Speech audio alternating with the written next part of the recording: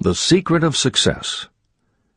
In every chapter of this book, mention is made of the money-making secret that has made fortunes for the exceedingly wealthy men whom I have carefully analyzed over a long period of years.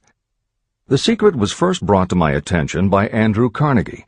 The canny, lovable old Scotsman carelessly tossed it into my mind when I was but a boy.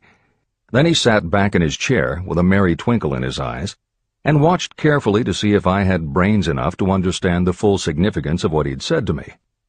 When he saw that I had grasped the idea, he asked if I would be willing to spend 20 years or more preparing myself to take it to the world, to men and women who, without the secret, might go through life as failures.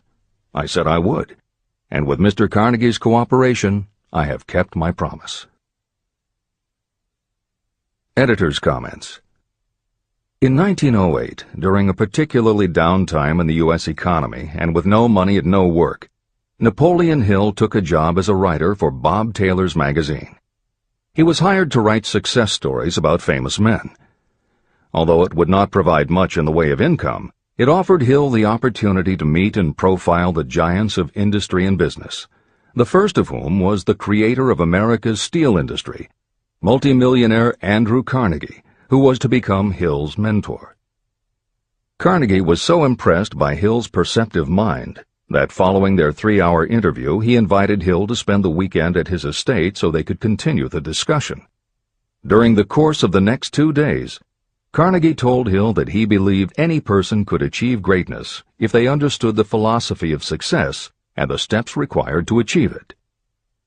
"It's a shame," he said, "that each new generation must find the way to success by trial and error when the principles are really clear-cut." Carnegie went on to explain his theory that his knowledge could be gained by interviewing those who had achieved greatness and then compiling the information and research into a comprehensive set of principles. He believed that it would take at least 20 years, and that the result would be the world's first philosophy of individual achievement. He offered Hill the challenge, for no more compensation than that Carnegie would make the necessary introductions and cover travel expenses. It took Hill 29 seconds to accept Carnegie's proposal. Carnegie told him afterward that had it taken him more than 60 seconds to make the decision, he would have withdrawn the offer. For a man who cannot reach a decision promptly, once he has all the necessary facts, cannot be depended upon to carry through any decision he may make. It was through Hill's unwavering dedication that this book was eventually written. For detailed information on the life of Hill, read or listen to the audiobook of A Lifetime of Riches, the Biography of Napoleon Hill, by Michael J. Ritt, Jr. and Kurt Landers. Michael Ritt worked as Hill's assistant for 10 years and was the first employee of the Napoleon Hill Foundation, where he served as executive director, secretary, and treasurer. The material in his book comes from his own personal knowledge of Hill, as well as from Hill's unpublished autobiography. That is the end of the editor's comment. This book, Think and Grow Rich, contains the Carnegie secret, a secret that has been tested by thousands, now millions of people in almost every walk of life. It was Mr. Carnegie's idea that the magic formula, which gave him a stupendous fortune, ought to be placed within reach of people who do not have the time to investigate how others had made their money. It was his hope that I might test and demonstrate the soundness of the formula through the experience of men and women in every calling. He believed the formula should be taught in all public schools and colleges. He said that if it were properly taught, it would revolutionize the entire educational system, and the time spent in school could be reduced to less than half. In Chapter 4, On Faith, you will read the astounding story of the organization of the giant United States Steel Corporation. It was conceived and carried out by one of the young men through whom Mr. Carnegie proved that his formula will work for all who are ready for it. This single application of the secret, by Charles M. Schwab, made him a huge fortune in both money and opportunity. Roughly speaking, this particular application of the formula was worth $600 million. These facts give you a fair idea of what reading this book may bring to you, provided you know what it is that you want. Editor's comment. According to one method of calculation, through inflation alone, it would take approximately $20 in 2001 to buy what $1 would have bought in 1901. However, to find the contemporary equivalent value of $600 million is not simply a matter of multiplying by the increase in the cost of living. Although there are other factors and variables in calculating buying power, even by conservative estimates, the $600 million would translate into at least $12 billion at the beginning of the 21st century. That's the end of the editor's comment. The secret was passed on to thousands of men and women who have used it for their personal benefit. Some have made fortunes with it. Others have used it successfully in creating harmony in their homes. A clergyman used it so effectively that it brought him an income of upwards of $75,000 a year, approximately $1.5 million in contemporary terms. Arthur Nash, a Cincinnati tailor, used his near-bankrupt business as a guinea pig on which to test the formula. The business came to life and made a fortune for its owners. The experiment was so unique that newspapers and magazines gave it millions of dollars worth of publicity. The secret was passed on to Stuart Austin Weir of Dallas, Texas. He was ready for it, so ready that he gave up his profession and studied law. Did he succeed? You'll read the answer in Chapter 6. Specialized knowledge. While I was the advertising manager of the LaSalle Extension University, I had the privilege of seeing J.G. Chaplin, president of the university, use the formula so effectively that he made LaSalle one of the great extension schools of this country. The secret is mentioned no fewer than 100 times throughout this book. It has not been directly named, for it seems to work more successfully when it is merely left in sight, where those who are ready and searching for it may pick it up. That is why Andrew Carnegie passed it to me without giving me its specific name. If you are ready to put it to use, you will recognize this secret at least once in every chapter, but you will not find an explanation of how you will know if you are ready. That would deprive you of much of the benefit you will receive when you make the discovery in your own way. If you have ever been discouraged, if you have had difficulties that took the very soul out of you, if you have tried and failed, if you were ever handicapped by illness or physical affliction, the story of my own son's discovery and use of the Carnegie formula may prove to be the oasis in the desert of lost hope for which you have been searching. This secret was extensively used by President Woodrow Wilson during the World War, and by President Roosevelt during the Second World War. It was passed on to every soldier in the training received before going to the front. President Wilson told me it was a powerful factor in raising the funds needed for the war. A peculiar thing about this secret is that those who acquire and use it find themselves literally swept on to success. However, as is often pointed out in this book, there is no such thing as something for nothing.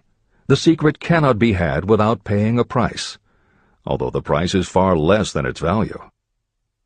Another peculiarity is that the secret cannot be given away, and it cannot be purchased for money. Unless you are intentionally searching for the secret, you cannot have it at any price. That is because the secret comes in two parts, and in order for you to get it, one of those parts must already be in your possession. The secret will work for anyone who is ready for it. Education has nothing to do with it. Long before I was born, the secret had found its way into the possession of Thomas A. Edison, and he used it so intelligently that he became the world's leading inventor, although he had only 3 months of schooling.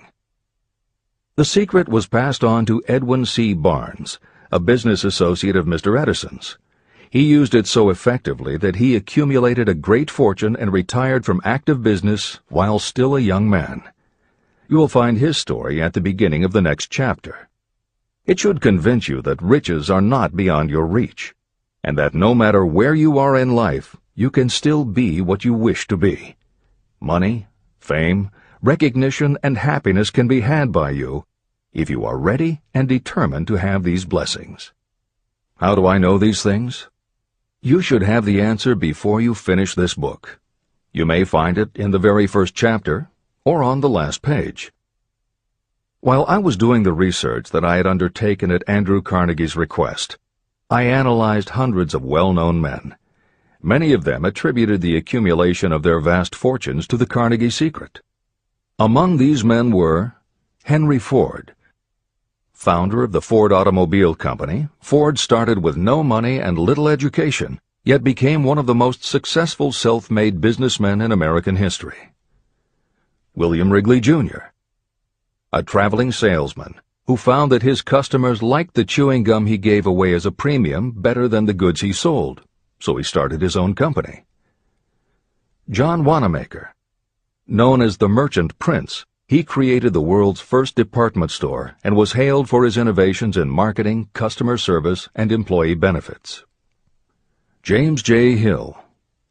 Known as the Empire Builder, he built the transcontinental Great Northern Railway, encouraged homesteading in the West, then established shipping routes linking America to Asia. George S. Parker. A school teacher who grew tired of fixing his students' pens, he created a new design, founded the Parker Pen Company, and turned a simple idea into a fortune. E. M. Statler. The son of a poor pastor, he started as a bellboy and worked his way up until he was able to start his own chain of Statler hotels, famous for their luxury and service with a smile. Henry L. Doherty. Started at age 12 as an office boy for Columbia Gas, he went on to acquire 53 utilities companies and patented 140 innovations for natural gas and oil production.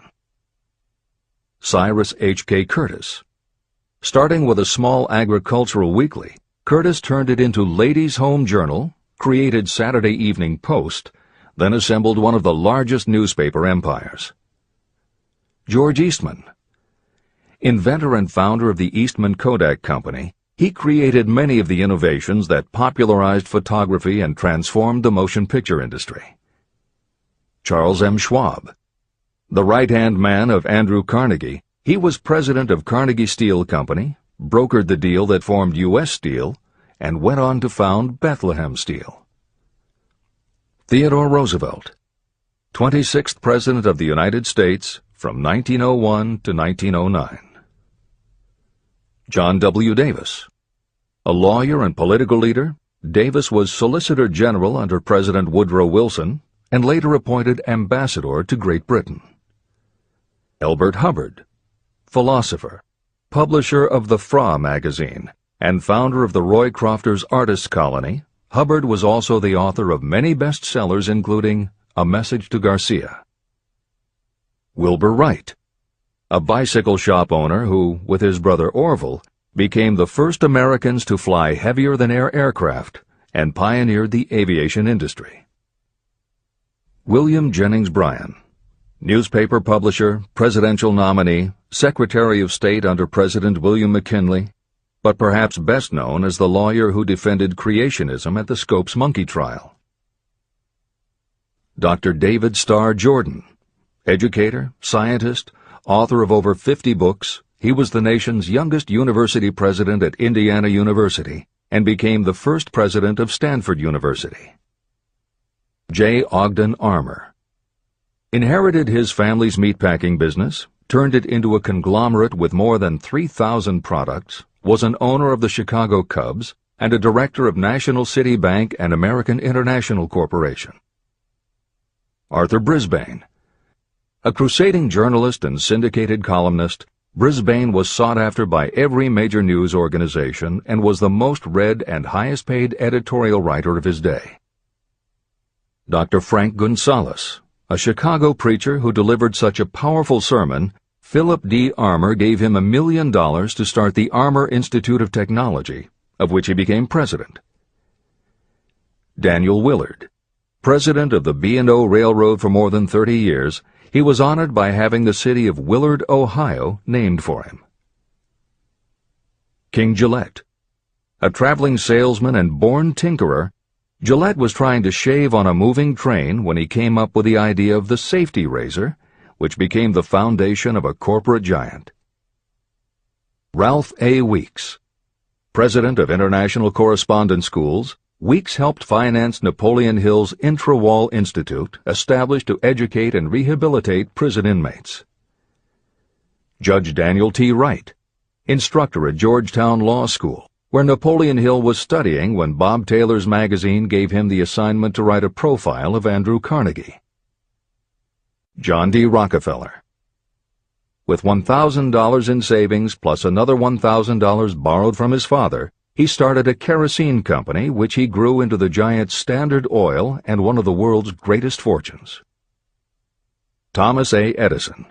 Inventor and entrepreneur, he perfected the electric light bulb, the phonograph, the motion picture camera, and owned the rights to more than 1,000 patented inventions. Frank A. Vanderlip. A poor boy who became a journalist, social reformer, and self-made millionaire, he was president of the National City Bank, now Citibank, and Assistant Secretary of the Treasury. F. W. Woolworth. A clerk in a general store, he pioneered the idea of fixed-price selling and self-service and forever changed retail selling with a chain of Woolworth 5 and 10 cent stores. Colonel Robert A. Dollar.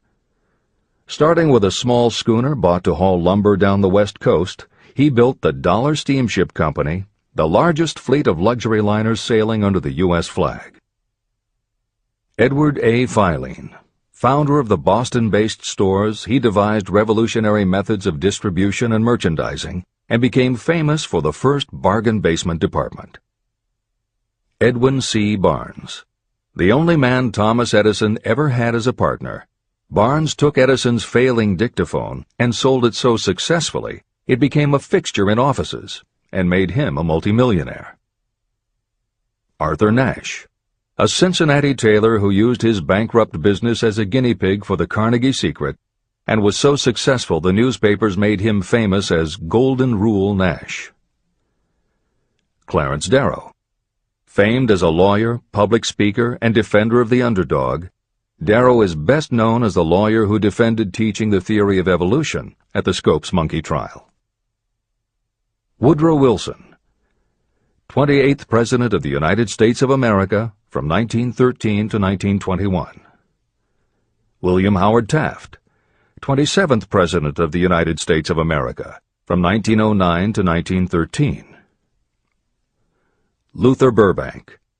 World-renowned horticulturalist who introduced over 800 varieties of new plants in his effort to improve the quality of plants and thereby increase the world's food supply.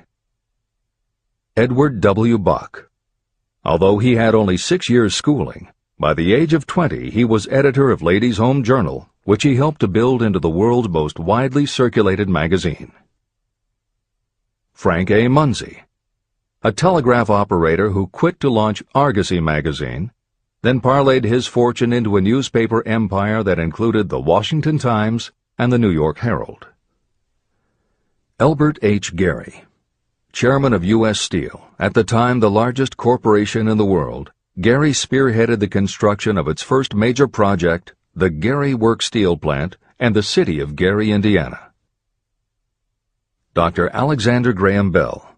Best known as the inventor of the telephone, Bell also perfected recording devices, advances in aircraft, and was a co-founder of the National Geographic Society. John H. Patterson. President of National Cash Register, Patterson was known as an advertising visionary and a genius at motivating his sales force, which made NCR the leader in its field. Julius Rosenwald. A small manufacturer who foresaw the future of mail order, he bought 25% of Sears Roebuck & Company, and together with Richard Sears built it into an icon of American business. Stuart Austin Weir. A construction engineer Hill met in the Texas oil fields who, inspired by the Carnegie Secret, went to law school after age 40 and also helped publish Napoleon Hill's magazine. Dr. Frank Crane. A noted psychologist, essayist, and author of the book 4-Minute Essays on subjects such as the price of liberty, pragmatism, the duty of the rich, and how to keep friends. J. G. Chaplin, president of the LaSalle Extension University at the time Napoleon Hill worked in the university's advertising and sales department, where he first realized his talent for motivating people. Jennings Randolph, a congressman, then U.S. Senator from West Virginia. Randolph was a lifelong admirer of Napoleon Hill, and it was he who encouraged Hill to act as advisor to President Franklin Delano Roosevelt. These names represent a small fraction of well-known Americans whose achievements, financial and otherwise, prove that those who understand and apply the Carnegie secret reach high positions in life. Editor's comment. As Napoleon Hill says, the preceding list includes only some of the more than 500 multimillionaires and extraordinarily successful individuals whom Napoleon Hill interviewed prior to writing Think and Grow Rich.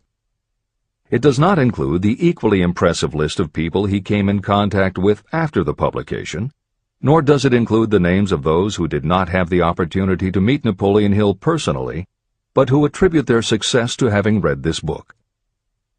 It is said that Napoleon Hill and Think and Grow Rich have made more millionaires than any other person in history. It might equally well be said that Napoleon Hill inspired more motivational experts than any other man in history. It is practically impossible to find a motivational speaker who does not draw upon Hill's work. His influence can be seen in the writings of his early peers, Dale Carnegie and Norman Vincent Peale. Later, successful authors and speakers such as W. Clement Stone, Og Mandino, and Earl Nightingale either worked directly with Napoleon Hill or with the Napoleon Hill Foundation. Echoes of Hill's principles can also be found in books by people as diverse as Wally Famous Amos, Mary Kay Ash, Ken Blanchard, Adelaide Bry, Chicken Soup for the Soul authors Jack Canfield and Mark Victor Hansen, Debbie Fields, Shakti Gawain, John Gray, Susan Jeffers, Bruce Jenner, Charlie Tremendous Jones, Tommy Lasorda, Art Linkletter, Joan London, Dr. Maxwell Maltz, James Redfield, Dr. Bernie Siegel, Jose Silva, Brian Tracy, Lillian Vernon, and Dennis Waitley. Stephen Covey, author of The 7 Habits of Highly Effective People, has often spoken of the influence of Napoleon Hill. Anthony Robbins, arguably the most successful motivational author and speaker at the beginning of the 21st century, has acknowledged Napoleon Hill as a personal hero. That is the end of the editor's comment. I have never known anyone who was inspired to use the Carnegie secret who did not achieve noteworthy success. On the other hand, I have never known anyone to distinguish themselves or to accumulate riches of any consequence without possession of the secret. From these two facts, I draw the conclusion that the secret is more important for self-determination than anything you receive through what is popularly known as education. Somewhere, as you read, the secret will jump from the page and stand boldly before you, if you are ready for it. When it appears, you will recognize it. Whether you receive the sign in the first chapter or the last, stop for a moment when it presents itself, and make a note of the time and place. You will want to remember, because it will mark the most important turning point of your life. Remember, too, as you go through the book, that it deals with facts and not with fiction. Its purpose is to convey a great universal truth through which you, if you are ready, may learn what to do and how to do it. You will also receive the needed stimulus to make a start. As a final word of preparation, may I offer one brief suggestion which may provide a clue how the Carnegie secret may be recognized? It is this: achievement and all earned riches have their beginning in an idea. If you are ready for the secret, you already possess one half of it. Therefore, you will recognize the other half the moment it reaches your mind. Editor's comment. Unlike much of the business and motivational literature available, Think and Grow Rich is not written for readers to skip around from chapter to chapter, taking a concept here and an idea there to solve the problem of the moment. This book is written as a carefully integrated whole, to be read in its entirety, from beginning to end. Concepts that are introduced in one chapter recur in other chapters where their meaning and significance rely upon the reader having already assimilated the earlier knowledge. The chapters are designed to build upon one another in such a way that every word is to be read, every idea is to be considered, and every concept is to be understood and absorbed.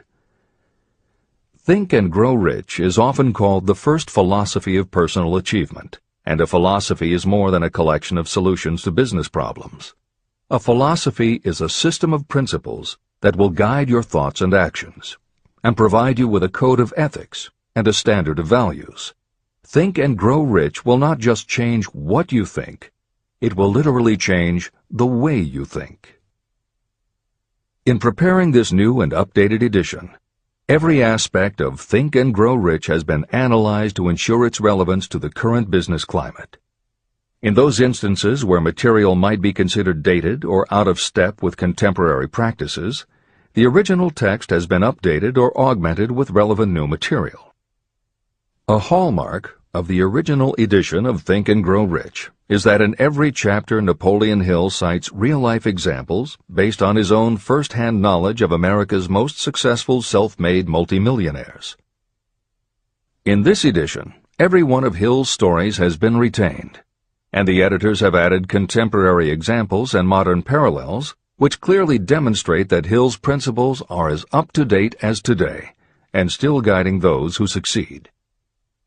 In addition to contemporary examples, where the editors felt it would be of interest to the reader, we have included marginal notes that provide relevant information about recent developments.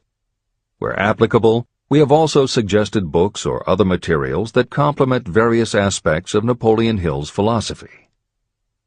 On a more technical note, the editors have approached the written text as we would that of a living author. When we encountered what modern grammarians would consider run-on sentences, outdated punctuation, or other matters of form, we opted for contemporary usage. Those readers familiar with earlier editions will note that the chapter numbers have been changed in this edition. Originally, Think and Grow Rich began with an unnumbered chapter, a word from the author. In this edition, that text appears as Chapter 1, and is renamed The Secret of Success. The chapters that follow are renumbered sequentially and proceed in their original order. The chapter that was previously titled The Mystery of Sex Transmutation has been retitled Sexuality, Charisma and Creativity, and the text has been restructured and annotated to reflect the role of women in contemporary society. All editorial commentary is clearly set off in a font and style that is different from the original text. This is the end of the editor's comments.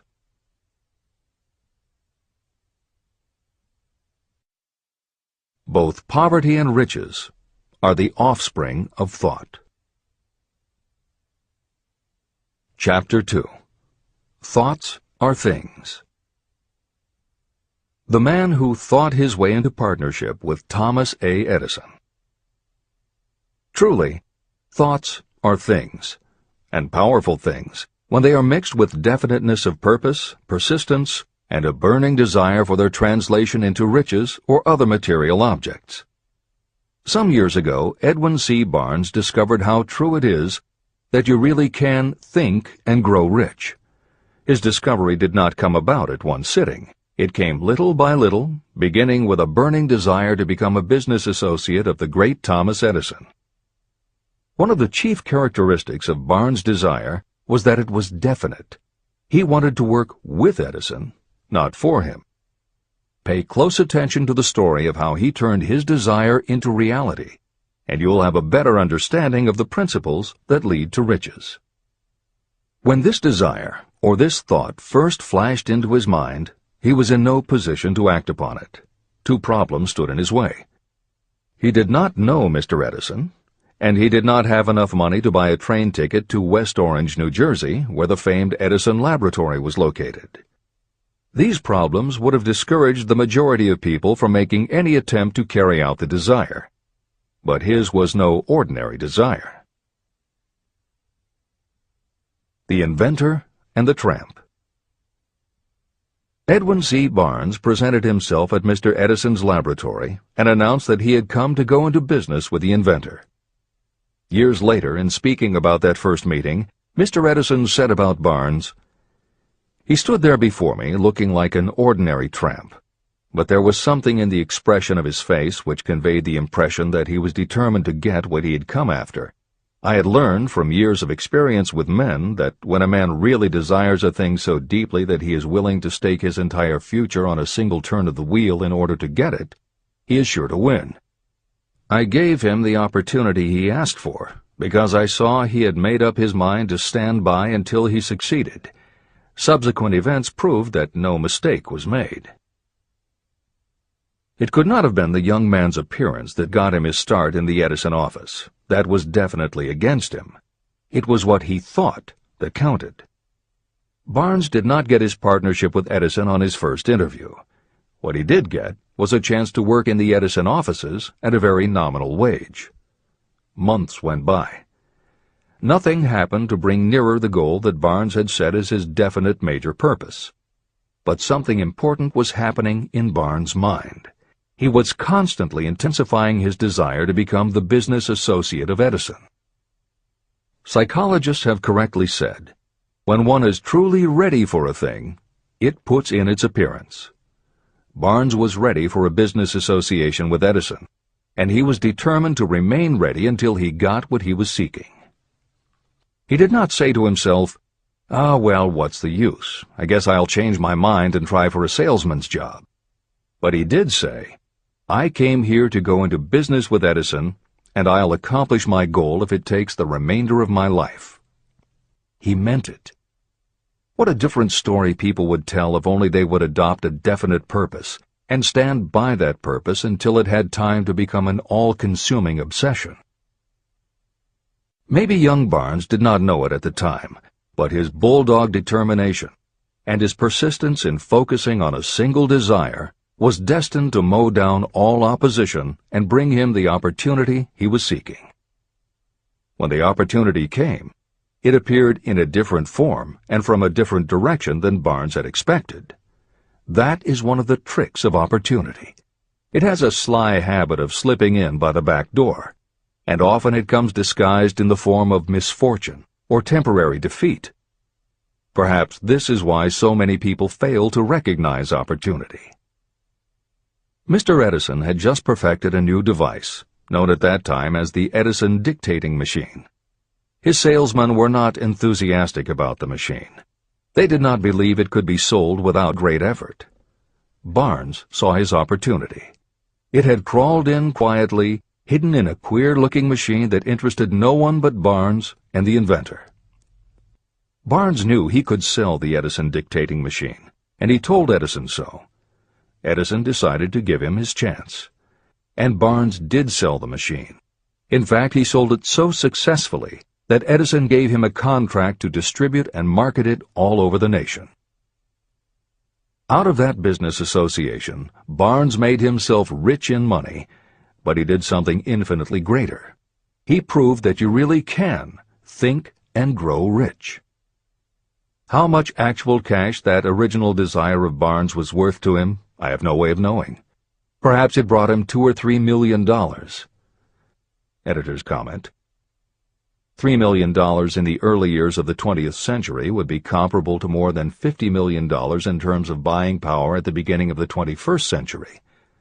This is the end of the editor's comment. But the amount becomes insignificant compared with the greater asset he acquired.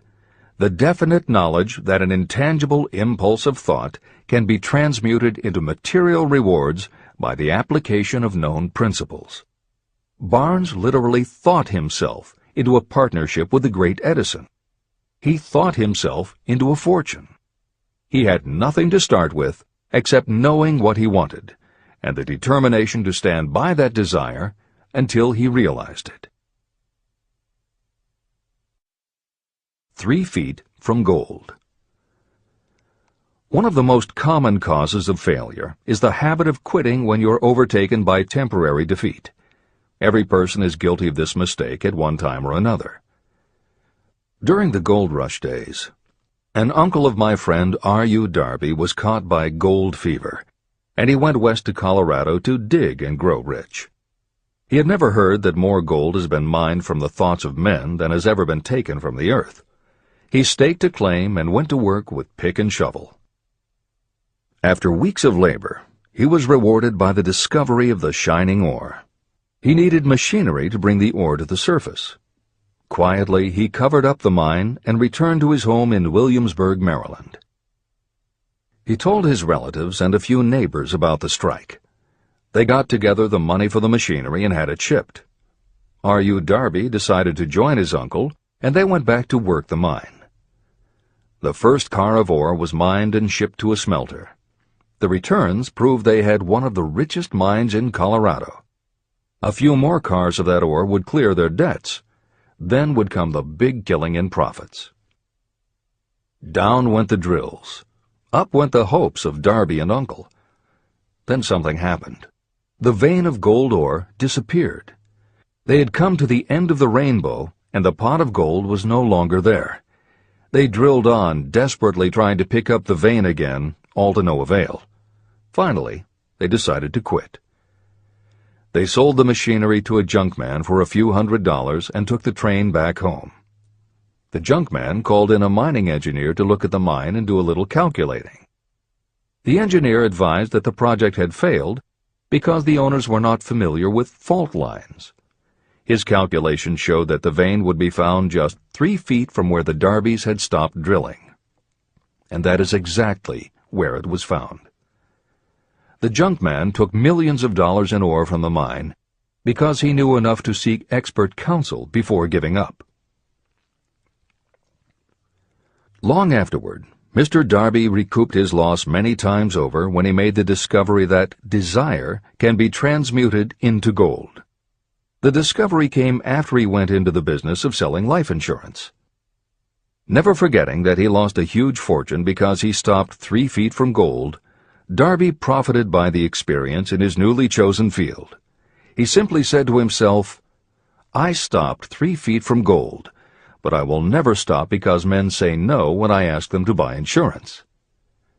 Darby became one of a small group of men who sell over $1 million in life insurance annually.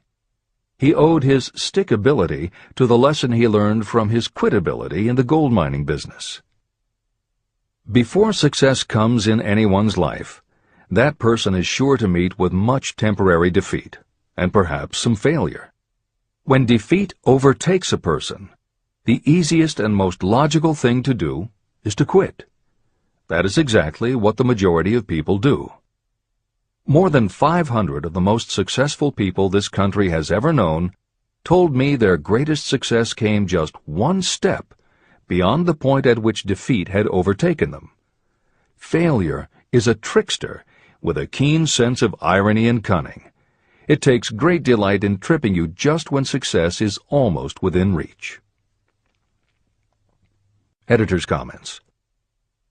Napoleon Hill's creed, "Every failure brings with it the seed of an equivalent success," was the inspiration for entrepreneur and motivational speaker Wayne Allen Root to write his book, The Joy of Failure. Published in the late 1990s, it not only tells Wayne's personal story of using his failures as stepping stones to success, he also recounts stories from other successful people, which prove that the rich and famous got to be that way only because of what they learned from their failures. People such as Jack Welch, the hugely successful CEO of General Electric, who early in his career failed dramatically when a plastics plant for which he was responsible blew up. Billionaire Charles Schwab was a failure at school and university, flunking basic English twice due to a learning disability, and then failed on Wall Street more than once before he thought of the idea that grew to make him very rich indeed. Sylvester Stallone, Bruce Willis, Oprah Winfrey, Bill Clinton, Stephen Jobs, Donald Trump, and a host of other equally well-known achievers all had to fail in order to learn the lessons that ultimately made them successes. Every one of them was a failure, but none of them was defeated. Charles F. Kettering, who patented more than 200 inventions including the automobile ignition, the spark plug, Freon for air conditioners and the automatic transmission, said, "From the time a person is 6 years old until he graduates from college, he has to take 3 or 4 examinations a year. If he flunks once, he is out." But an inventor is almost always failing. He tries and fails maybe 1,000 times. If he succeeds once, then he's in.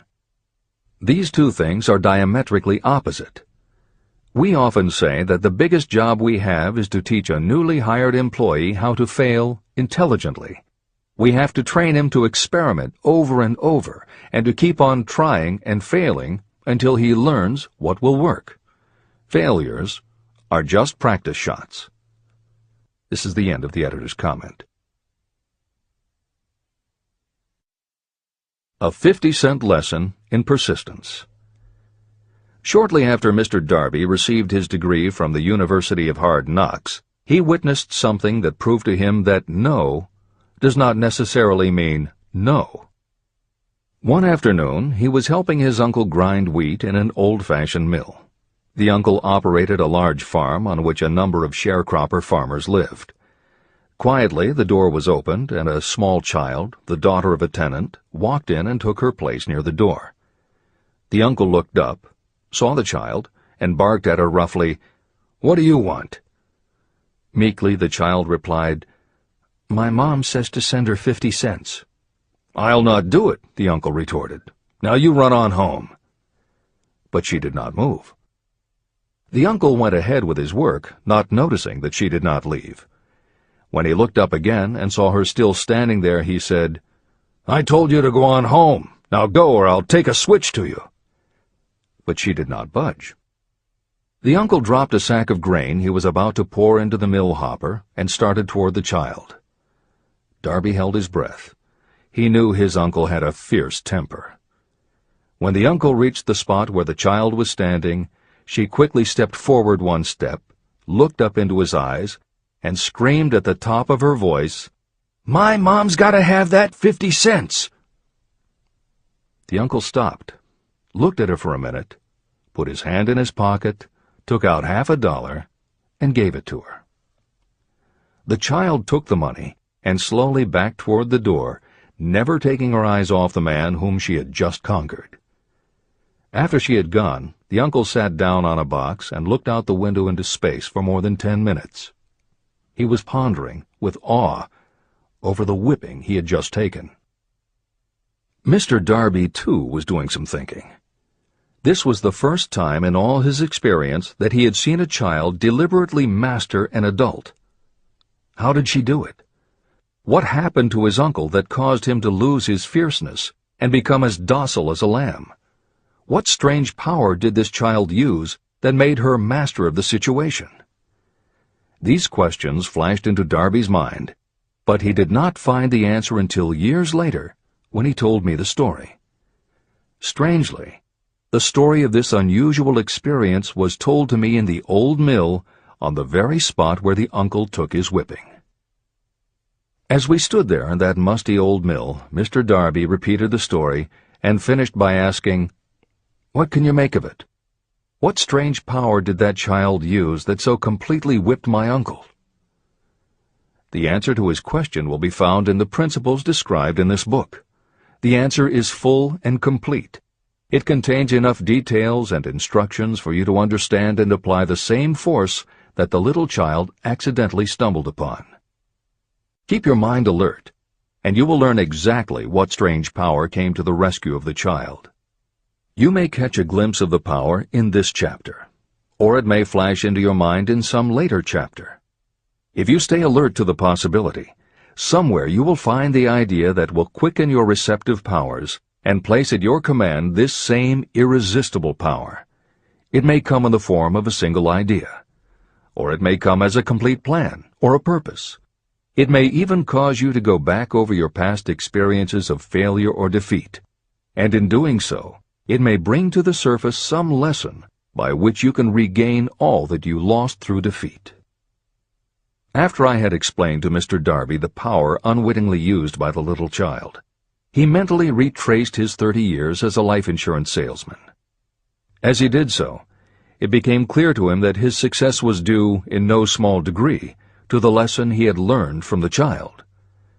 Mr. Darby pointed out, "Every time a prospect tried to bow me out without buying, I saw that child standing there in the old mill, her big eyes glaring in defiance, and I said to myself, I've got to make this sale. The better portion of all sales I have made were made after people had said no." He also recalled his mistake in having stopped only 3 feet from gold. "But," he said, "that experience was a blessing in disguise. It taught me to keep on keeping on, no matter how hard the going may be. A lesson I needed to learn before I could succeed in anything." Mr. Darby's experiences were commonplace and simple enough, yet they held the answer to his destiny in life. In fact, to him the experiences were as important as life itself, and he was able to profit from these 2 important experiences because he analyzed them and found the lesson they taught. But what if you don't see the events of your life as being experiences of such profound significance? And what about the young person who doesn't yet have even minor failures to analyze? Where and how will they learn the art of converting defeats into the stepping stones to opportunity? That is exactly why this book was written, to answer those questions. To convey my answer, I have constructed 13 principles. These principles work individually or together as catalysts. The specific answer that you are looking for may already be in your own mind. Reading these principles may be the catalyst that causes your answer to suddenly come to you as an idea, a plan, or a purpose.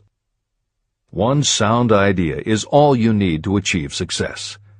These 13 principles contain the best and most practical ways and means of creating ideas. Success consciousness. Before I go any further in the description of these principles, you should know this. When riches begin to come, they come so quickly and in such great abundance that you will wonder where they've been hiding during all those lean years. This is an astounding statement, especially when you take into consideration the popular belief that riches come only to those who work hard and long.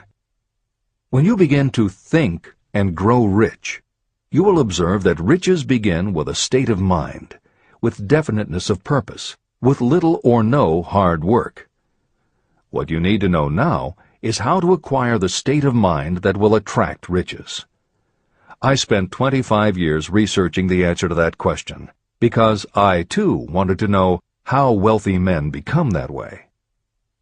What you will learn is that as soon as you master the principles of this philosophy, and begin to apply those principles, your financial status will begin to improve. Everything you touch will begin to transmute itself into an asset for your benefit. Impossible? Not at all. One of the main weaknesses the average person suffers is too much familiarity with the word impossible. We know all the rules that will not work. We know all the things that cannot be done. This book was written for those who seek the rules that have made others successful and are willing to stake everything on those rules. Success comes to those who become success conscious. Failure comes to those who allow themselves to become failure conscious. The object of this book is to help you learn the art of changing your mind from failure consciousness to success consciousness. Another weakness is the habit of measuring everything and everyone by your own impressions and beliefs. Some of you reading this will have trouble believing that you can think and grow rich because your thought habits have been steeped in poverty, misery, failure, and defeat. This kind of thinking reminds me of the story about the man who came from China to study at the University of Chicago. One day, President Harper met this young man on campus and stopped to chat with him for a few minutes. He asked what had impressed him as being the most noticeable characteristic of the American people. "Why," the student exclaimed, "the unusual shape of your eyes." It's all a matter of perspective and habit. The same is true of your belief in what a person can achieve.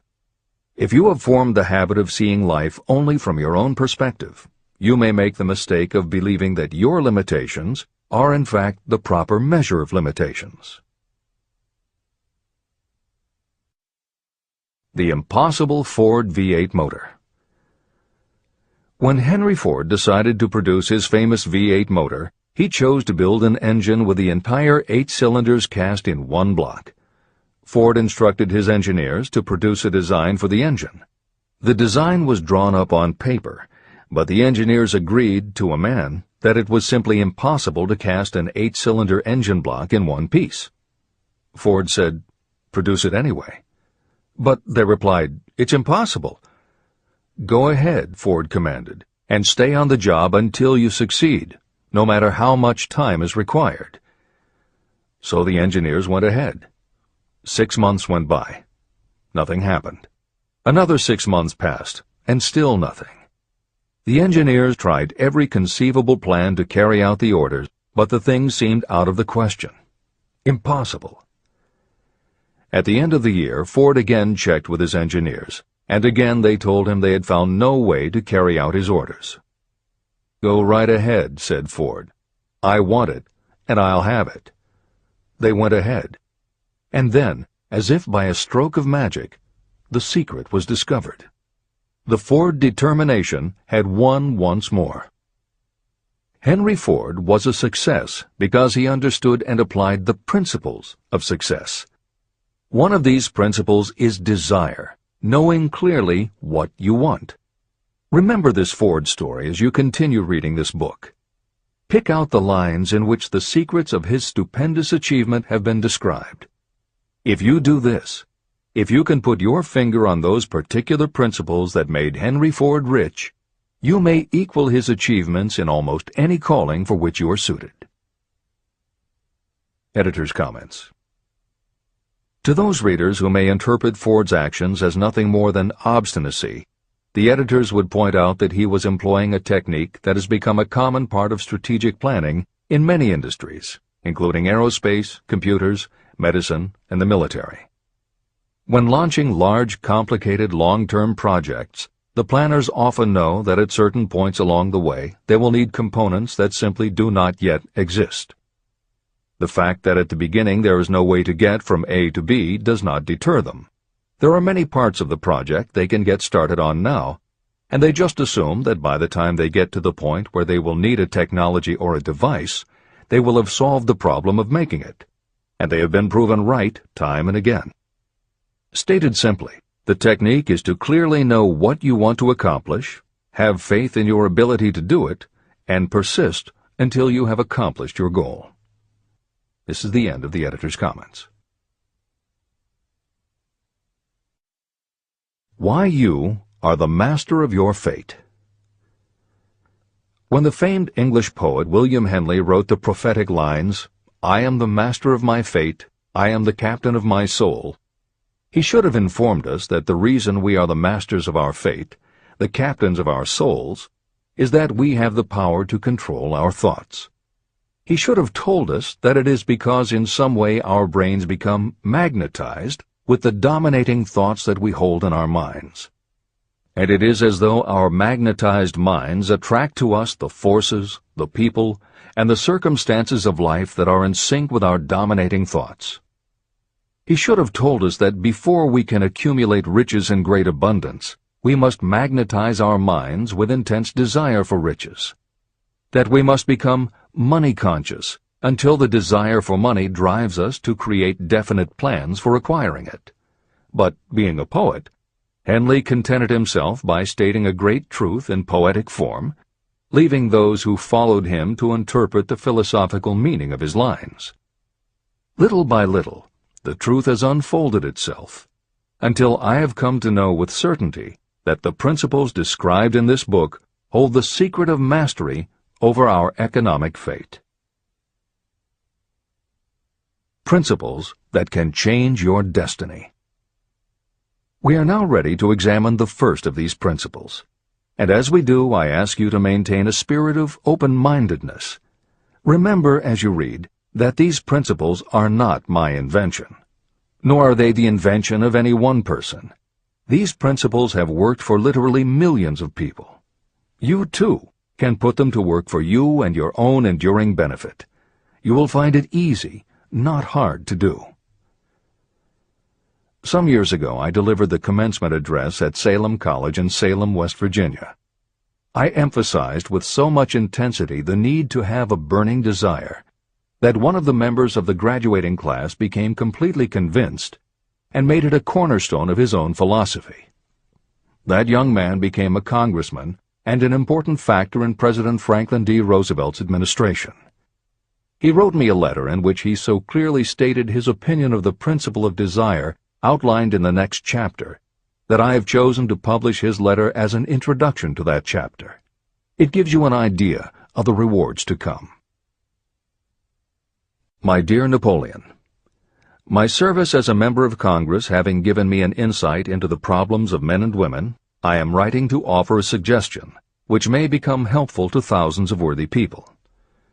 In 1922, you delivered the commencement address at Salem College when I was a member of the graduating class.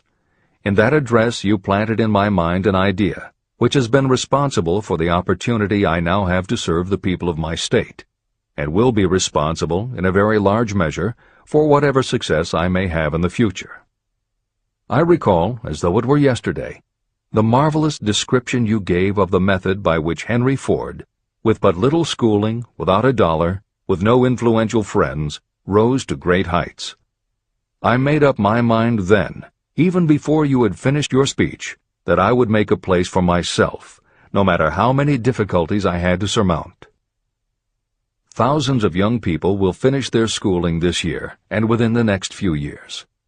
Every one of them will be seeking just such a message of practical encouragement as the one I received from you.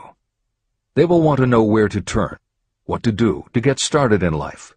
You can tell them, because you have helped to solve the problems of so many, many people. There are thousands of people in America today who would like to know how they can convert ideas into money. People who must start from scratch, without finances, and recoup their losses. If anyone can help them, you can. If you publish the book, I would like to own the first copy that comes from the press, personally autographed by you. With best wishes, believe me, cordially yours, Jennings Randolph. Since that time in 1922, I watched Jennings Randolph rise to become one of the nation's leading airline executives, a great inspirational speaker, and a United States Senator from West Virginia. 35 years after I made that speech, it was my pleasure to return to Salem College in 1957 and deliver the baccalaureate sermon.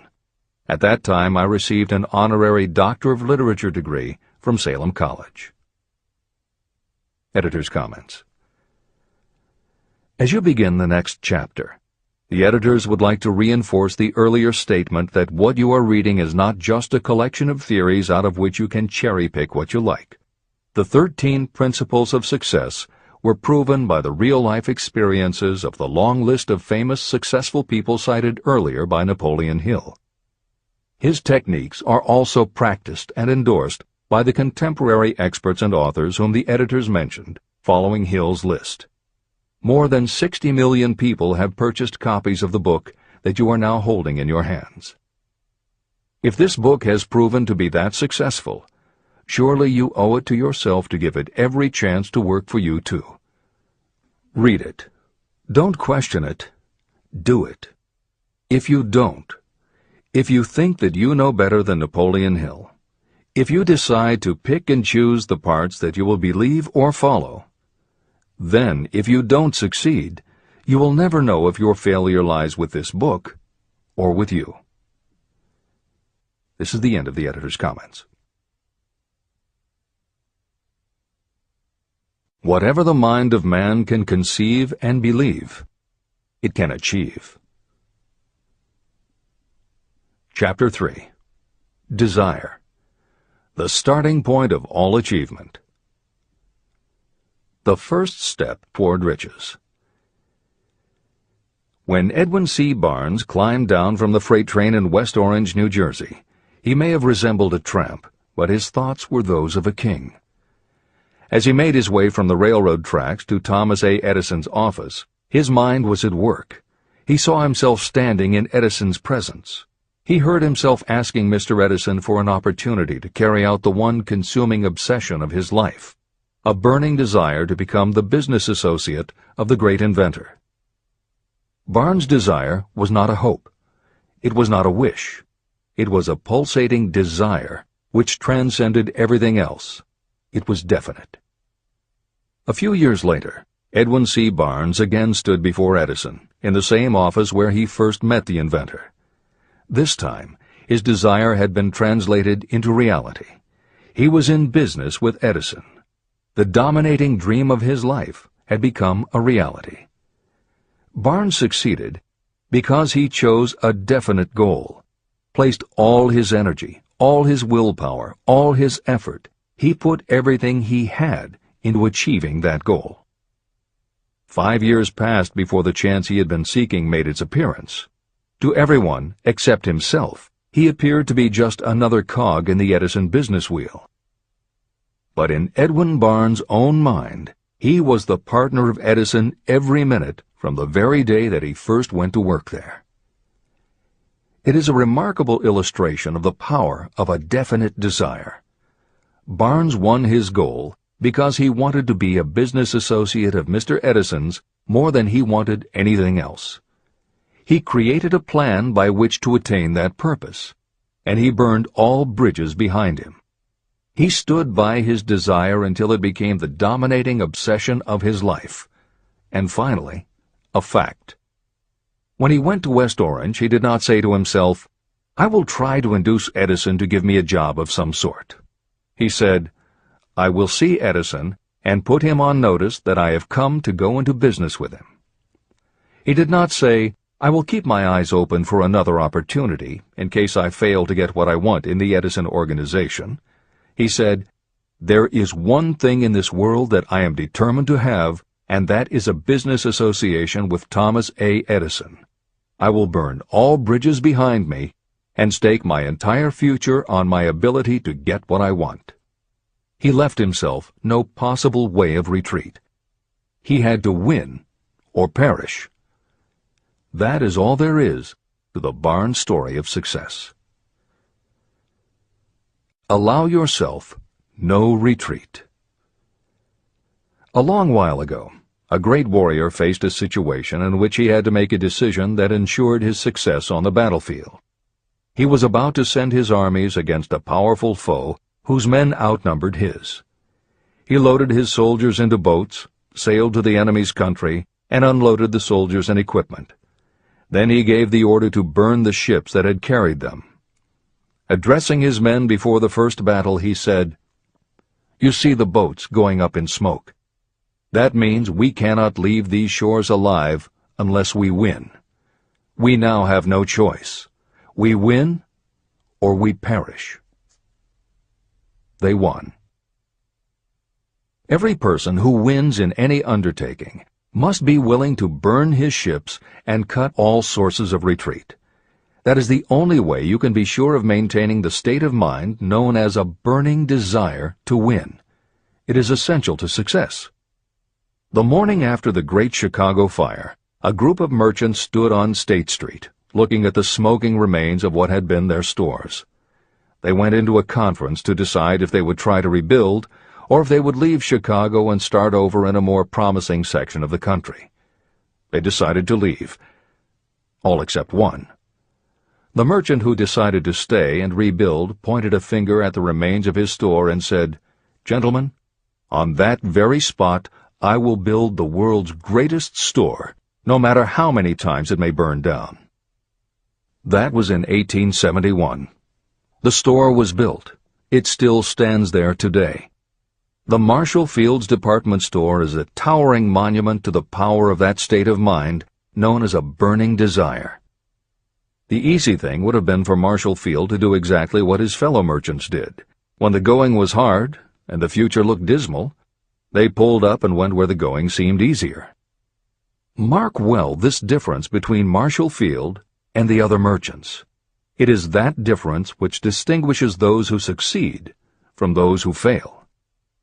Every human being old enough to understand the value of money wishes for it, but wishing will not bring riches.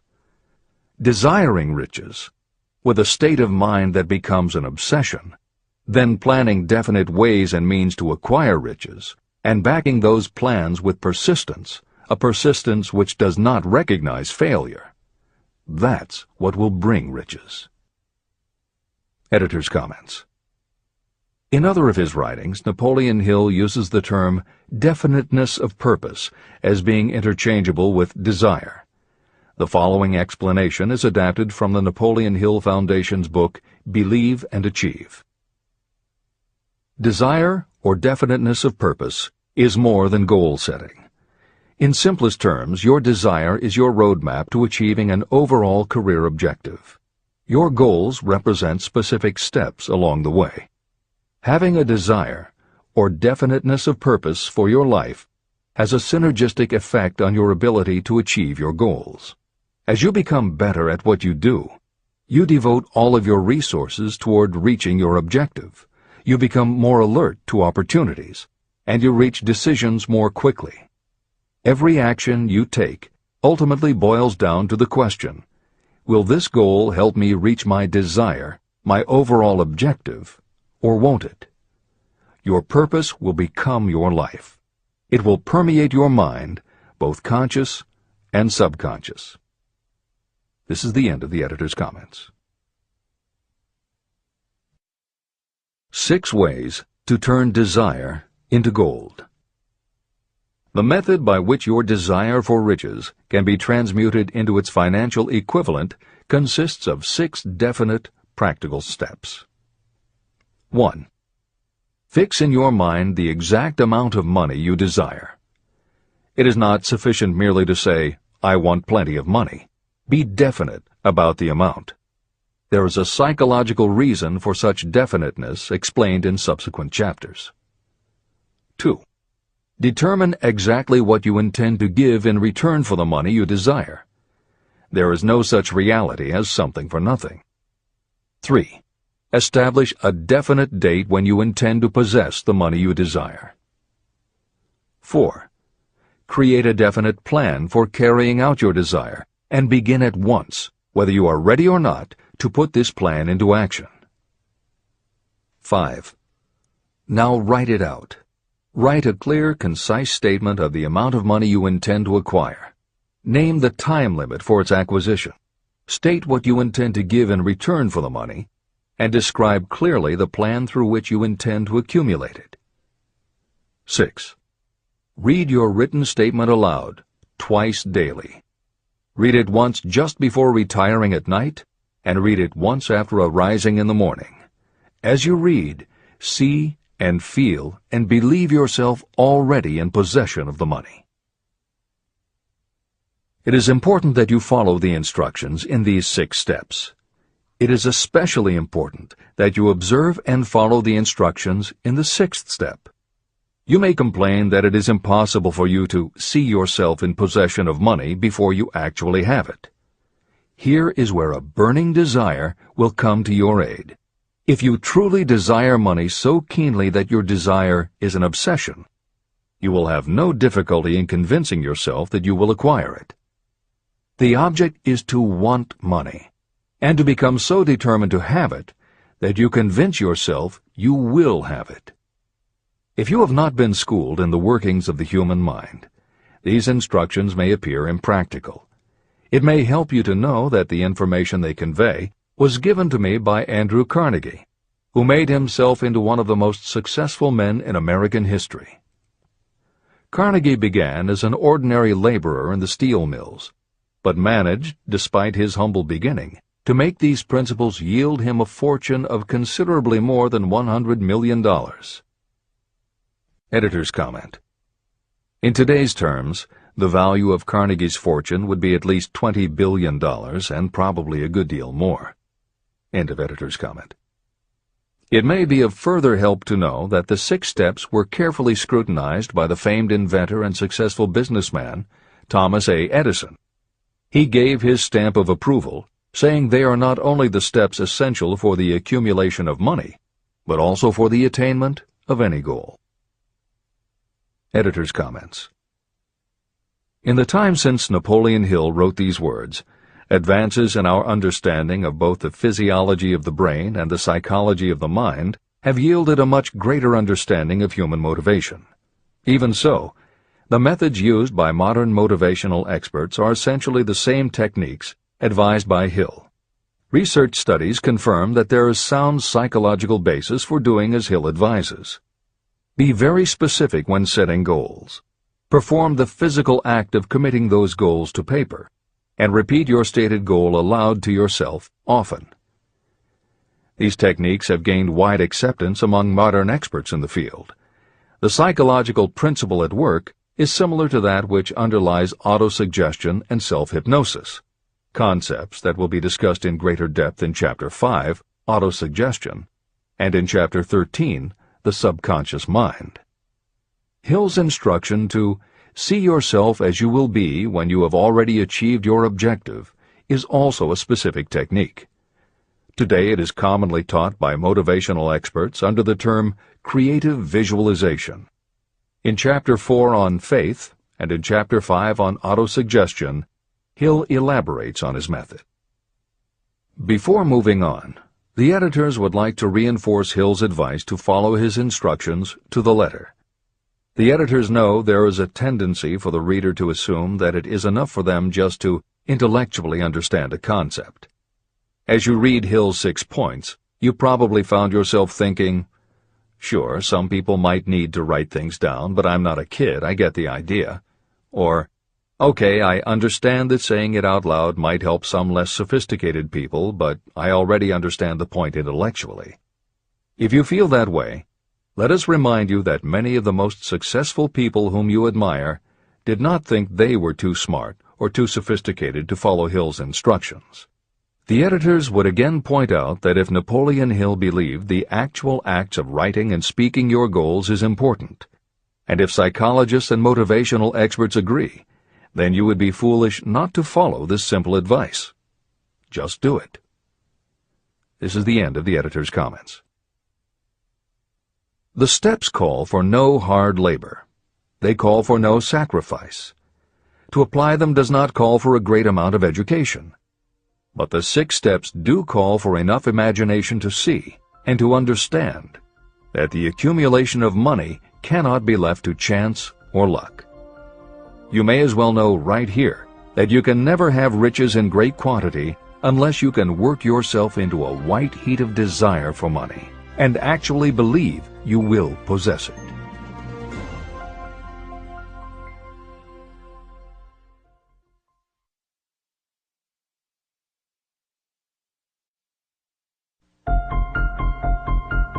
The power of great dreams. If you are in this race for riches, you should be encouraged by the following truth. The world in which we live is demanding new ideas, new ways of doing things, new leaders, new inventions, and new methods, styles, versions, and variations of everything all the time. Behind all this demand for new and better things, there is one quality that you must possess to win, and that is definiteness of purpose, the knowledge of what you want, and a burning desire to possess it. If you truly desire riches, remember that the real leaders of the world have always been people who harnessed and put into practical use the intangible, unseen forces of opportunity.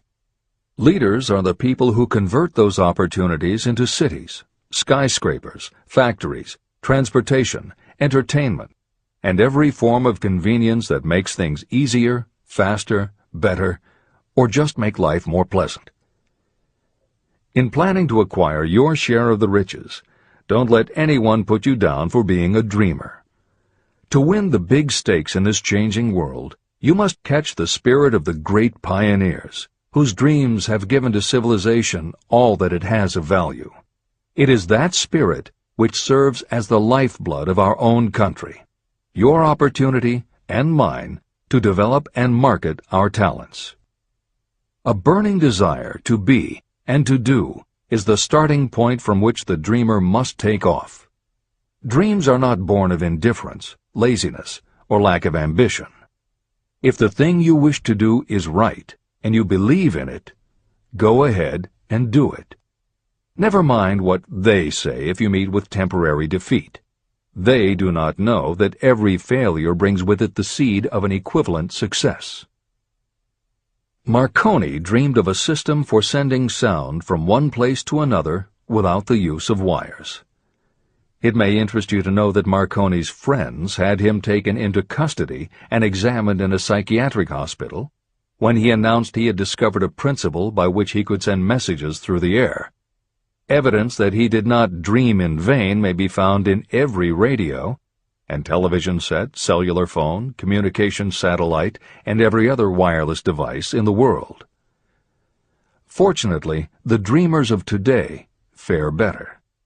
Today, your world is filled with an abundance of opportunity that the dreamers of the past never knew. If you doubt this is true, if you are feeling crushed because of a recent failure, you are about to learn how your failure can be your most valuable asset.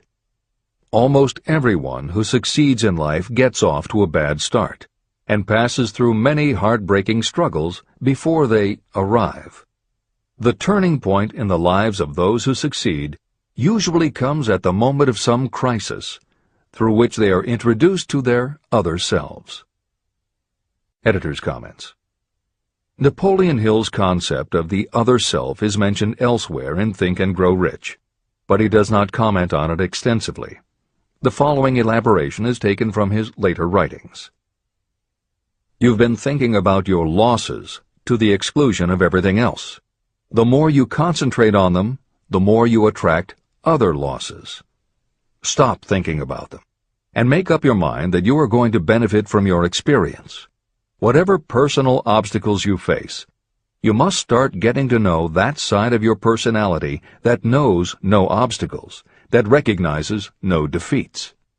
Cultivate a friendship with the other you, so no matter what you're doing, you are allied with someone who shares your goals. All the philosophy and advice about persuading others will be much more useful to you if you practice it yourself. This is the end of the editor's comment. Sidney Porter discovered the genius that slept within his brain only after he had met with great misfortune. He was found guilty of embezzlement and confined to a prison cell in Columbus, Ohio, and it was there that he became acquainted with his other self. He began to write short stories. Then, while locked in his cell, he began to sell those stories to magazines under the pen name O. Henry. Through the use of his imagination, he discovered himself to be a great author instead of a miserable criminal and outcast. By the time he was released from prison, O. Henry was the most popular short story writer in the country. Editor's comments. More recently, in another prison, another kind of writer met his other self, and country music gained one of its most talented songwriters and biggest stars. As a kid, Merle Haggard's family home was a converted boxcar in Bakersfield, California. After his father died when Merle was 9, more often than not, home for young Merle was a series of juvenile detention centers. At 16, he quit school, and for the next 4 years the only mark Merle Haggard made in the world was a rap sheet for stolen cars, burglaries, and bogus checks. By the age of 20, he was serving time in San Quentin and gaining a reputation as a hard-case con. Then he met his other self. Inspired by a concert Johnny Cash played for the inmates, plus conversations with men on death row and the time he spent in solitary confinement, Haggard learned that he had another self, and that self had something to say through his music. When he got out of solitary, Haggard asked for the hardest job the prison had to offer. He enrolled in night school courses at the prison, straightened himself out, and won his parole after 2.5 years. He went back to Bakersfield and dug ditches during the day so he could polish his songwriting and performing at night. Within 3 years, he had a recording contract. Within 5 years, he had his first top 10 hit, and has since gone on to become one of the most influential voices in modern country music. This is the end of the editor's comments. Thomas Edison dreamed of a lamp that could be operated by electricity. and he began where he stood to put his dream into action. He failed more than 10,000 times. Despite his failures, he stood by that dream until finally he was driven to the discovery of the genius that slept within his brain. Editor's comments. Dean Kamen got to know his other self very early in life. While he was a teenager, Kamen started his own company, building and selling control systems for automated sound and light shows. He was still in high school when he got the contract to automate the Times Square New Year's Eve ball. Though he went on to attend university, he never bothered to graduate because he was too busy working on something he called auto-syringe, the first wearable infusion pump for administering drug therapies.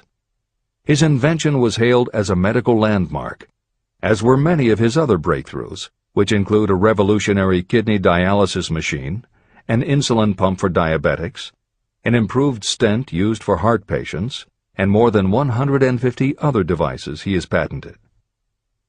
One day, seeing the difficulty a man in a wheelchair was having getting up a curb, Kamen set his mind to creating a device that would liberate people confined to wheelchairs. The result is the iBot, a revolutionary wheel device that uses computers and a system of stabilizing gyroscopes that imitate the working of the human body. It not only goes over curbs, but it will even go up and down stairs, travel over almost any kind of rough ground, and will allow the user to raise themselves eye to eye with a standing person. And it does it all without the user having to get out of the device or needing anyone's assistance.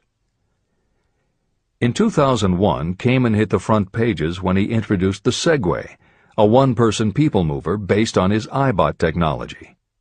It's a two-wheel scooter-like device that zips and zooms forward, backward, left, right, and comes to a stop without the rider doing anything more than barely shifting his or her body. It is so sensitive that it is almost as though it obeys the user's thoughts. The Segway may be a world-changing invention, with possible applications for work and travel that stagger the imagination. As this is being written, the Segway is already being used to navigate large warehouses and is being tested by police departments and postal employees. While traffic cops and City Hall wrangle over whether the Segway belongs on the sidewalk or the road, Dean Kamen is dreaming a new dream. This time, the dream is an invention that may literally bring light to some of the darkest corners of the earth. Kamen has developed a non-polluting electric generator that can use almost anything as fuel. But here's the extraordinary part. He has created a revolutionary closed system so that the engine's heat is used to purify 10 gallons of drinkable water every hour. This amazing invention could bring safe drinking water to parts of the world where contaminated water kills millions, and at the same time, it will provide a source of cheap, reliable electric power. Dean Kamen is not some academic hidden in a lab somewhere. Kamen is an inventor. But like Thomas Edison, he is also an entrepreneur and businessman, creating and marketing devices that are changing the public perception of what an inventor is. This is the end of the editor's comments. Henry Ford, poor and uneducated, dreamed of a horseless carriage. He went to work with what tools he possessed without waiting for opportunity to favor him, and now evidence of his dream belts the entire earth. He put more wheels into operation than any man who ever lived, because he was not afraid to back his dreams. Editor's comments. Stephen Jobs and Steve Wozniak, two university dropouts, dreamed of making and selling computers that the average person could use. Like Ford, working with the tools they possessed, they built the first Apple computer in the Jobs family garage. And like Ford, they weren't afraid to back their dreams. After showing their prototype to a local retailer, they got an order for 25 machines.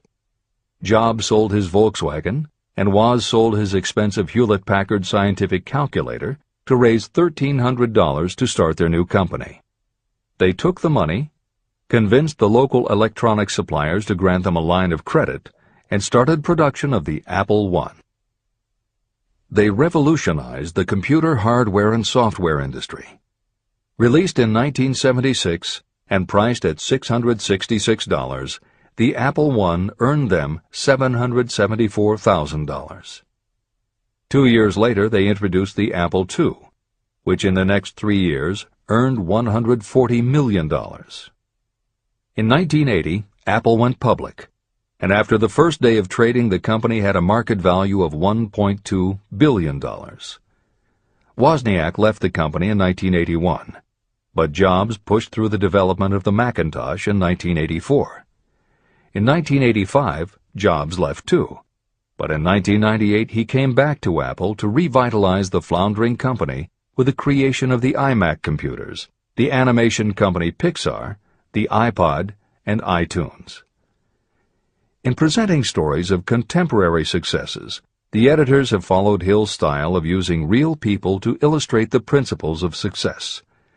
But Napoleon Hill was granted a rare privilege. Unlike anyone before or after, he had the opportunity to personally meet the most powerful and successful people and learn firsthand the dreams that inspired them, the obstacles that confronted them, and how they found the courage within themselves to overcome their failures. Hill met many of the inventors and the empire builders who laid the foundations of 20th century American industry while they were still news, not history. Then for more than 25 years, he studied the habits and learned the secrets of the next generations who built on the foundations, forged new industries, devised new systems, and dreamed new dreams. It was only because Hill was given such unprecedented access over such a long period that he was able to compare, contrast, analyze, and then formulate a philosophy of achievement based on the real stories of real people who had used these techniques to create their success. Think and Grow Rich revolutionized self-help writing, and to this day is the standard against which all motivational literature is measured. Its success also helped create the market for the thousands of business biographies that tell in detail how the dreams were born, plans were made, frustrations were faced, and triumphs achieved in every sector of modern business. And because this wealth of information is now available with little more than the click of a mouse, you can read, hear, or watch today's greatest entrepreneurs and most successful CEOs confirming in their own words the basic truth behind every one of the principles Napoleon Hill explains in this book. The products or services they sell may be different, but the story of their success is the same. Dreams, followed by failures, followed by lessons learned, then success. For every Henry Ford, Thomas Edison, or O. Henry that Napoleon Hill cites to make a point, today there is a Steve Jobs, Dean Kamen, or Merle Haggard, proving that Hill's points are still valid. This is the end of the editor's comments. There is a difference between wishing for a thing and being ready to receive it. No one is ready for a thing until they believe they can acquire it. The state of mind must be belief, not mere hope or wish. Open-mindedness is essential for belief. Closed minds do not inspire faith, courage, and belief. Remember, no more effort is required to aim high in life, to demand abundance and prosperity, than is required to accept misery and poverty. A great poet has correctly stated this universal truth through these lines. I bargained with life for a penny, and life would pay no more. However, I begged at evening when I counted my scanty store. For life is a just employer. He gives you what you ask. But once you have set the wages, why, you must bear the task. I worked for a menial's hire, only to learn dismayed that any wage I had asked of life, life would have willingly paid. Desire outwits Mother Nature. As a fitting climax to this chapter, I wish to introduce one of the most unusual persons I have ever known. I first saw him a few minutes after he was born. He came into the world without any physical sign of ears. When pressed for an opinion, the doctor concluded that the child might be deaf and mute for life. I challenged that doctor's opinion. I had the right to do so. I was the child's father. I, too, reached a decision. But I expressed my opinion silently, in the secrecy of my own heart.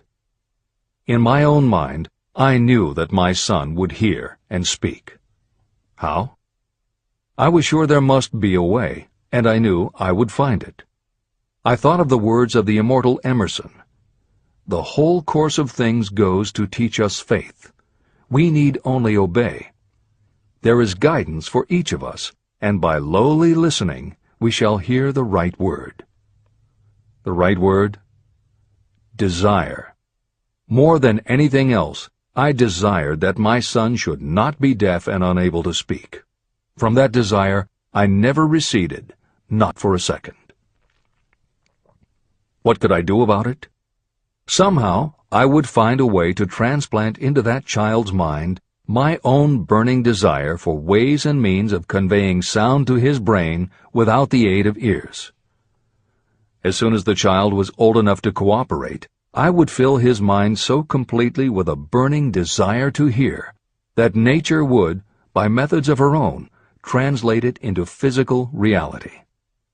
All this thinking took place in my own mind, but I spoke of it to no one. Every day I renewed the pledge I had made to myself that my son should not be deaf. As he grew older and began to take notice of things around him, we observed that he had a slight degree of hearing. When he reached the age when children usually begin talking, he made no attempt to speak, but we could tell by his actions that he could hear certain sounds slightly. That was all I needed to know. I was convinced that if he could hear, even slightly, he might develop still greater hearing capacity. Then something happened that gave me hope. It came from an entirely unexpected source. We bought a phonograph. When the child heard the music for the first time, he went into ecstasies. He promptly appropriated the machine. On one occasion, he played a record over and over for almost 2 hours, standing in front of the phonograph with his teeth clamped on the edge of the case. The significance of this did not become clear to us until years afterward. At the time, we had never heard of the principle of bone conduction of sound. Shortly after he appropriated the phonograph, I discovered that he could hear me quite clearly when I spoke with my lips touching his mastoid bone at the base of the skull. Having determined that he could hear the sound of my voice plainly, I began immediately to transfer to his mind the desire to hear and speak. When I discovered that my son enjoyed bedtime stories, I went to work creating stories designed to develop in him self-reliance, imagination, and a strong desire to hear.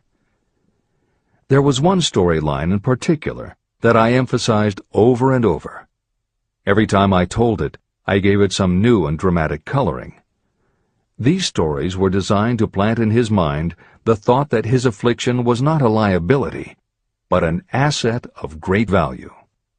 As a result of my studies and personal experience, I firmly believe that every adversity brings with it the seed of an equivalent advantage. However, despite my beliefs, I must confess that I did not have the slightest idea how this disability could ever become an asset. He won a new world with 6 cents. As I analyze the experience in retrospect, I can see now that my son's faith in me had much to do with the astounding results. He did not question anything I told him. I sold him on the idea that he had a distinct advantage over his older brother, and that this advantage would reflect itself in many ways. For example, the teachers in school would observe that he had no ears, and because of this they would show him special attention and treat him with extraordinary kindness. And they always did. I also sold him on the idea that when he became old enough to sell newspapers, his older brother had already become a newspaper merchant, he would have a big advantage over his brother. My reasoning was that people would pay him extra money for his wares because they could see that he was a bright, industrious boy, despite the fact that he had no ears. When he was about 7, he showed the first evidence that my method of stimulating his mind was bearing fruit. For several months he begged for the privilege of selling newspapers, but his mother would not give the project her consent. Finally, he took matters in his own hands. One afternoon, when he was left at home with the staff, he climbed through the kitchen window, shinnied to the ground, and set out on his own. He borrowed 6 cents in capital from the neighborhood shoemaker and invested it in papers, which he sold out. He took his earnings, reinvested in more newspapers, and kept repeating until late in the evening. After balancing his accounts and paying back the 6 cents he had borrowed from his banker, he had a net profit of 42 cents. When we got home that night, we found him in bed asleep with the money tightly clenched in his hand. His mother opened his hand, removed the coins, and cried. Of all things! To me it seemed she was crying over her son's first victory. My reaction was the reverse. I laughed, for I knew that my endeavor to plant in my son's mind an attitude of faith in himself had been successful. His mother saw in his first business venture a little deaf boy who had gone out in the streets and risked his life to earn money. I saw a brave, ambitious, self-reliant little businessman whose stock in himself had been increased 100%. He had gone into business on his own initiative and had won. I was not only pleased, I was impressed. He had clearly demonstrated the first signs of a resourcefulness that would go with him all through life. The little deaf boy went through grade school, high school, and college without being able to hear his teachers, except when they shouted loudly at close range. He did not go to a school for the deaf, and we did not use sign language. We were determined that he should live like any other boy who could hear and speak. We stood by that decision, although it cost us many heated debates with school officials. While he was in high school, he tried an electronic hearing aid, but it was of no value to him. During his last week in college, something happened that marked the most important turning point of his life. Through what seemed to be mere chance, he came into possession of another electronic hearing device, which was sent to him on trial. He was slow about testing it, due to his disappointment with a similar device. Finally, he picked it up carelessly, placed it on his head, and hooked up the battery. Suddenly, as if by magic, his lifelong desire for normal hearing became a reality. For the first time in his life, he heard practically as well as any person with normal hearing.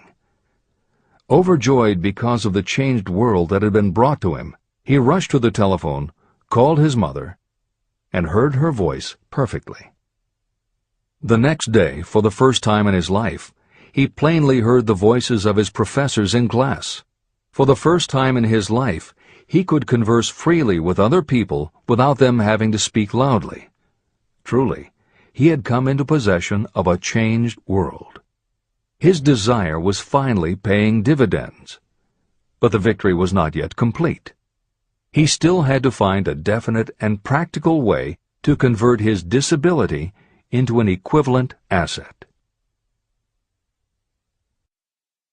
Thought that works miracles. Intoxicated with the joy of his newly discovered world of sound, he wrote a letter to the manufacturer of the hearing aid, enthusiastically describing his experience. Something in his letter prompted the company to invite him to New York. He was escorted through the factory, and while talking with the chief engineer, telling him about his changed world, a hunch, an idea, or an inspiration, call it what you wish, flashed into his mind. It was this impulse of thought that converted his disability into an asset destined to pay dividends in both money and happiness to thousands for all time to come. The sum and substance of that impulse was this. It occurred to him that he might be of help to the millions of people who go through life without the benefit of hearing devices, if he could find a way to tell them the story of his changed world. For an entire month, he carried out intensive research, during which he analyzed the entire marketing system of the manufacturer of the hearing device. Then he created a plan for reaching out to other hearing-impaired people all over the world, to share with them his newly discovered changed world. When this was done, he put in writing a 2-year plan based upon his findings. When he presented the plan to the company, he was instantly given a position for the purpose of carrying out his ambition. Little did he dream when he went to work that he was destined to bring hope and practical relief to thousands of people who, without his help, would have been limited forever by deafness. There's no doubt in my mind that Blair would have been deaf and unable to speak all his life if his mother and I had not managed to shape his mind as we did. When I planted in his mind the desire to hear and talk and live as other people, there went with that impulse some strange influence that caused nature to become bridge builder and span the gulf of silence between his brain and the outer world. Truly, a burning desire has devious ways of transmuting itself into its physical equivalent. Blair desired normal hearing. Now he has it. He was born with a condition that in those days might easily have sent a person with a less defined desire to the street with a bundle of pencils and a tin cup. The little white lie I planted in his mind when he was a child, by leading him to believe his impaired hearing would become a great asset, has justified itself. I am convinced it is a fact that there is nothing, right or wrong, that belief plus burning desire cannot make real. These qualities are free to everyone. Editor's comments. As Napoleon Hill was finishing this chapter on desire, it was reported that the famed opera singer Madame Schumann-Heink had died. A passage in her obituary struck Hill as being so appropriate to the subject of this chapter that he was moved to comment as follows. End of editor's comment. One short paragraph in the newspaper story about the famed opera singer Madame Schumann-Heink gives the clue to this unusual woman's stupendous success. I quote the paragraph because the clue it contains is none other than desire. Early in her career, Madame Schumann-Heink visited the director of the Vienna Court Opera to have him test her voice. But he did not test it. After taking one look at the awkward and poorly dressed girl, he exclaimed, none too gently, "With such a face, and with no personality at all, how can you ever expect to succeed in opera? My good child, give up the idea. Buy a sewing machine and go to work. You can never be a singer." Never is a long time. The director of the Vienna Court Opera may have known much about the technique of singing, but he knew little about the power of desire when it assumes the proportion of an obsession. If he had known more of that power, he would not have made the mistake of condemning genius without giving it an opportunity. Editor's comments. Although few readers of this edition will be familiar with Madame Schumann-Heink, every reader knows a half-dozen similar stories. It is true for every generation and every kind of music. At some time, even the biggest stars were failures. At some time, someone told them they weren't good enough. But every one of those times that they failed, their desire was bigger than their failure. That is why you know their stories. And it's also why you've never heard about the thousands of other performers who were also told they weren't good enough. The ones you've never heard of are the ones whose desire wasn't big enough. They are the ones who believed that failure was defeat. This is the end of the editor's comment. Several years ago, one of my business associates became ill. He became worse as time went on, and finally was taken to the hospital for an operation. The doctor warned me that there was little if any chance of my ever seeing him alive again. But that was the doctor's opinion. It was not the opinion of the patient. Just before he was wheeled away, he whispered to me, "Do not be disturbed, Chief. I will be out of here in a few days." The attending nurse looked at me with pity. But the patient did come through safely. After it was all over, his physician said, "Nothing but his own desire to live saved him. He never would have pulled through if he had not refused to accept the possibility of death." Editor's comments. By the 1980s, the phenomenon that Napoleon Hill wrote about in the preceding paragraph was embraced by a growing segment of the population. Among the adherents were numerous medical professionals who incorporated the concept under the term the body-mind connection. And by the turn of the 21st century, the belief that the mind can manifest physical changes in the body had become a part of mainstream medical practice. In Chapter 5, Autosuggestion, you will find further comment on the medical aspects of having a burning desire. This is the end of the editor's comment. I believe in the power of desire backed by faith in yourself, because I have seen this power lift people from lowly beginnings to places of power and wealth. I have seen it rob the grave of its victims. I have seen it serve as the medium by which people staged a comeback after having been defeated in 100 different ways. And I have seen it provide my own son with a normal, happy, successful life, despite nature's having sent him into the world without ears. How can you harness and use the power of desire? The first part of the answer is in the technique at the beginning of this chapter. You will learn more about it in the next and subsequent chapters of this book. Through some strange and powerful principle, nature wraps up in the impulse of strong desire that something that recognizes no such word as impossible, and accepts no such reality as failure. There are no limitations to the mind except those we acknowledge. Chapter 4. Faith in your ability. Visualization of and belief in attainment of desire. The second step toward riches. Faith is the head chemist of the mind. When faith is blended with thought, the subconscious mind instantly picks up the vibration. The subconscious then translates it and transmits it to infinite intelligence. The emotions of faith, love, and sex are the most powerful of all the major positive emotions. When the three are blended, they have the effect of coloring thought in such a way that it instantly reaches the subconscious mind. There, it is changed into a form that induces a response from infinite intelligence. Editor's comments. In the preceding paragraph, Napoleon Hill uses two terms, faith and infinite intelligence, both of which may convey to the reader a religious connotation that Hill did not intend. The following will define the meaning of the words as Hill uses them in the following chapter. In modern usage, the word faith has become almost interchangeable with religious belief, which is not the way Hill uses the word. Faith, as it is used here, means having confidence, trust, and an absolute unwavering belief that you can do something. And in order for you to have faith in yourself as Hill means it, it has to be true on a subconscious level. If you have a nagging doubt in the back of your mind, or if you are just going through the motions of pretending you believe, it won't work, because your subconscious will know your doubts. Unless you have absolute total confidence, unless you are convinced without question, then you don't have faith. Hill uses the term infinite intelligence to identify that part of the human mind and thinking process that produces hunches, flashes of insight, and leaps of logic.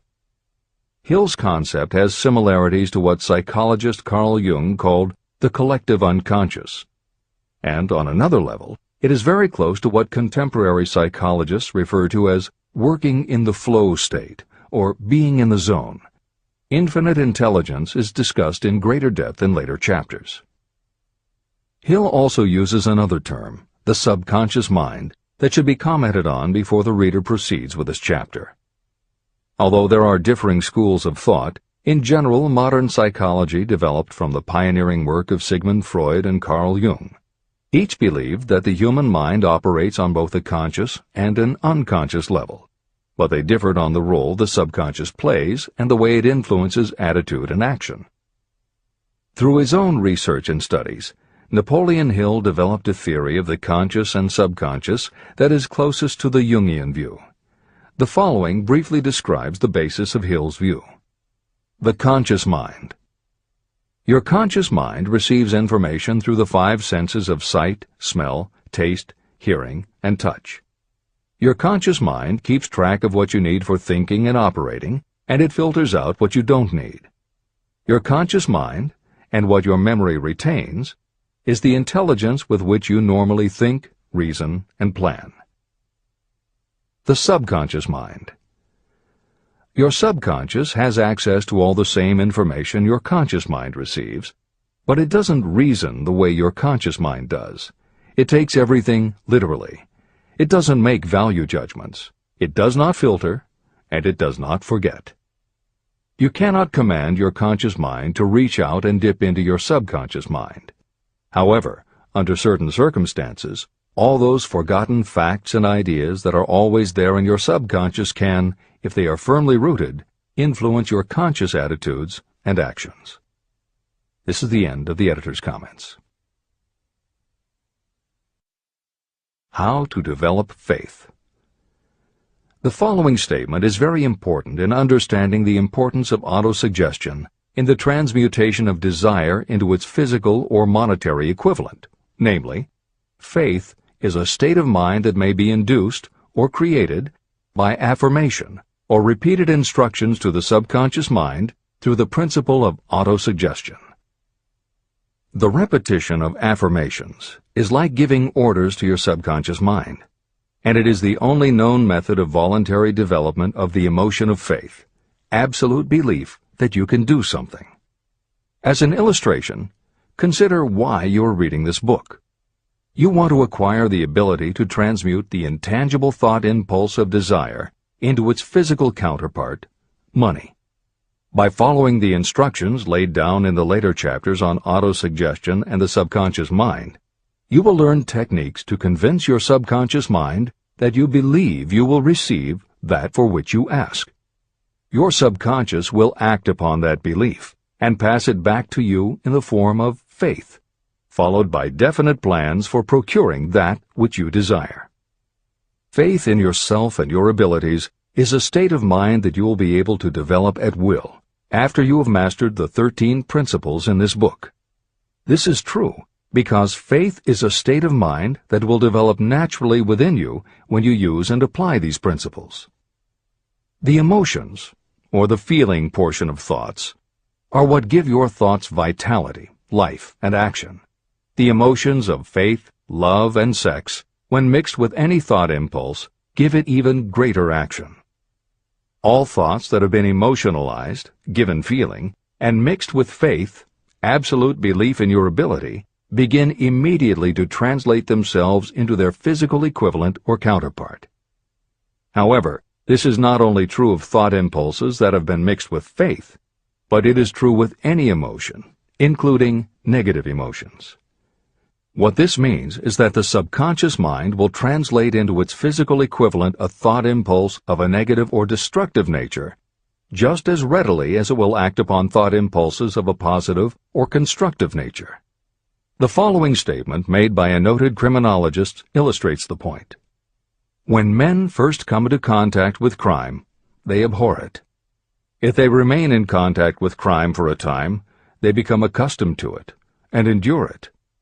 If they remain in contact with it long enough, they finally embrace it and become influenced by it. This is the equivalent of saying that a negative impulse of thought that is repeatedly passed on to the subconscious mind often enough is finally accepted and acted upon by the subconscious mind. The subconscious then proceeds to translate that impulse into its physical equivalent by the most practical procedure available. This also accounts for the strange phenomenon that so many millions of people experience, referred to as bad luck. There are millions of people who believe themselves doomed to poverty and failure because of some strange force they call bad luck, over which they believe they have no control.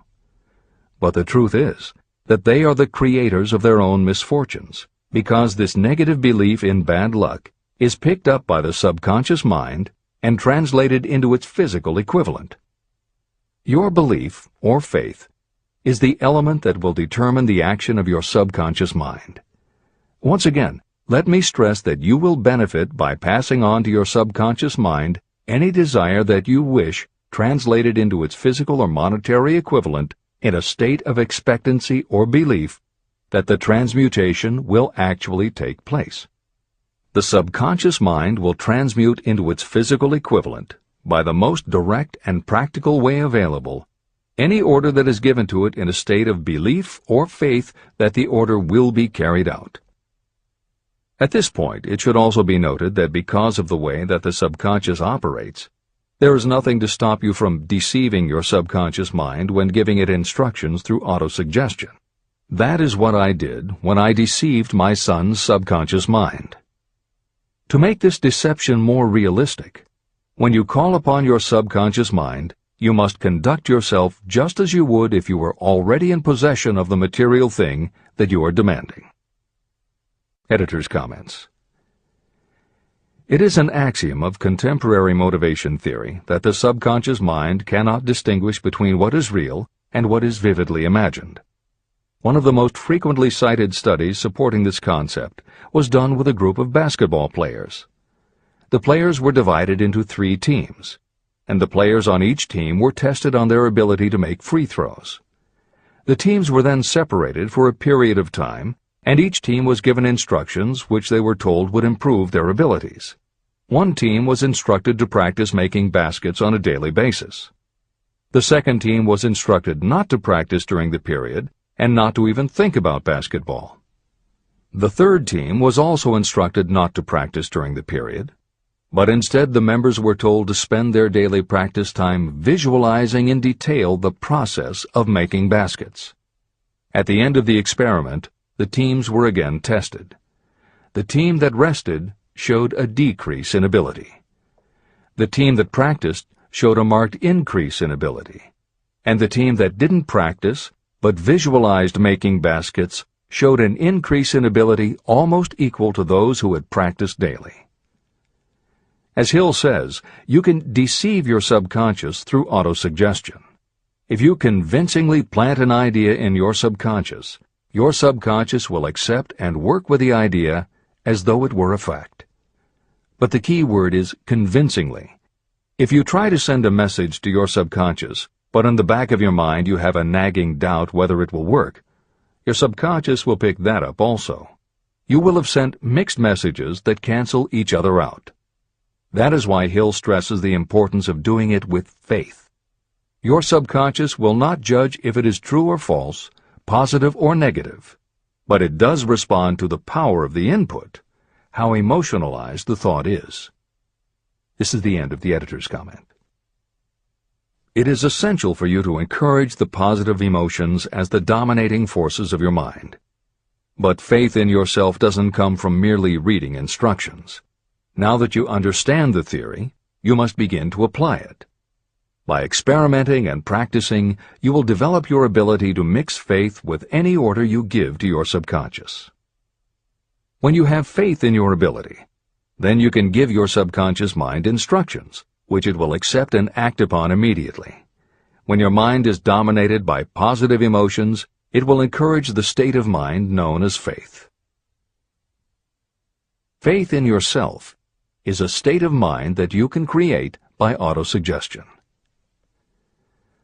All through the ages, religious leaders have admonished people to have faith. They say to have faith in this, that, and the other dogma or creed, but they have failed to tell people how to have faith. They have not stated that faith is a state of mind that may be induced by self-suggestion. In language that anyone can understand, this book explains the principle through which faith in your ability to accomplish a goal may be developed where it does not already exist. Before we begin, you should be reminded again that faith is the eternal elixir that gives life, power, and action to the impulse of thought. Faith is the starting point of all accumulation of riches. Faith is the basis of all miracles and of all mysteries that cannot be analyzed by the rules of science. Faith is the only known antidote for failure.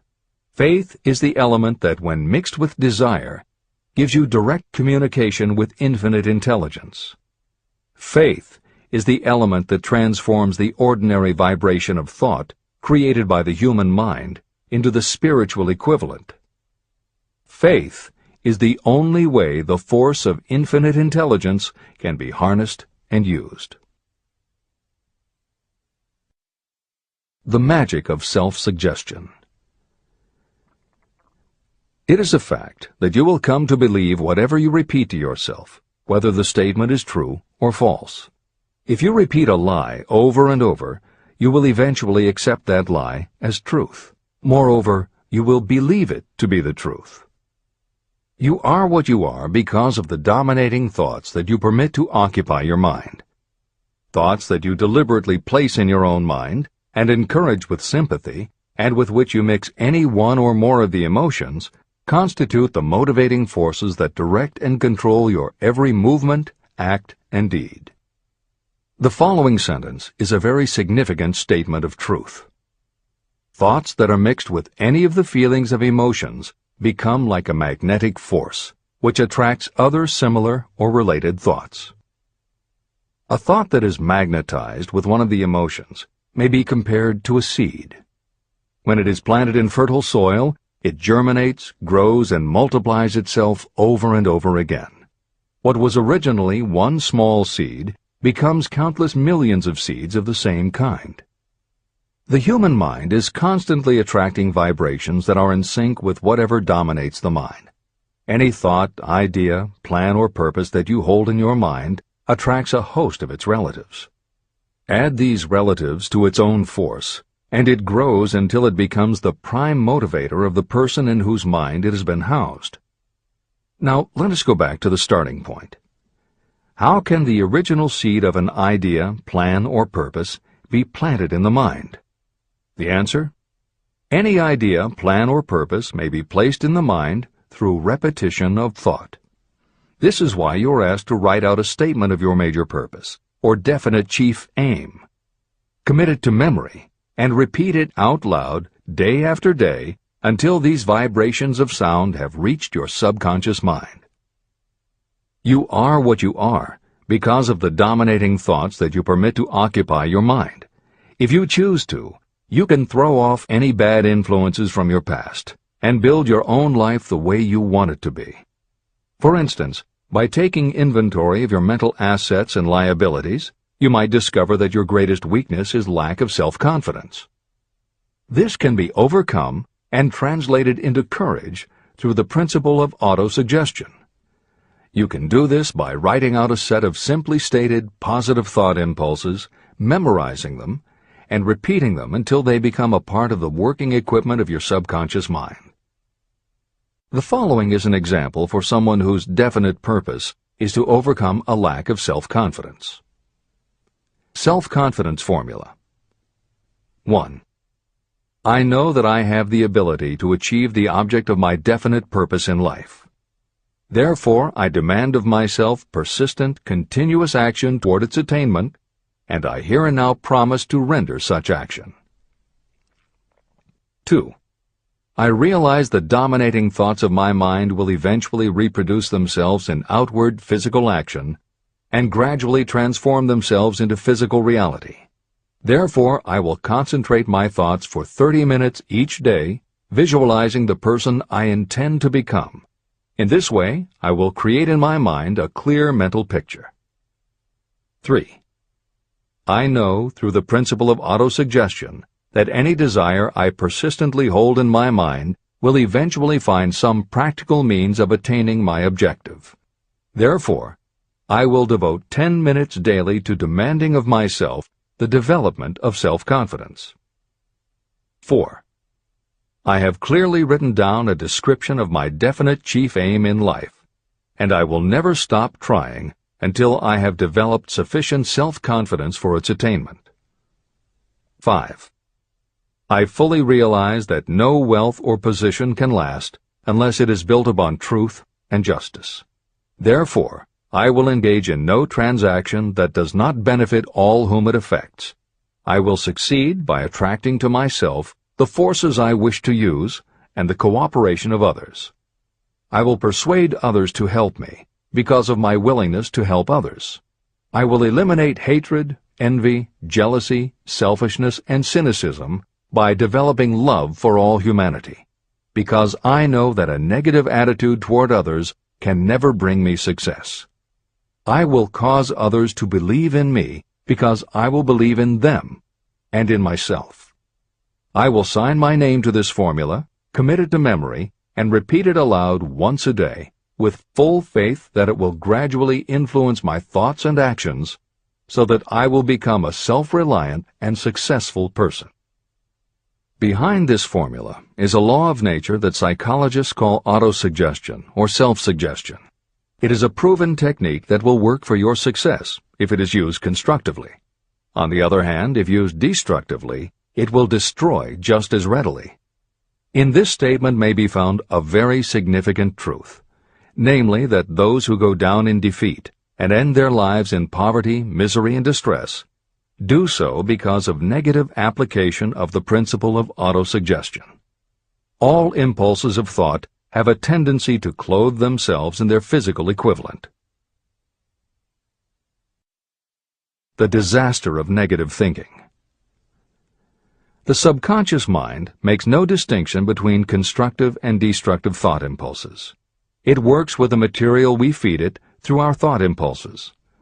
The subconscious mind will translate into reality a thought driven by fear just as readily as it will translate into reality a thought driven by courage or faith. Just as electricity will turn the wheels of industry and render useful service if used constructively, it will snuff out life if wrongly used. So, too, will the law of autosuggestion lead you to peace and prosperity, or down into the valley of misery, failure, and death. It depends on your degree of understanding and application of it. If you fill your mind with fear or doubt, and if you do not believe in your ability to connect with and use the forces of infinite intelligence, then you will not be able to use those forces. The law of autosuggestion will take your lack of belief and use that doubt as a pattern by which your subconscious mind will translate it into its physical equivalent. Editor's comments. When you have faith in your ability to accomplish what you want, it not only firmly plants ideas in your subconscious, but it then works to reinforce itself. When you have faith in your abilities, part of what you must have faith in is that it is possible to tap into infinite intelligence. And because you have faith that it will work, your conscious mind won't be resistant. When your conscious doesn't resist, your subconscious mind can send creative ideas to your conscious mind more easily. Then, the more you see the power working in your life, the easier it is for you to act on faith the next time. Will it work for you? You will never know unless you relax your resistance and just have faith that it will. This is the end of the editor's comment. Like the wind that carries one ship east and another west, the law of autosuggestion will lift you up or pull you down according to the way you set your sails of thought. The law of autosuggestion, through which any person may rise to altitudes of achievement that stagger the imagination, is well described in the following verse. Observe the words that have been emphasized, and you will catch the deep meaning that the poet had in mind. If you think you are beaten, you are. If you think you dare not, you don't. If you like to win, but you think you can't, it is almost certain you won't. If you think you'll lose, you're lost. For out in the world we find, success begins with a fellow's will. It's all in the state of mind. If you think you are outclassed, you are. You've got to think high to rise. You've got to be sure of yourself before you can ever win a prize. Life's battles don't always go to the stronger or faster man, but soon or late the man who wins is the man who thinks he can. Editor's comments. As noted at the beginning of this chapter, the way in which Napoleon Hill uses the word faith is meant to have no religious connotation. However, it would be impossible for Hill to write this chapter without acknowledging the power of religious faith. Therefore, in the following two paragraphs, when Hill discusses Jesus Christ and Mahatma Gandhi as exemplifying the power of faith, he is referring to their personal faith, the absolute trust in his beliefs that Jesus exhibited, and Gandhi's total conviction and confidence in his cause. In this way, they perfectly exemplify thought impulse mixed with faith. This is the end of the editor's comment. If you wish evidence of the power of faith, study the achievements of men and women who have employed it. At the head of the list comes the Nazarene. The basis of Christianity is faith, no matter how many people may have perverted or misinterpreted the meaning of this great force. The sum and substance of the teachings and the achievements of Christ, which may have been interpreted as miracles, were nothing more nor less than faith. If there are any such phenomena as miracles, they are produced only through the state of mind known as faith. Consider Mahatma Gandhi of India, one of the most astounding examples of the possibilities of faith. Gandhi wielded more potential power than any man living in his time, and he had this power despite the fact that he had none of the orthodox tools of power, such as money, battleships, soldiers, and materials of warfare. Gandhi had no money, no home. He did not own a suit of clothes, but he did have power. How did he come by that power? He created it out of his understanding of the principle of faith and through his ability to transplant that faith into the minds of 200 million people. Gandhi accomplished the astounding feat of influencing 200 million minds to coalesce and move in unison as a single mind. What other force on earth, except faith, could do as much? How an idea built a fortune. Editor's comment. Although the following story is not exclusively about faith, and it makes no mention of autosuggestion or the subconscious mind, Napoleon Hill included it at this point in every edition of Think and Grow Rich. In fact, as Hill says, this story illustrates at least 6 of the 13 principles of success, but faith is at the center of it. If the central figure, Charles M. Schwab, had not mixed his big idea with absolute unwavering faith that he could pull it off, the whole history of American business would have been different. This is the end of the editor's comment. The event chosen for this illustration dates back to 1900, when the United States Steel Corporation was being formed. As you read the story, keep in mind the following fundamental facts and you will understand how ideas have been converted into huge fortunes. First, the United States Steel Corporation was born in the mind of Charles M. Schwab in the form of an idea he created through his imagination. Second, he mixed faith with his idea. Third, he formulated a plan for the transformation of his idea into physical and financial reality. Fourth, he put his plan into action with his famous speech at the University Club. Fifth, he applied and followed through on his plan with persistence and backed it with firm decision until it had been fully carried out. Sixth, he prepared the way for success by a burning desire for success. If you are one of those who have often wondered how great fortunes are accumulated, this story of the creation of the United States Steel Corporation will be enlightening. If you have any doubt that a person can think and grow rich, this story should dispel that doubt. You can plainly see in the story of United States Steel the application of a major portion of the principles described in this book. This astounding description of the power of an idea was dramatically told by John Lowell in the New York World Telegram, with whose courtesy it is here reprinted. Editor's comments. In order for the modern reader to fully appreciate the following newspaper story, it is appropriate at this point to provide some background information about the main players. Charles M. Schwab was Andrew Carnegie's right-hand man and president of the Carnegie Steel Corporation. Andrew Carnegie was a wealthy and powerful steel baron whose company controlled 25% of the iron and steel production in America. J.P. Morgan was a wealthy and powerful Wall Street banker whose company had arranged the financing for many of the major industrial companies in America at the beginning of the 20th century. All the reader needs to know about the other men mentioned in the story is that at the beginning of the 20th century, finance, business, and industry were dominated by a few hundred men, most of whom had amassed great fortunes through some connection with the railroads that had opened the country. These people were well known to readers of the New York World Telegram because of their financial influence. And that sets the stage for the following newspaper article, which is not only a fascinating story about the power of faith in an idea, but also a wonderful example of the irreverent writing style that was used by many newspaper journalists of the day. This is the end of the editor's comment. A pretty after-dinner speech for $1 billion.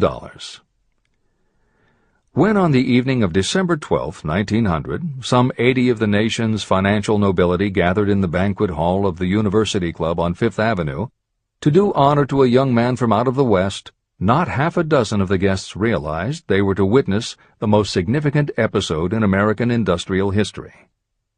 J. Edward Simmons and Charles Stewart Smith, their hearts full of gratitude for the lavish hospitality bestowed on them by Charles M. Schwab during a recent visit to Pittsburgh, had arranged the dinner to introduce the 38-year-old steel man to Eastern banking society. But they didn't expect him to stampede the convention.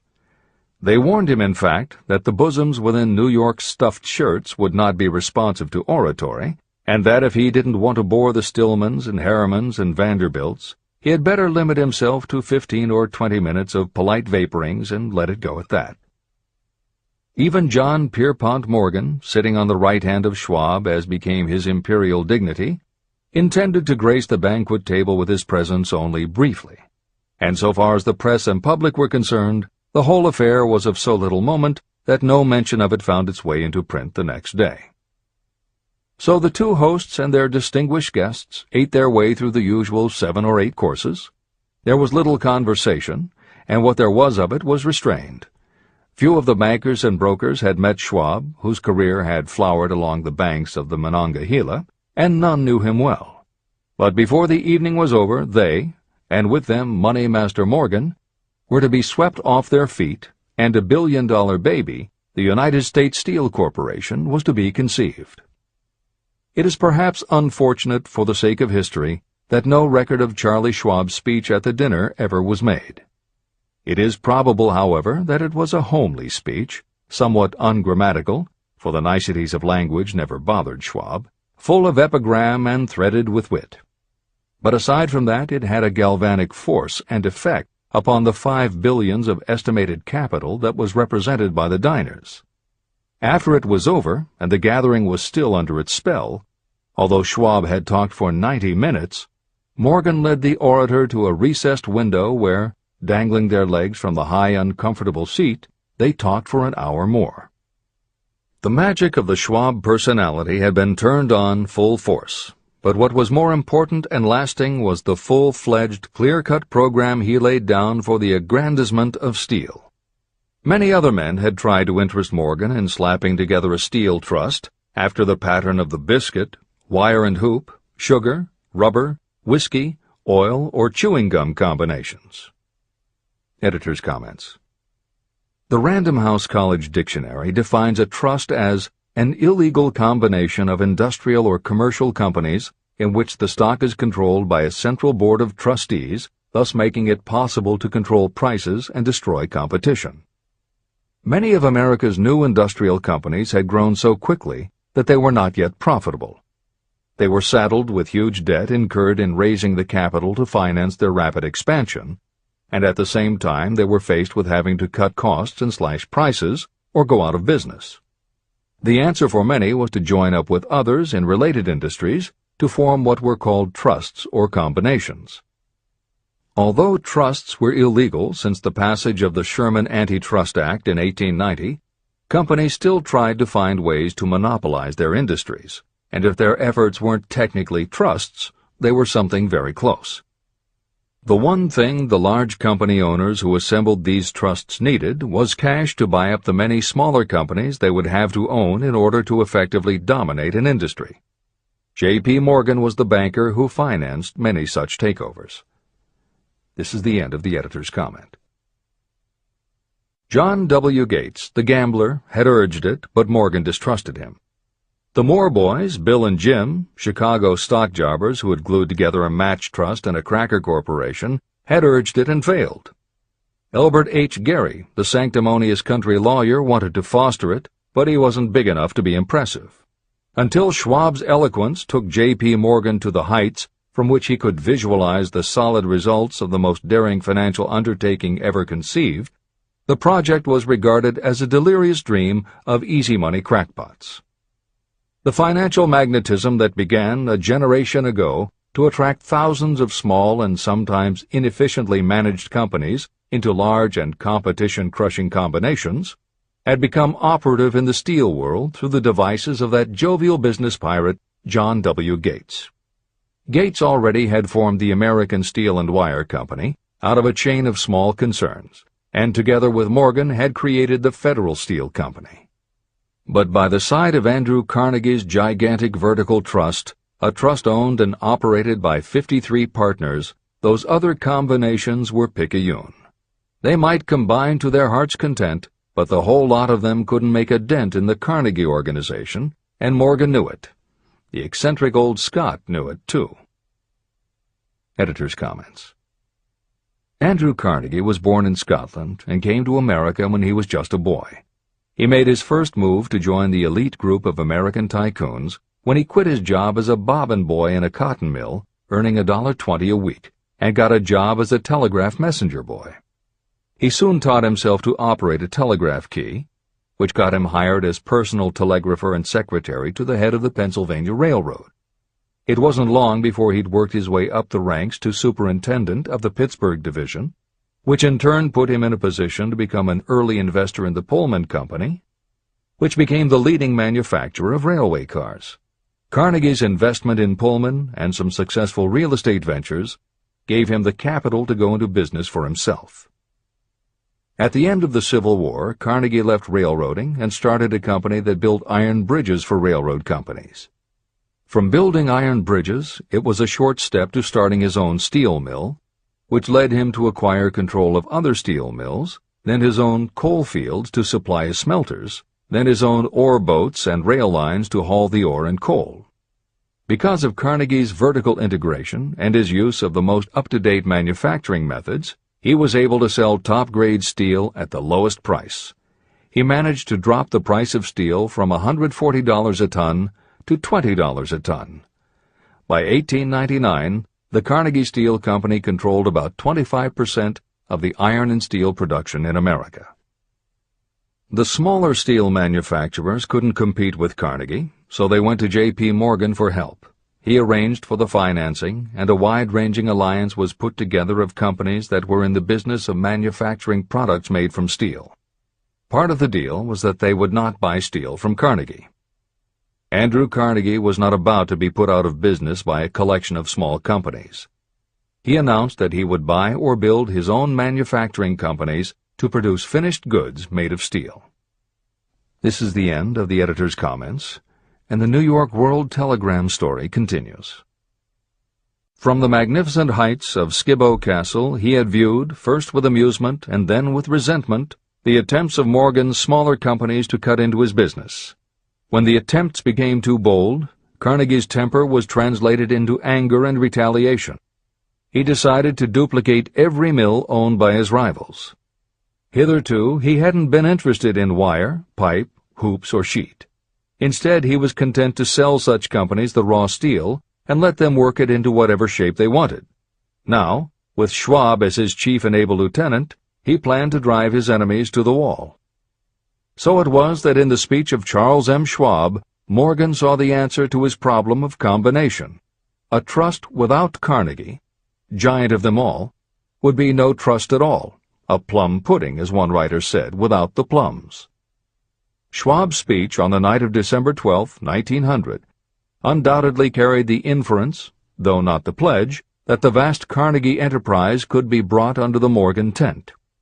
He talked of the world future for steel, of reorganization for efficiency, of specialization, of the scrapping of unsuccessful mills and concentration of effort on the flourishing properties, of economies in the ore traffic, of economies in overhead and administrative departments, of capturing foreign markets. More than that, he told the buccaneers among them wherein lay the errors of their customary piracy. Their purposes, he inferred, had been to create monopolies, raise prices, and pay themselves fat dividends out of privilege. Schwab condemned the system in his heartiest manner. The short-sightedness of such a policy, he told his hearers, lay in the fact that it restricted the market in an era when everything cried for expansion. By cheapening the cost of steel, he argued, an ever-expanding market would be created. More uses for steel would be devised, and a goodly portion of the world trade could be captured. Actually, though he did not know it, Schwab was an apostle of modern mass production. Editor's comments. For J.P. Morgan, all of Schwab's talk about economies of scale and expanding markets meant only one thing. Until that night, it was assumed that Andrew Carnegie would continue building his own manufacturing companies to compete with the steel trusts that Morgan had helped put together. Morgan knew that for Carnegie to do so would require an enormous amount of capital, and Morgan also knew that Carnegie had always been strongly against raising money by selling stock in his company. What Schwab seemed to be implying was that rather than going to Wall Street for the money needed to fight the trusts, Carnegie might be interested in selling his business. This is the end of the editor's comment.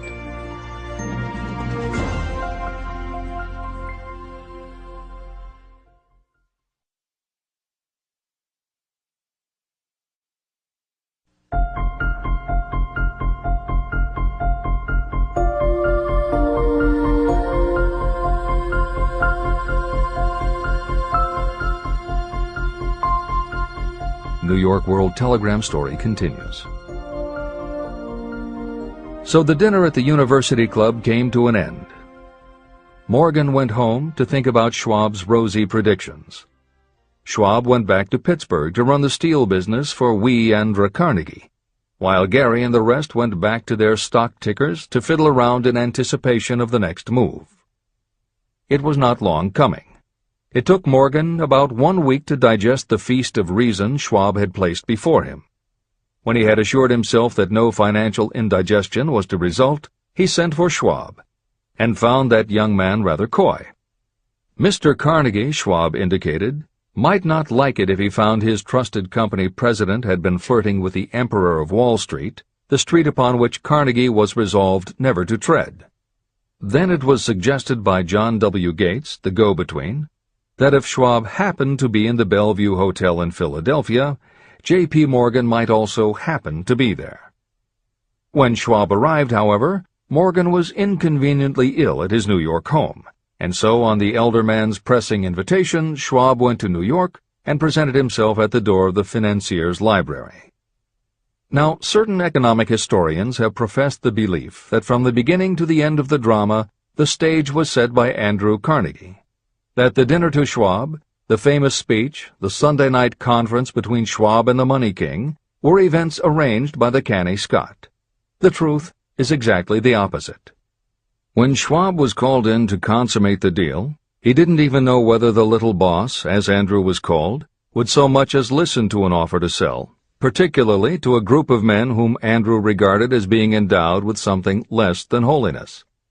But Schwab did take into the conference with him, in his own handwriting, 6 sheets of copperplate figures, representing to his mind the physical worth and the potential earning capacity of every steel company he regarded as an essential star in the new metal firmament. 4 men pondered over these figures all night. The chief, of course, was Morgan, steadfast in his belief in the divine right of money. With him was his aristocratic partner, Robert Bacon, a scholar and a gentleman. The third was John W. Gates, whom Morgan scorned as a gambler and used as a tool. The fourth was Schwab, who knew more about the processes of making and selling steel than any whole group of men then living. Throughout that conference, the Pittsburgher's figures were never questioned. If he said a company was worth so much, then it was worth that much and no more. He was insistent, too, upon including in the combination only those concerns he nominated. He had conceived a corporation in which there would be no duplication, not even to satisfy the greed of friends who wanted to unload their companies upon the broad Morgan shoulders. When dawn came, Morgan rose and straightened his back. Only one question remained. "Do you think you can persuade Andrew Carnegie to sell?" he asked. "I can try," said Schwab. "If you can get him to sell, I will undertake the matter," said Morgan. So far, so good. But would Carnegie sell? How much would he demand? Schwab thought about $320 million. What would he take payment in? Common or preferred stocks? Bonds? Cash? Nobody could raise $1/3 billion in cash. There was a golf game in January on the frost-cracking heath of the St. Andrews Links in Westchester, with Andrew bundled up in sweaters against the cold and Charlie talking volubly as usual to keep his spirits up. But no word of business was mentioned until the pair sat down in the cozy warmth of the Carnegie cottage nearby. Then, with the same persuasiveness that had hypnotized 80 millionaires at the University Club, Schwab poured out the glittering promises of retirement and comfort, of untold millions to satisfy the old man's social caprices. Carnegie capitulated, wrote a figure on a slip of paper, handed it to Schwab and said, "All right, that's what we'll sell for." The figure was approximately $400 million, and was reached by taking the $320 million mentioned by Schwab as a basic figure, and adding to it $80 million to represent the increased capital value over the previous 2 years. Later, on the deck of a transatlantic liner, the Scotsman said ruefully to Morgan, "I wish I had asked you for $100 million more." "If you had asked for it, you'd have gotten it," Morgan told him cheerfully. There was an uproar, of course. A British correspondent cabled that the foreign steel world was appalled by the gigantic combination. President Hadley of Yale declared that unless trusts were regulated, the country might expect an emperor in Washington within the next 25 years. But that able stock manipulator Keene went at his work of shoving the new stock at the public so vigorously that all the excess water, estimated by some at nearly $600 million, was absorbed in a twinkling.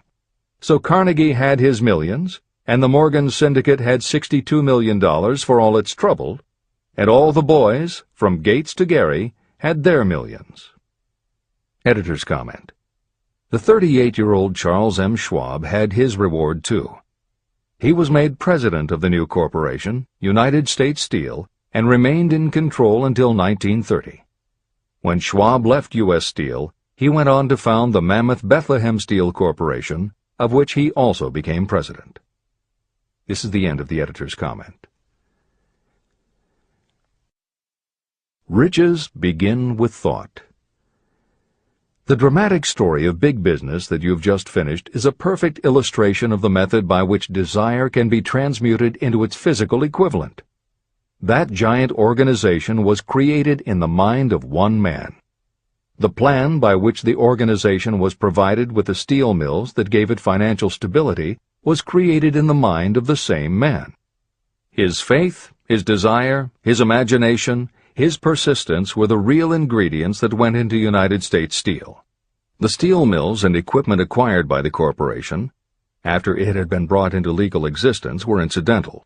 However, careful analysis reveals that the appraised value of the properties acquired by the corporation increased in value by an estimated $600 million, approximately $12 billion today. The increase in value of the assets is attributable to the mere transaction that consolidated them under one management. In other words, Charles M. Schwab's idea, plus the faith with which he conveyed it to the minds of J.P. Morgan and the others, was marketed for a profit of approximately $600 million. Not an insignificant sum for a single idea. The United States Steel Corporation prospered and became one of the richest and most powerful corporations in America, employing thousands of people, developing new uses for steel and opening new markets, thus proving that the $600 million in profit that the Schwab idea produced was earned. Riches begin in the form of thought. The amount is limited only by the person in whose mind the thought is put into motion. Faith removes limitations. Remember this when you are ready to bargain with life for whatever it is that you ask as your price for having passed this way. Editor's comments. In the years since that article appeared in the New York World Telegram, the well-told business story has become its own genre within the publishing industry. There are best-selling books and biographies by and about the insiders who run every industry. The editors of this edition of Think and Grow Rich strongly encourage you to sample some of these books. They can be entertaining and inspirational, and in them you will be able to see examples of Hill's principles of success at work in the real world. The best of them are not only entertaining and inspirational, but they are filled with ideas and techniques you can adapt and use. There are literally too many bestsellers from which to select a best of listing for inclusion here. Any such choice the editors might make would not necessarily be the best, but merely reflective of the interests of the person doing the choosing. However, there are 2 books the editors recommend that are not by or about a single individual or industry. These books are In Search of Excellence by Tom Peters and Breakthroughs by P.R. Nyack and John N. Ketteringham. Each of these books deals with a broad spectrum of industries, and within each industry they single out certain companies and individuals for analysis. Both were published at the beginning of the business book trend in the 1980s, but there are few books since then that better convey the importance of faith in a good idea. In Search of Excellence, chosen by a panel of experts as the most influential book of the past 20 years, was a runaway bestseller and will likely be in print for years to come. Breakthroughs may be harder to find, but it will be well worth the effort. This is the end of the editor's comments.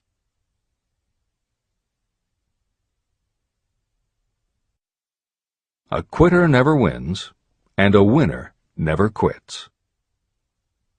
Chapter 5. Autosuggestion. The medium for influencing the subconscious mind. The third step toward riches.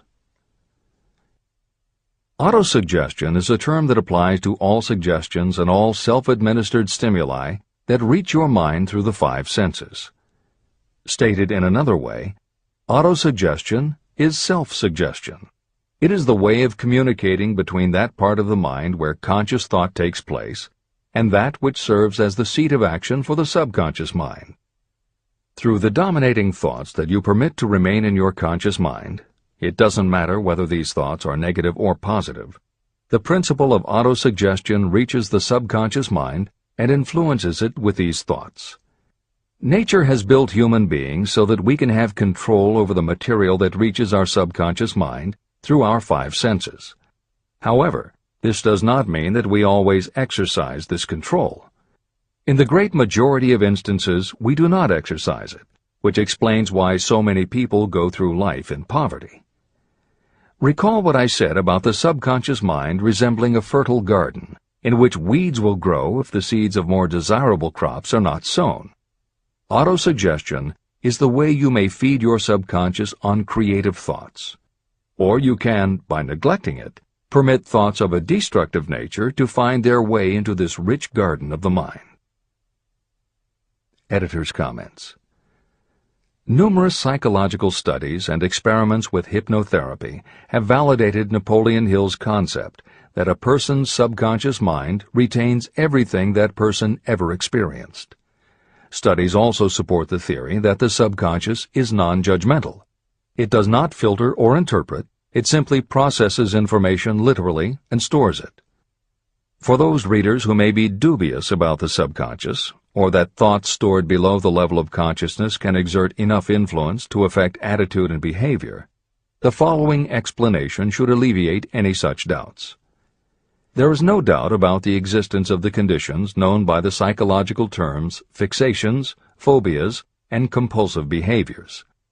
These conditions occur when a child has learned something in such a powerful or dramatic way that the knowledge becomes firmly planted in the child's subconscious mind.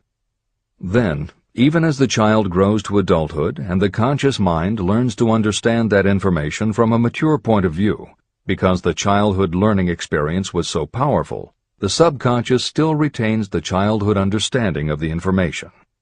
The result is a fixation, phobia, or compulsive behavior that causes a response rooted in childhood, which does not make logical sense to the adult's conscious mind.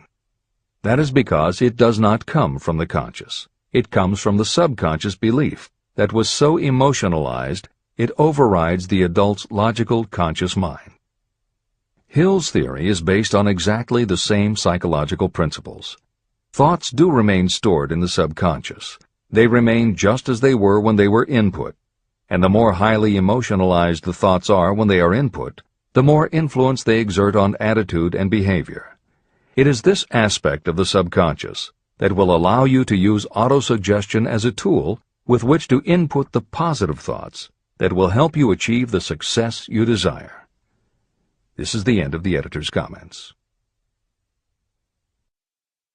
See and feel money in your hands. You were instructed in the last of the 6 steps described in Chapter 3 on Desire to read aloud twice daily the written statement of your desire for money. You were also directed to see and feel yourself already in possession of the money. By following these instructions, you communicate the object of your desire directly to your subconscious mind in a spirit of absolute faith. Through repetition of this procedure, you will create thought habits that reinforce your efforts to transmute desire into its monetary equivalent. Read these steps again, very carefully, before you proceed further. 1.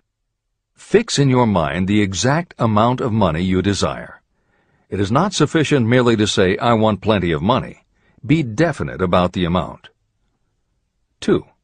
Determine exactly what you intend to give in return for the money you desire. There is no such reality as something for nothing. 3.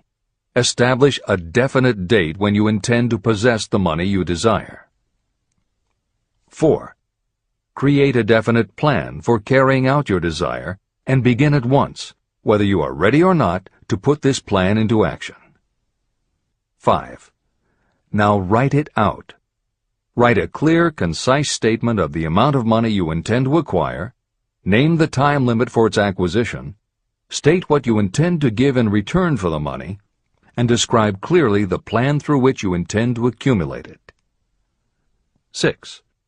Read your written statement aloud twice daily. Read it once just before retiring at night, and read it once after arising in the morning. As you read, see and feel and believe yourself already in possession of the money. Remember, when reading aloud the statement of your desire, through which you will develop a money consciousness, that the mere reading of the words is of no consequence, unless you mix emotion or feeling with your words. Your subconscious mind recognizes and acts only upon thoughts that have been well mixed with emotion or feeling. This is a fact of such importance as to warrant repetition in practically every chapter. The lack of understanding of this is the main reason the majority of people who try to apply the principle of autosuggestion get no desirable results. Plain, unemotional words do not influence the subconscious mind. You will get no appreciable results until you learn to reach your subconscious mind with thoughts or spoken words that have been well emotionalized with belief. Do not become discouraged if you cannot control and direct your emotions the first time you try. Remember, there is no such possibility as something for nothing. You cannot cheat even if you desire to do so. The price of ability to influence your subconscious mind is persistence in applying the principles described here. You cannot develop the desired ability for a lower price. You, and you alone, must decide whether or not the reward, the money consciousness, is worth the price you must pay for it in effort. Your ability to use the principle of autosuggestion will depend very largely upon your capacity to concentrate on a given desire until that desire becomes a burning obsession. How to strengthen your powers of concentration. When you begin to carry out the instructions in the 6 steps, it will be necessary for you to make use of the principle of concentration. Following are suggestions for the effective use of concentration. When you begin the first of the 6 steps, which instructs you to fix in your own mind the exact amount of money you desire, close your eyes and hold your thoughts on that amount of money until you can actually see the physical appearance of the money. Do this at least once each day. As you go through these exercises, follow the instructions given in Chapter 4 on faith and see yourself actually in possession of the money. Here is a most significant fact. The subconscious mind takes any orders given to it in a spirit of absolute faith and acts upon those orders. But the orders often have to be presented over and over again, repeated positive affirmation, before they are interpreted by the subconscious mind. Because of this, you might consider the possibility of playing a perfectly legitimate trick on your subconscious mind.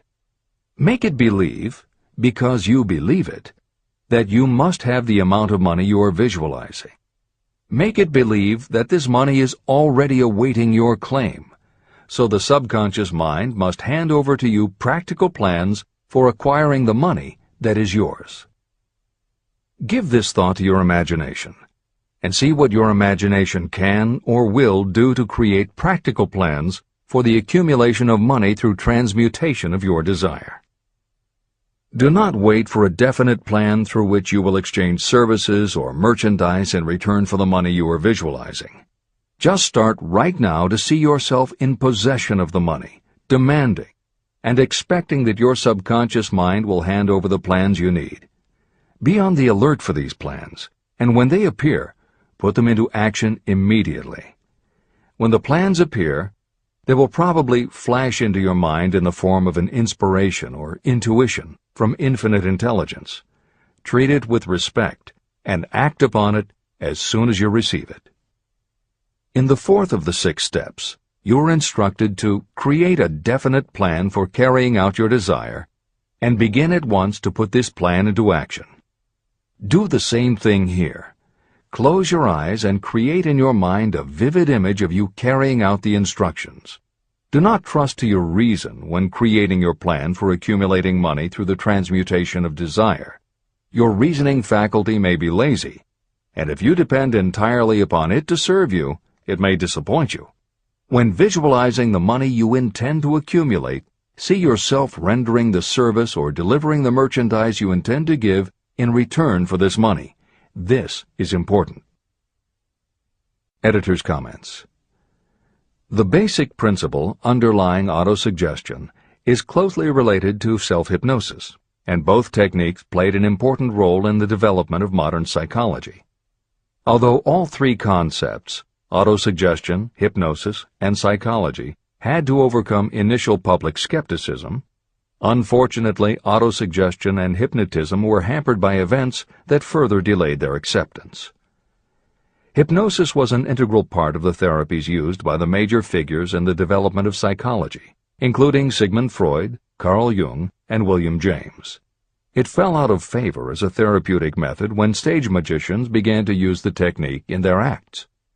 People found it difficult to give serious consideration to a method that was being used in theaters and nightclubs to make members of the audience do ridiculous things for comic effect.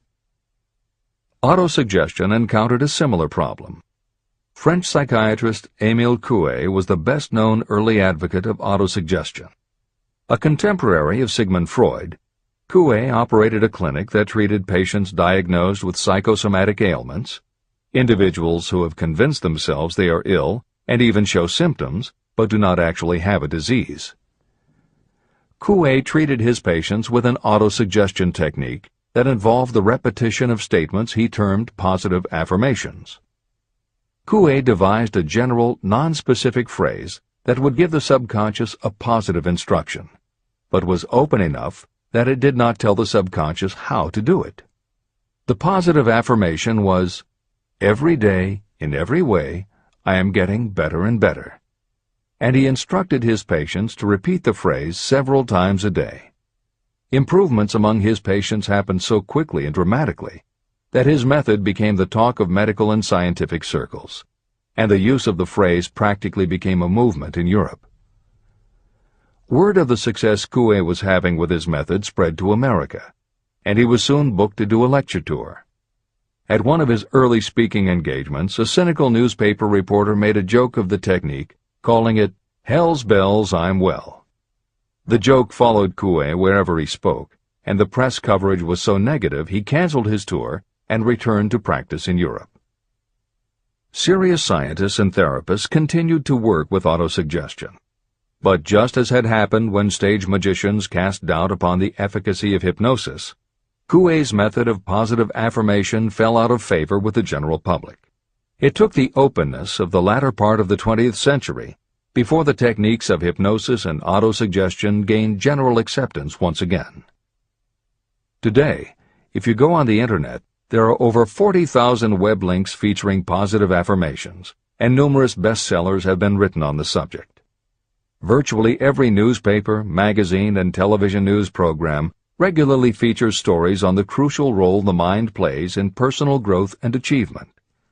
Techniques based on autosuggestion have fostered countless best-selling books, audiobooks, and video programs. And every week thousands of people attend seminars, lectures, and retreats to be inspired by motivational speakers or spiritual leaders, and to learn techniques that will help them achieve success, almost all of which are based on the basic principles Napoleon Hill advocates in this book.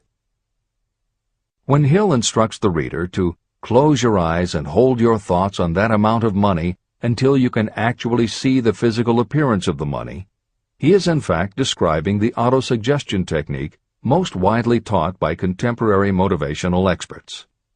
Today it is called creative visualization, and it is regularly used by some of the most successful trainers of Olympic athletes and professional sports teams. It is used by NASA in training astronauts, and medical professionals use it in a variety of ways, including teaching it to patients who need to elevate their autoimmune system. Using visualization effectively is much more than simply daydreaming about something you would like to have or a goal you would like to achieve. Visualization is a specific technique that involves the use of imagination, creativity, vivid imagery, and affirmations, all focused on creating something you wish to manifest in reality. Napoleon Hill identified the practice of visualization and wrote about it as early as 1928 in his first bestseller, Law of Success. Since then, many other psychologists, medical professionals, motivational speakers, and authors have developed systems based on the same principles. Dr. Maxwell Maltz, a noted plastic surgeon, found that often it was as important for his patients to change their inner perception of themselves as it was to change their outer appearance. Dr. Maltz's landmark bestseller, Psycho-Cybernetics, draws heavily on visualization as a way to increase self-esteem and improve a wide range of abilities. The Silva method, which is another variation on visualization, has been taught to millions of people by certified Silva trainers who hold seminars throughout the country. Jose Silva's best-selling book, The Silva Mind Control Method, has also sold many millions of copies. In 1978, 50 years after Napoleon Hill wrote about visualization in Law of Success, Shakti Gawain published the phenomenal bestseller Creative Visualization, and Adelaide Bry published Visualization, Directing the Movies of Your Mind. At about the same time, Dr. O. Carl Simonton, an oncologist, concluded that cancer patients who used visualizations in conjunction with chemotherapy treatments had a marked improvement over those who didn't. His bestseller, Getting Well Again, had a profound impact, and it was followed by books from other respected medical professionals, such as Love, Medicine, and Miracles by Dr. Bernie Siegel, and Superimmunity by Dr. Paul Purcell. Other bestsellers by Dr. John Sarno, Dr. Deepak Chopra, and Dr. Andrew Weil have made what once was referred to as alternative medicine now part of mainstream medical practice. This is the end of the editor's comments. Stimulate your subconscious mind. The instructions given previously for the steps necessary in your desire for money will now be summarized and blended with the principles covered by this chapter, as follows. 1. Go to some quiet spot, preferably in bed at night, where you will not be disturbed or interrupted. Close your eyes and repeat aloud, so that you may hear your own words, the written statement of the amount of money you intend to accumulate. Be specific about the time limit for its accumulation, and a description of the service or merchandise you intend to give in return for the money. As you carry out these instructions, see yourself already in possession of the money. For example, suppose that you intend to accumulate $50,000 by the 1st of January 5 years from now, and that you intend to give your personal services as a salesperson in return for the money. Your written statement of your purpose should be similar to the following. By the first day of January, I will have in my possession $50,000, which will come to me in various amounts from time to time during the interim. In return for this money, I will give the most efficient service of which I am capable. I will give the fullest possible quantity and the best possible quality of service as a salesperson of, and describe the service or merchandise you intend to sell. I believe that I will have this money in my possession. My faith is so strong that I can now see this money before my eyes. I can touch it with my hands. It is now awaiting transfer to me at the time and in the proportion that I deliver the service in return for it. I am awaiting a plan for getting this money, and I will follow that plan when it is received. 2. Repeat this program night and morning until you can see in your imagination the money you intend to accumulate. 3.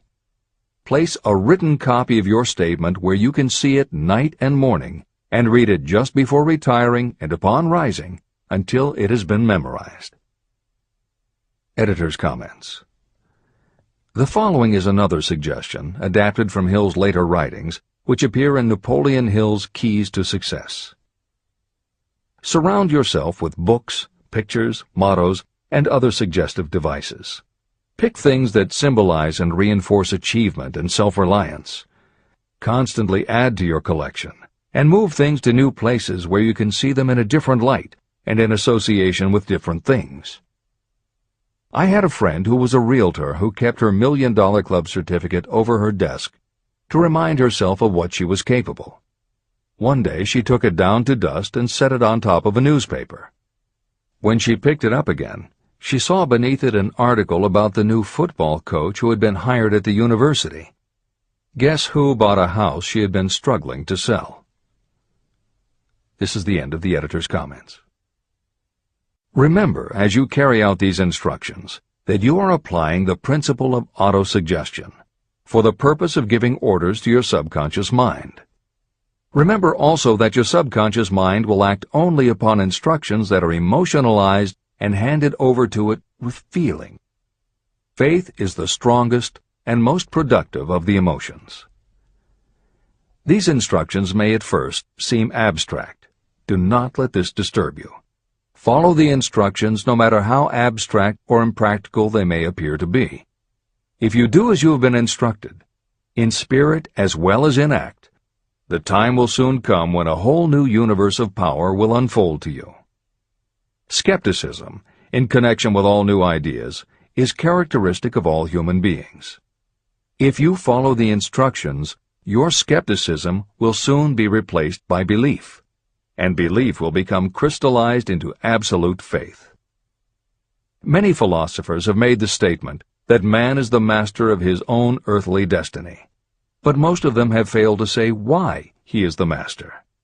The reason that man may become the master of himself and of his environment is because he has the power to influence his own subconscious mind.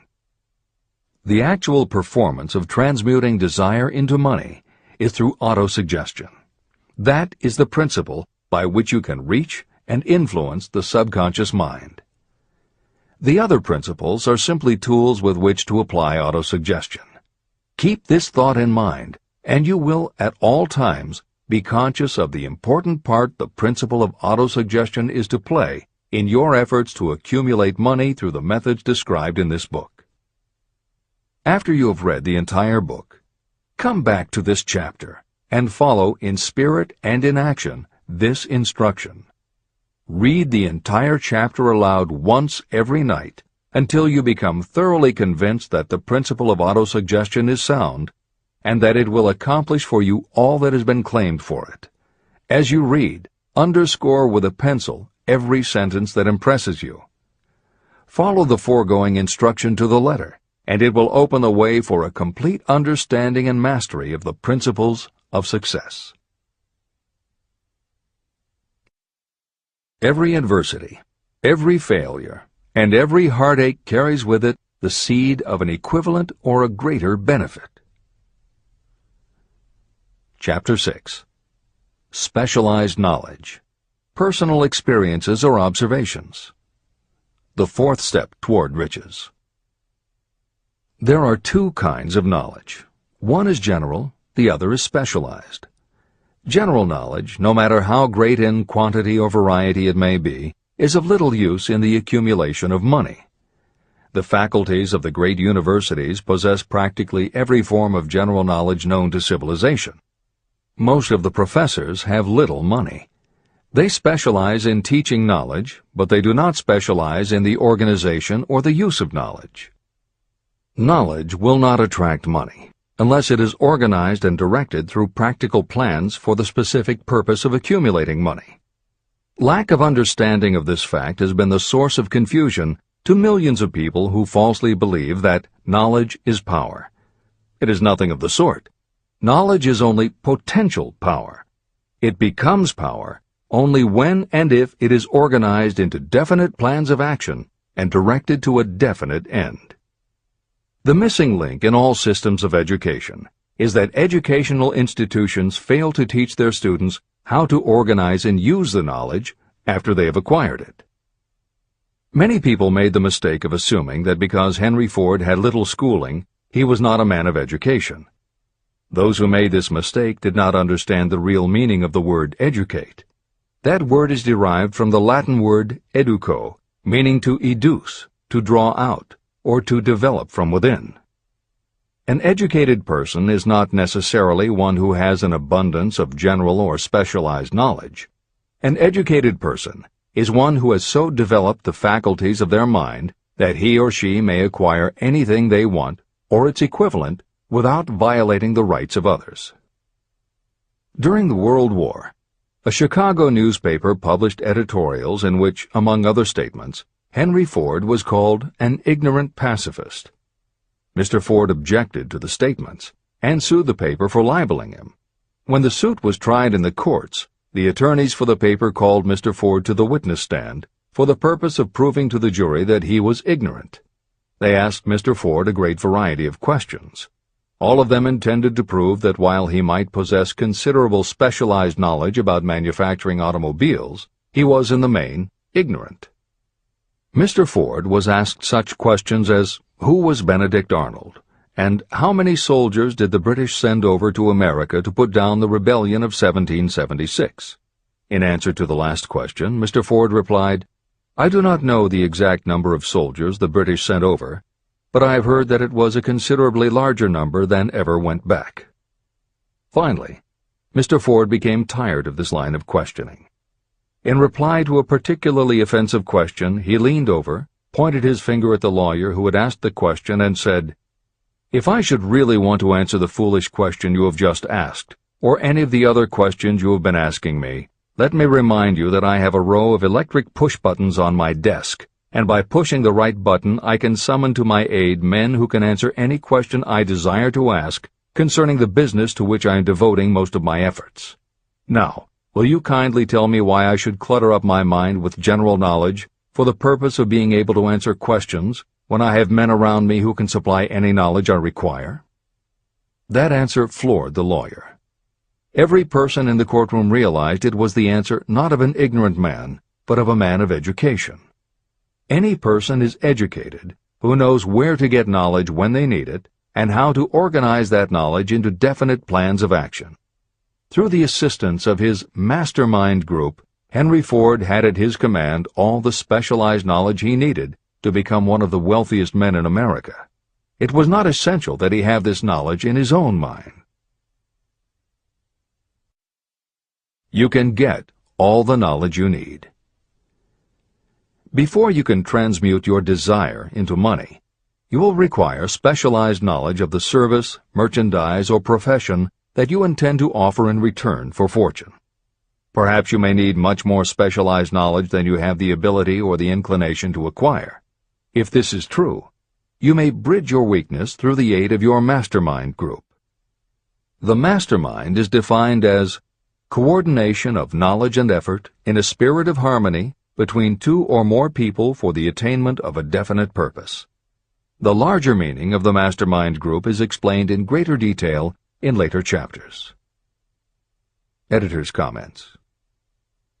After reading Hill's definition of the mastermind, many people may assume that he is describing teamwork. That would not be correct. The following explanation is adapted from the Napoleon Hill Foundation's book, Believe and Achieve. Teamwork can be achieved by any group, even one whose members have disparate interests, because all it requires is cooperation. In teamwork, people might simply be cooperating because they like the leader or out of a sense of duty. Some team members will give 100% to any team that pays them enough, but they have little concern about the objective. And sometimes there is good teamwork because different members have different agendas. A board of directors may disagree, even be unfriendly, and still run a business successfully. Musical groups are made up of notoriously self-centered people who work as a team if it will help them get ahead. Masterminds, on the other hand, are formed of individuals who have the same agenda, a deep sense of mission, and commitment to the same goal. Masterminds represent the highest order of thinking by a group of knowledgeable people, each contributing their absolute best according to their abilities, expertise, and background. If you have ever been a part of a meeting when everything just clicked and ideas built upon other ideas, with each member contributing until out of the group activity came the best possible idea or solution, that was a mastermind at work. Napoleon Hill believed that you must make the mastermind experience a regular part of your life if you really want to succeed. How to select the right people for your mastermind will be discussed further in Chapter 11, The Power of the Mastermind. This is the end of the editor's comment.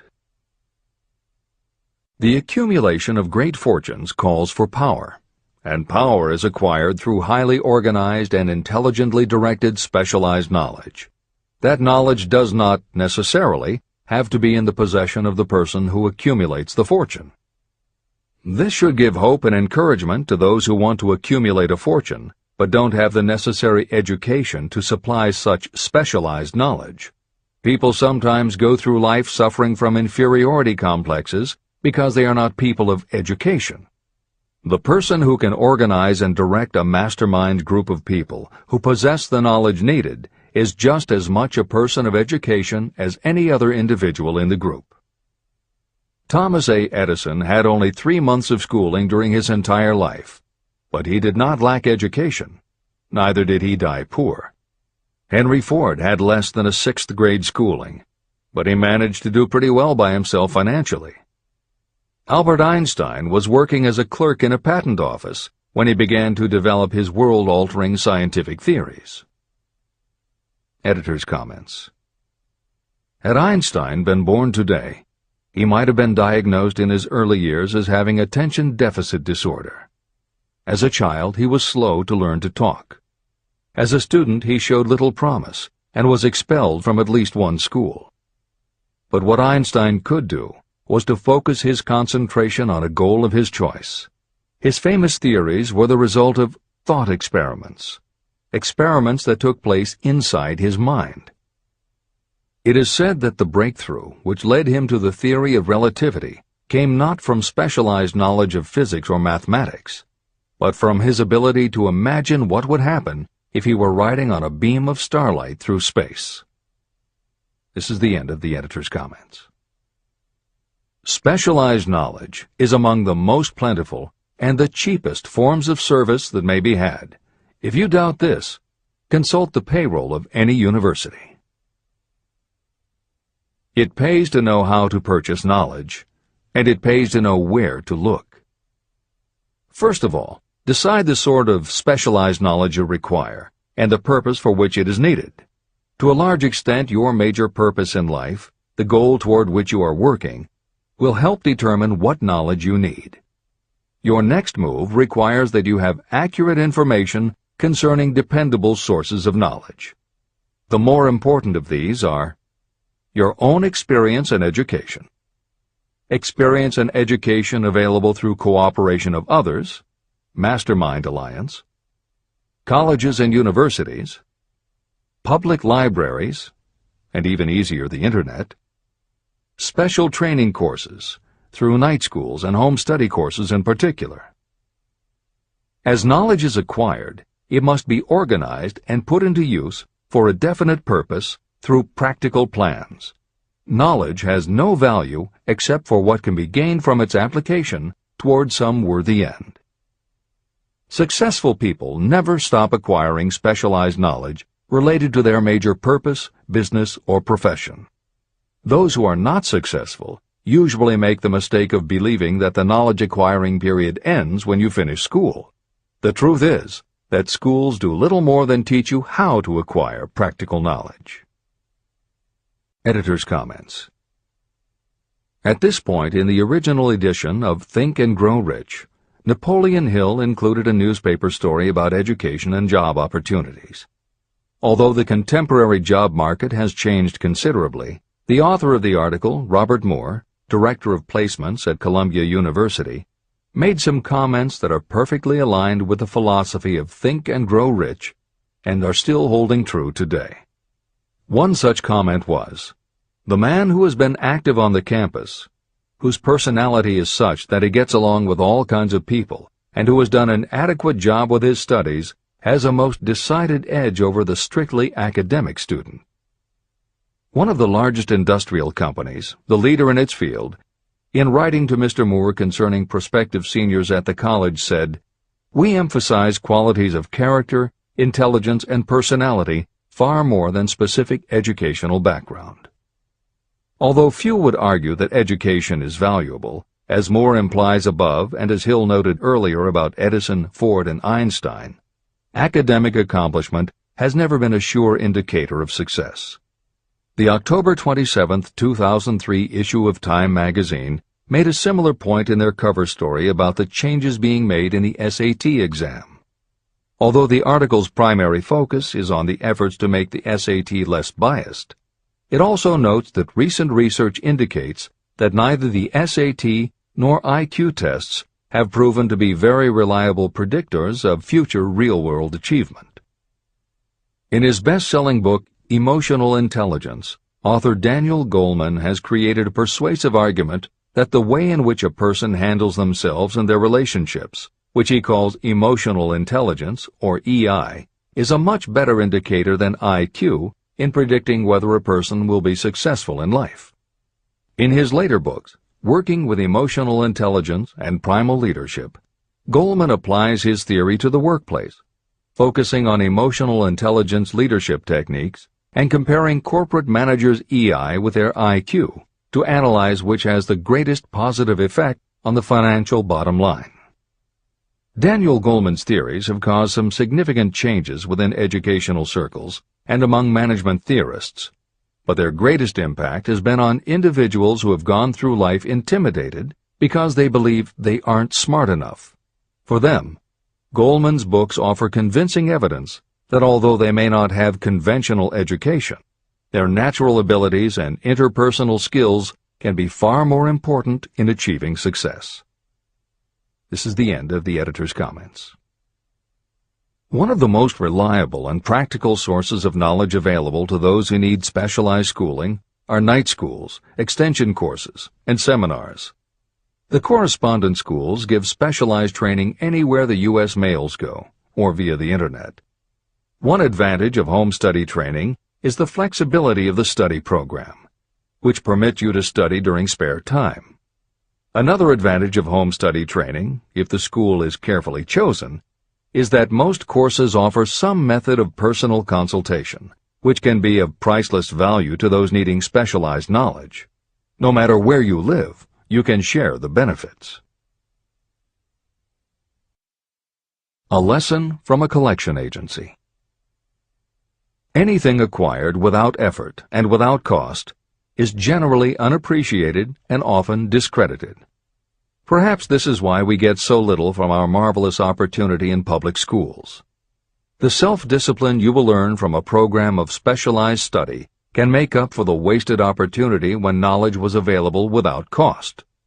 Being asked to pay, whether you make good grades or poor, has the effect of causing you to follow through with the course when you would otherwise drop it. I learned this from experience when I enrolled for a home study course in advertising.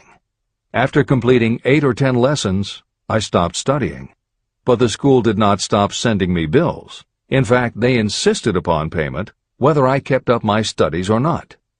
I decided that if I had to pay for the course, which I had legally obligated myself to do, I should complete the lessons and get my money's worth. Correspondence schools are well-organized businesses. At the time, I felt that their collection system was somewhat too well-organized, but I learned later in life that it was a valuable part of my education. The truth is that their collection department constituted the very finest sort of training on decision-making, promptness, and the habit of finishing what you begin. The collection system that forced me to finish the course turned out to be worth much in the form of money earned. The road to specialized knowledge. We have in this country what is said to be the greatest public school system in the world. One of the strange things about human beings is that they value only that which has a price. The free schools of America and the free public libraries do not impress people because they are free. This is the major reason why so many people find it necessary to acquire additional training after they finish school and go to work. It is also one of the major reasons why employers give greater consideration to employees who take specialized training courses. They have learned that those who have the ambition to give up a part of their spare time to studying at home have in them those qualities that make for leadership. There is one weakness in people for which there is no remedy. It is the universal weakness of lack of ambition. People who give up some of their spare time to take courses seldom remain at the bottom very long. By taking such courses, they open the way for the upward climb, remove many obstacles from their path, and attract the interest of those who have the power to help them. The home study method of training is especially suited to people who have already started working. They often find that after having left school, they still need additional specialized knowledge, but cannot spare the time to go back to school. Stuart Austin Weir was a construction engineer. He followed this line of work until the Depression hit and severely limited the construction business. He took inventory of himself and decided to change his profession to law. He went back to school and took special courses to prepare himself as a corporation lawyer. He completed his training, passed the bar examination, and quickly built a lucrative law practice as a patent attorney. Just to keep the record straight, and to anticipate the excuses of those who will say, "I couldn't go to school because I have a family to support," or "I'm too old," I will add that Mr. Weir was past 40 and married when he went back to school. Moreover, by carefully selecting highly specialized courses, Mr. Weir completed in 2 years the work that it takes the majority of law students 4 years to do. It pays to know how to purchase knowledge. A simple idea that paid off. Here's another specific example about a salesman in a grocery store who found himself suddenly unemployed. Having had some bookkeeping experience, he took a special course in accounting, familiarized himself with all the latest bookkeeping and office equipment, and went into business for himself. Starting with a grocer for whom he had formerly worked, he made contracts with more than 100 small merchants to keep their books at a very nominal monthly fee. His idea was so practical that he soon found it necessary to set up a portable accounting office in a light delivery truck. He now has a fleet of these bookkeeping offices on wheels. He employs a large staff of assistants who provide small merchants with accounting services equal to the best that money can buy at very nominal cost. Specialized knowledge plus imagination were the ingredients that went into this unique and successful business. Last year, the owner of that business paid income taxes of almost 10 times as much as was paid by the grocery store that fired him. Editor's comments. It would be impossible to write a contemporary book about success without including the story of Bill Gates. And although the connection between the world's wealthiest man and Hill's story about a man who started a mobile accounting business may not be immediately obvious, the fact is that this is a very apt place to include the story of Microsoft. Just as with the mobile accountant, The two defining characteristics of Bill Gates' success are specialized knowledge and imagination. Everyone had recognized at an early age that Bill Gates was a very bright student, but he had little interest in anything other than science and math. And when the mothers group at his school arranged for the students to learn about computing, that became his passion. By the time he was 13, he taught himself computer programming. And throughout high school and his years at university, his life revolved around computer clubs and odd jobs working for companies that had something to do with computers. Although at various times he toyed with the idea of a career in science or law, it is probably fair to say that while he was still in school, Bill Gates knew, in general terms, what his burning desire in life would be. He paid little attention to general knowledge, but devoted himself to assembling the specialized knowledge he would need to achieve his definite major purpose. Gates' burning desire heated up the day his friend and fellow computer club member Paul Allen bought a copy of the January 1975 issue of Popular Electronics. On the cover was a picture of an inexpensive desktop computer, the Altair 8800, which could be built from a kit. Gates and Allen knew in their gut that there were other students just like them who would love to get their hands on one of these things. At the time, it took a lot of imagination to foresee the impact computers might have on the average person. And even though they didn't own an Altair, they decided they could write a computer program for it. That took even more imagination. They contacted Ed Roberts, the founder of the company that made the Altair, and pitched their idea. Roberts told them he was getting offers from all over, and his policy was that whoever wrote it first would get the job. For the next 2 months, they tore apart the manual, gleaning the specialized knowledge they would need to write the program. They were the first to deliver a workable operating system, and Roberts bought it from them for $3,000 plus a royalty on sales. With their vision of the future burning in their imaginations, Gates and Allen used the advance and their royalties to launch a company that would be in the business of writing computer programs. They named their new company Microsoft and called old friends from their high school computer club to staff it. Bill Gates was 19 and Paul Allen was only a few years older. They and about 9 of their friends started writing programs for Apple Computer, Commodore, and anyone else who would contract with the company for their services. For the next 5 years, Bill Gates and Paul Allen had their share of imaginative ideas, but mostly they concentrated on learning the specialized knowledge needed to run and grow a successful business. Then in 1980, IBM, which had finally decided to get into the small computer business, needed help getting up to speed. They approached Microsoft to write an operating system for the new computer venture. Once again, specialized knowledge and imagination were the qualities that guided Bill Gates. In their imagination, Gates and Allen could see an even bigger future than before, and through specialized knowledge of what computers were capable of, they knew the role they could play in that future. They then made 2 business moves that are the foundation of the Microsoft success. First, because IBM had such a tight schedule, Gates went to a computer programmer, Tim Patterson, and bought from him a rudimentary but already developed operating system. Gates then set to work modifying the system, and he renamed it MS-DOS, for Microsoft Disk Operating System. The other move that was crucial to their success was the negotiation with IBM.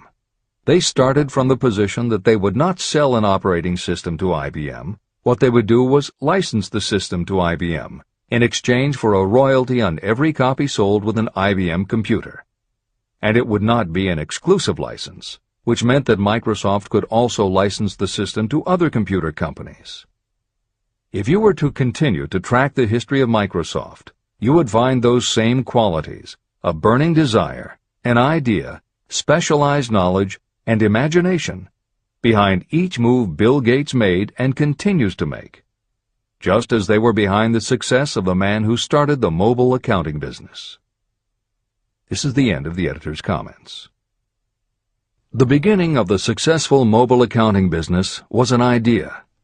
I know this is true because I was the one who gave him that idea. Now I'd like to pass on the story of another idea. and it was my accountant friend who indirectly suggested this one to me. When I first proposed the accounting idea to him, he said, "I like the idea, but I would not know how to turn it into cash." In other words, he did not know how to market his bookkeeping knowledge after he had acquired it. So, with the aid of a young woman copywriter, a very attractive presentation was prepared describing the advantages of the new system of bookkeeping. The brochure told the story of this new business so effectively that its owner soon had more accounts than he could handle. There are thousands of people all over the country who need the services of a merchandising specialist capable of preparing an attractive way to market personal services. This idea was born of the necessity to solve a specific problem. But it did not stop by serving merely one person. The woman who created the presentation has a keen imagination. She saw in her newly born brainchild the making of a new profession to serve thousands of people who need practical guidance in marketing personal services.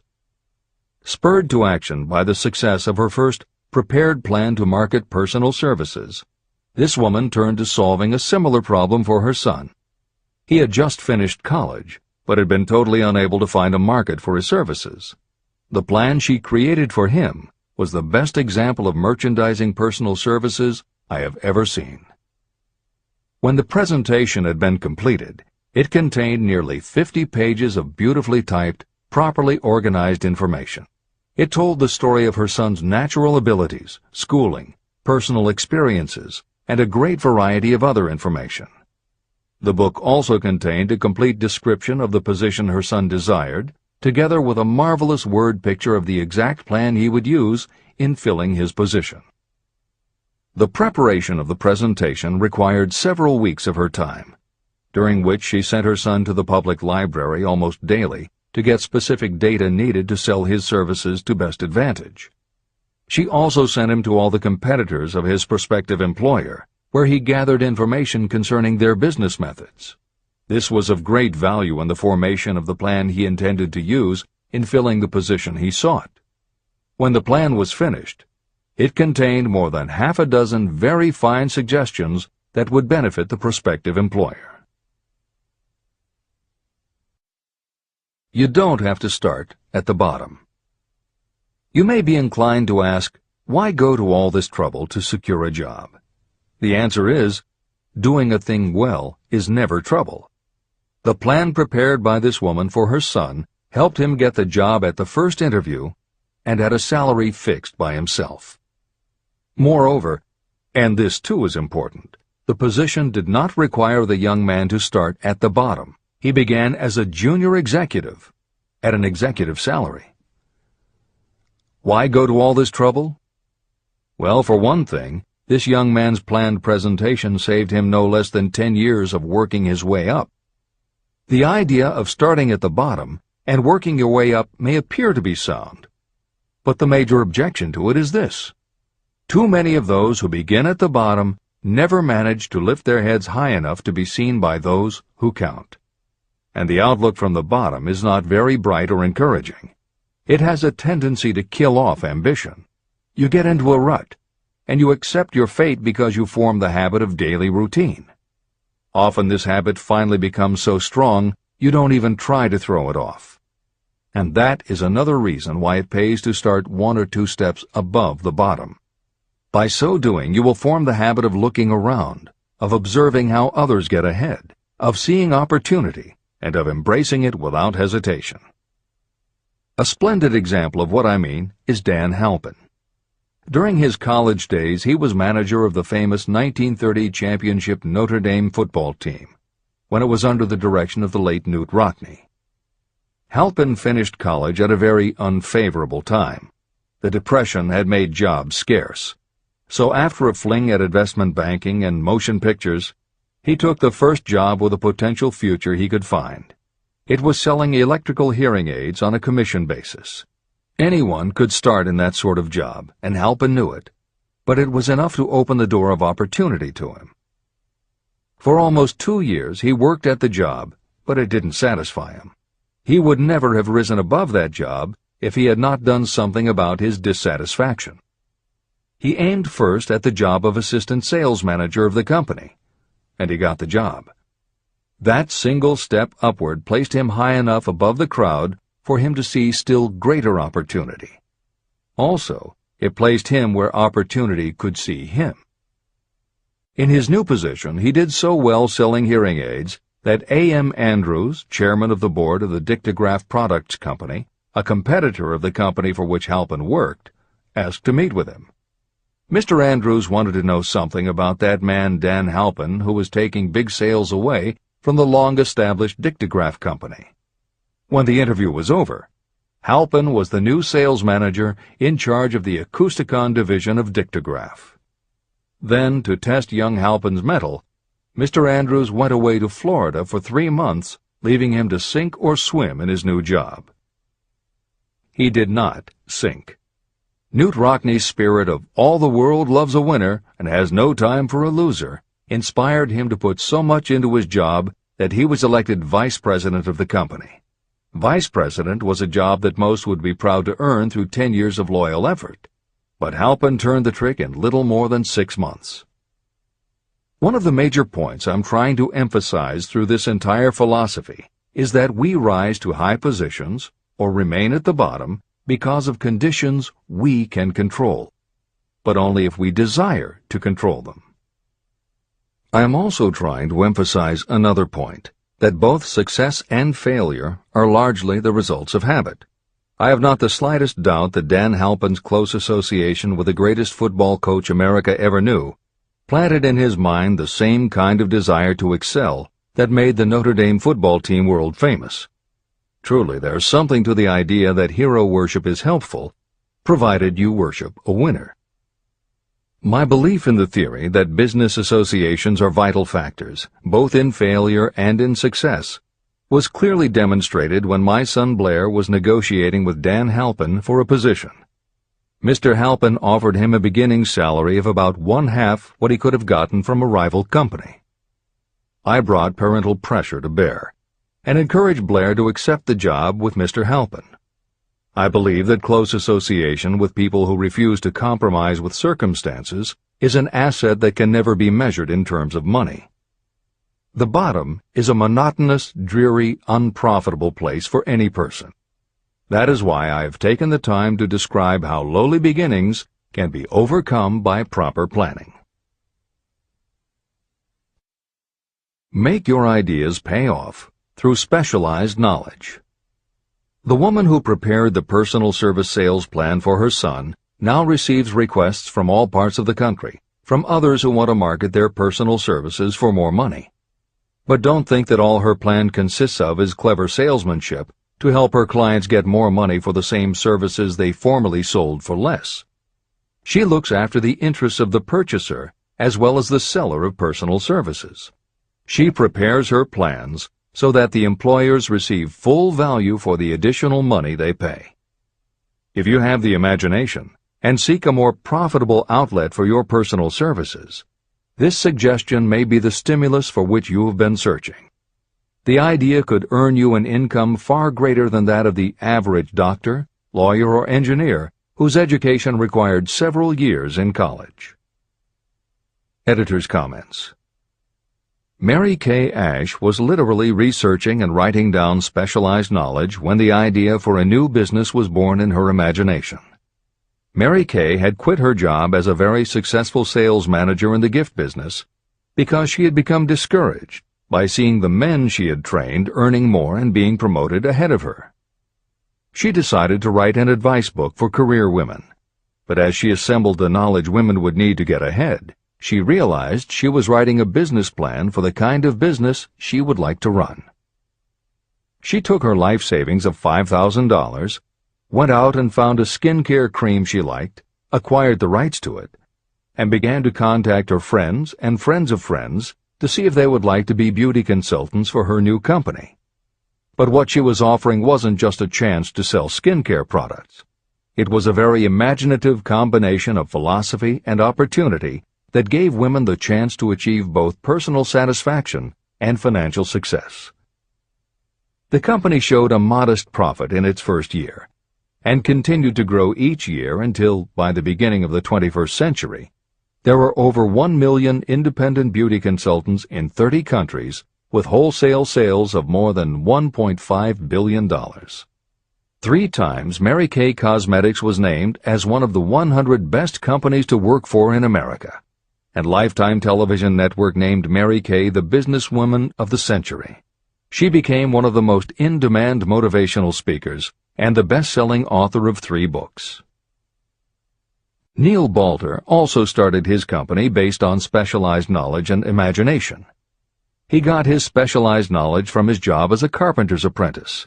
His imagination came into play the day he was hired by a customer who wanted to clear up a messy closet by having shelves installed.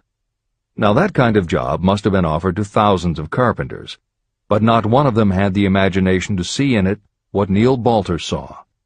When he finished the work, Balter didn't just see nicely fitted shelves. He saw that he had created a solution for a problem that was common to every household in America. He took the money he earned from the job and started his own business, California Closet Company, which specialized in shelves and fittings designed to attractively organize closet space for maximum efficiency. But Balter's imagination didn't stop once he had his own business up and running. Now he could imagine an even bigger operation. So he went out to find new specialized knowledge about operating and franchising a business. Neil Balter had licensed more than 100 California Closet franchises when Williams-Sonoma offered to buy the company for $12 million. Lillian Vernon's specialized knowledge was in an area that many women had, but they didn't have the imagination she had. To quote from her autobiography, An Eye for Winners, handbags. I knew about those. Why not sell them? And belts to match. Didn't every teenage girl strolling along the street anywhere in the United States sport a handbag and belt? And my handbags would offer something special. Each one would be personalized with initials. I knew with absolute certainty that teenagers would go for items that made them feel unique. She believed enough in her idea that she spent $495 to take a small ad in 17 magazine. The ad brought in $32,000 in orders. That was when Lillian Vernon started to gather other specialized knowledge about renting space, manufacturing products, warehousing, and shipping, all of which she'd need to grow her idea of bags and belts into a direct response business featuring a whole array of distinctively monogrammed items. Within a few years, she needed more specialized knowledge about product photography, layout, printing, and direct mail, as she imagined having her own catalog. She started by mailing a 16-page black-and-white catalog to 125,000 customers who had bought products from her in the past. At the beginning of the 21st century, Lillian Vernon was still picking the merchandise and overseeing the design of her catalogs, many of which now run well over 100 full-color pages, are mailed to millions of people many times each year, and generate approximately $250 million in annual sales. There is another story about gathering specialized knowledge that is so good we will use it to conclude this editorial comment. It actually comes from the Napoleon Hill archives, and although he did not include it in Think and Grow Rich, he often used it as an example in his lectures and seminars. There was a young man who started out working for the railroad in 1893. As a machinist at 5 cents an hour. He was always taking courses and learning what he could about steam engines, and by 1905 he had worked his way up through the ranks until he was superintendent of motive power for Chicago Great Western in Olwine, Iowa. Then he did something that must have made his friends think he had taken leave of his senses. He was attending the Chicago Automobile Show when a red and white locomobile caught his attention. He put up his life savings of $700 and convinced a friend to co-sign a loan for $4,300 so he could buy the car. He promptly took it home, put it into a shed, jacked it up, and proceeded to take it apart piece by piece. Then he put it back together again. Then he took it apart and put it back together again. After doing that a few more times, he had learned what he wanted to know. And that was how Walter P. Chrysler gathered the specialized knowledge he needed to get himself out of railroading and into the automobile business. This is the end of the editor's comment. There is no fixed price for sound ideas. Behind all ideas is specialized knowledge. But remember, specialized knowledge is more abundant and more easily acquired than ideas. Because of this truth, there are ever-increasing opportunities for the person capable of helping men and women sell their personal services. Capability means imagination, the one quality needed to combine specialized knowledge with ideas to create organized plans that will yield riches. If you have imagination, this chapter may present you with an idea that is the beginning of the riches you desire. Remember, the idea is the main thing. Specialized knowledge may be found just around the corner. Any corner.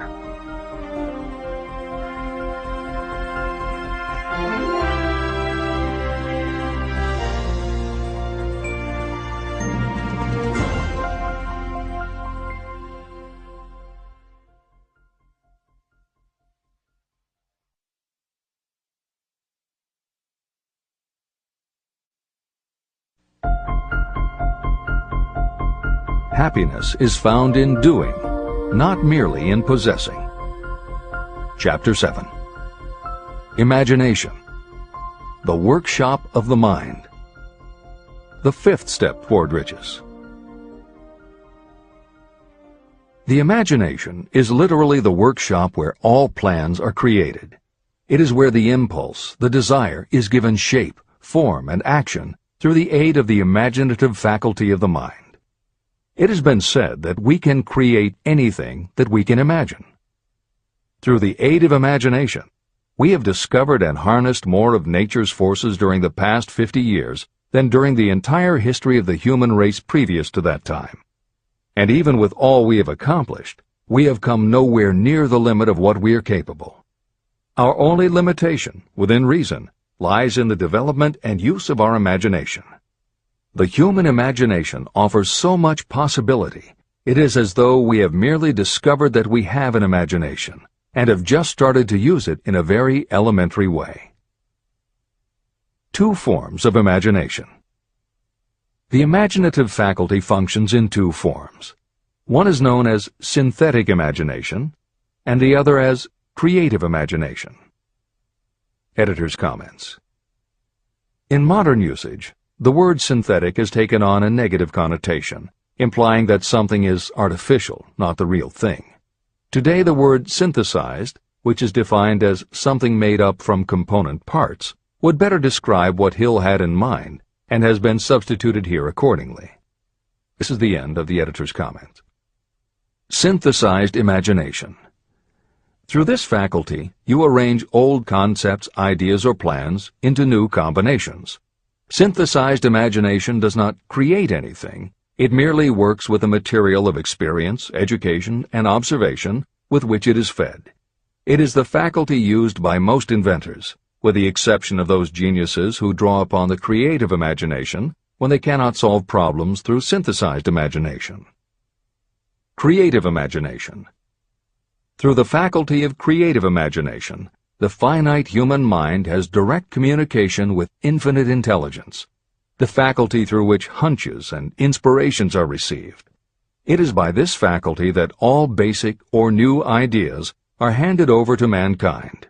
It is through this faculty that we pick up vibes from other people, and in that way one individual may tune in or communicate with the subconscious minds of others. This concept is explained in greater detail later. The creative imagination works automatically, but only when your conscious mind is motivated, energized, and working at such a high rate that it becomes very perceptive and receptive, such as when the conscious mind is stimulated through the emotion of a strong desire. The great leaders of business, industry, and finance, and the great artists, musicians, poets, and writers became great because they developed the faculty of creative imagination. Editor's comment. At this point, it should be noted that both kinds of imagination are equally valuable to you, and they work together so seamlessly it is often hard to tell where one ends and the other begins. For instance, when Jeff Bezos created the idea of Amazon.com, was it synthesized imagination or creative imagination? At the time, Many people were getting onto the idea of the Internet as a sales medium. From this, it could be concluded that he was drawing upon experience, education, and observation, which would mean he was using synthesized imagination. But why did he decide to sell books? Was that synthesized or creative? Did that idea come out of something in his subconscious that just felt like books were the right thing? And what about that name? Calling a bookstore Amazon didn't make sense to anyone but Bezos, but it certainly caught the public's attention. How important was the name in the store's success? Was that choice creative or synthesized? Now take it a step further. What about eBay? Amazon had already shown that you could sell a lot of goods on the Internet. When Pierre Omidyar hit on the idea of selling things on the Internet by turning it into an auction house, what part was synthesized and what part was creative? The answer is, it doesn't matter. Whether you are consciously assembling the parts of a plan, or if subconsciously the pieces fall into place and suddenly hit you in a flash of inspiration, all that matters is that you are putting your imagination to work. And the more you use it, the better both the synthesized and the creative will work for you. This is the end of the editor's comment. Desire is a thought, an impulse. It is nebulous and ephemeral. It is abstract and of no value until it has been transformed into its physical counterpart.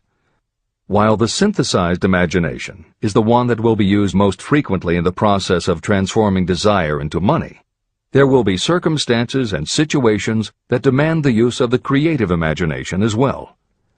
Both the synthesized and the creative imagination become more alert and receptive with use. And though your imaginative faculty may have become weak through lack of use, you can revive it. Just as any muscle or organ of the body develops the more it is used, your imagination also becomes more receptive in direct response to the amount that you use it. Use your synthesized imagination. First, let us focus attention on the development of the synthesized imagination. This is the faculty that you will use more often in converting desire into money. Transformation of the intangible impulse of desire into the tangible reality of money calls for the use of a plan or plans. To make plans, you must use your imagination. Mainly, this will require you to use your synthesized imagination as you draw upon your experience, your education, and your observations. Editor's comment. The following is adapted from Hill's later writing and appears in Napoleon Hill's Keys to Success. An excellent example of synthesized imagination is Edison's invention of the light bulb. He began with one recognized fact that other people had discovered. A wire could be heated by electricity until it produced light. The problem was that the intense heat quickly burned the wire out, and the light never lasted more than a few minutes. Edison failed more than 10,000 times in his attempt to control this heat. When he found the method, it was by applying another common fact that had simply eluded everyone else. He realized that charcoal is produced by setting wood on fire, covering it with soil, and allowing the fires to smolder. The soil permits only enough air to reach the fire to keep it burning without blazing, and that way the wood isn't burned up. When Edison recognized this fact, his imagination immediately associated it with the idea of heating the wire. He placed the wire inside a bottle, pumped out most of the air, and produced the first incandescent light. It burned for 8.5 hours. Everything that Edison used to make the electric light was widely known, but the way he synthesized the knowledge changed the world and made him a very wealthy man. W. Clement Stone called the process the R2A2 formula: recognize and relate, assimilate and apply. If you do that with everything you see, hear, think, and experience, it will give you a new way of looking at familiar things. If you do that, you can achieve what others believe is impossible. Later in this chapter, you will read of other fortunes that grew from even simpler synthesized ideas. And these stories should lead you to conclude that the combination of ideas is nothing that you couldn't have thought of yourself. That alone should start your own imagination synthesizing ideas. However, Even though these stories will inspire you, and you will be anxious to get started, this is not yet the point for you to start making plans. Here, and throughout Think and Grow Rich, Napoleon Hill reminds the reader that this book is meant to be read all the way through before beginning to put the philosophy into practice. There are other ideas to be assimilated from later chapters that will influence your imagination and therefore affect the plans you may develop. This is the end of the editor's comments. Read the entire book through, then come back to this chapter and begin to put your imagination to work on the building of a plan for transforming your desire into money. Examples and instructions for creating plans are given in almost every chapter. Carry out the instructions that are best suited to your needs and put your plan in writing. The moment you complete this, you will have definitely given concrete form to your intangible desire. Now, read that sentence once more in a slightly different way. The moment I put my plan in writing, I will have definitely given concrete form to my desire. Now read it aloud and realize what you are telling yourself. Desire is only a thought. Through synthesized imagination, your experience, education, and observations will give it shape, form, and action. From the moment you follow those instructions and write out your desire and your plan, you will have actually taken the first of a series of steps that will enable you to convert the thought into its physical counterpart. Editor's comments. Synthesized imagination plays a role in every phase of a business plan. In fact, some of the most successful companies actually get started from synthesized imagination. When an entrepreneur, drawing upon his or her education, experience, and observations, takes an idea from one source and gives it a new application. That is exactly what happened with Ruth Handler. She and her husband, along with another partner, had started a small manufacturing company which had evolved into toy manufacturing. The success of their business depended on coming up with new toy ideas.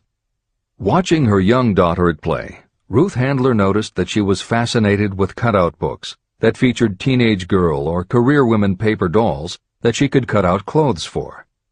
She also knew that little girls loved to play dress-up in grown-up clothes. These ideas, drawn from Ruth Handler's education, experience, and observations, synthesized themselves in her imagination and came together as a new idea. Ruth Handler announced that they should make a lifelike teenage girl doll. Not a paper doll, but a real three-dimensional grown-up doll with a woman's figure, and they could also make grown-up clothes to fit it, so that girls could play dress-up with the doll. In honor of the source of inspiration, Ruth Handler named the new doll after her daughter, Barbie. As obvious as it seems now, until Ruth Handler, no one had the imagination to make and market a doll that looked like a woman, and certainly no one had ever made endless collections of tiny women's fashions for a doll to wear. Previously, we mentioned Jeff Bezos creating Amazon by combining the idea of a bookstore with the Internet, and Pierre Omidyar doing the same thing with auctions when he launched eBay. Mary Kay Ash took the idea of women running their own businesses and added the idea of door-to-door sales. Anita Roddick took the trend of all-natural ingredients, combined it with cosmetics, and created the body shop empire. Bernard Marcus and Arthur Blank took the concept of the supermarket, combined it with hardware, and created Home Depot. Thomas Stemberg and Leo Kahn did the same thing with office supplies and launched Staples. Once the connections are made, it may seem obvious, but making these supposedly obvious connections has brought success to many people. Napoleon Hill says imagination is like a muscle that can be strengthened through use. Just as there are specific exercises that will build and improve physical muscles, specific exercises have been developed to improve and build imagination, and it is commonly accepted that creativity developed in one area will affect your creativity in others. Dr. Edward de Bono, one of the most highly regarded experts in the field, has written more than 25 books, including the bestsellers Lateral Thinking and 6 Thinking Hats, that are literally designed to make you think. Dr. Betty Edwards' bestseller, Drawing on the Right Side of the Brain, uses drawing techniques to awaken creativity. Dr. Gabrielle Rico's bestseller, Writing the Natural Way, uses a technique called clustering as a way to break writer's block. And Tony Buzan uses a similar method for opening your mind that he terms mind mapping. In their bestseller, Super Learning, Sheila Ostrander and Lynn Schroeder show ways to use classical music. And Roger Von Eck suggests puzzles and riddles as stimuli in A Whack on the Side of the Head. This is the end of the editor's comments.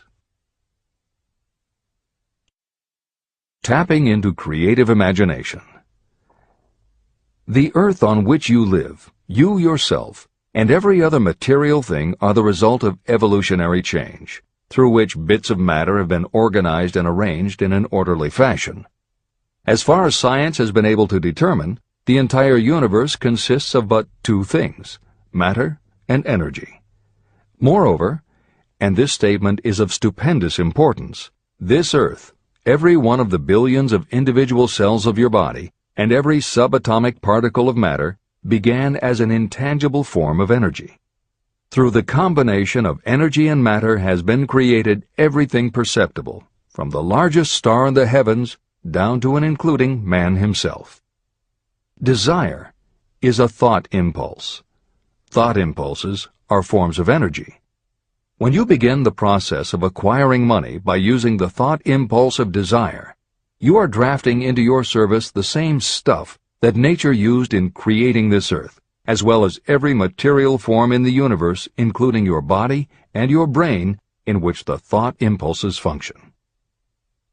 Editor's comments.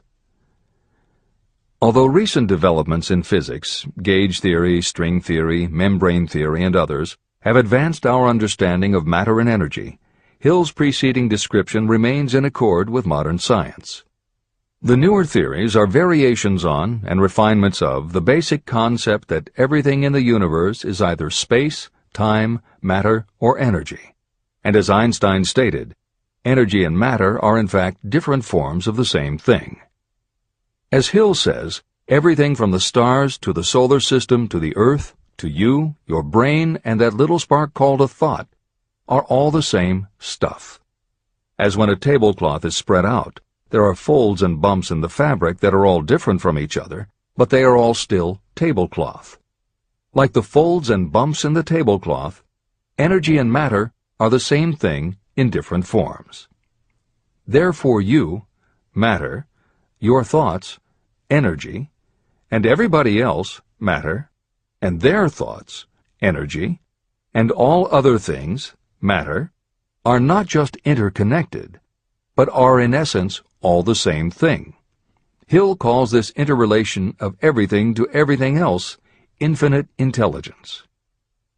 In the chapter on faith, he made his first mention of infinite intelligence being the source of hunches, intuition, and flashes of inspiration. In the chapter on autosuggestion, he proposed that the subconscious mind is the connection with infinite intelligence.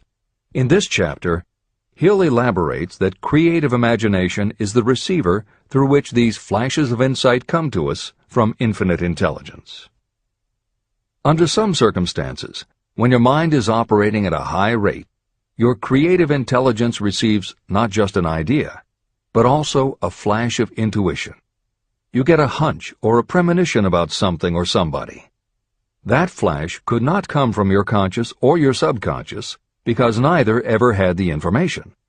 Because everything is a part of everything else, your creative imagination, energy, pulled the thought, energy, directly from the common pool of infinite intelligence, energy, that contains not just your subconscious, energy, but all other subconscious minds, energy, as well.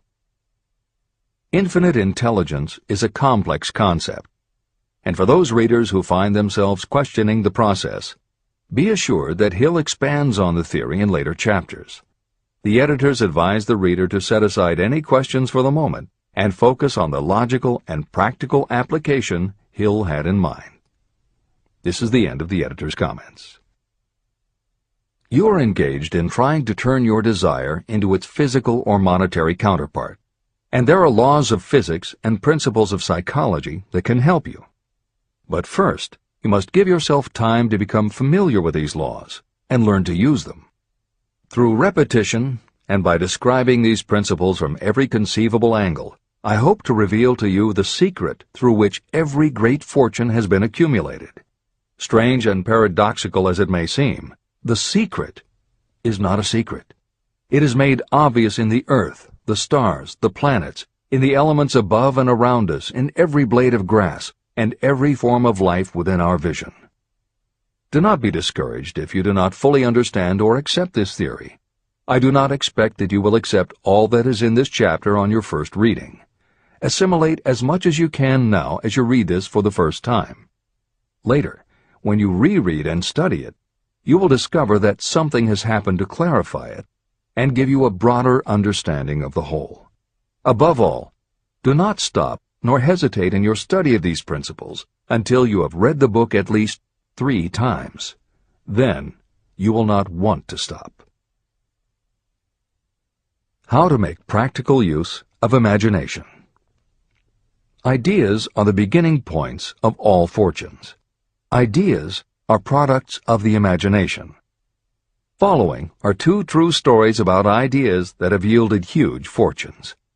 I hope that these stories will convey how important a role imagination can play in turning an idea into success, and that they will illustrate the method by which imagination may be used in accumulating riches.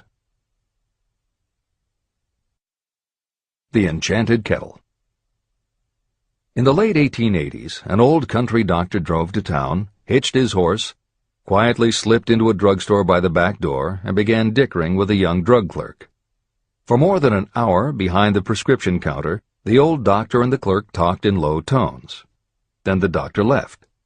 He went out to the buggy and brought back a large, old-fashioned kettle, a big wooden paddle, used for stirring the contents of the kettle, and deposited them in the back of the store. The clerk inspected the kettle, reached into his inside pocket, took out a roll of bills, and handed it over to the doctor. The roll contained exactly $500, the clerk's entire savings. The doctor handed over a small slip of paper on which was written a secret formula. The words on that small slip of paper were worth a king's ransom, but not to the doctor. Those magic words were needed to start the kettle to boiling, but neither the doctor nor the young clerk knew what fabulous fortunes were destined to flow from that kettle. The old doctor was glad to sell the outfit for $500. The clerk was taking a big chance by staking his entire life savings on a mere scrap of paper and an old kettle. He never dreamed his investment would start a kettle to overflowing with gold that would one day surpass the miraculous performance of Aladdin's lamp. What the clerk really purchased was an idea. The old kettle and the wooden paddle and the secret message on a slip of paper were incidental. The miracle of that kettle only began to take place after the new owner mixed with the secret instructions an ingredient of which the doctor knew nothing. See if you can discover what it was that the young man added to the secret message, which caused the kettle to overflow with gold. Here you have a story of facts stranger than fiction, facts that began in the form of an idea. Just look at the vast fortunes of gold this idea has produced. It has paid, and still pays, huge fortunes to men and women all over the world who distribute the contents of the kettle to millions of people. The old kettle is now one of the world's largest consumers of sugar, thus providing jobs to thousands of men and women engaged in growing sugar cane and in refining and marketing sugar. The old kettle consumes annually millions of bottles and cans, providing jobs to huge numbers of workers.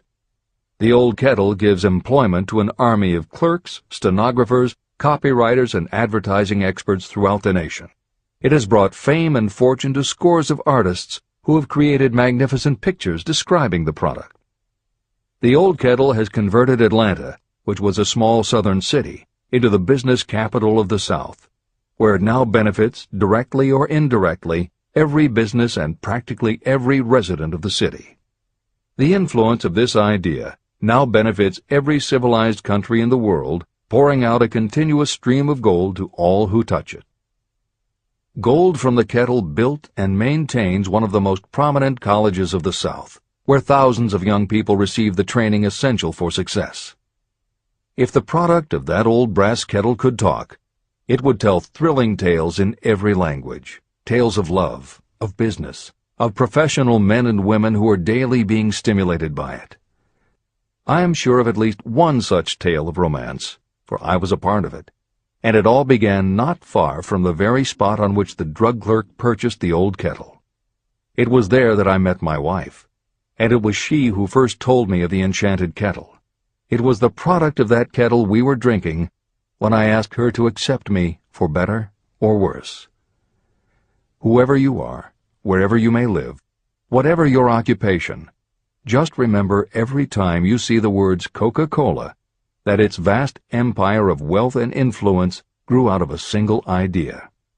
And that idea, the mysterious ingredient the drug clerk, Asa Candler, mixed with a secret formula, was imagination. Stop and think of that for a moment. Keep in mind that the steps to riches described in this book are the very same principles through which the influence of Coca-Cola has been extended to every city, town, village, and crossroads of the world. Now here's the most important thing to remember. The ideas you create may have the possibility of duplicating the enormous success of this worldwide thirst killer. Editor's comments. Harlan Sanders, too, had a recipe in a magic kettle. Actually, his kettle was a pressure cooker, but neither his cooker nor his recipe of 11 herbs and spices would be mentioned here if he didn't also have imagination. Harlan Sanders owned and operated a successful motel and cafe in Corbin, Kentucky. Then, when the new interstate highway came through, it bypassed Sanders' location. In a short time, his business went broke, leaving him with little more than his recipe for fried chicken and a way to make it quickly in a pressure cooker. At 62 years of age, the Colonel, as people called him, had to find a new way to make a living. That's when the magic ingredient, imagination, came in. He decided he wasn't going to sell fried chicken anymore. Instead, he would sell his method for making it.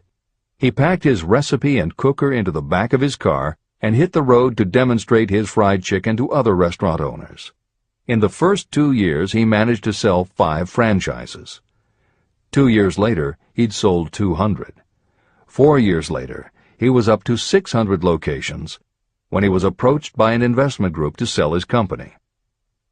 Recognizing that the magic wasn't just in the kettle or the recipe, the new owners asked Colonel Sanders to stay on as spokesman for the company, which he did until his death in 1980. Today, there are almost 12,000 KFC locations in more than 80 countries with sales of nearly $10 billion a year. Debbie Fields was a 20-year-old housewife who loved to bake cookies. She had no formal education and no business experience, but she had a recipe and an imaginative idea that people would like to buy fresh, hot, soft cookies from a walk-up store. The business people and bankers she approached told her she was crazy, but she and her husband continued to pitch her idea to banker after banker until they finally wore one down enough to give Debbie Fields a loan to open a store in Palo Alto, California. By noon on her first day, she still hadn't sold a cookie, so she went out into the street and gave away samples. That did it. Her walk-in try-a-sample cookie store took off. Today, Mrs. Fields' stores are all across America. Harvard Business School uses her methods as a case study in efficiency, and Debbie Fields has become a best-selling author, an in-demand motivational speaker, and a television personality. Wally Famous Amos was a Los Angeles talent agent who copied a cookie recipe off the back of a bag of Nestle's chocolate chips. He made a few changes to personalize the recipe and started to give out his version of homemade cookies as a sort of calling card. His clients and business associates liked them so much that Wally finally decided to quit show business and open a store. He did it with a Hollywood agent's flair. He opened on Sunset Boulevard with 2,000 invitations, a red carpet, and celebrities. With the same flair, he put his picture on the bag, filled the bags with cookies, and started selling them to exclusive department stores and specialty shops. 10 years later, Famous Amos cookies were a $10 million business. Ray Kroc was over 50 and selling milkshake mixers when he heard about a hamburger stand in California, owned by Dick and Mac McDonald, that was doing great business. He packed his car and headed to San Bernardino to check it out. What he saw was a sit-down restaurant that had a limited menu featuring a good hamburger recipe, and they were serving them faster than any place he'd ever seen. Figuring that if there were more places like this, he could sell them a lot of milkshake mixers, Kroc pitched the McDonald brothers on the idea of opening some more McDonald's. They were interested, but they didn't know who they could get to open the new restaurants. This time, it was a recipe and a magic griddle, but it still needed the extra ingredient, imagination. On the spot, Ray Kroc offered to go into business with them and open the restaurants himself. According to the signs on the golden arches, Ray Kroc's imagination paid off in billions of hamburgers sold. In 1982, Howard Schultz went to work as the director of marketing for a small coffee importer wholesaler called Starbucks, which had only one location in Seattle's Pike Place market. While he was on a trip to Italy, Schultz got the idea that the coffee bar culture he saw in Milan could be transposed to the downtown Seattle scene. He convinced the company to try it. His coffeehouse idea was such a success that Schultz went out and raised the money to buy the company. 5 years after he'd joined Starbucks, he was CEO of a company that had 17 locations. 15 years later, Schultz's coffeehouse culture was on every corner of America, and there were more than 7,000 Starbucks worldwide. As a final example of imagination, we offer Paul Newman's salad dressing. Now, it would seem that it doesn't take much imagination for a big celebrity to put his name on a product, and that's what Newman thought too. But when he and his partner, A.E. Hotchner, pitched their salad dressing idea to companies that specialize in marketing foods, nobody was interested unless they would personally put up about $1 million for the first year's operations. According to Newman and Hotchner's book, Shameless Exploitation, they found out that almost all celebrity products in the food business have been disastrous failures, and now nobody would touch them. So when it came to marketing salad dressing, even Paul Newman's big name wasn't the magic they needed. And unless they were willing to put up a ridiculous amount, money wasn't the magic either. The magic would have to be in the imaginative way that they would convince the right people to help them, and in having the perseverance to stick with it until they succeeded. And just like most everyone with an idea, they were told they were crazy to try it. They were turned down by bottling companies that wouldn't do small runs, and they were rejected by distributors who wouldn't take a chance on another celebrity product. In the end, it was one supermarket owner, Stu Leonard, who helped hook them up with the right suppliers. But even that wouldn't have been enough if Stu Leonard hadn't had enough imagination to see the possibilities and agree to put Newman's own salad dressing on the shelves in his store. 15 years later, Newman's Own Brands was a $100 million company, which gives all profits to charity. This is the end of the editor's comments. What I would do if I had $1 million. The following story proves the truth of that old saying, where there's a will, there's a way. It was told to me by that beloved educator and clergyman Frank W. Gonzalez, who began his preaching career in the Stockyards region of Chicago. While Dr. Gonzalez was going through college, he observed many defects in our educational system, defects that he believed he could correct if he were the head of a college. He made up his mind to organize a new college in which he could carry out his ideas without being handicapped by orthodox methods of education. He needed $1 million to put the project across. Where was he to lay his hands on so large a sum of money? That was the question that absorbed most of this ambitious young preacher's thought, but he couldn't seem to make any progress. Every night, he took that thought to bed with him. He got up with it in the morning. He took it with him everywhere he went. He turned it over and over in his mind until it became a consuming obsession with him. Being a philosopher as well as a preacher, Dr. Gonzalez recognized, as do all who succeed in life, that definiteness of purpose is the starting point from which one must begin. He recognized, too, that definiteness of purpose takes on life and power when backed by a burning desire to translate that purpose into its material equivalent. He knew all these great truths, yet he did not know where or how to lay his hands on $1 million. The normal thing would have been to give up and quit, saying, "Ah, well, my idea's a good one, but I can't do anything with it because I can't raise the $1 million." That is exactly what the majority of people would have said, but it is not what Dr. Gonzalez said. What he said, and what he did, are so important that I will now introduce him and let him speak for himself. One Saturday afternoon, I sat in my room thinking of ways and means of raising the money to carry out my plans. For nearly 2 years I had been thinking, but I had done nothing but think. The time had come for action. I made up my mind, then and there, that I would get the necessary $1 million within a week. How? I was not concerned about that. The main thing of importance was the decision to get the money within a specified time. I want to tell you that the moment I reached a definite decision to get the money within a specified time, a strange feeling of assurance came over me, such as I had never before experienced. Something inside me seemed to say, "Why didn't you reach that decision a long time ago? The money was waiting for you all the time." I called the newspapers and announced I would preach a sermon the following morning entitled, "What I Would Do If I Had $1 Million." I went to work on the sermon immediately, but I must tell you frankly that the task was not difficult because I had been preparing that sermon for almost 2 years. Long before midnight, I had finished writing the sermon. I went to bed and slept with a feeling of confidence, for I could see myself already in possession of the $1 million. Next morning I arose early, went into the bathroom, read the sermon, then knelt on my knees and asked that my sermon might come to the attention of someone who would supply the needed money. While I was praying, I again had that feeling of assurance that the money would be forthcoming.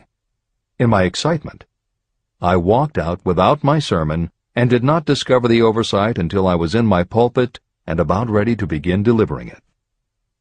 It was too late to go back for my notes, and what a blessing that I couldn't go back. Instead, my own subconscious mind yielded the material I needed. When I arose to begin my sermon, I closed my eyes and spoke with all my heart and soul of my dreams. I not only talked to my audience, but I fancy I talked also to God. I told what I would do with $1 million if that amount were placed in my hands. I described the plan I had in mind for organizing a great educational institution, where young people would learn to do practical things and at the same time develop their minds. When I had finished and sat down, a man slowly arose from his seat, about 3 rows from the rear, and made his way toward the pulpit. I wondered what he was going to do. He came into the pulpit, extended his hand, and said, "Reverend, I liked your sermon. I believe you can do everything you said you would if you had $1 million. To prove that I believe in you and your sermon, if you will come to my office tomorrow morning, I will give you the $1 million. My name is Philip D. Armour." Young Gonzalez went to Mr. Armour's office, and the $1 million was presented to him. With that money he founded the Armour Institute of Technology, now known as Illinois Institute of Technology. The $1 million that launched the Armour Institute came as the result of an idea. Behind the idea was a desire that young Gonzalez had been nursing in his mind for almost 2 years. Observe this important fact. He got the money within 36 hours after he reached a definite decision in his own mind to get it and decided upon a definite plan for getting it. There was nothing new or unique about young Gonzalez vaguely thinking about $1 million and weakly hoping for it. Others have had similar thoughts. But there was something very unique and different about the decision he reached on that memorable Saturday, when he put vagueness into the background and definitely said, "I will get that money within a week." The principle through which Dr. Gonzalez got his $1 million is still alive. It is available to you. This universal law is as workable today as it was when the young preacher made use of it so successfully. Editor's comments. The Armour Institute of Technology opened in 1893, offering courses in engineering, chemistry, architecture, and library science, and in 1940 became the Illinois Institute of Technology when the Armour Institute merged with the Lewis Institute, a Chicago college that had opened in 1895 and offered liberal arts as well as science and engineering courses. In 1949, the Institute of Design, founded in 1937, also merged with IIT, followed in 1969 by the Chicago-Kent College of Law and the Stewart School of Business, and in 1986 by the Midwest College of Engineering. Today there are several campuses in downtown Chicago. IIT has been called the alma mater of accomplishments. This is the end of the editor's comment. How to transmute ideas into cash. Asa Candler and Dr. Frank Gonzalez had one characteristic in common. Both knew the astounding truth that ideas can be transmuted into cash through the power of definite purpose plus definite plans. If you are one of those who believe that hard work and honesty alone will bring riches, you can forget it. It is not true. Riches, when they come in huge quantities, are never the result of hard work alone. Riches come, if they come at all, in response to definite demands based upon the application of definite principles, and not by chance or luck. Generally speaking, an idea is a thought that prompts you to action because it appeals to your imagination. All master salespeople know that ideas can be sold where merchandise cannot. Ordinary salespeople do not know this. That is why they are ordinary. A publisher of low-priced books made a discovery that has been worth much to publishers. He learned that many people buy titles and not the contents of books. By merely changing the name of one book that was not moving, his sales of that book jumped upward more than 1 million copies. The inside of the book was not changed in any way. He merely ripped off the cover and put on a new cover with a title that had box office appeal. That, as simple as it may seem, was an idea. It was imagination. Editor's comment. For those readers who think that replacing the cover of a book is just too simple, or that they couldn't do it anyway because they are not book publishers, the editors would point out that if you had had that simple idea before the publisher did, he probably would have been glad to sell you those failed books at pennies on the dollar. Then you could have been the one to change the cover, and suddenly you would have been the publisher of a bestseller. However, the idea of replacing the covers wouldn't have meant a thing if you didn't also have ideas about how to market and promote that flashy new cover. And that is Hill's point. Coca-Cola was a recipe, a creative idea. But it would have stayed just a recipe if Asa Candler hadn't also had other creative ideas to market it and the faith in himself to carry through on those ideas. Spence Silver was a chemist working for 3M when, by accident, he created a glue that wasn't very sticky. Needless to say, 3M was not much interested in glue that didn't stick, and Silver's invention was shelved as a failure. But Silver liked his glue, so for 5 years he kept demonstrating it to anyone who would listen. Nobody did, until Arthur Fry, who worked in the tape division at 3M, found that when he was at choir practice, he kept losing his place in the hymnal because the pieces of paper he used to mark his place slipped down or fell out of the book. A little of Silver's not very sticky glue on the slips of paper, and they stayed where he wanted them, then peeled off easily when he was done. That was the eureka moment. They had just invented the world's best bookmark, Post-its. But that's not the end of the story, or the end of the imaginative ideas that were needed to make Post-its happen. Fry would also need perseverance. First, he had to convince the engineers to solve production problems, and to do it, he knocked a hole in his basement wall so he could install a prototype of the production equipment. He stuck with it, and finally, 2 years later, 3M gave the project to their marketing department. The marketing experts put together ads and brochures selling this sticky notepad idea and rolled it out in a 4-city test. The results were a disaster. Nobody got it, so nobody bought it. Who would pay money for scratch paper? The Post-it project was about to be scrapped when Jeffrey Nicholson and Joseph Ramey added their imaginations. Like Silver and Fry, Nicholson and Ramey had faith in the idea because they saw how people in their office fell in love with these little sticky pieces of paper once they started working with them. So Nicholson and Ramey went to Richmond, Virginia, one of the 4 test cities that had failed, and they went up and down the business district, going into offices and giving pads of Post-its to receptionists, secretaries, and anyone else who would listen. Whereas 3M's conventional marketing machinery had failed, Giving Post-its to the people who would actually use them did the trick. Once those Richmond office workers started to use Post-its, it didn't seem like a bad idea at all to pay for scratch paper. They got it, and they bought it. The Richmond test turned from failure to success, and soon Post-its were sticking to everything around the world. Here's another simple idea that imagination turned into success. The story began with a man whose problem was just the opposite of spent silvers. This man had something that stuck too well. George de Mestral was a Swiss mountaineer who went hunting one day with his dog. But when they got home, they were both covered with burrs. The burrs were so difficult to remove that de Mestral put them under a magnifying glass to learn why. He saw that they were covered with tiny hooks which attached themselves to fur and fabric. That was when the flash hit. If burrs stuck where you didn't want them, why couldn't you put tiny hooks on things so they would stick where you did want them? Like everyone else mentioned in this book, de Mestral had an imaginative idea, but that was just the beginning. He also had the faith in himself to keep going when people laughed at his idea, which many did, until he eventually found a French textile plant that would help him do what he wanted. However, even when they finally worked out a way to use cotton fabric to make what they called locking tape, they couldn't afford to mass-produce it. And that's when de Mestral accidentally discovered that when you sew nylon under infrared light, it naturally made little hooks. Now they could manufacture it economically. All they needed was a name.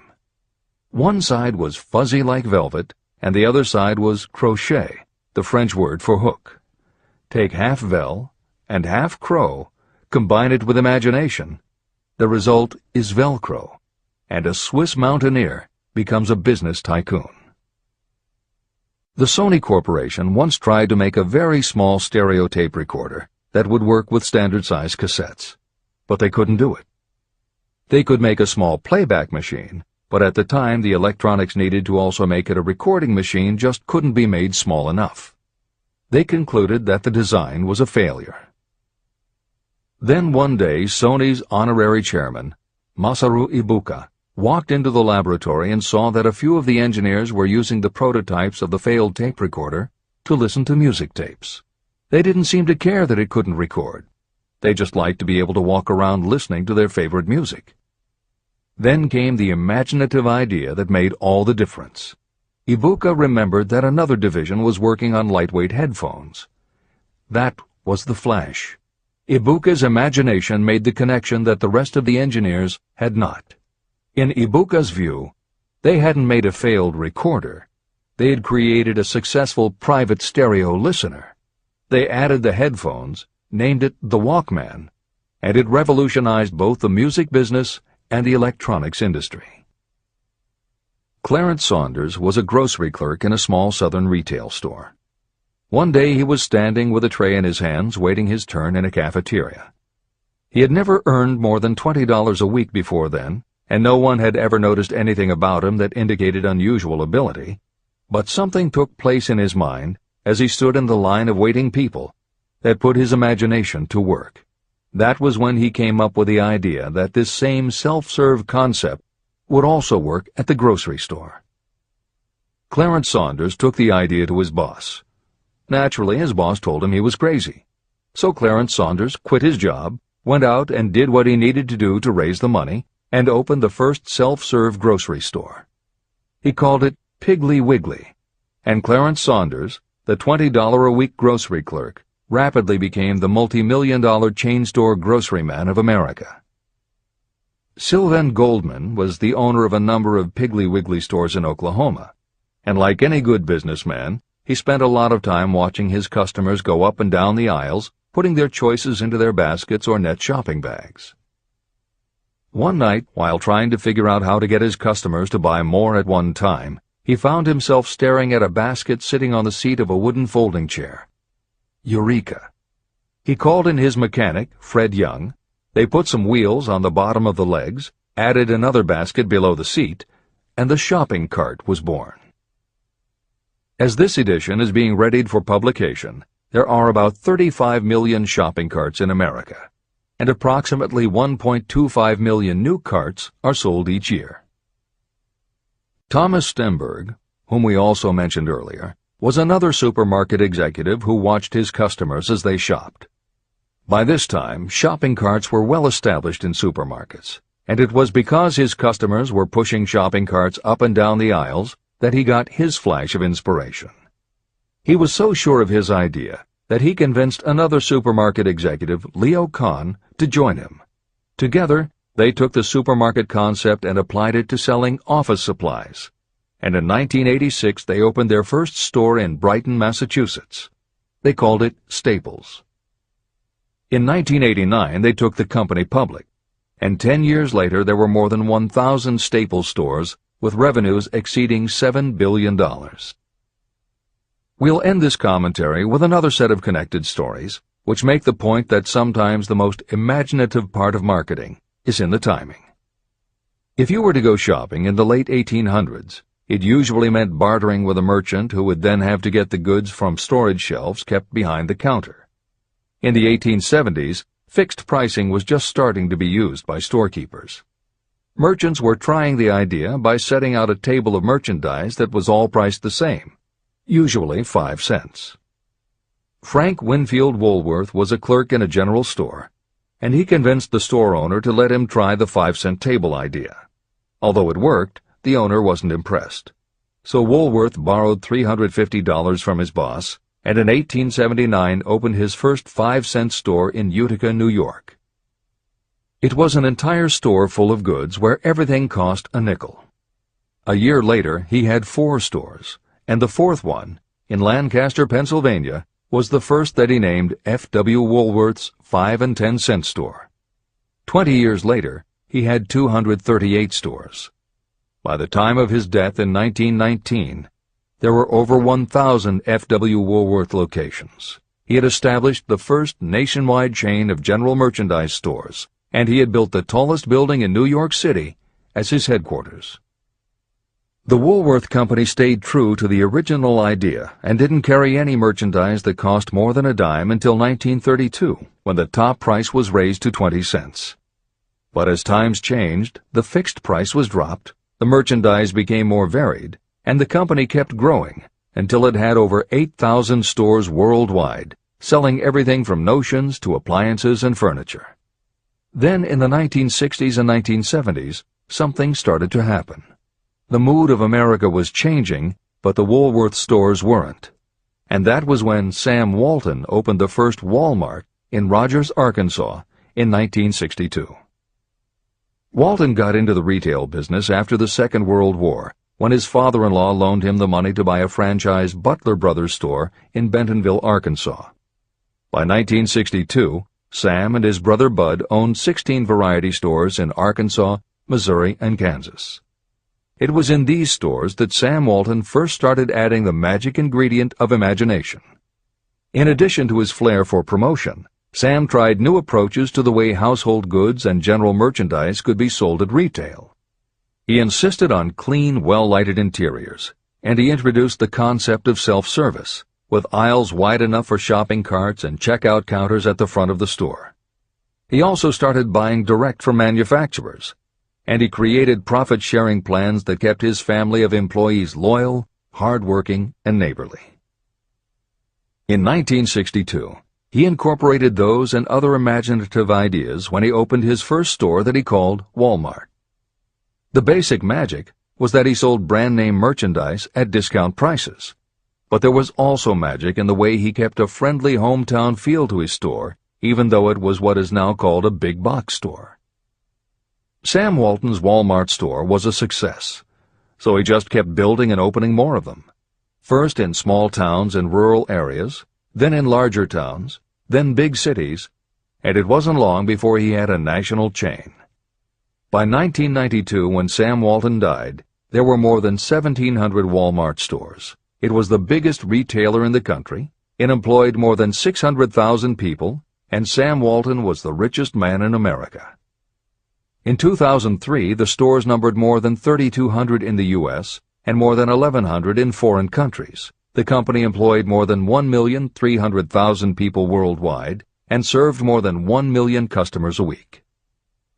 Along the way, Woolworths and other older retailers such as Kresge's tried to get on the bandwagon with their Woolco and Kmart stores, but they couldn't seem to get it right. They had given up their old five-and-dime identity to become higher-priced general retailers, and when Walmart came along and redefined that part of the market, the others seemed to have run out of the kind of imagination they'd had in the beginning. Now, here's the twist to the story. David Gold was running a liquor store that he had inherited from his father. He noticed that whenever he put out a display of goods priced at 98 cents or $1, the goods would sell okay, but if his sign said 99 cents, the goods sold out in no time. He decided that he would open a store called the 99-cent only store, where everything would be priced at 99 cents. Sound familiar? Frank Woolworth's imaginative idea from 1879, which had been dropped at his namesake chain by the 1940s and 1950s, had just gotten a fresh shot of imagination from David Gold in 1982. As usual, friends and family told him he was crazy, but David Gold went out to find suppliers who would sell him discontinued merchandise or overproduced products at a price low enough that he could offer them to the public at 99 cents. He found them. And they even had brand-name products of everything from hardware to pantyhose, cleaning products, motor oil, kitchenware, cosmetics, electronics, toys, canned goods, frozen foods, cookies, fresh fruit, even gourmet foods. More than 5,000 items that he could sell for 99 cents and still make a profit. David Gold opened his first well-lighted, brightly colored green and fuchsia wide-aisle store in Inglewood, California in 1982. By 2003, he had 142 stores in California, Nevada, and Arizona, and he was listed on the Forbes 400 as having earned a personal fortune estimated at more than $650 million. As Napoleon Hill wrote elsewhere about the creation of Piggly Wiggly, where in this story do you see the slightest indication of something that you could not duplicate? The plan, which made millions of dollars for its originator, was a very simple idea that anyone could have adopted, yet considerable imagination was required to put the idea to work in a practical sort of way. The more simple and easily adapted an idea is, the greater is its value, as no one is looking for ideas that are involved with great detail or are in any way complicated. This is the end of the editor's comments. There is no standard price on ideas. The creator of ideas sets his or her own price, and if they are smart, they get it. The story of practically every great fortune starts with a day when a creator of ideas and a seller of ideas got together and worked in harmony. Carnegie surrounded himself with men who could do what he could not do, men who created ideas and men who put ideas into operation, and that was what made him and the others fabulously rich. Millions of people go through life hoping for favorable breaks. Perhaps a favorable break can get you an opportunity, but the safest plan is not to depend upon luck. It was a favorable break that gave me the biggest opportunity of my life, but more than 20 years of determined effort had to be devoted to that opportunity before it became an asset. The break consisted of my good fortune in meeting and gaining the cooperation of Andrew Carnegie. On that occasion, Carnegie planted in my mind the idea of organizing the principles of achievement into a philosophy of success. Millions of people have profited by the discoveries made in the years of research, and fortunes have been accumulated through the application of the philosophy. The beginning was simple. It was an idea that anyone might have developed. The favorable break came through Carnegie. But what about the determination, definiteness of purpose, and the desire to attain the goal, and the persistent effort of all those years of research? It was no ordinary desire that survived disappointment, discouragement, temporary defeat, criticism, and the constant reminding that I was wasting my time. It was a burning desire, an obsession.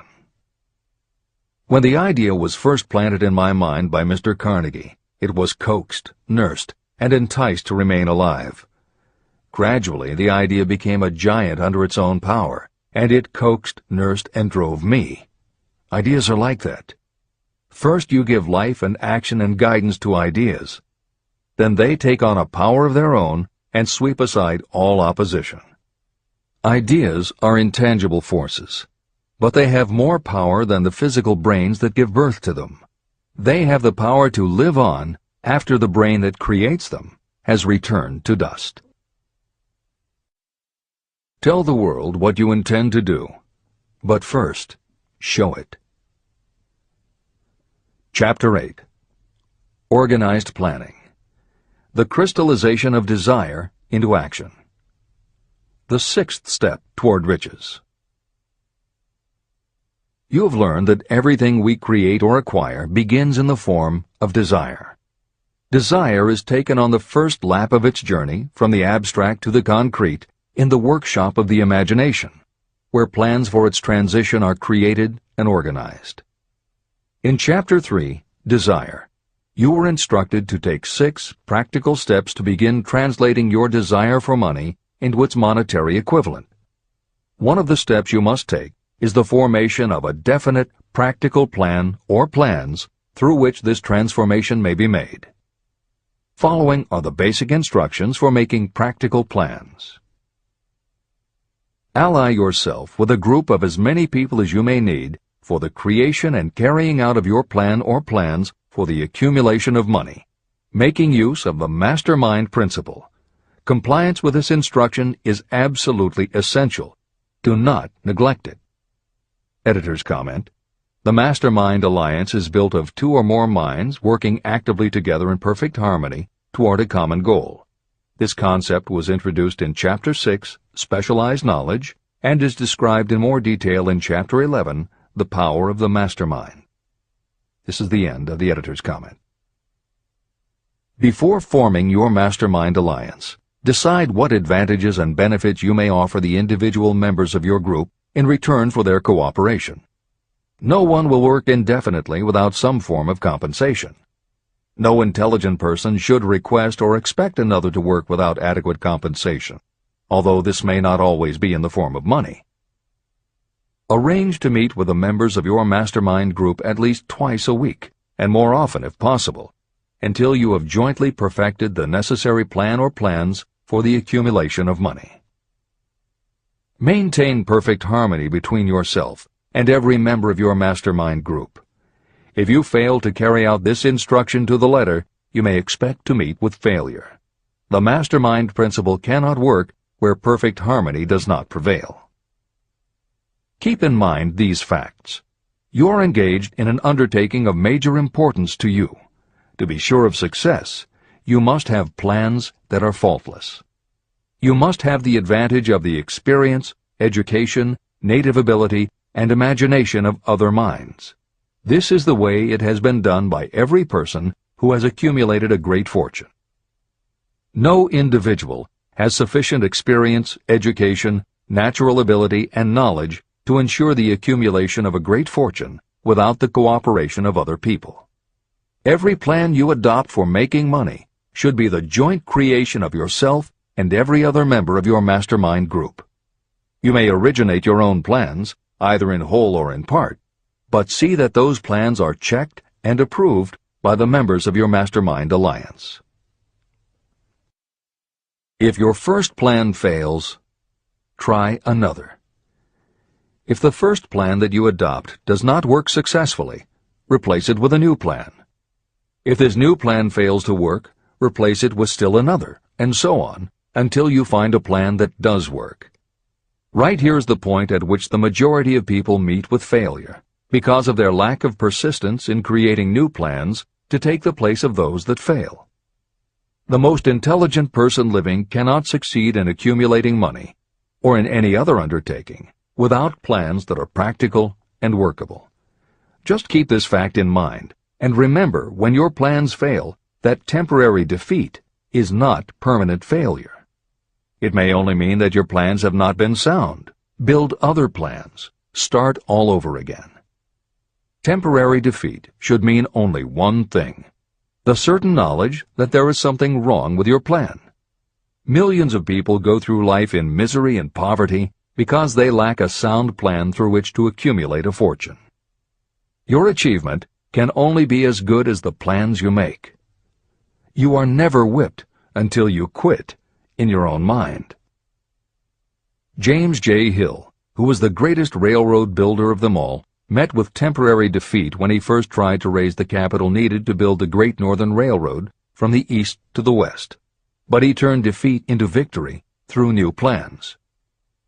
Henry Ford met with temporary defeat not only at the beginning of his automobile career, but even after he had gone a long way toward the top. But he, too, created new plans and went marching on to financial victory. We see people who have accumulated great fortunes, but we often recognize only their triumph, and we overlook the temporary defeats that they had to surmount before arriving. No follower of this philosophy can reasonably expect to accumulate a fortune without experiencing temporary defeat. When defeat comes, accept it as a signal that your plans are not sound. Rebuild those plans and set sail once more toward your goal. If you give up before your goal has been reached, you're a quitter. A quitter never wins, and a winner never quits. Write this sentence on a piece of paper in letters an inch high and place it where you will see it every night before you go to sleep and every morning before you go to work. When you begin to select members for your mastermind group, choose those who do not take defeat seriously. Some people foolishly believe that only money can make money. This is not true. Desire, transmuted into its monetary equivalent through the principles in this book, is the way money is made. Money, of itself, is nothing but inert matter. It cannot move, think, or talk, but it can hear when someone who desires it calls it to come. Intelligent planning is essential for success in any undertaking designed to accumulate riches. Following are detailed instructions to those who must begin the accumulation of riches by selling personal services. It should encourage you to know that practically all the great fortunes began either from selling personal services or from the sale of ideas. When you think about it, what else except ideas and personal services can you give in return for riches if you don't have products or property? Leaders and followers. Broadly speaking, there are two types of people in the world. One type is known as leaders, and the other as followers. Decide at the outset whether you intend to become a leader in your chosen calling or remain a follower. The difference in compensation is vast. The follower cannot expect to make as much as a leader, although some followers make the mistake of thinking they should.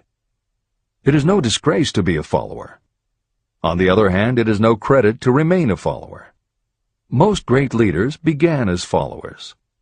They became great leaders because they were intelligent followers.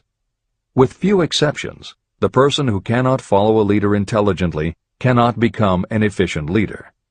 The person who can follow a leader most efficiently is usually the person who develops into leadership most rapidly. An intelligent follower has many advantages, including the opportunity to acquire knowledge from the leader. The major attributes of leadership. The following are important factors of leadership. 1. Unwavering courage based upon knowledge of yourself and your occupation. No follower wishes to be dominated by a leader who lacks self-confidence and courage. Certainly no intelligent follower will be dominated by such a leader for very long. 2. Self-control. The person who cannot control himself can never control others. Self-control sets a strong example for your followers, which the more intelligent followers will emulate. 3. A keen sense of justice. Without a sense of fairness and justice, no leader can command and retain the respect of their followers. 4. Definiteness of decision. Those who waver in decisions show that they are not sure of themselves and therefore cannot lead others successfully. 5. Definiteness of plans. Successful leaders must plan their work and work their plans. Leaders who move by guesswork, without practical definite plans, are like a ship without a rudder. Sooner or later, they will land on the rocks. 6. The habit of doing more than paid for. One of the penalties of leadership is the necessity of the leaders to willingly do more than they require of their followers. 7. A pleasing personality. Leadership calls for respect. Followers will not respect a leader who does not grade high on all of the factors of a pleasing personality. 8. Sympathy and understanding. Successful leaders must be in sympathy with their followers. Moreover, they must understand them and their problems. 9. Mastery of detail. Successful leadership calls for mastery of the details of the leader's position. 10. Willingness to assume full responsibility. Successful leaders must be willing to assume responsibility for the mistakes and the shortcomings of their followers. If a leader tries to shift this responsibility, that leader will not remain the leader. If one of your followers makes a mistake or is incompetent, you must consider that it is you who failed. 11. Cooperation. The successful leader must understand and apply the principle of cooperative effort and be able to induce followers to do the same. Leadership calls for power, and power calls for cooperation. There are two forms of leadership. The first, and by far the most effective, is leadership by consent of and with the sympathy of the followers. The second is leadership by force, without the consent and sympathy of the followers. History is filled with evidences that leadership by force cannot endure. The downfall and disappearance of dictators and kings is significant. It means that people will not follow forced leadership indefinitely. Napoleon, Mussolini, Hitler were examples of leadership by force. Their leadership passed. Editor's comment. The following may also be added to the list: Idi Amin, Francisco Franco, Saddam Hussein, Ferdinand Marcos, Slobodan Milosevic, Juan Perón, General Augusto Pinochet, Pol Pot, General Suharto, the Taliban leaders in Afghanistan, Marshal Josip Broz Tito, Joseph Stalin, and subsequent leaders of the Soviet Union, East Germany, and the other countries in the Communist bloc. This is the end of the editor's comment. Those that remain see their power eroding and slipping away. Leadership by consent of the followers is the only leadership that can endure. People may follow forced leadership temporarily, but they will not do so willingly. Successful leaders will embrace the 11 factors of leadership described in this chapter, as well as some other factors. Those who make these attributes the basis of their leadership will find abundant opportunity to lead in any walk of life. The 10 major causes of failure in leadership. The following are the major faults of leaders who fail. It is just as essential for you to know what not to do as it is to know what to do. 1. Inability to organize details. Efficient leadership calls for the ability to organize and master details. No genuine leader is ever too busy to do anything that may be required in the capacity as leader. Whether a leader or follower, when you admit that you are too busy to change your plans or to give attention to any emergency, you are admitting your inefficiency. The successful leader must be the master of all details connected with the position. That means, of course, that you must acquire the habit of relegating details to capable lieutenants. 2. Unwillingness to render humble service. Truly great leaders are willing, when occasion demands, to perform any sort of labor that they would ask another to perform. The greatest among ye shall be the servant of all is a truth that all able leaders observe and respect. 3. Expectation of pay for what they know, instead of what they do with what they know. The world does not pay you for what you know, it pays you for what you do, or what you induce others to do. 4. Fear of competition from followers. Leaders who fear that one of their followers may take their position are practically sure to realize that fear sooner or later. Able leaders train understudies to whom they may delegate any of the details of their position. Only in this way can leaders multiply themselves and be at many places and give attention to many things at one time. It is an eternal truth that leaders receive more pay for their ability to get others to perform than they could possibly earn by their own efforts. An efficient leader may, through knowledge of the job and a magnetic personality, greatly increase the efficiency of others and get them to render more service and better service than they could render without the leader's guidance. 5. Lack of imagination.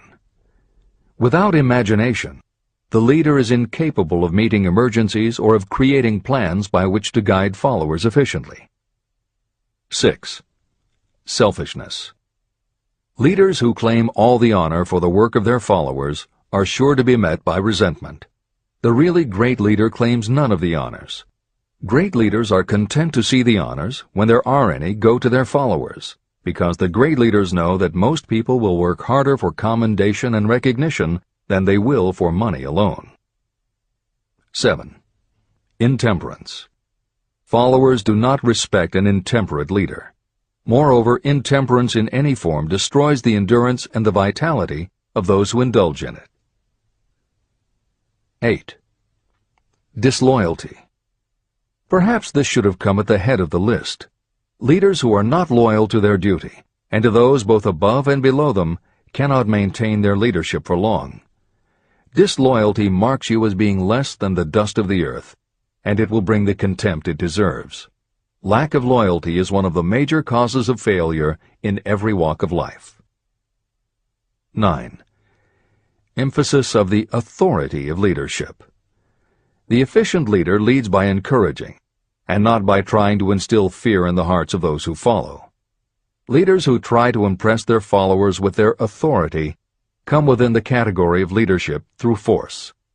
If you are a real leader, you will have no need to advertise that fact. It is apparent in your conduct, by your sympathy, understanding, fairness, and a demonstration that you know your job. 10. Emphasis of title. Competent leaders require no title to give them the respect of their followers. Leaders who make too much of their titles generally have little else to emphasize. The doors to the office of the real leader are open to all and free from formality or ostentation. These are among the most common causes of failure in leadership. Any one of these faults is sufficient to cause failure. Study the list carefully if you aspire to leadership, and make sure that you are free of these faults. Editor's comment. Warren Bennis, a professor who teaches management and organization, said, "A manager is someone who does things right. A leader is someone who does the right thing." Admiral Grace Hopper was the ranking female Navy officer when she was interviewed for 60 Minutes. She said, "You manage things. You lead people." This is the end of the editor's comment.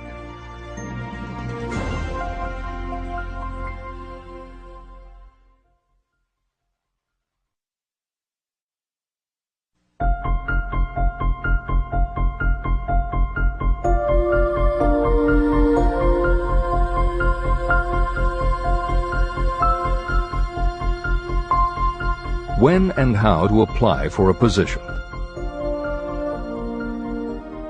The information described here is the net result of many years of experience, during which thousands of men and women were helped to market their services effectively. Editor's comment.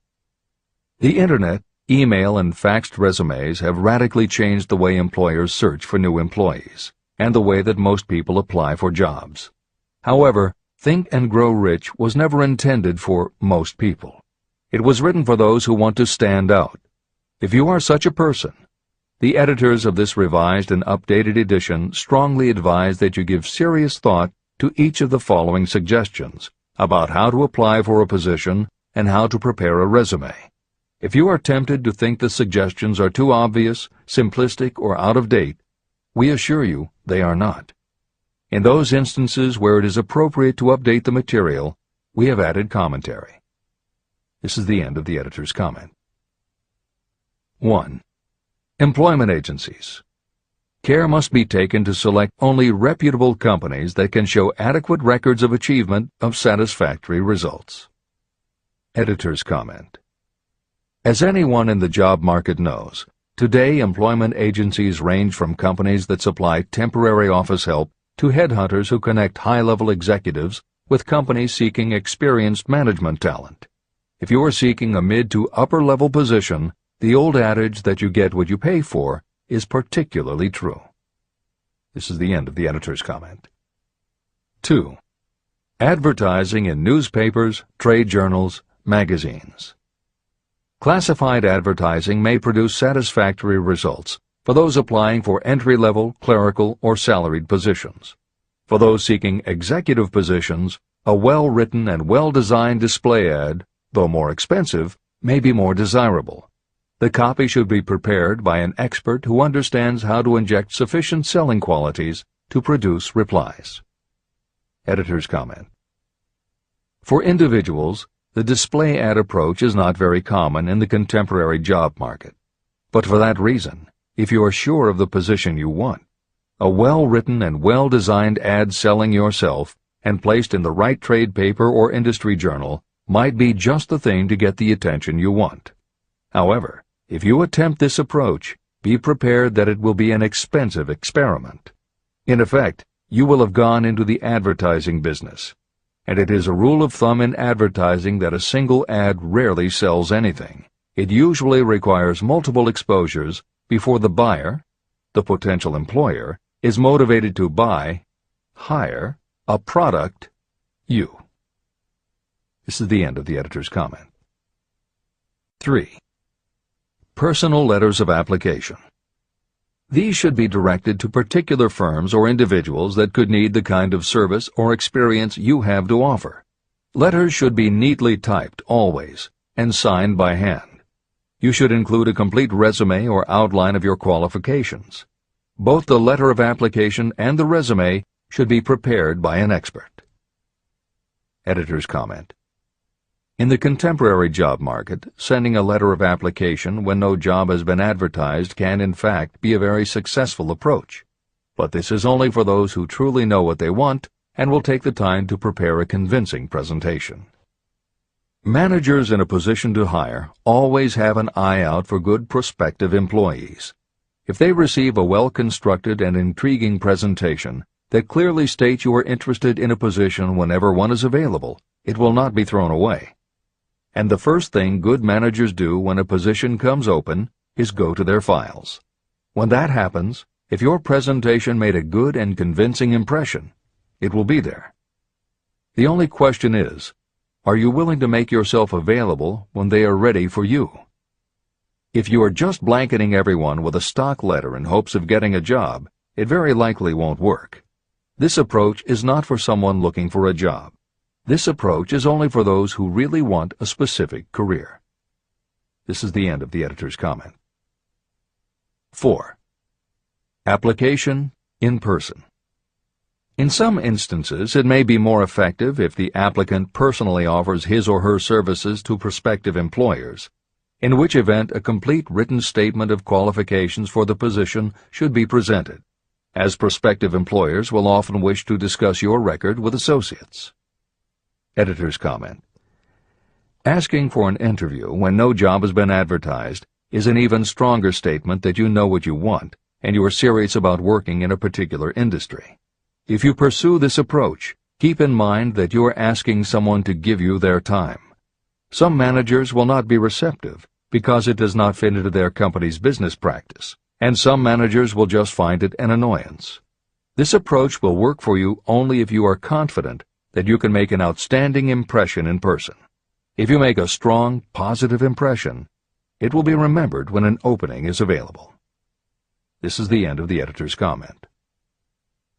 5. Application through personal acquaintances.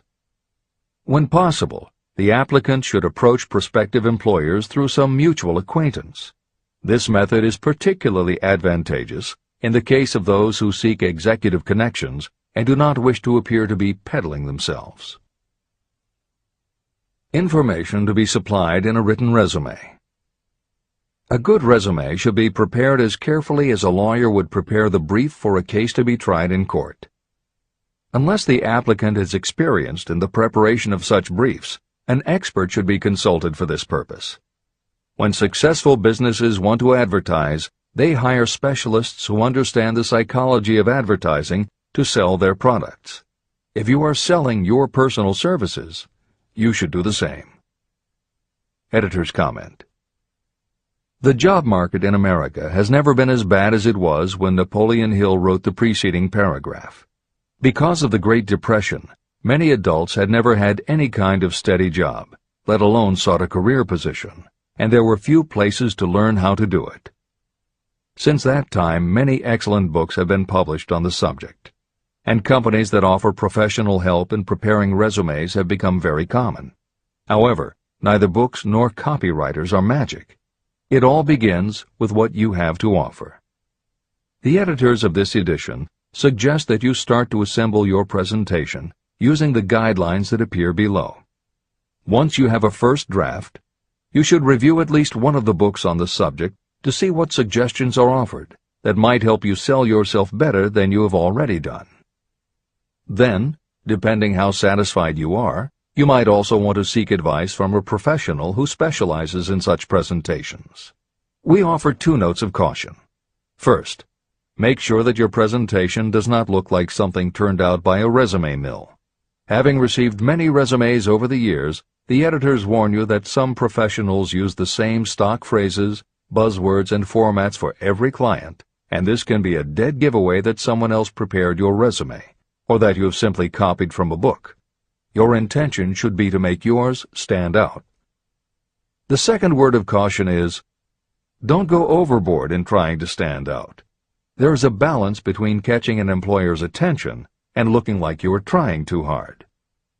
For instance, if you are a New York marketing executive applying to a Los Angeles company, sending your application with a bag of fresh bagels by next morning FedEx would probably make a good impression, whereas sending a dartboard with your picture in the center might be viewed as just a little too cute and a little too much. Clever is good, but professional is a must. Never be so clever that you don't look professional. Following are a set of guidelines for preparing your resume.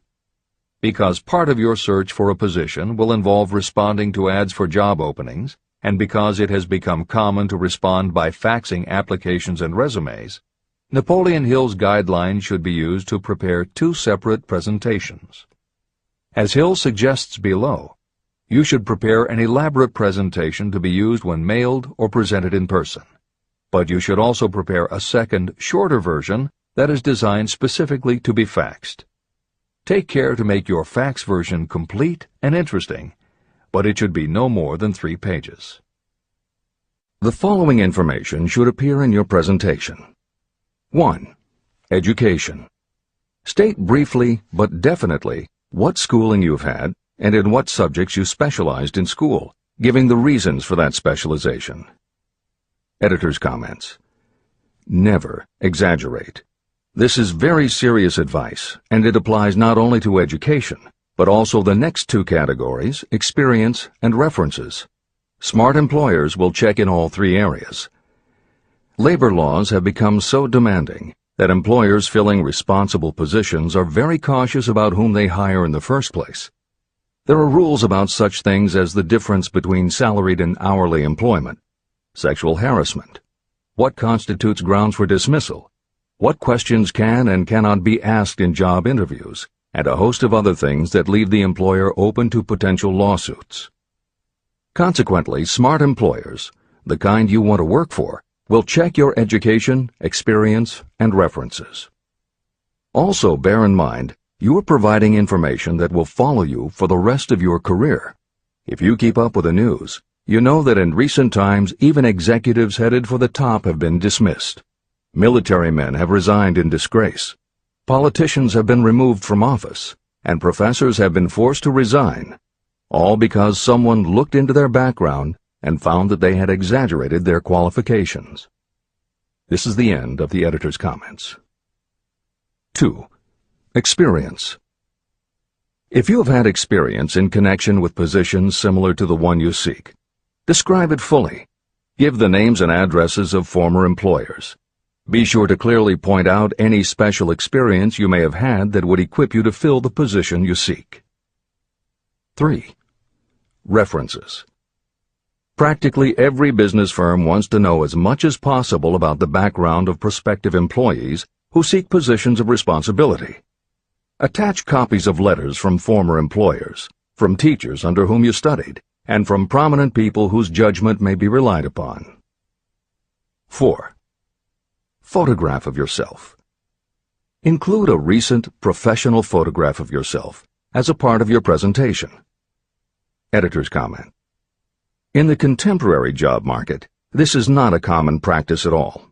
However, from personal experience, the editors of this edition know it can be advantageous. We have received only one such job application, but unquestionably it was the photograph that prompted us to ask the applicant to come in for an interview.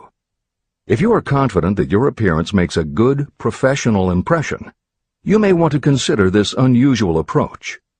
There is the danger that you may be seen as vain or self-centered, but it could also be the thing that gives you an edge. This is the end of the editor's comment. 5. Apply for a specific position. Never apply for just a job. That indicates you lack specialized qualifications. 6. State your qualifications for the particular position for which you apply.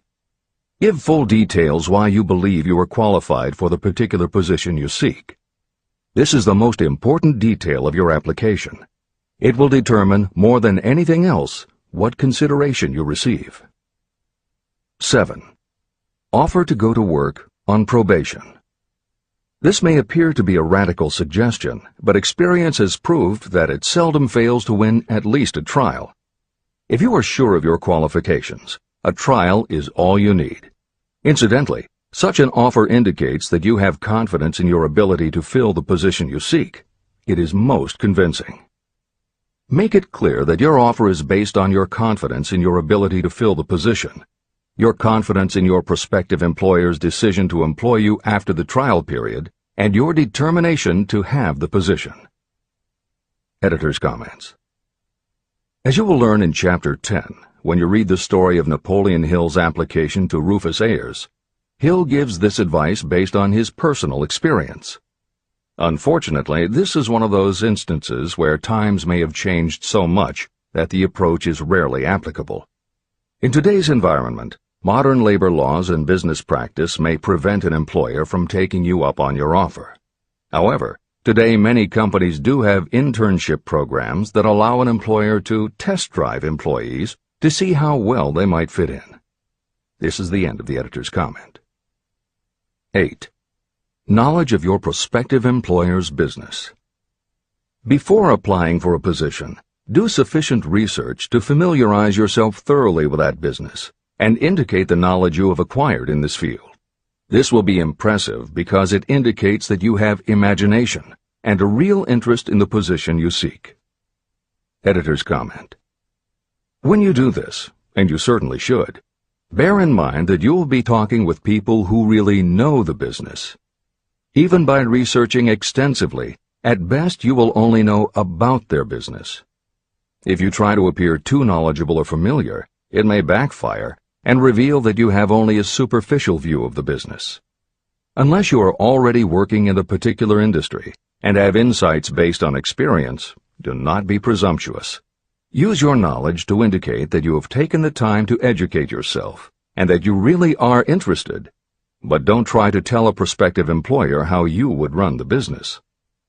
This is the end of the editor's comment. Remember that it is not the lawyer who knows the most law, but the one who best prepares his case who wins. If your case is properly prepared and presented, your victory will have been more than half won at the outset. Do not be afraid of making your presentation too long. Employers are just as much interested in purchasing the services of well-qualified applicants as you are in securing employment. In fact, the success of most successful employers is due to their ability to select well-qualified lieutenants. They want all the information available. Editor's comment. As noted above, when faxing a resume, it should be no more than 3 pages and should state that you will be pleased to provide a more detailed resume if required. This is the end of the editor's comment. Remember another thing. Neatness in the preparation of your resume and application will indicate that you are a painstaking person. Successful salespeople groom themselves with care. They understand that first impressions are lasting. Your presentation is your sales rep. Give it a good suit of clothes, so it will stand out in bold contrast to anything else your prospective employer ever saw.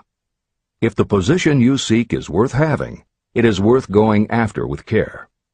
More important, if you sell yourself in a manner that shows off your individuality, you probably will receive more money from the very start than you would if you applied for employment in the usual conventional way. When your resume package has been completed, you should prepare individual and personalized copies for each company or person to whom it will be presented. This personal touch is sure to command attention. Have it neatly typed, proofread, printed, and properly bound on the finest paper you can obtain. Your photograph should be mounted and included on one of the pages. Prepare a separate binding with the proper company name inserted if it is to be shown to more than one company. If you seek employment through an employment agency, have the agent use copies of your presentation in marketing your services. This will help to gain preference for you, both with the agent and the prospective employers. I've helped to prepare presentations for clients that were so striking and out of the ordinary that they resulted in the employment of the applicant without a personal interview. If you want similar results, follow the instructions to the letter, improving upon them however your imagination suggests. Editor's comments. Today, every office supply store offers a wide variety of paper stock, folders, binders, and presentation materials that can be put together in a way that is both unique and professional looking. With all of those possibilities available, if you simply present standard sheets of paper stapled in the corner, the response will very likely be standard too. If you apply a little creativity, you should have no trouble preparing a presentation that is tailored to the company to which you are applying, appropriate for the position you seek, and reflective of your personality and style. This is the end of the editor's comments. How to get the exact position you desire. Everyone enjoys doing the kind of work for which he or she is best suited. An artist loves to work with paints, a craftsman with his or her hands, a writer loves to write. Those with less definite talents have their preferences for certain fields of business and industry. If America does anything well, it offers a full range of occupations. 1. Decide exactly what kind of a job you want. If the job doesn't already exist, perhaps you can create it. 2. Choose the company or individual for whom you wish to work. 3. Study your prospective employer as to policies, personnel, and chances for advancement. 4. By analysis of yourself, your talents, and your capabilities, figure what you can offer. Plan specific ways and means of giving advantages, services, developments, or ideas that you believe you can successfully deliver. 5. Forget about a job. Forget whether or not there is an opening. Forget the usual routine of, have you got a job for me? Concentrate on what you can give. 6. Once you have your plan in mind, put it on paper in neat form and in full detail. 7. Present it to the proper person with authority, and the rest will come automatically. Every company is looking for people who can give something of value, whether it is ideas, services, or connections. Every company has room for the person who has a definite plan of action that is to the advantage of that company. This procedure may take a few days or weeks of extra time, but the difference in income, in advancement, and in gaining recognition will save years of hard work at small pay. It has many advantages, the main one being that it will often save you from 1 to 5 years of your time in reaching a chosen goal. Every person who starts, or gets in halfway up the ladder, does so by deliberate and careful planning. The new way of marketing services. Men and women who market their services must recognize the change that has taken place in connection with the relationship between employer and employee. The future relationship should be more in the nature of a partnership, consisting of the employer, the employee, and the public they serve.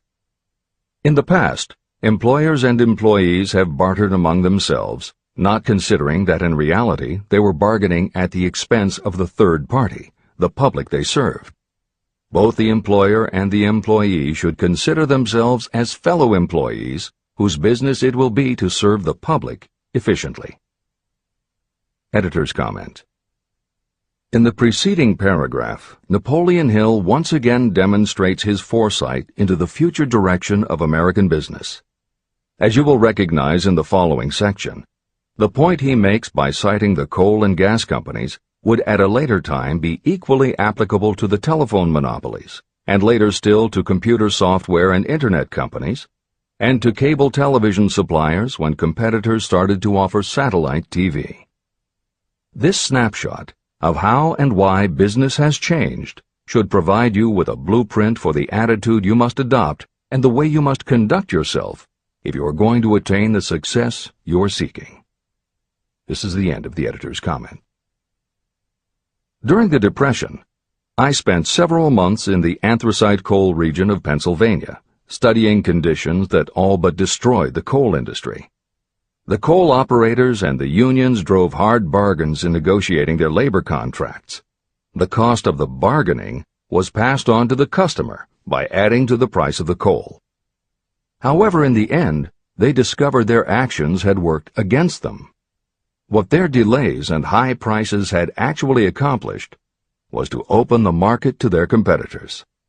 Inadvertently, they had built up a wonderful business for the manufacturers of oil-burning stoves and furnaces, as well as for the producers of oil. A similar experience happened to the gas companies. We can all remember the time when the gas meter reader pounded on the door hard enough to break the panels. When the door was opened, he pushed his way in uninvited with a scowl on his face that plainly said, "What the hell did you keep me waiting for?" All that has undergone a change. The meter man now conducts himself as a gentleman who is delighted to be at your service, sir.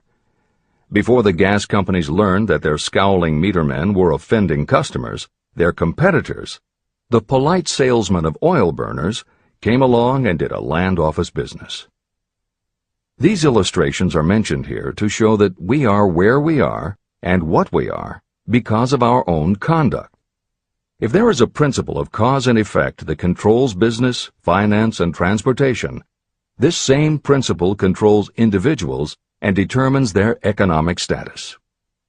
Courtesy and service are the watchwords of merchandising today, and they apply to the person who is marketing personal services even more directly than to the employer. In the final analysis, you are employed by the customer. If you fail to serve well, both you and your employer will pay for it by the loss of the privilege of serving. What is your QQS rating? In the preceding, the causes of success in marketing services effectively and permanently have been clearly described. Unless those causes are studied, analyzed, understood, and applied, no one can market services effectively and permanently. Every man or woman must be their own sales force of their personal services. The quality and the quantity of service rendered, and the spirit in which it is rendered, determine the price and the duration of employment. To market your personal services effectively, which means a permanent market at a satisfactory price under pleasant conditions, you must adopt and follow the QQS formula. QQS means that quality plus quantity plus the proper spirit of cooperation equals perfect salesmanship of service. Remember the QQS formula, but do more. Apply it as a habit. Analyze the formula to make sure you understand exactly what it means. Quality of service means the performance of every detail in connection with your position in the most efficient manner possible with the object of greater efficiency always in mind. Quantity of service means the habit of rendering all the service of which you are capable at all times, with the purpose of increasing the amount of service rendered as you develop greater skill through practice and experience. Emphasis is again placed on the word habit. Spirit of service means the habit of agreeable, harmonious conduct, which will induce cooperation from associates and fellow employees. Adequate quality and adequate quantity of service is not sufficient to maintain a permanent market for your services. The spirit in which you deliver service is a strong determining factor in connection with both the price you receive and the duration of your employment.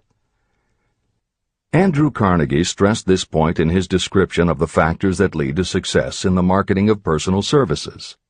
He emphasized again and again the necessity for harmonious conduct. He stressed the fact that he would not retain any man, no matter how great a quantity or how efficient the quality of his work, unless he worked in a spirit of harmony. Mr. Carnegie insisted upon his people working with each other in an agreeable manner. To prove that he placed a high value on this quality, he helped many who met his standards to become very wealthy. Those who did not conform had to make room for others who did. The importance of a pleasing personality has been stressed because it is so important in rendering service in the proper spirit. If you have a personality that pleases, and you render service in a spirit of harmony, these assets often make up for what you may lack in both the quality and the quantity of service you render. Nothing, however, can be successfully substituted for pleasing conduct. The capital value of your services. The person whose income is derived entirely from the sale of personal services is a merchant, just like the person who sells hard goods, and such a person is subject to exactly the same rules of conduct as the merchant who sells merchandise.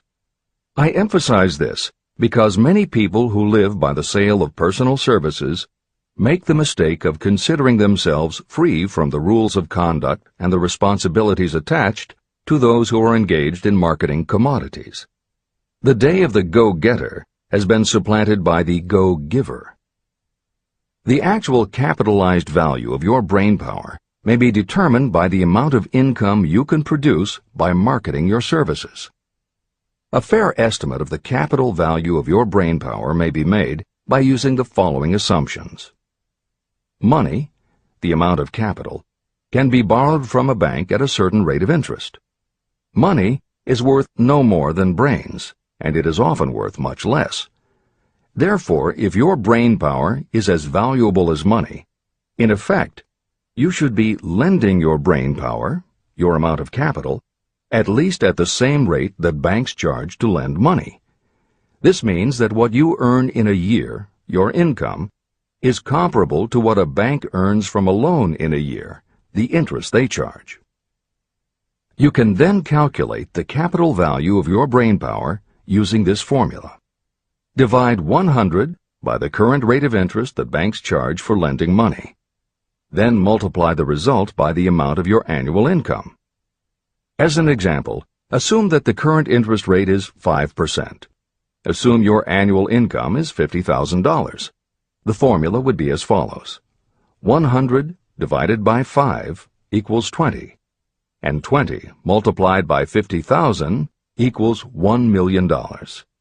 Therefore, if you lend out your brainpower, your capital, at the same rate as the bank lends money, 5% interest, your brainpower is worth $1 million. Competent brains, if effectively marketed, represent a much more desirable form of capital than the money that is required to conduct a business dealing in commodities. This is true because brains are a form of capital that cannot be permanently depreciated by economic depressions, nor can this form of capital be stolen or spent. Moreover, the money that is essential for the conduct of business is as worthless as a sand dune until it has been mixed with efficient brains.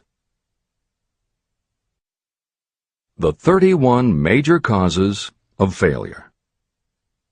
Life's greatest tragedy consists of men and women who earnestly try and fail.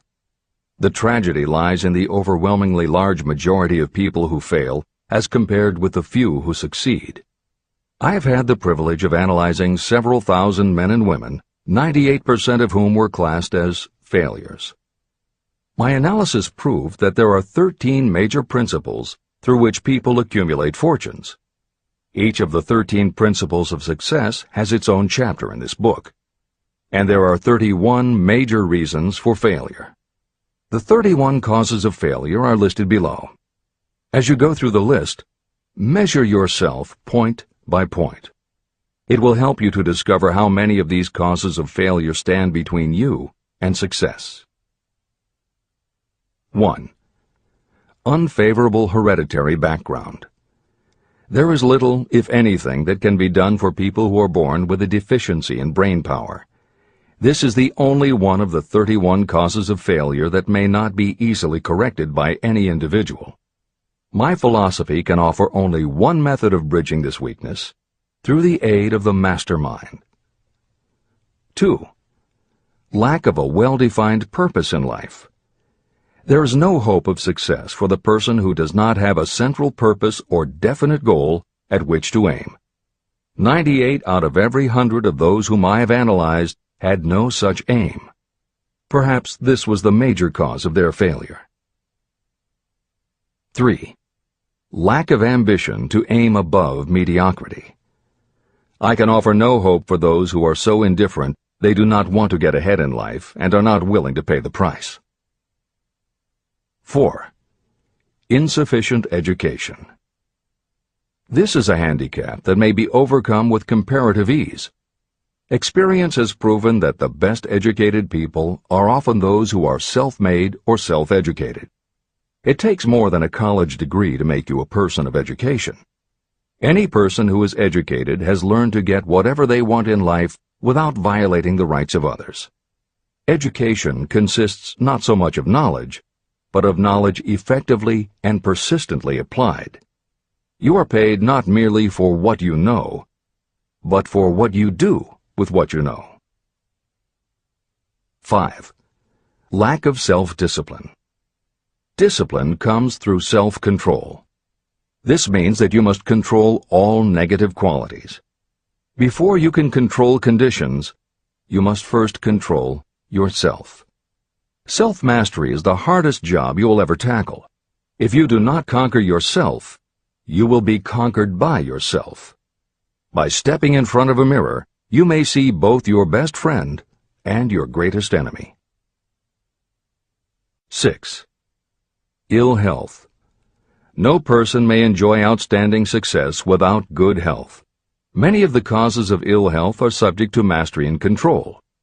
These, in the main, are overeating of foods not conducive to health, wrong habits of thought or negative thinking, wrong use of and overindulgence in sex, lack of proper physical exercise, an inadequate supply of fresh air due to improper breathing. 7. Unfavorable environmental influences during childhood. As the twig is bent, so shall the tree grow. Most people who have criminal tendencies acquire them as the result of bad environment and improper associates during their childhood or youth. Procrastination. This is one of the most common causes of failure.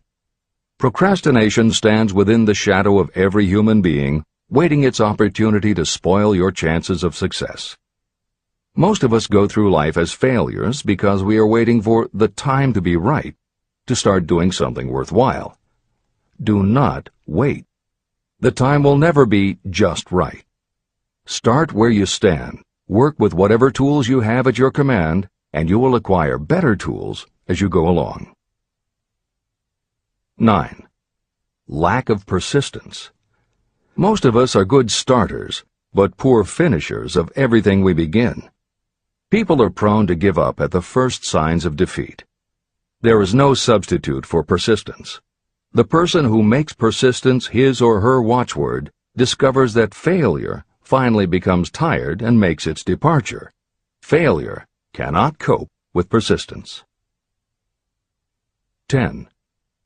Negative personality. There is no hope of success for the person who repels people through a negative personality. Success comes through the application of power, and power is attained through the cooperative efforts of other people. A negative personality will not induce cooperation. 11. Lack of control of sexual urges. Sexual energy is the most powerful of all the stimuli that move people into action. Because it is the most powerful of the emotions, if it is controlled, it can be converted into other creative channels. 12. Uncontrolled desire for something for nothing. The gambling instinct drives millions of people to failure. Evidence of this may be found in the Wall Street stock market crash of 1929, during which millions of people tried to make money by gambling on stock margins. Editor's comments. For those who are not familiar with the stock market and buying on margin, the following is a simplified explanation of what caused the crash of '29. The first thing to understand is that prior to the Great Depression there was widespread optimism about the expanding economy. Businesses were booming, and the people who had invested in those companies were making fortunes almost overnight. When the average person saw how much money was being made, they wanted to get in on it, and there was a way for them to do it. Even average people who didn't have enough ready cash to buy stocks could do so because brokers allowed customers to purchase stocks on margin by making what amounted to a down payment. However, part of the purchase agreement stated that when the brokers called in the margin accounts, which they could do at any time, the customers would have to come up with the rest of the cash immediately to pay the balance owing on the original purchase price. That is why Hill used the term gambling when he referred to the stock market. These average people weren't investing in companies. They were betting on the future rise in value. The idea, in the average person's mind, was that they would only have to scrape together enough to pay the margin, which was a small percentage of the full cost. Then when the price of the stock went up, they would sell, which would give them more than enough money to pay the broker the balance owing on the purchase price, and they could pocket the difference. This worked fine as long as stock prices continued to rise, but when the stock market crashed, the stockbrokers called in the margins, and the people who had bought at prices they really couldn't afford suddenly found that they had to come up with the cash. And that was why so many average people got wiped out in the crash of '29. They gambled money they didn't have by buying on margin. This is the end of the editor's comments. 13. Lack of a well-defined power of decision. Those who succeed reach decisions promptly and change them very slowly. Those who fail reach decisions very slowly and change them frequently and quickly. Indecision and procrastination are twins. Where one is found, the other is also usually found. Kill off this pair before they completely tie you to the treadmill of failure. 14. One or more of the 6 basic fears: fear of poverty, fear of criticism, fear of ill health, fear of loss of love, fear of old age, and fear of death. You will find an in-depth analysis of these 6 basic fears in the final chapter. They must be mastered before you can market your services effectively. 15. Wrong selection of a mate in marriage. This is a most common cause of failure. The relationship of marriage brings people intimately into contact. Unless this relationship is harmonious, failure is likely to follow. Moreover, it will be a form of failure that destroys ambition. 16. Overcaution. The person who takes no chances generally has to take whatever is left when others are through choosing. Overcaution is as bad as undercaution. Both are extremes to be guarded against.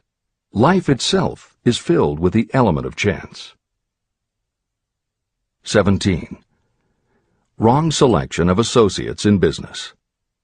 This is one of the most common causes of failure in business. In marketing personal services, you should use great care to select an employer who will be an inspiration and who is intelligent and successful. We emulate those with whom we associate most closely.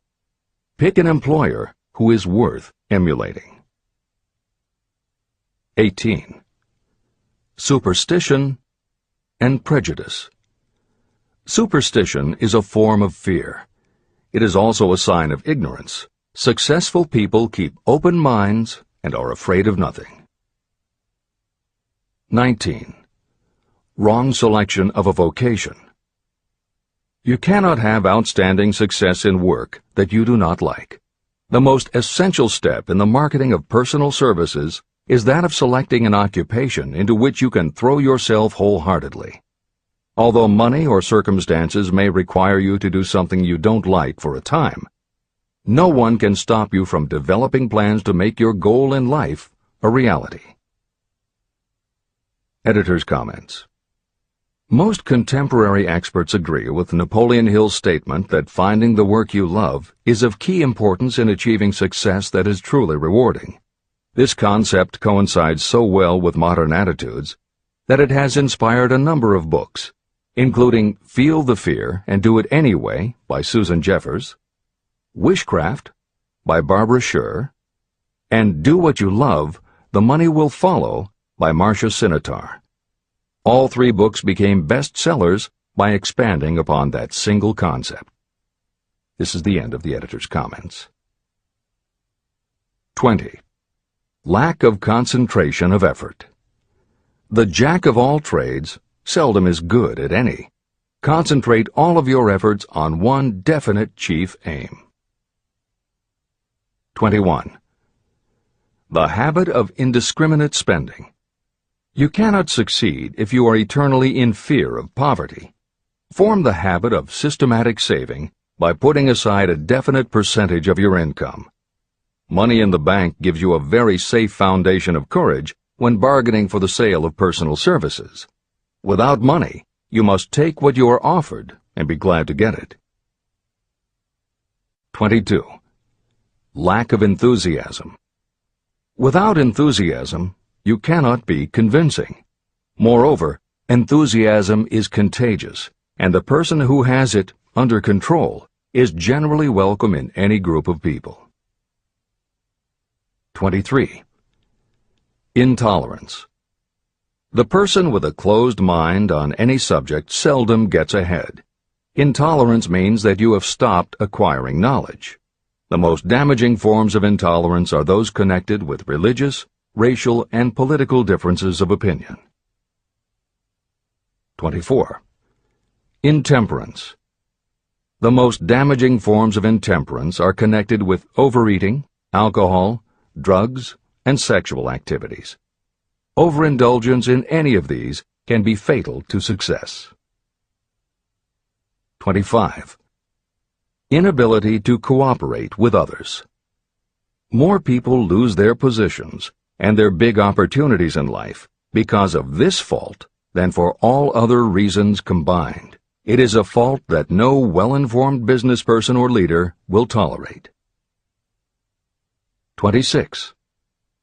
Possession of power that was not acquired through self-effort. Sons and daughters of wealthy parents and others who inherit money that they did not earn. Power in the hands of one who did not acquire it gradually is often fatal to success. Quick riches are more dangerous than poverty. 27. Intentional dishonesty. There is no substitute for honesty. You may be temporarily dishonest because of circumstances over which you have no control without permanent damage, but there is no hope for you if you are dishonest by choice. Sooner or later, your deeds will catch up with you, and you will pay by loss of reputation and perhaps even loss of liberty. 28. Egotism and vanity. These qualities serve as red lights that warn others to keep away. They are fatal to success. 29. Guessing instead of thinking. Most people are too indifferent or lazy to acquire facts with which to think accurately.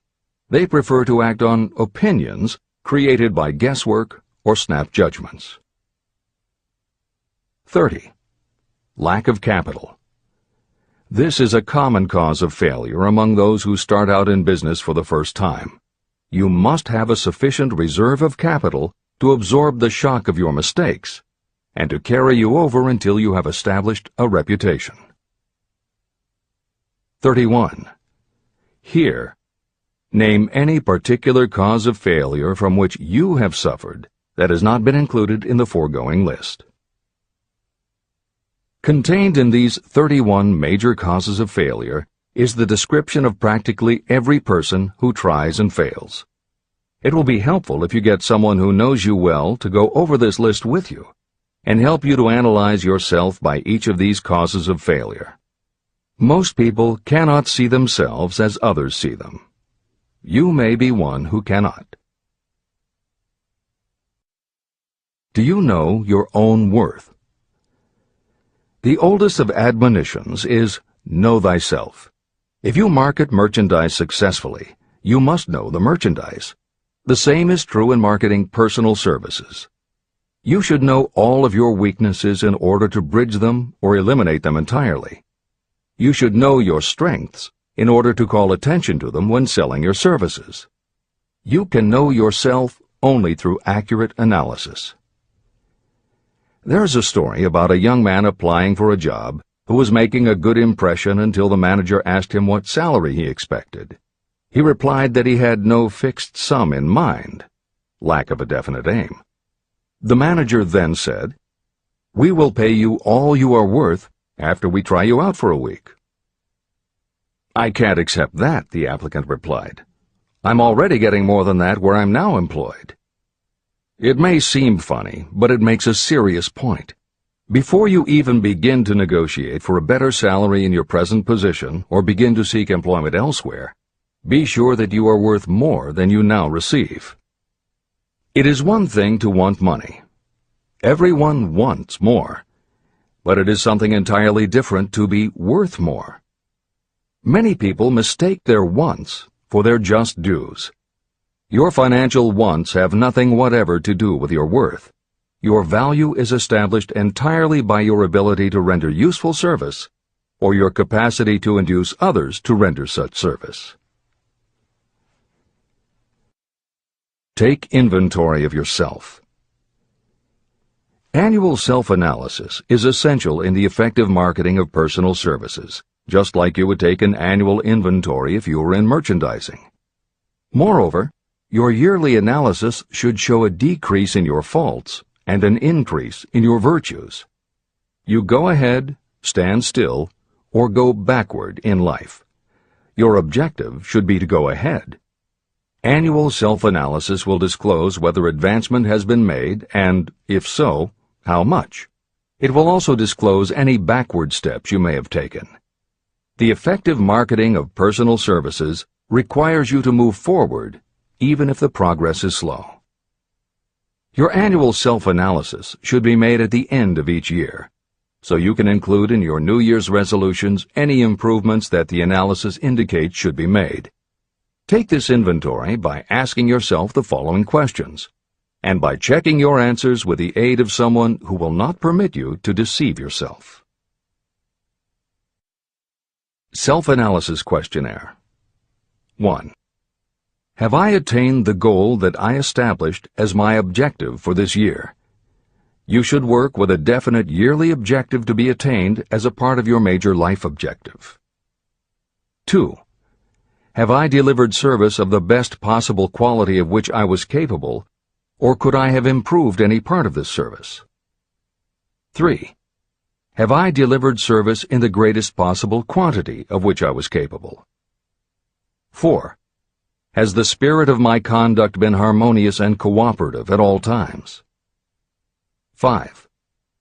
Have I permitted the habit of procrastination to decrease my efficiency, and if so, to what extent? 6. Have I improved my personality, and if so, in what ways? 7. Have I been persistent in following my plans through to completion? 8. Have I reached decisions promptly and definitely on all occasions? 9. Have I permitted any of the 6 basic fears to decrease my efficiency? 10. Have I been either overcautious or undercautious? 11. Has my relationship with my associates in work been pleasant or unpleasant? If it has been unpleasant, has the fault been partly or wholly mine? 12. Have I dissipated any of my energy through lack of concentration of effort? 13.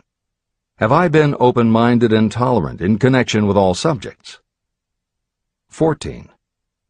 In what ways have I improved my ability to render service? 15. Have I been intemperate in any of my personal habits? 16. Have I expressed, either openly or secretly, any form of egotism? 17. Has my conduct toward my associates been such that they respect me? 18. Have my opinions and decisions been based upon guesswork or accuracy of analysis and thought? 19. Have I followed the habit of budgeting my time, my expenses, and my income, and have I been conservative in these budgets? 20. How much time have I devoted to unprofitable effort which I might have used to better advantage? 21. How may I rebudget my time and change my habits so I will be more efficient during the coming year?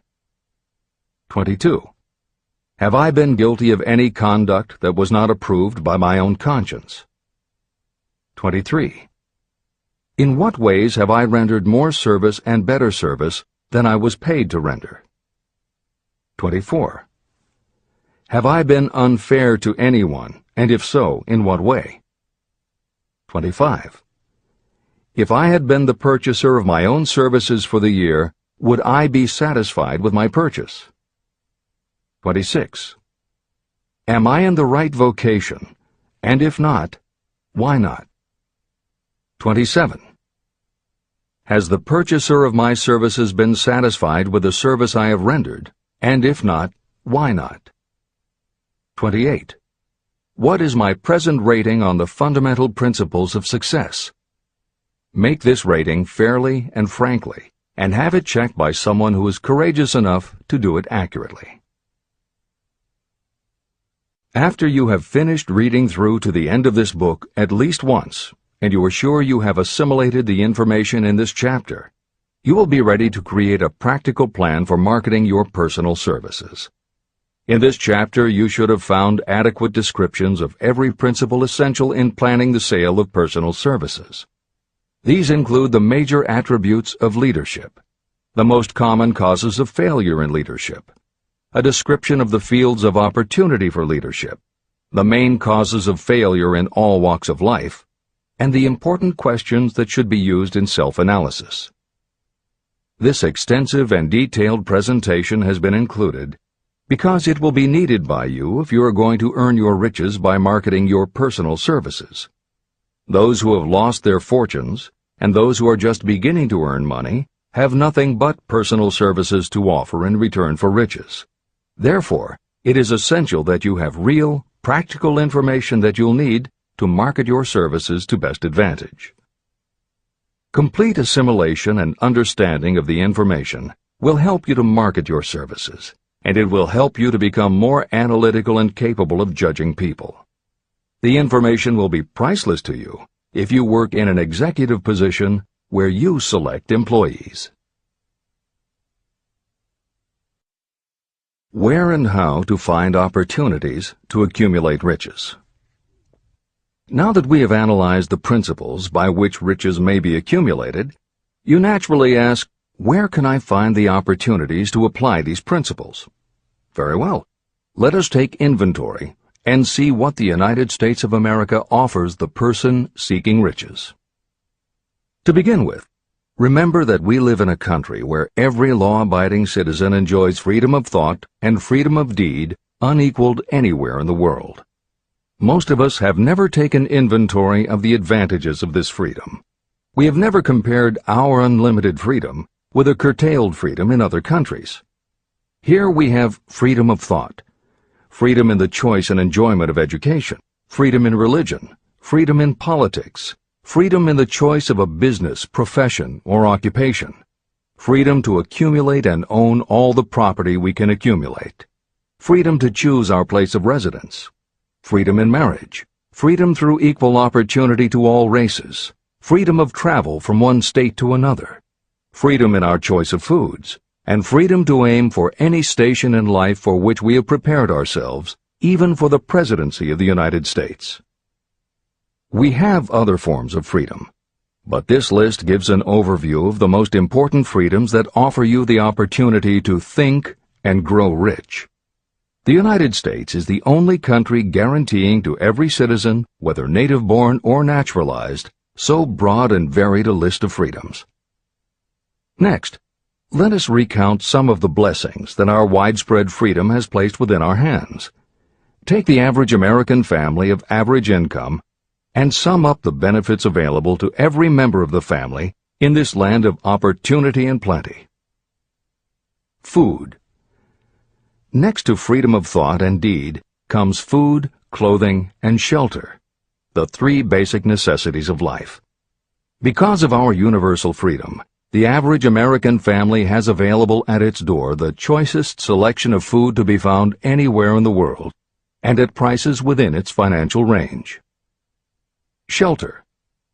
This family lives in a comfortable apartment or house, complete with light, heat, water, and many conveniences. The toast they had for breakfast was toasted in an electric toaster, which cost but a few dollars. The apartment is cleaned with a vacuum cleaner that is run by electricity. Hot and cold water is available at all times in the kitchen and the bathroom. The food is kept cool in a refrigerator. Clothes are washed and dried, dishes are cleaned, and numerous labor-saving devices are run on power obtained by putting a plug into a wall socket. The family receives entertainment and information from all over the world 24 hours a day if they want it, by merely flipping a switch on their radio or television or computer. There are other conveniences, but the foregoing list will give a fair idea of some of the concrete evidences of the freedoms that we, of America, enjoy. Clothing. Anywhere in the United States, the family with average clothing requirements can dress very comfortably at a cost that is only a small portion of their earnings. Only the three basic necessities of food, clothing, and shelter have been mentioned. The average American also has other options and advantages that are available in return for reasonable effort. The average American has security of property rights not found in any other country in the world. We can place any surplus money in a bank with the assurance that our government will protect it and make good to us if the bank fails. If an American citizen wants to travel from one state to another, he or she needs no passport and no one's permission. You may go when you please, and you may travel by car, train, bus, airplane, ship, or any other method that you can afford. The miracle that has provided these blessings.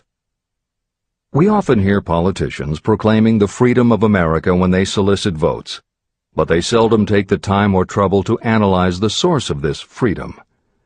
Having no axe to grind, no grudge to express, and no ulterior motives, I will give you a frank analysis of that mysterious, abstract, greatly misunderstood something that gives to every citizen of America more blessings, more opportunities to accumulate wealth, and more freedom of every nature than may be found in any other country. I have the right to analyze the source and nature of this unseen power because I know, and have known for more than half a century, many of the men who organized that power, and many who are now responsible for its maintenance. The name of this mysterious benefactor of mankind is capital.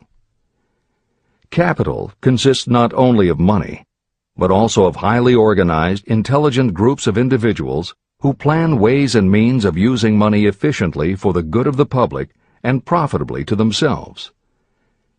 These groups consist of scientists, educators, chemists, inventors, business analysts, publicists, transportation experts, accountants, lawyers, doctors, and other men and women who have highly specialized knowledge in all fields of industry and business. They pioneer, experiment, and blaze trails in new fields of endeavor. They support colleges, hospitals, schools, build good roads, publish newspapers, pay most of the cost of government, and take care of the many details essential to human progress. Stated briefly, the capitalists are the brains of civilization because they supply the entire fabric of which all education, enlightenment, and human progress consist. Money without brains is always dangerous. Properly used, it is the most important essential of civilization. To give you an idea of how important organized capital is, try to imagine that it is your job to provide and prepare a simple family breakfast, but you have to do it without the aid of capital. To supply the tea, you would have to make a trip to China or India. Unless you are an excellent swimmer, you would become rather tired before making the round trip. Then, too, another problem would confront you. What would you use for money, even if you had the physical endurance to swim the ocean? To supply sugar, you would have to take another swim to the Caribbean islands, or a long walk to the sugar beet section of Utah. But even then you might come back without the sugar, because organized effort and money are necessary to produce sugar, to say nothing of what is required to refine, transport, and deliver it to the breakfast table anywhere in the United States. Eggs you could obtain easily enough from nearby farms, but you might have a very long walk to Florida or California and back before you could serve grapefruit juice. You would have another long walk to Kansas or one of the other wheat-growing states when you went after wheat bread. Dry cereal would have to be omitted from the menu because it would not be available except through the labor of a trained group of workers and suitable machinery, all of which call for capital. After resting, you could take off for another little swim down to South America, where you would pick up a couple of bananas. On your return, you could take a short walk to the nearest farm having a dairy and pick up some butter and cream. Then your family would be ready to sit down and enjoy breakfast. Seems absurd, doesn't it? Well, the procedure described would be the only possible way these simple items of food could be delivered if we had no capitalistic system. The capital cornerstone of our lives. The sum of money required for the building and maintenance of the planes, trucks, trains, and cargo ships used in the delivery of that simple breakfast is so huge that it staggers imagination. It runs into billions of dollars. Not to mention the armies of trained employees required to run all those planes, trucks, ships, and trains. But transportation is only a part of the requirements of modern civilization in capitalistic America. Before there can be anything to haul, something must be grown from the ground, or manufactured and prepared for market. This calls for more billions of dollars for equipment, machinery, packaging, marketing, and to pay the wages of millions of men and women. Transportation systems do not spring up from the earth and function automatically. They come in response to the call of civilization. They come through the labor and ingenuity and organizing ability of people who have imagination, faith, enthusiasm, decision, and persistence. These men and women are known as capitalists. They are motivated by the desire to build, construct, achieve, render useful service, earn profits, and accumulate riches. And because they render service without which there would be no civilization, they earn for themselves great riches. Just to keep the record simple and understandable, I will add that these capitalists are the same men and women who are often denounced as the greedy establishment or Wall Street. I'm not attempting to present a case for or against any group or any system of economics. The purpose of this book, a purpose to which I have faithfully devoted more than half a century, is to present to anyone who wants the knowledge the most dependable philosophy through which individuals may accumulate riches in whatever amounts they desire. The reasons I have analyzed the economic advantages of the capitalistic system are: 1. To point out that all who seek riches must recognize and adapt themselves to the system that controls all approaches to fortunes, large or small. 2. To present the side of the picture opposite to the one portrayed by politicians and demagogues and the media, who often refer to organized capital as if it were something poisonous. This is a capitalistic country. It was developed through the use of capital. We who claim the right to partake of the blessings of freedom and opportunity, we who seek to accumulate riches here, should know that neither riches nor opportunity would be available to us if organized capital had not provided these benefits. There is only one dependable method of accumulating and legally holding riches, and that is by rendering useful service. No system has ever been created by which anyone can legally acquire riches through mere force of numbers, or without giving in return an equivalent value of one form or another. Your opportunities in the midst of riches. America provides all the freedom and all the opportunity to accumulate riches that any honest person may require. When you go hunting for game, you select hunting grounds where game is plentiful. When you are seeking riches, the same rule naturally applies. If it is riches you are seeking, do not overlook the possibilities of a country whose citizens are so rich that women alone spend billions of dollars each year for cosmetics and other beauty products.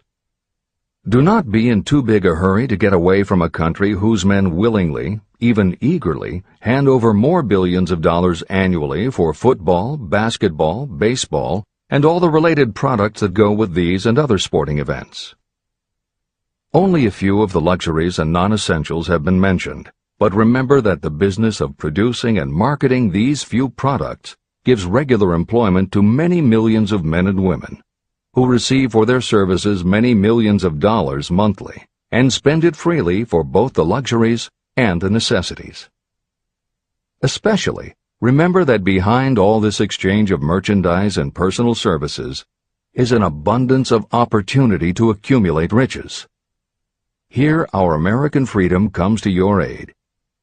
There is nothing to stop you or anyone from engaging in any portion of the effort necessary to carry on these businesses. If you have superior talent, training, experience, you may accumulate riches in large amounts. Those not so fortunate may accumulate smaller amounts. Anyone may earn a living in return for a very nominal amount of labor. So there you are. Opportunity has spread its wares before you. Step up to the front, select what you want, create your plan, put the plan into action, and follow through with persistence. Capitalistic America will do the rest. You can depend on this much. Capitalistic America ensures every person the opportunity to render useful service and to collect riches in proportion to the value of the service. The system denies no one this right, but it does not and cannot promise something for nothing. The system itself is irrevocably controlled by the law of economics, which neither recognizes nor tolerates for long getting without giving.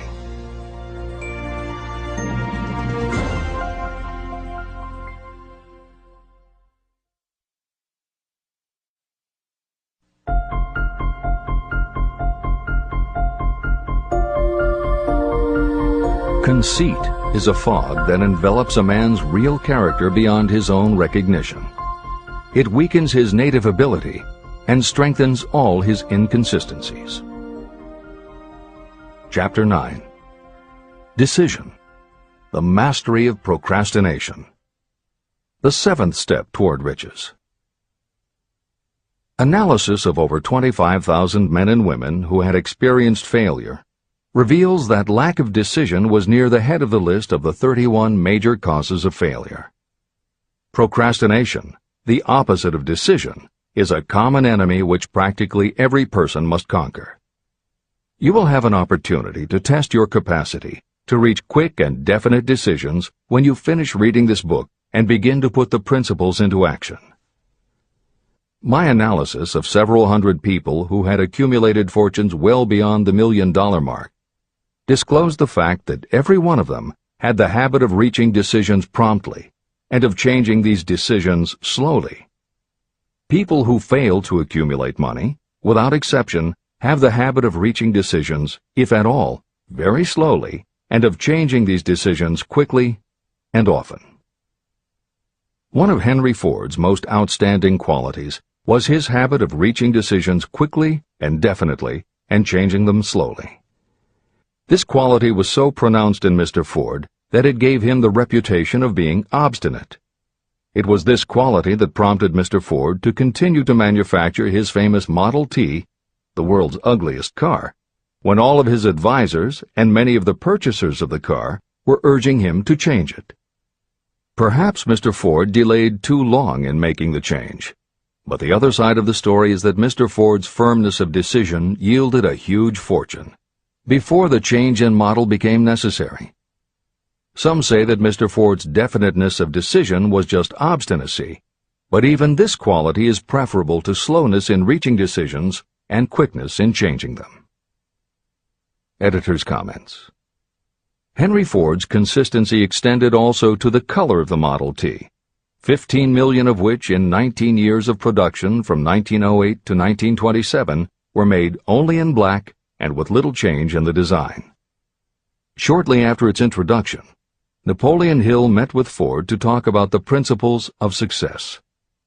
According to Hill, in Michael Ritt's biography of Napoleon Hill, A Lifetime of Riches, Henry Ford was cold, indifferent, unenthusiastic, and spoke only when forced to, unless he was talking about his car. Early on, few people other than Carnegie could foresee the success Ford would achieve, which Hill later attributed to Ford's self-control and concentrated effort. At Hill's first meeting with him in 1911, Ford was interested only in talking about the Model T. After Ford took him for a spin around the factory, Hill bought one for $680. This is the end of the editor's comments. Making your own decisions. The majority of people who fail to accumulate the money they need are generally easily influenced by the opinions of others. They permit gossip, rumors, other people's opinions, and the news reporters to do their thinking for them. Opinions are the cheapest commodities on earth. Everyone has a flock of opinions they are ready to tell anyone who will listen. If you are too influenced by other people's opinions when you reach decisions, you will not succeed in any undertaking, much less in that of transmuting your own desire into money. If you are influenced by the opinions of others, you will have no desire of your own. Keep your own counsel. Rely on yourself to reach your own decisions when you begin to put these principles into practice, and follow through on your decisions. Take no one into your confidence except the members of your mastermind group, and be very sure that you choose for your group only those who will be in complete sympathy and harmony with your purpose. Close friends and relatives, while not meaning to do so, often handicap one through opinions. And for some reason, even friends often seem to think that ridiculing you and your plans is funny. Thousands of men and women carry inferiority complexes with them all through life because some well-meaning but ignorant person destroyed their confidence through opinions or ridicule. You have a brain and mind of your own. Use it, and reach your own decisions. If you need facts or information from others to help you reach decisions, acquire the facts or information you need quietly, without disclosing your purpose. It is characteristic of people who have a smattering of knowledge to try to give the impression that they know more than they do. Such people generally do too much talking and too little listening. Keep your eyes and ears open and your mouth closed if you wish to acquire the habit of prompt decision. Those who talk too much do little else. If you talk more than you listen, you may miss some important piece of knowledge that might have been very useful to you. By talking too much, you may also disclose your plans and purposes to people who will take great delight in defeating you because they envy you. Remember, every time you open your mouth in the presence of a person who really has knowledge, you tip your hand and show that person your exact stock of knowledge, or you tip your hand to your lack of it. The mark of genuine wisdom is modesty and silence. Keep in mind that every person is, like you, seeking the opportunity to accumulate money. If you talk about your plans too freely, You may be surprised when you learn that some other person has beat you to it by using the plans you bragged about. Let one of your first decisions be to keep a closed mouth and open ears and eyes. As a reminder to yourself, copy the following epigram in large letters and place it where you will see it daily. Tell the world what you intend to do, but first, show it. This is the equivalent of saying that deeds and not words are what count most. The value of decisions depends upon the courage required to render them. The great decisions that served as the foundation of civilization were reached by assuming great risks, which often meant the chance of death. Lincoln's decision to issue his famous Proclamation of Emancipation, which gave freedom to African Americans, was rendered with full understanding that his act would turn thousands of friends and political supporters against him. When the rulers of Athens gave Socrates the choice of disclaiming his teachings or being sentenced to death, Socrates' decision to drink the cup of poison, rather than compromise in his personal belief, was a decision of courage. It turned time ahead 1,000 years and gave to people then unborn the right to freedom of thought and of speech. 56. Who risked the gallows?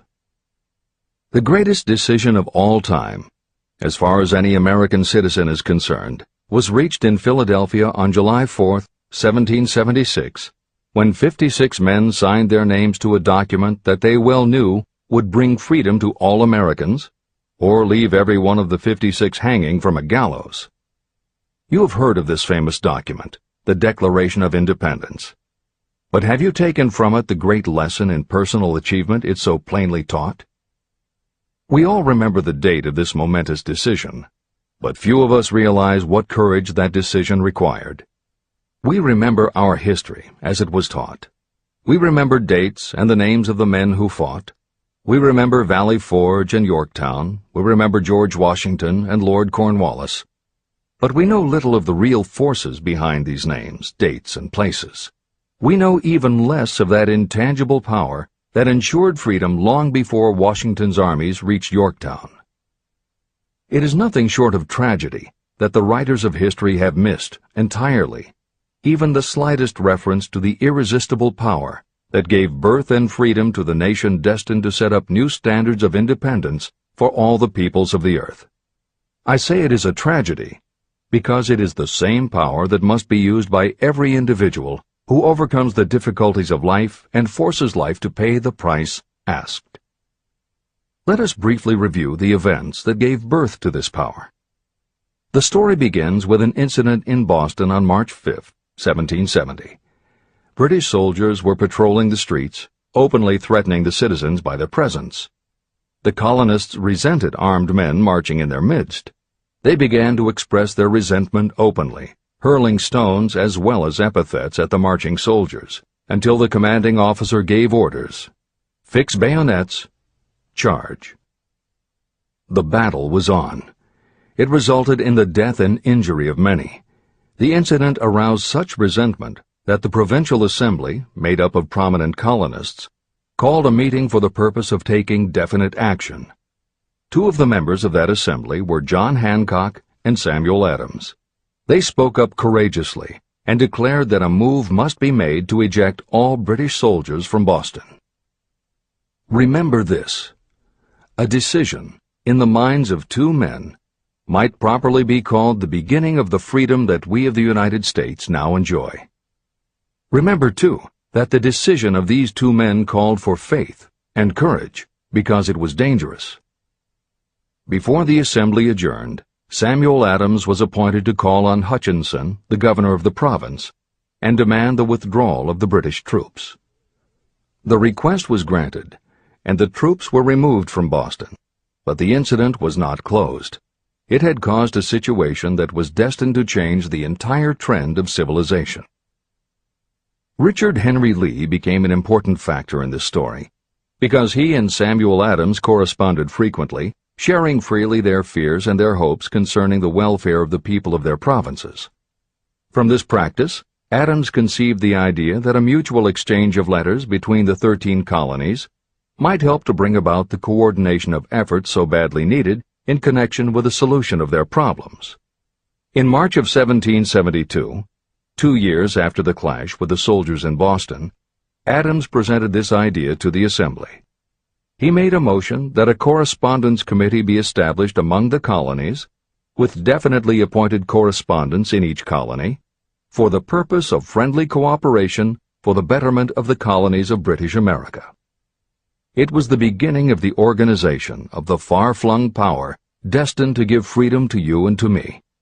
A mastermind group had already been organized.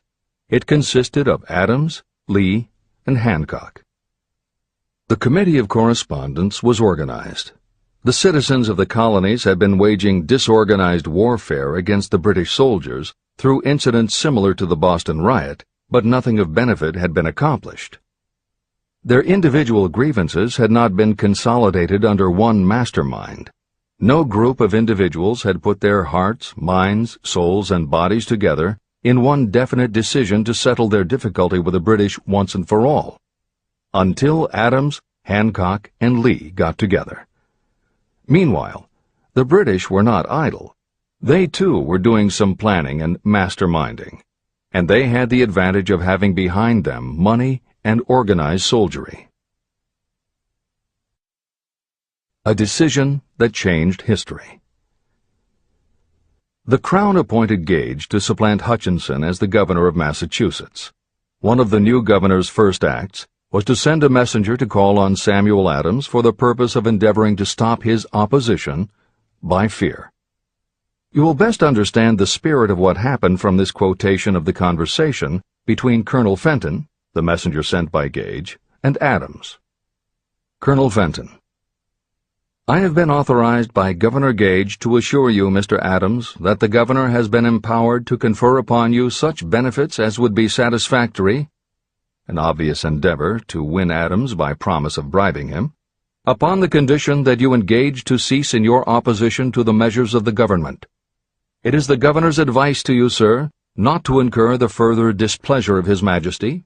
Your conduct has been such as makes you liable to penalties of an act of Henry VIII, by which persons can be sent to England for trial for treason or misprision of treason at the discretion of a governor of a province.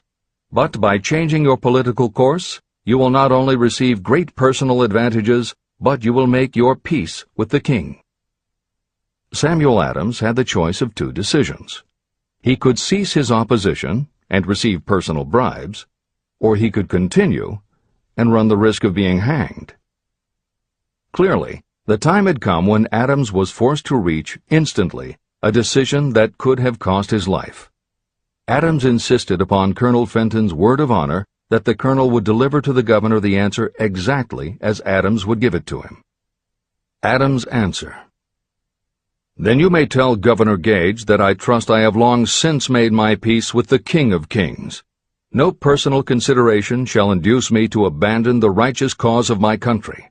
And tell Governor Gage it is the advice of Samuel Adams to him no longer to insult the feelings of an exasperated people. When Governor Gage received Adams' caustic reply, he flew into a rage and issued a proclamation that read, I do hereby, in His Majesty's name, offer and promise His most gracious pardon to all persons who shall forthwith lay down their arms and return to the duties of peaceable subjects, excepting only from the benefit of such pardon Samuel Adams and John Hancock, whose offenses are of too flagitious a nature to admit of any other consideration but that of condign punishment. Adams and Hancock were on the spot. The threat of the irate governor forced the two men to reach another decision, equally as dangerous. They hurriedly called a secret meeting of their staunchest followers. After the meeting had been called to order, Adams locked the door, placed the key in his pocket, and informed all present that it was imperative that a Congress of the colonists be organized, and that no man should leave the room until the decision for such a Congress had been reached. Great excitement followed. Some weighed the possible consequences of such radicalism. Some expressed grave doubt as to the wisdom of so definite a decision in defiance of the Crown. Locked in that room were two men immune to fear, blind to the possibility of failure. Hancock, and Adams. Through the influence of their minds, the others were induced to agree that, through the Correspondence Committee, arrangements should be made for a meeting of the First Continental Congress to be held in Philadelphia, September 5, 1774. Remember this date. It is more important than July 4, 1776. If there had been no decision to hold a Continental Congress, there could have been no signing of the Declaration of Independence. Before the first meeting of the new Congress, another leader, in a different section of the country, was deep in the throes of publishing a summary view of the rights of British America. He was Thomas Jefferson, of the province of Virginia, whose relationship to Lord Dunmore, representative of the Crown in Virginia, was as strained as that of Hancock's and Adams with their governor. Shortly after his famous Summary of Rights was published, Jefferson was informed that he was subject to prosecution for high treason against His Majesty's government. Inspired by the threat, one of Jefferson's colleagues, Patrick Henry, boldly spoke his mind, concluding his remarks with a sentence that shall remain forever a classic. "If this be treason, then make the most of it." It was such men as these who, without power, without authority, without military strength, without money, sat in solemn consideration of the destiny of the colonies, beginning at the opening of the First Continental Congress and continuing at intervals for 2 years, until on June 7, 1776, Richard Henry Lee arose, addressed the chair, and to the startled assembly made this motion: "Gentlemen, I make the motion that these united colonies are, and of right ought to be, free and independent states, that they be absolved from all allegiance to the British Crown, and that all political connection between them and the state of Great Britain is, and ought to be, totally dissolved." The most momentous decision ever placed on paper. Lee's astounding motion was discussed fervently and at such length that he began to lose patience.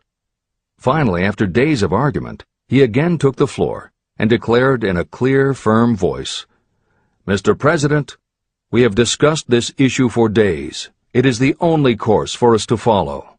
Why then, sir, do we longer delay? Why still deliberate? Let this happy day give birth to an American republic. Let her arise, not to devastate and to conquer, but to re-establish the reign of peace and of law." Before his motion was finally voted upon, Lee was called back to Virginia because of serious family illness. But before leaving, he placed his cause in the hands of his friend, Thomas Jefferson, who promised to fight until favorable action was taken. Shortly thereafter, the President of the Congress, Hancock, appointed Jefferson as chairman of a committee to draw up a Declaration of Independence. Long and hard the committee labored on a document that would mean, when accepted by the Congress, that every man who signed it would be signing his own death warrant should the colonies lose in the fight with Great Britain that was sure to follow. The document was drawn, and on June 28th, the original draft was read before the Congress. For several days it was discussed, altered, and made ready. On July 4th, 1776, Thomas Jefferson stood before the Assembly and fearlessly read the most momentous decision ever placed on paper. When in the course of human events it becomes necessary for one people to dissolve the political bands which have connected them with another, and to assume among the powers of the earth the separate and equal station to which the laws of nature and of nature's God entitled them, a decent respect to the opinions of mankind requires that they should declare the causes which impel them to the separation. When Jefferson finished, the document was voted upon, accepted, and signed by the 56 men, every one staking his own life upon his decision to write his name. By that decision came into existence a nation destined to bring to mankind forever the privilege of making decisions.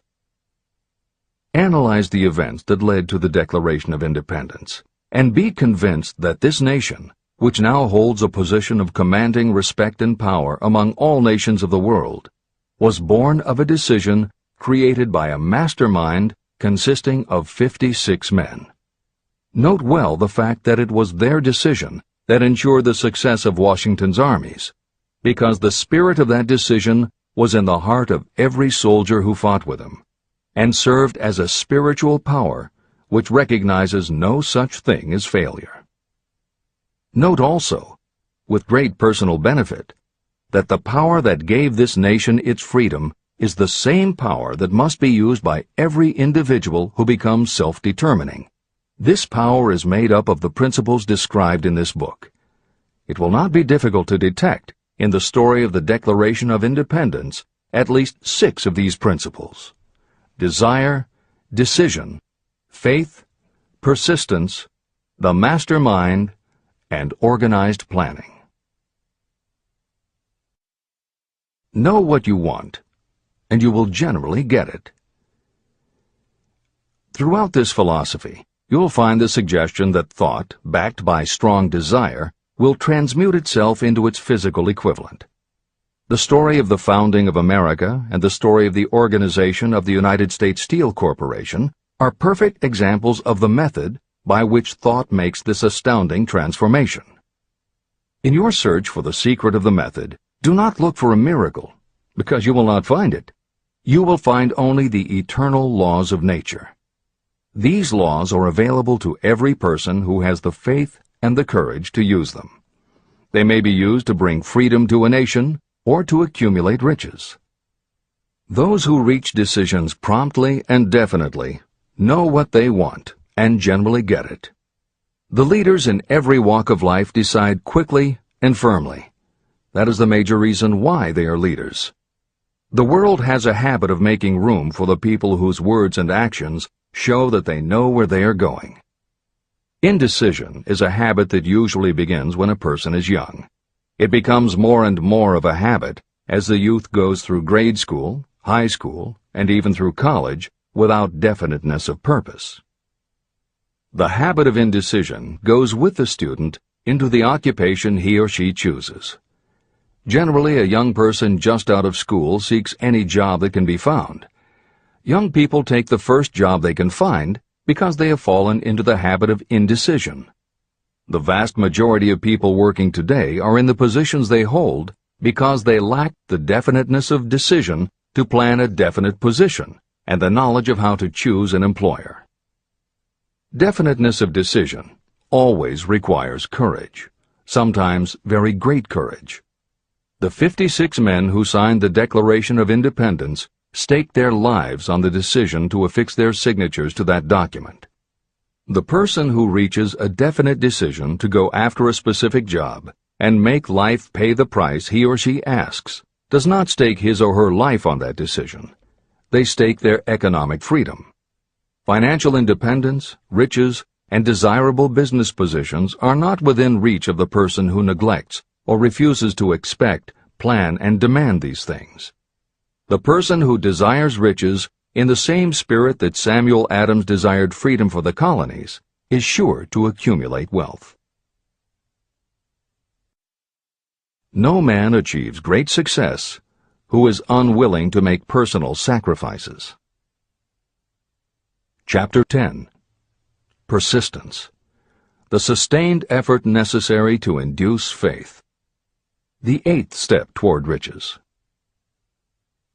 Persistence is an essential factor in the procedure of transmuting desire into its monetary equivalent. The basis of persistence is the power of will. Willpower and desire, when properly combined, make an irresistible pair. Those who accumulate great fortunes are sometimes called cold-blooded or ruthless. Frequently, it is simply because their critics simply don't understand that what they have is a strong desire backed up by willpower, which they mix with persistence. It is the combination that ensures the attainment of their objectives. The majority of people are ready to throw their aims and purposes overboard and give up at the first sign of opposition or misfortune. A few carry on despite all opposition until they attain their goal. There may be no heroic connotation to the word persistence, but persistence does for your character what carbon does to iron. It hardens it to steel. The building of a fortune will involve the application of the entire 13 factors of this philosophy. These principles must be understood, and they must be applied with persistence by all who accumulate money. Your test of persistence. If you are reading this book with the intention of seriously applying the knowledge, the first test of your persistence will come when you begin to follow the 6 steps described in the 3rd chapter. Desire. Unless you are one of the few people who already have a definite goal and a definite plan for its attainment, you may read the instructions, but you will never actually apply them in your daily life. Lack of persistence is one of the major causes of failure. Moreover, my experience with thousands of people has proved that lack of persistence is a weakness common to the majority of people.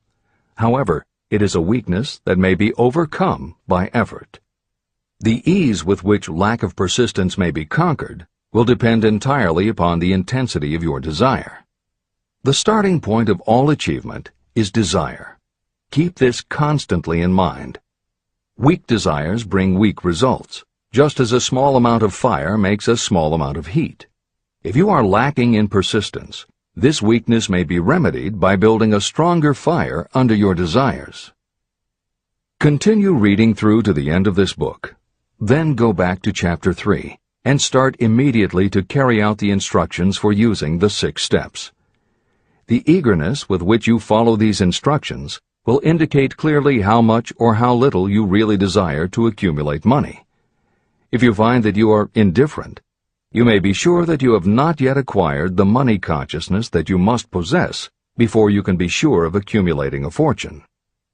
Fortunes gravitate to those whose minds have been prepared to attract them, just as surely as water gravitates to the ocean. If you are weak in persistence, focus on the instructions in Chapter 11, Power of the Mastermind. Surround yourself with a mastermind group, and through the cooperation of the members of this group, you can develop persistence. You will find additional instructions for the development of persistence in Chapter 5, Autosuggestion, and in Chapter 13, The Subconscious Mind. Follow the instructions in these chapters until you build up habits that convey to your subconscious mind a clear picture of the object of your desire. From that point on, you will not be handicapped by lack of persistence.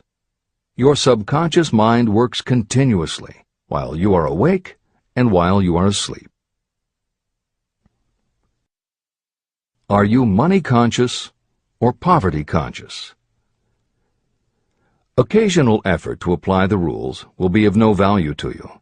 To get results, you must apply all of the rules until they become a fixed habit with you. In no other way can you develop the necessary money consciousness. Just as money is attracted to those who have deliberately set their mind on it, poverty is attracted to those whose mind is open to it. And although money consciousness must be developed intentionally, poverty consciousness develops without conscious application of habits favorable to it. Poverty consciousness will seize the mind that is not occupied with money consciousness. If you understand the point of the preceding paragraph, you will understand the importance of persistence in the accumulation of a fortune. Without persistence, you will be defeated even before you start. With persistence, you will win. If you have ever had a nightmare, you will realize the value of persistence. You are lying in bed, half awake, with a feeling that you are about to smother. You are unable to turn over or to move a muscle. You realize that you must begin to regain control over your muscles. Through persistent effort of willpower, you finally manage to move the fingers of one hand. By continuing to move your fingers, you extend your control to the muscles of one arm until you can lift it. Then you gain control of the other arm. You finally gain control over the muscles of one leg, and then extend it to the other leg. Then, with one supreme effort of will, you regain complete control over your muscular system and snap out of your nightmare. You did it step by step. You may find it necessary to snap yourself out of your mental inertia in a similar way. First, by moving slowly, then increasing your speed, until you gain complete control over your will. Be persistent, no matter how slowly you may have to move at first. With persistence will come success. Snap out of mental inertia. If you select your mastermind group with care, you will have in it at least one person who will aid you in the development of persistence. Some people who have accumulated great fortunes did so because of necessity. They developed the habit of persistence because circumstances forced them to become persistent. Those who have cultivated the habit of persistence seem to enjoy insurance against failure. No matter how many times they are defeated, they finally arrive up toward the top of the ladder. Sometimes it appears that there is a hidden guide whose duty is to test us through all sorts of discouraging experiences. Those who pick themselves up after defeat and keep on trying finally arrive, and the world says, "I knew you could do it." The hidden guide lets no one enjoy great achievement without passing the persistence test. Those who can't take it simply do not make the grade. Those who can take it are rewarded for their persistence, and in return they get the goal they are pursuing. But that is not all. They receive something infinitely more important than material compensation: the knowledge that every failure brings with it the seed of an equivalent advantage. Persist past your failures. The people who learn from experience the importance of persistence will not accept defeat as being anything more than temporary. They are the ones whose desires are so persistently applied that defeat is finally changed into victory. We see that an overwhelmingly large number of people go down in defeat, never to rise again. We also see the few who take the punishment of defeat as an urge to greater effort. But what we do not see, what most of us never suspect of existing, is the silent but irresistible power that comes to the rescue of those who fight on in the face of discouragement. If we speak of this power at all, we call it persistence and let it go at that. One thing is sure: if you do not have persistence, you will not achieve noteworthy success in any calling. As I am writing these lines, I can look out the window and see, less than a block away, the great mysterious Broadway, the graveyard of dead hopes and the front porch of opportunity. From all over the world, people have come to Broadway seeking fame, fortune, power, love, or whatever it is that human beings call success. Once in a great while, someone steps out from the long procession of seekers, and the world hears that another person has conquered Broadway. But Broadway is not easily nor quickly conquered. Broadway acknowledges talent, recognizes genius, and pays off in money only after a person has refused to quit. The secret is always inseparably attached to one word: persistence. Editor's comments. Today we think of making it on Broadway in terms of the theater, but here Napoleon Hill uses Broadway as a metaphor for the New York arts, publishing, and entertainment industries in general. In the original edition of Think and Grow Rich, Hill used this introduction to tell of Fannie Hurst, one of the best-selling authors of the day, who pounded the streets of New York for 4 years and received 36 rejection slips from one publisher alone before her persistence paid off and she finally got published. Although Napoleon Hill chose Fannie Hurst to illustrate his point about overcoming poverty and adversity, he knew all about both from personal experience. Hill's own story is one of very humble beginnings and devastating failures that would have defeated most people. It was only through his extraordinary persistence that the original edition of the book you hold in your hands was published. And for that reason, the editors of this edition have included this brief biography of Napoleon Hill. The following is adapted from A Lifetime of Riches, the biography of Napoleon Hill, written by Michael J. Ritt, Jr. and Kirk Landers, and also draws upon Napoleon Hill's first bestseller, his 4-volume masterwork, Law of Success. In it, Hill told of the 7 turning points in his own life, and those excerpts told in his words are told in the first person. Born into poverty in the backwoods of Virginia, young Nap, as he was called, was the local gun-toting troublemaker. He would probably have ended up a criminal had his widowed father not met and married Martha Ramey Banner. Nap's new stepmother set out to change the family's mountain ways, and she started by trading Napoleon a typewriter for his six-shooter pistol. She told him, "If you become as good with a typewriter as you are with that gun, you may become rich and famous and known throughout the world." Her faith and encouragement turned young Nap around, and by the age of 15, he was submitting stories to the local newspapers and doing everything he could to get himself out of his meager circumstance. After completing high school and 1 year at a business college, he wrote an audacious letter to Rufus Ayers, one of the most powerful men in the coal industry. Hill wrote to apply for a job, but he said that he didn't want a salary. In fact, he said he would pay Ayers. Hill proposed that Ayers could charge him whatever he wanted on a monthly basis, but if at the end of 3 months Hill had proved his worth, he then would expect Ayers to pay him a salary of the same monthly amount. Ayers admired Hill's style and hired him, with pay. First turning point. After finishing a course at a business college, I took a job as stenographer and bookkeeper. As a result of having practiced the habit of performing more work and better work than that for which I was paid, I advanced rapidly until I was assuming responsibilities and receiving a salary far out of proportion to my age.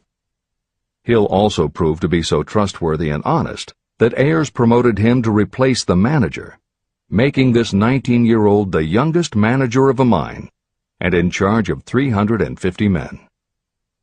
Then fate reached out and gave me a gentle nudge. My employer lost his fortune, and I lost my position. This was my first real defeat, and even though it came about as a result of causes beyond my control, I didn't learn a lesson from it until many years later. Second turning point. My next position was that of sales manager for a large lumber manufacturer in the South. My advancement was rapid, and I did so well that my employer took me into partnership with him. We began to make money, and I began to see myself on top of the world again. Like a stroke of lightning out of a clear sky, the 1907 panic swept down, and overnight it rendered me an enduring service by destroying our business and relieving me of every dollar that I had.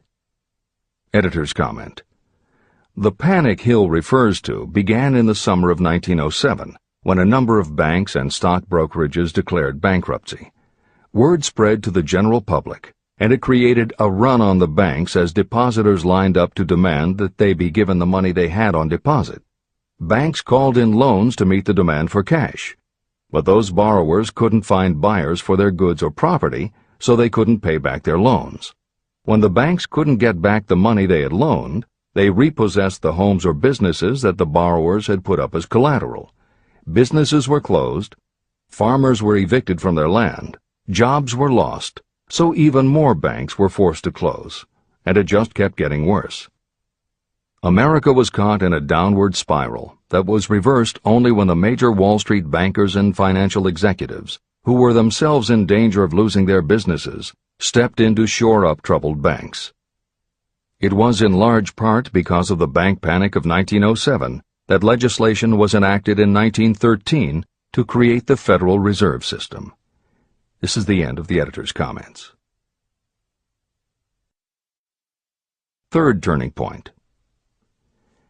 This was my first serious defeat. I mistook it then for failure, but it was not. And before I complete this lesson, I will tell you why it was not. It required the 1907 panic and the defeat that it brought me to redirect my efforts from the lumber business to the study of law. I entered law school with the firm belief that I would emerge doubly prepared to catch up with the end of the rainbow and claim my pot of gold.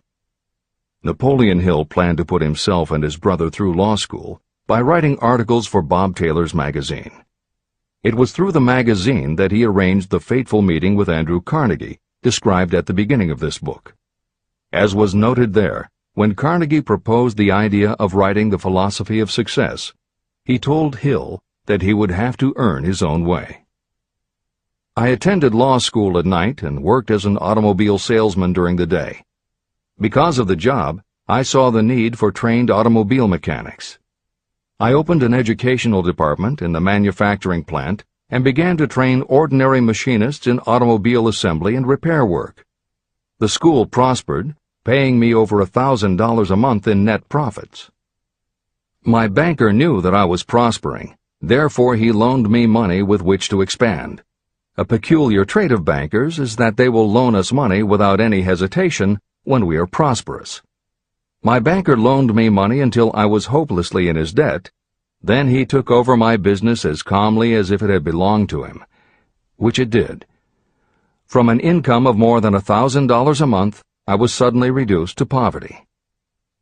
For the third time, Hill had experienced defeat, but he was not beaten. He got another job, and all the while continued to work on the Carnegie Project.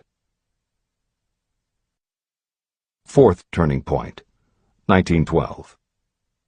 Because my wife's family had influence, I secured the appointment as assistant to the chief counsel for one of the largest coal companies in the world. I was among friends and relatives, and I had a position that I could keep for as long as I wished without exerting myself. What more did I need? Nothing, I was beginning to say to myself. Then, without consultation with my friends and without warning, I resigned. This was the first turning point that was of my own selection. It was not forced upon me. I quit that position because the work was too easy and I was performing it with too little effort. This move proved to be the next most important turning point of my life, although it was followed by 10 years of effort that brought almost every conceivable grief the human heart can experience. I selected Chicago as my new field of endeavor. I made up my mind that if I could gain recognition in Chicago, in any honorable sort of work, it would prove that I had something that might be developed into real ability. Fifth turning point. My first position in Chicago was that of advertising manager for a large correspondence school. I did so well that the president of the school induced me to resign my position and go into the candy manufacturing business with him. We organized the Betsy Ross Candy Company, and I became its first president. The business grew rapidly, and soon we had a chain of stores in 18 different cities. They did so well, in fact, Hill's partners decided they wanted to take over the business. They had Hill arrested on a false charge and then offered to withdraw the charge if he would turn over to them his interest in the business. Outraged at the suggestion, Hill refused. When the case went to court, his partners failed to appear for the hearing. Hill sued them for malicious damage to his character. The judge's ruling completely vindicated Hill and allowed him the option to have his partners thrown in jail. Being arrested seemed at the time a terrible disgrace, even though the charge was false. It was not a pleasant experience, and I would not wish to go through a similar experience again, but I must admit that it was worth all the grief it cost me, because it gave me the opportunity to find out that revenge was not a part of my makeup. Sixth turning point. This turning point came shortly after my dreams of success in the candy business had been shattered, when I turned my efforts to teaching advertising and salesmanship as a department of one of the colleges in the Midwest. My school prospered from the very beginning. I had a resident class and also a correspondence school, through which I was teaching students in nearly every English-speaking country. It was 1917. And in April of that year, President Woodrow Wilson declared the United States would enter the war against Germany. Hill contacted the president, who he had previously met through Andrew Carnegie, and offered his services to help the war effort. Hill was given the position of creating public relations materials and helping to sell war bonds. When not operating his school, he threw himself into his war work, for which he insisted that he be paid only $1 a year. Then came the second military draft, and it practically destroyed my school, as it caught most of those who were enrolled as students.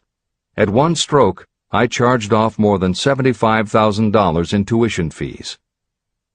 Once more, I was penniless. Despite the fact that Hill had to scrape just to get by, he continued to work for President Wilson and continued to refuse to take any compensation. Though Hill had a family to support, and the ridicule of his relatives put a tremendous strain on relations, he also continued to work on the Carnegie Project. Hill later said, "Believe me, there were times when between the needling of my relatives and the hardships I endured, it was not easy to maintain a positive mental attitude and persevere. Sometimes in barren hotel rooms, I almost believed my family was right. The thing that kept me going was my conviction that one day I would not only successfully complete my work, but also be proud of myself when it was finished." Seventh turning point. To describe the seventh of the turning points in my life, I must go back to November 11th, 1918. Armistice Day, the end of the World War. The war had left me without a penny, as I have already said, but I was happy to know that the slaughter had ceased and reason was about to reclaim civilization. The time had come for another turning point. I sat down at my typewriter, and to my astonishment, my hands began to play a tune on the keyboard. I had never written so rapidly or so easily before. I did not plan or think about what I was writing. I just wrote whatever came into my mind. What Hill wrote was a long essay in which he described a new idealism based on the Golden Rule that he thought could emerge from the war. He declared that he would help spread the word, and promised that somehow he was going to find the money to launch a new magazine to be called Hill's Golden Rule.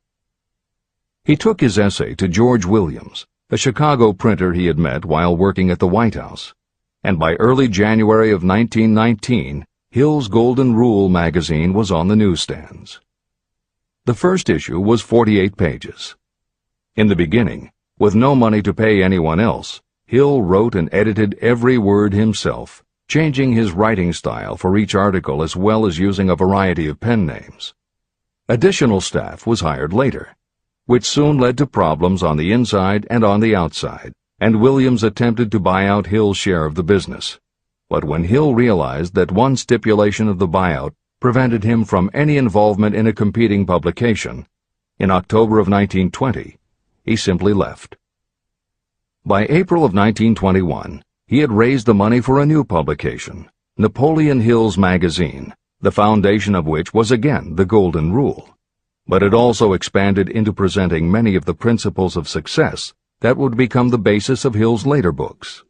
The magazine's acceptance and success also led to Hill's success as a speaker and motivator, which led to even greater success for the magazine. At the same time, Napoleon Hill was working with one of the inmates of a penitentiary to develop a correspondence course, which he took to the prisons to encourage prisoner rehabilitation.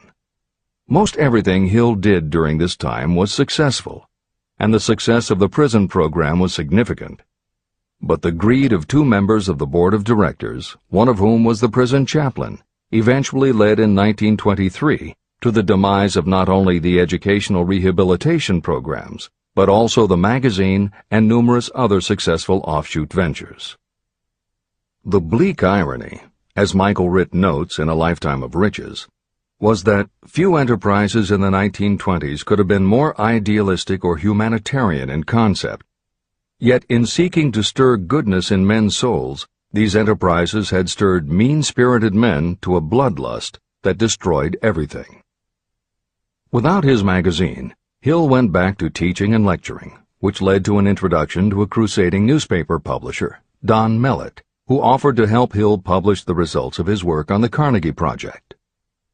At this same time, Mellett learned that Prohibition gangsters were selling narcotics and bootleg liquor to school children in Canton, and members of the local police force were being bribed to do nothing about it. Mellett was outraged and wrote an expose in his Canton Daily News, while Hill contacted the governor to implement a state investigation of the corrupt police department. A week before Hill and Mellett were to finalize the financing for the publication of Hill's book, Don Mellett was ambushed outside his home and assassinated by a gangster and a renegade cop. They tried to kill Hill, too, but through pure luck he escaped and fled to the Smoky Mountains, where he remained holed up in a backwoods shack for most of a year. Destitute and in fear for his life, he lapsed into a state of deep depression. Then, in one extraordinary night of self-analysis, he willed himself out of his depression and resolved to finish the challenge Carnegie had posed almost 20 years earlier. Hill went to Philadelphia, convinced a publisher to put up the money, then worked night and day for almost 4 months to finish the manuscript. In March of 1928, Hill published the results of his efforts, a multi-volume masterwork entitled Law of Success. No one had ever seen anything like it. It was a phenomenon, a runaway bestseller. A little over a year later, while Hill was finally enjoying the fruits of his long labors, the stock market crash of '29 hit. The bottom fell out of everything, including the market for books. Though he never gave up on his vision, like the rest of America, Hill struggled through the Depression. He lectured, he wrote, and he taught in every way he could, but it was very hard to preach personal achievement to a country that had lost faith in itself. Napoleon Hill made it his personal mission to turn the tide by creating a variety of self-help programs, but it became disappointingly apparent that it was going to take more than one man to do it. When Franklin Delano Roosevelt was elected president, he reached out to Hill. Though Napoleon Hill was an avowed capitalist, he believed enough in the ultimate goal of FDR's policies that he committed himself to helping the new administration. Throughout the Depression years, he became a close confidant of the president's, helping to guide Roosevelt in his efforts to revitalize America. It is said that it was Hill who gave FDR the famous line, "We have nothing to fear but fear itself." And though Hill was dead broke, just as he had done for President Wilson, he refused to accept more than $1 a year for his efforts.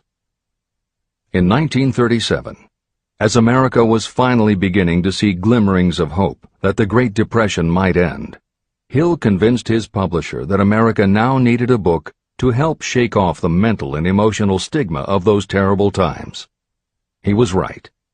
They released Think and Grow Rich to such resounding success that it sold well over 1 million copies even before the Depression ended.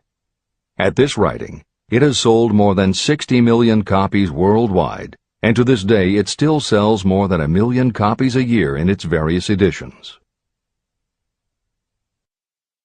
Take your own persistence inventory. Persistence is a state of mind. Therefore, it can be cultivated. Like all states of mind, persistence is based upon definite causes, among them these. Definiteness of purpose. Knowing what you want is the first and most important step toward the development of persistence. A strong motive will force you to surmount difficulties. Desire. It is comparatively easy to acquire and maintain persistence in pursuing the object of intense desire. Self-reliance. Belief in your ability to carry out a plan encourages you to follow the plan through with persistence. Self-reliance can be developed through the principle described in Chapter 5, Autosuggestion. Definiteness of plans. Organized plans, even ones that may be weak or impractical, encourage persistence. Accurate knowledge. Knowing that your plans are sound, based upon experience or observation, encourages persistence. Guessing, instead of knowing, destroys persistence. Cooperation. Sympathy, understanding, and cooperation with others tend to develop persistence. Willpower. The habit of concentrating your thoughts on making plans to attain your definite purpose leads to persistence. Habit. Persistence is the direct result of habit. The mind absorbs and becomes a part of the daily experiences upon which it feeds. Fear, the worst of all enemies, can be overcome by forcing yourself to perform and repeat acts of courage. Everyone who has seen active service in war knows this. Take inventory of yourself and determine what you are lacking in this essential quality of persistence. Measure yourself point by point and see how many of the previous 8 factors of persistence you lack. The analysis may lead to discoveries that will give you a new understanding of yourself and what you need to get ahead. The following is a list of the real enemies that stand between you and achievement. These are not only the symptoms indicating weakness of persistence, but also the deeply seated subconscious causes of this weakness. Study the list carefully, and face yourself squarely if you really wish to know who you are and what you are capable of doing. These are the weaknesses that must be mastered by anyone who really wants to accumulate riches. 1. Failure to recognize and to define clearly exactly what you want. 2. Procrastination, with or without cause, usually backed up with a long list of alibis and excuses. 3. Lack of interest in acquiring specialized knowledge. 4. Indecision, and the habit of passing the buck instead of facing issues squarely, also backed by alibis and excuses. 5. The habit of relying upon excuses instead of making definite plans to solve your problems. 6. Self-satisfaction. There is little remedy for this, and no hope for those who suffer from it. 7. Indifference, usually reflected in your readiness to compromise rather than meet opposition and fight it. 8.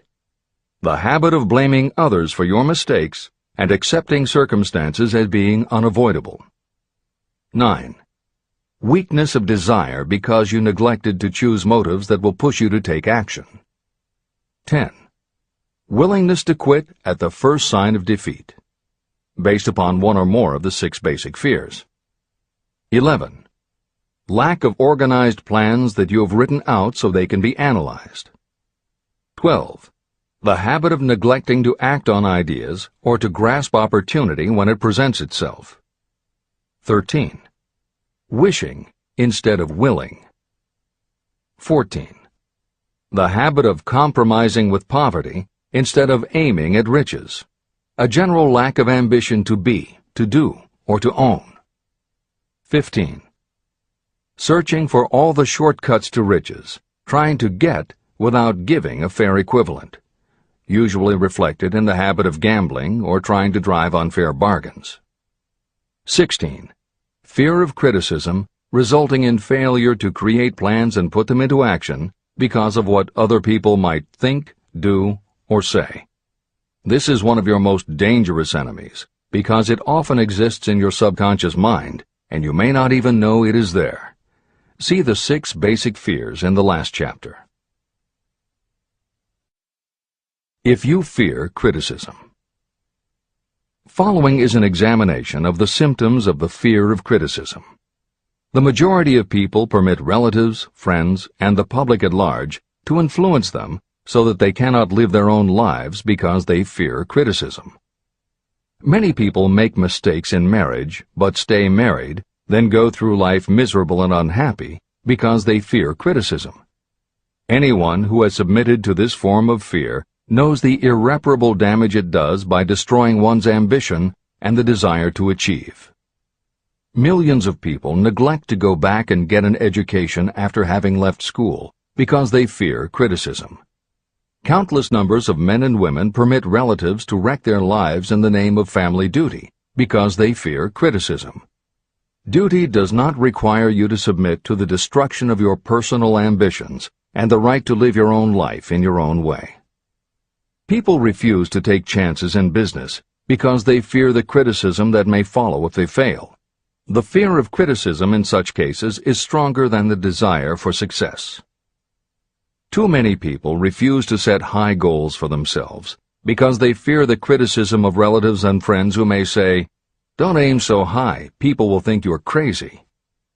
When Andrew Carnegie suggested that I devote 20 years to the organization of a philosophy of individual achievement, my first impulse was fear of what people might say. His suggestion was far greater than anything I had ever conceived for myself. My first instinct was to create excuses, all of them traceable to the fear of criticism. Something inside of me said, "You can't do it.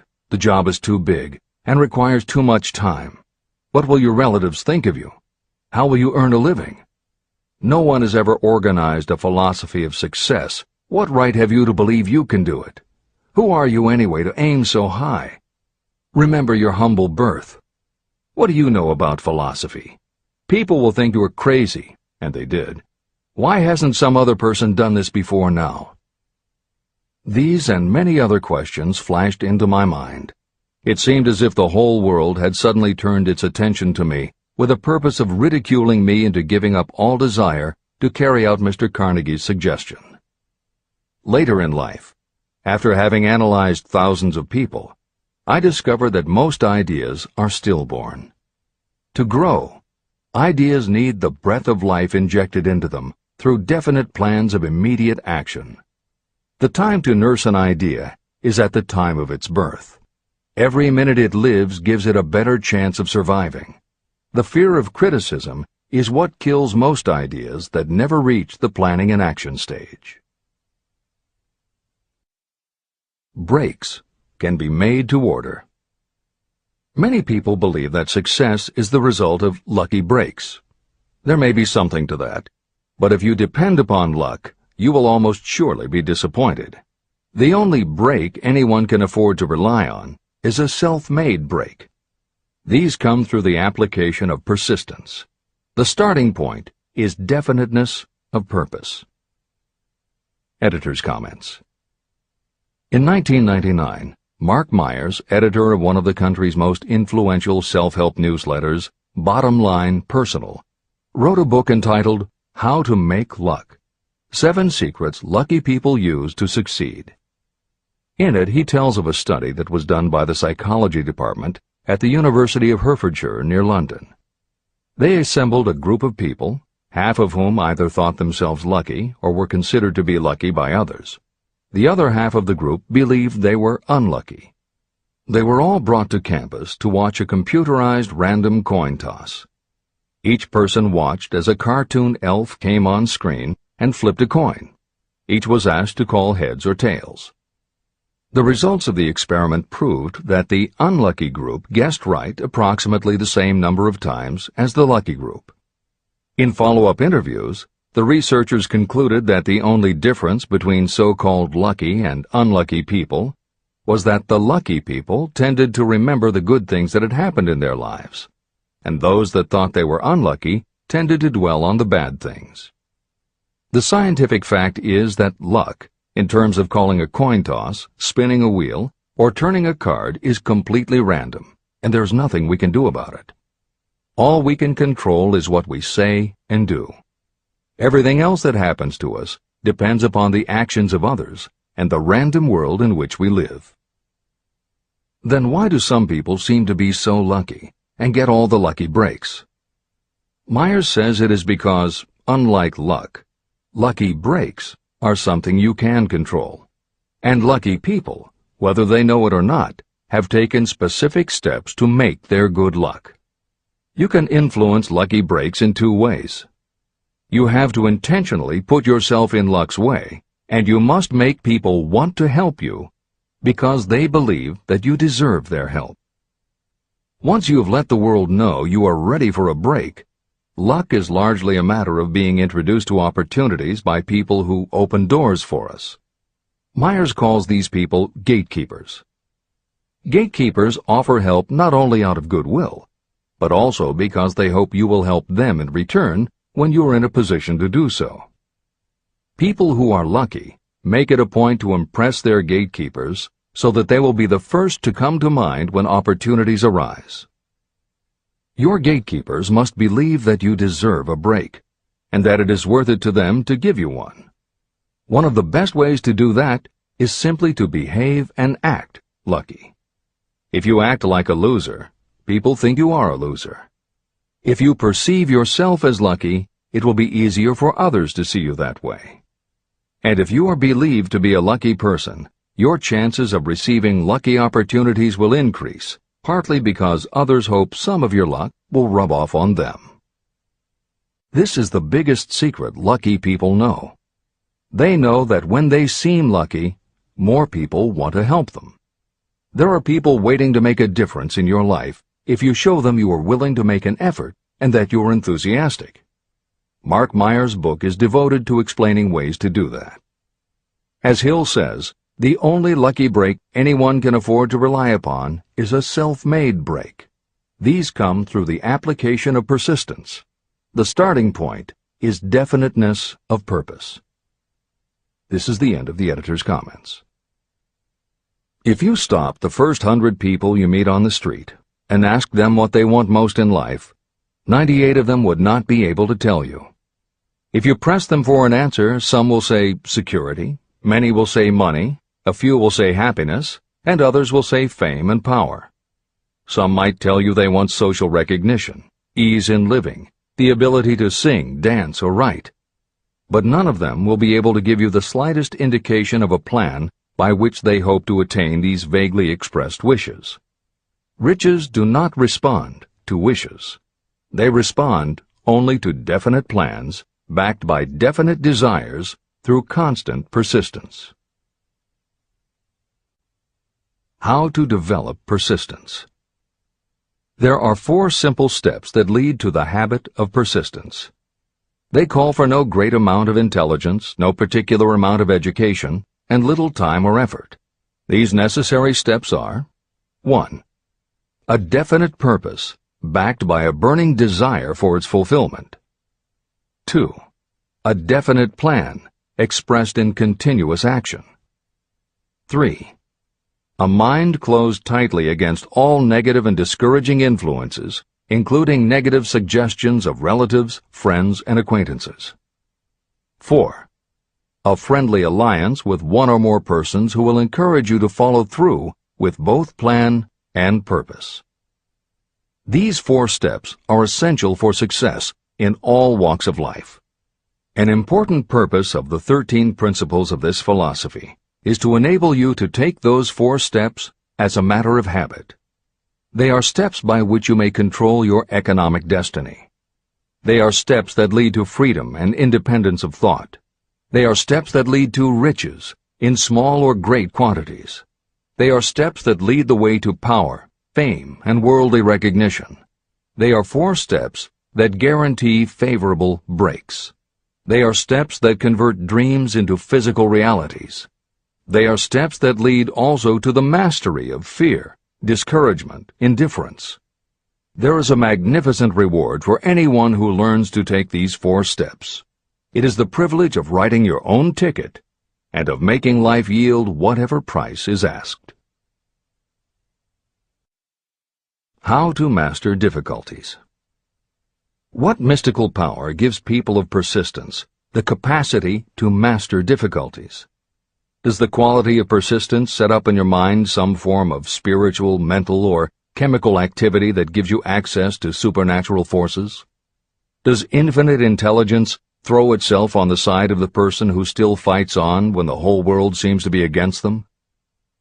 These and many other similar questions were in my mind as I watched Henry Ford start from scratch and build an industrial empire with little more than persistence. Or Thomas A. Edison, who, with less than 3 months of schooling, became the world's leading inventor. He turned his persistence into sound recording and playback machines, motion picture cameras and projectors, and the incandescent light, to say nothing of 100 other useful inventions. I had the opportunity to analyze both Mr. Edison and Mr. Ford up close and personal, year by year, over a long period of time. So I speak from actual knowledge when I say that I found no quality except persistence in either of them that even remotely suggested the major source of their stupendous achievements. If you make an impartial study of the prophets, philosophers, and religious leaders of the past, you will come to the inevitable conclusion that persistence, concentration of effort, and definiteness of purpose were the major sources of their achievements. Consider, for example, the fascinating story of Muhammad. Analyze his life. Compare him with men of achievement in this modern age of industry and finance, and observe how they all have one outstanding trait in common: persistence. If you want to understand more about the power of persistence and how it works, I strongly suggest that you read a biography of Muhammad. Editor's comments. At the beginning of the 21st century, there was an increased interest in Islam due to the attacks on the World Trade Center and the subsequent War on Terror. Consequently, the modern reader will have no difficulty finding a number of very good books about Muhammad. At the time that Hill was writing the first edition of Think and Grow Rich, one of the best biographies of Muhammad was written by Esad Bey, who was born in Baku, Azerbaijan, the son of a Jewish businessman named Nusenbaum. Later, he changed his name when he converted to Islam. During the Russian Revolution, he fled his home for Berlin, where he lived until the rise of Hitler again forced him to move, first to Austria and then finally to Italy. It is believed by some that this man known as Esad Bey also wrote under another pen name, Kurban Said, and was in fact the author of the acclaimed Azerbaijani novel, Ali and Nino. That Napoleon Hill was very impressed with this particular biography of Muhammad is clear from his recommendation, which follows. I strongly suggest that you read a biography of Muhammad, especially the one by Esad Bey. This brief review of that book, which appeared in the Herald Tribune, will provide a preview of the rare treat in store for those who take the time to read the entire story of one of the most astounding examples of the power of persistence known to civilization. The Last Great Prophet. Reviewed by Thomas Sugru. Muhammad was a prophet, but he never performed a miracle. He was not a mystic. He had no formal schooling. He did not begin his mission until he was 40. When he announced that he was the messenger of God, bringing word of the true religion, he was ridiculed and labeled a lunatic. Children tripped him, and women threw filth upon him. He was banished from his native city, Mecca, and his followers were stripped of their worldly goods and sent into the desert after him. When he had been preaching 10 years, he had nothing to show for it but banishment, poverty, and ridicule. Yet before another 10 years had passed, he was dictator of all Arabia, ruler of Mecca, and the head of a new world religion which was to sweep to the Danube and the Pyrenees before exhausting the impetus he gave it. That impetus was threefold: the power of words, the efficacy of prayer, and man's kinship with God. His career never made sense. Muhammad was born to impoverished members of a leading family of Mecca. Because Mecca, the crossroads of the world, home of the magic stone called the Kaaba, great city of trade and the center of trade routes, was unsanitary, its children were sent to be raised in the desert by Bedouins. Muhammad was thus nurtured, drawing strength and health from the milk of nomad, vicarious mothers. He tended sheep and soon hired out to a rich widow as leader of her caravans. He traveled to all parts of the Eastern world, talked with many men of diverse beliefs, and observed the decline of Christianity into warring sects. When he was 28, Khadijah, the widow, looked upon him with favor and married him. Her father would have objected to such a marriage, so she got him drunk and held him up while he gave the paternal blessing. For the next 12 years, Muhammad lived as a rich and respected and very shrewd trader. Then he took to wandering in the desert, and one day he returned with the first verse of the Koran and told Khadijah that the archangel Gabriel had appeared to him and said that he was to be the messenger of God. The Koran, the revealed word of God, was the closest thing to a miracle in Muhammad's life. He had not been a poet. He had no gift of words. Yet the verses of the Koran, as he received them and recited them to the faithful, were better than any verses which the professional poets of the tribes could produce. This, to the Arabs, was a miracle. To them, the gift of words was the greatest gift. The poet was all-powerful. In addition, the Koran said that all men were equal before God, that the world should be a democratic state, Islam. It was this political heresy, plus Muhammad's desire to destroy all the 360 idols in the courtyard of the Kaaba, which brought about his banishment. The idols brought the desert tribes to Mecca, and that meant trade. So the businessmen of Mecca, the capitalists, of which he had been one, set upon Muhammad. Then he retreated to the desert and demanded sovereignty over the world. The rise of Islam began. Out of the desert came a flame which would not be extinguished. A democratic army, fighting as a unit and prepared to die without wincing.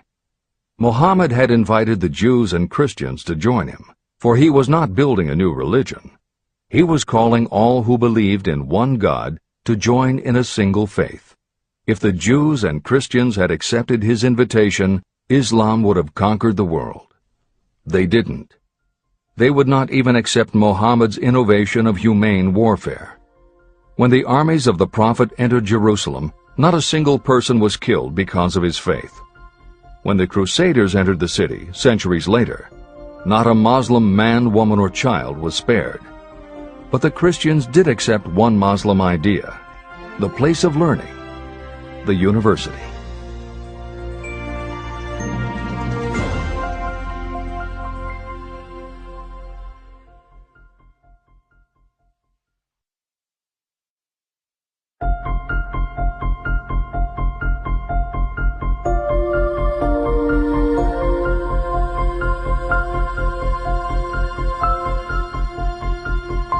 The ladder of success is never crowded at the top. Chapter 11. Power of the Mastermind, the Driving Force. The ninth step toward riches. Power is essential for success in the accumulation of money. Plans are useless without sufficient power to turn them into action.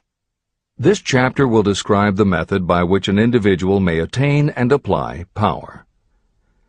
Power may be defined as organized and intelligently directed knowledge. Power, as the term is used here, refers to organized effort, sufficient to enable an individual to transmute desire into its monetary equivalent. Organized effort is produced through the coordination of effort of two or more people who work toward a definite end in a spirit of harmony. Power is required to accumulate money. Power is necessary to keep the money after it has been accumulated. How can power be acquired? If power is organized knowledge, let us examine the sources of knowledge. Infinite intelligence.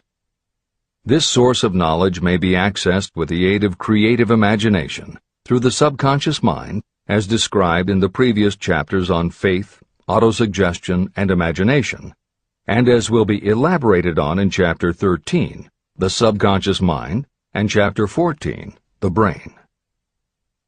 Accumulated experience.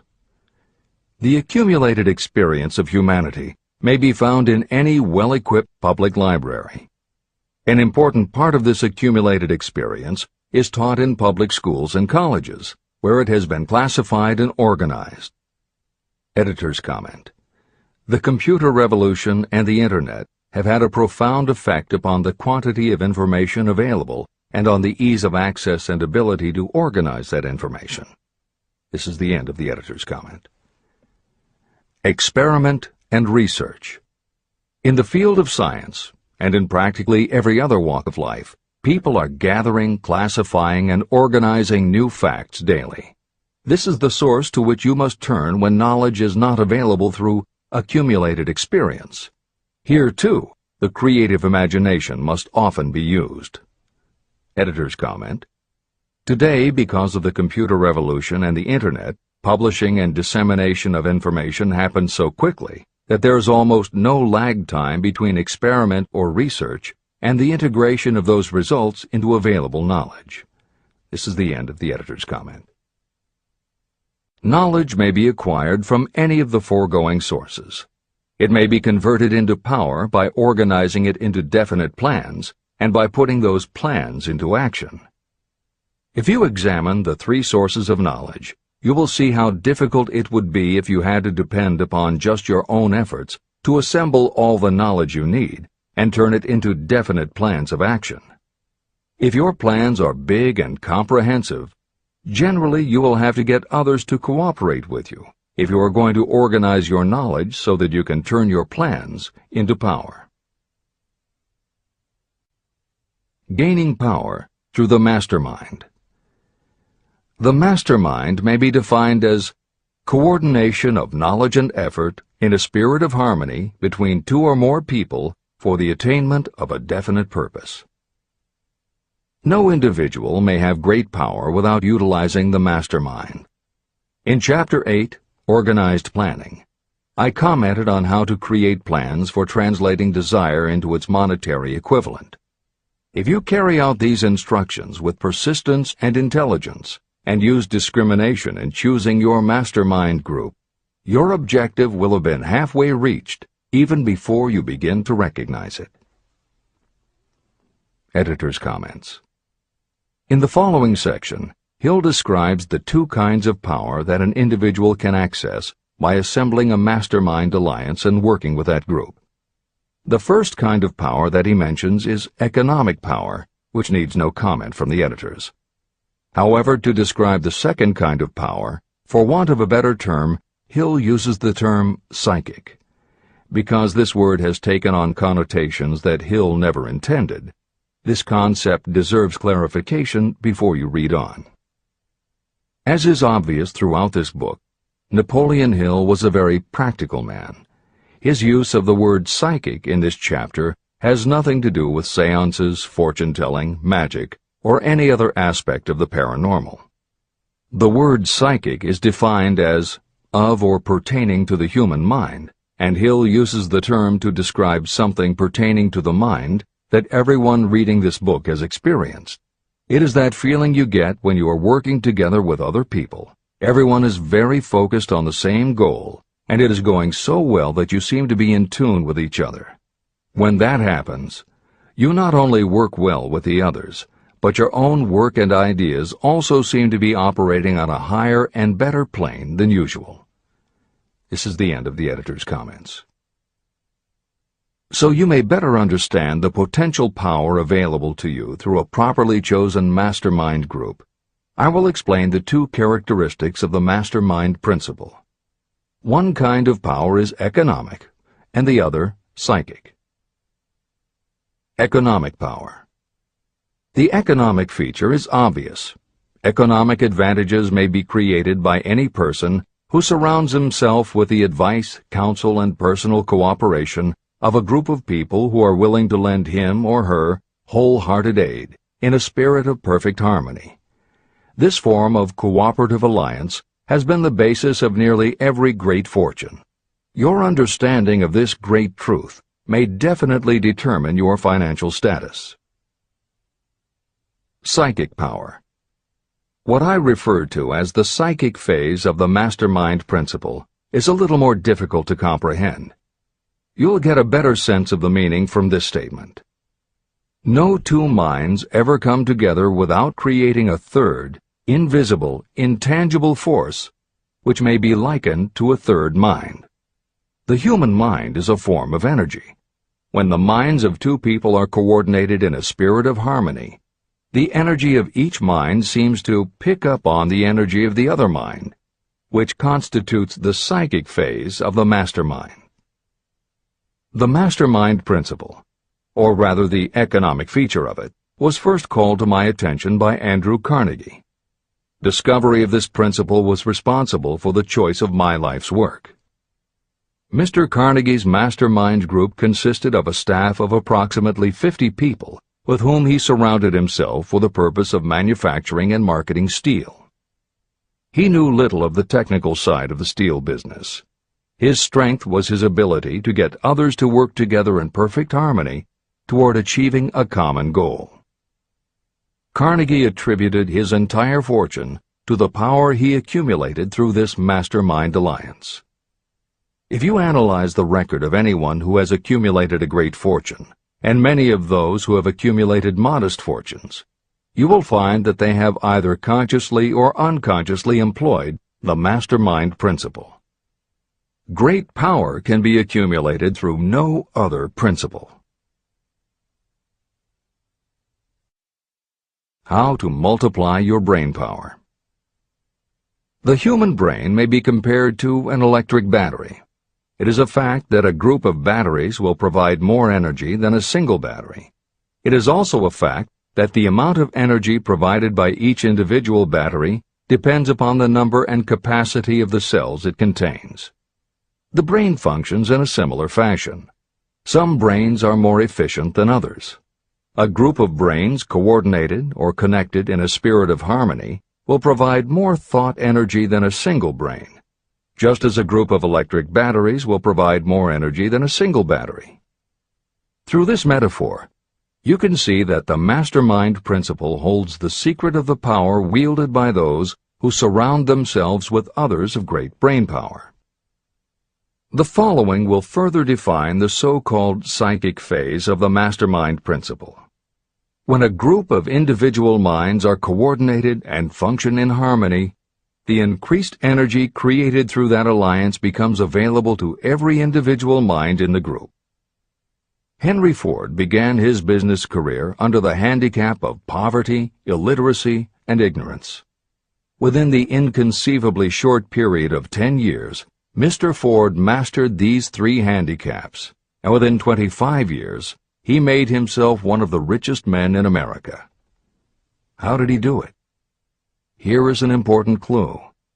Mr. Ford's most rapid strides became noticeable from the time he became a personal friend of the famed inventor Thomas A. Edison. In the story of Ford's success, this is just the first indication of what the influence of one mind upon another can accomplish. Follow his story further, and you will have even more evidence that power may be produced through friendly alliance of minds. It is a fact that Mr. Ford's most outstanding achievements became even more pronounced later, after he formed the acquaintances of Harvey Firestone, John Burroughs, and Luther Burbank, each a man of great mental capacity. People take on the nature and the habits and the power of thought of those with whom they associate in a spirit of sympathy and harmony. Through his association with Edison, Burbank, Burroughs, and Firestone, Mr. Ford added to his own brain power the intelligence, experience, knowledge, and spiritual forces of these 4 men. Henry Ford used the mastermind principle in exactly the way it is described in this book. This principle is available to you. I have already mentioned Mahatma Gandhi. Let me review the method by which he attained his stupendous power. It may be explained in a few words. He came by power through inducing over 200 million people to coordinate with mind and body in a spirit of harmony for a definite purpose. In brief, Gandhi accomplished a miracle. For it is a miracle when 200 million people can be induced, not forced, to cooperate in a spirit of harmony. If you doubt that this is a miracle, try to get even 2 people to cooperate in a spirit of harmony for any length of time. Every person who manages a business knows how difficult it is to get employees to work together in a spirit even remotely resembling harmony. Editor's comments. The first step in putting together your mastermind alliance is to clearly know your desire. Your desire will tell you what you need. It could be a small group, just 2 or 3 people, as was the case with Stephen Jobs and Steve Wozniak when they formed Apple, Bill Gates and Paul Allen launching Microsoft, or Steven Spielberg, Jeffrey Katzenberg, and David Geffen creating DreamWorks SKG. Or it could be a large group, such as the Mastermind Alliance of 30 regional directors of Century 21 Real Estate, which founder Arthur Bartlett firmly believes was essential to the company's success. Napoleon Hill suggests that in most cases it should be a dozen people or less, and generally the smaller the better. Choosing the people means finding those who not only share your vision, but who will also share their ideas, information, and contacts with you. They will let you use the full strength of their experience, training, and knowledge as if it were your own, and they will do it in a spirit of perfect harmony. The question that immediately comes to every reader's mind is, where do I find people who will help me to that degree? Napoleon Hill cannot answer that question for you, but he does tell you what to look for. Where you look is up to you. And if you really do have the desire to succeed, you will start looking and you won't give up until you find the right people. Napoleon Hill's description of the mastermind that appears below is augmented with additional material from articles and speeches he wrote after the publication of Think and Grow Rich. These were compiled for publication by Hill's friend, mentor, and business associate, W. Clement Stone, and appear in 2 books, Napoleon Hill's Keys to Success and Believe and Achieve.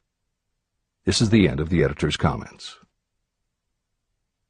Finding your mastermind members.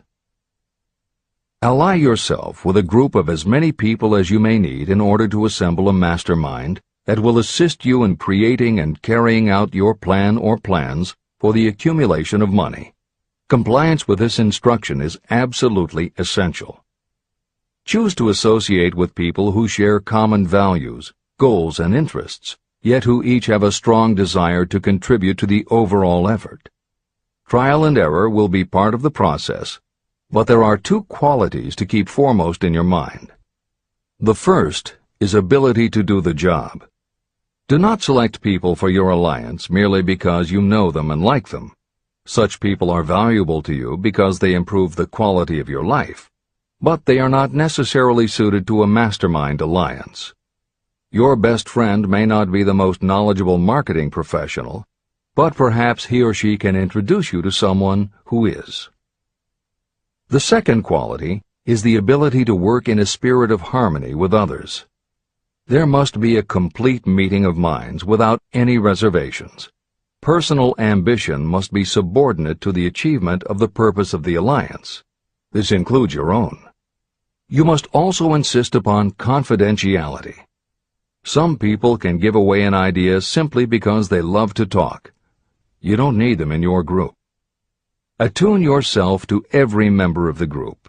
Try to imagine how you would react in a given situation if you were in his or her shoes. Pay attention to body language. Sometimes facial expressions and movements say far more about what a person feels than the words that come out of his or her mouth. Be sensitive to what is not being said. Sometimes what is left out is far more important than what is included. Don't try to force the group along too quickly. Allow for those who want to test ideas by playing devil's advocate. Compensating your mastermind. Before forming your mastermind alliance, decide what advantages and benefits you may offer the individual members of your group in return for their cooperation. No one will work indefinitely without some form of compensation. No intelligent person should request or expect another to work without adequate compensation. Wealth will obviously have the most appeal to your members. Be fair and generous in your offer. Recognition and self-expression may be just as important as money to some of your members. Remember that in such partnerships, the principle of going the extra mile, doing more and better than paid for, is especially important. As the leader, you should set an example for the others to follow. Each member must agree at the outset on the contribution each will make, and on the division of benefits and profits. Otherwise, be assured that dissension will arise, you will have wasted everyone's time, you will ruin friendships, and your venture will be destroyed. Meeting with your mastermind. Arrange to meet with the members of your mastermind group at least twice a week, and more often if possible, until you have jointly perfected the necessary plan or plans for the accumulation of money. The first meeting will be involved in sorting out strengths and weaknesses, and in fine-tuning your plans. Your alliance must be active to do any good. Establish specific responsibilities and action steps to be taken. As your mastermind matures and harmony grows among the members, you will find that the meetings create a flow of ideas into every member's mind. Don't let the meetings become so regular and formalized that they inhibit phone calls and other less formal contact. Mastermind maintenance. Maintain perfect harmony between yourself and every member of your mastermind group. If you fail to carry out this instruction to the letter, you may expect to meet with failure. The mastermind principle cannot work where perfect harmony does not prevail. Create a non-threatening environment. Explore all ideas with equal interest and concern for the originator's feelings. Everyone must deal with everyone else on a completely ethical basis, No member should seek unfair advantage at the expense of others. As the leader, you must inspire confidence in your members by your dedication to your desire, which is the object of the group.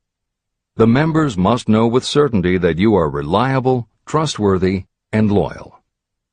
When you are finally ready to present the results of your efforts to investors, buyers, or the public, you may face your greatest leadership challenge in maintaining the harmony of your mastermind. The group's efforts will now be judged by outsiders, and facing judgment takes courage and persistence. The courage of separate individuals is nothing compared with that of a united team. The more you are able to maintain harmony, the greater the power, and the greater the power, the more resistance you can overcome. Marriage and the mastermind. A mastermind alliance with the person you love most deeply is of untold importance. If you are married and have not built your relationship on the same principles of harmony that are crucial to any alliance, you may have some reselling to do with your spouse. Set aside time each day to talk about what you want to achieve and how you are going about it. Rely on your definiteness of purpose to build your persuasive abilities, to convince your partner of the benefits of the work you are doing. It is very unlikely that your work will not affect your husband or wife in some significant way, and you absolutely must not drag your partner unwillingly into any adventure. Build your mastermind alliance into your marriage from the start, and it will steady and support you through the darkest moments.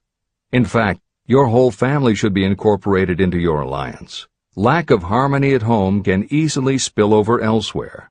A united family is a great team. The mastermind and infinite intelligence. The list of sources from which you can get power is headed by infinite intelligence. When two or more people coordinate in a spirit of harmony and work toward a definite objective, they place themselves in position to absorb power directly from that great universal storehouse that I refer to as infinite intelligence. This is the greatest of all sources of power. It is the source to which geniuses and great leaders turn, whether they may be conscious of the fact or not. In Chapter 13, The Subconscious Mind, and Chapter 14, The Brain, the methods for accessing infinite intelligence will be described in greater detail. This is not a course on religion.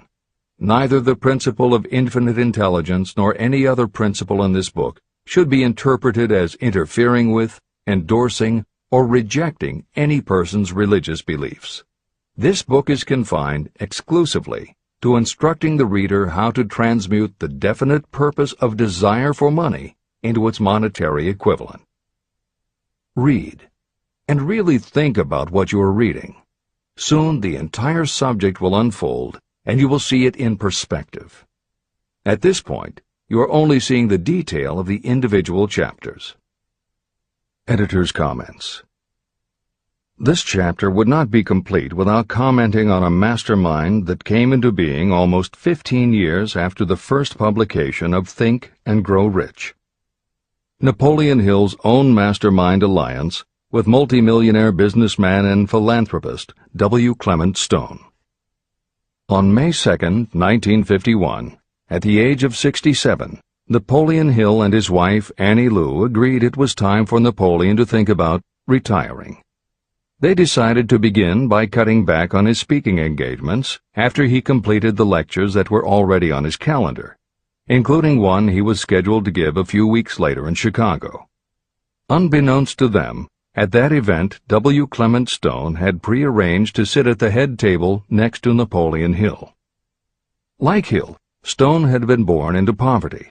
At the age of 6, he started selling newspapers to help pay the rent, and by 13, he owned his own stand. By 16, he was selling insurance, and by 20, he'd managed to scrape together $100, which he used to start his own insurance agency. Stone was a consummate salesman and motivator, and his company was growing very nicely. Then in 1938, he read Think and Grow Rich, and was so inspired by it that he bought a copy for every one of his employees and continued to do so for each new person who joined his company. Over the years, this amounted to thousands of copies.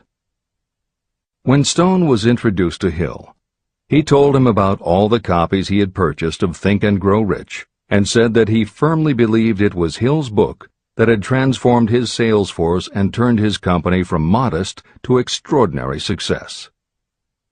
Napoleon Hill and W. Clement Stone found that they were in such complete accord that by the end of their first meeting, Hill had decided to postpone his retirement and join with Stone in a venture dedicated to creating a better world for this and future generations.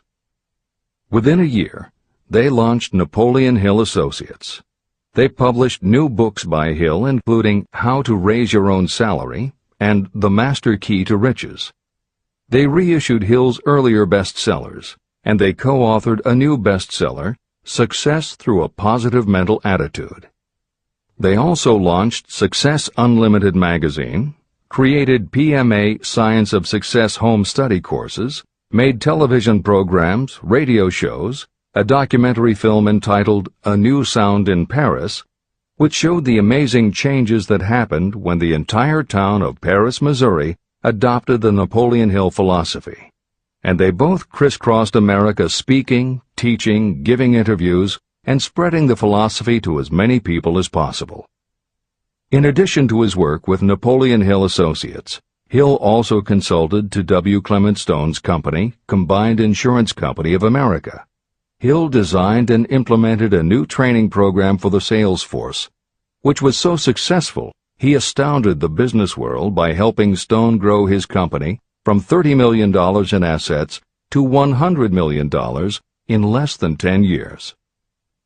When W. Clement Stone passed away in 2002, his company, now known as Aon Corporation, had revenues of $2 billion a year. W. Clement Stone had personally given more than $275 million to various charitable and philanthropic organizations. There has perhaps never been a greater example of coordination of knowledge and effort in a spirit of harmony between two or more people for the attainment of a definite purpose. The sheer volume of work and scope of influence achieved in a 10-year period by Napoleon Hill and W. Clement Stone leaves little question as to the power and importance of a mastermind alliance. This is the end of the editor's comments. The power of positive emotions. Money is shy and elusive. It must be wooed and won by methods not unlike those used by a determined lover. And the power you use in the wooing of money is not greatly different from what you use to attract the one you love. It is the power of positive emotion. That power, when successfully used in the pursuit of money, must be mixed with faith. It must be mixed with desire. It must be mixed with persistence. It must be applied through a plan, and that plan must be set into action. When money comes in large quantities, it flows to the one who accumulates it as easily as water flows downhill. There exists a great unseen stream of power, which may be compared to a river that flows in two directions. One side flows in one direction, carrying all who get into that side of the stream onward and upward to wealth. The other side flows in the opposite direction, carrying all who are unfortunate enough to get into it and can't pull themselves out downward to misery and poverty.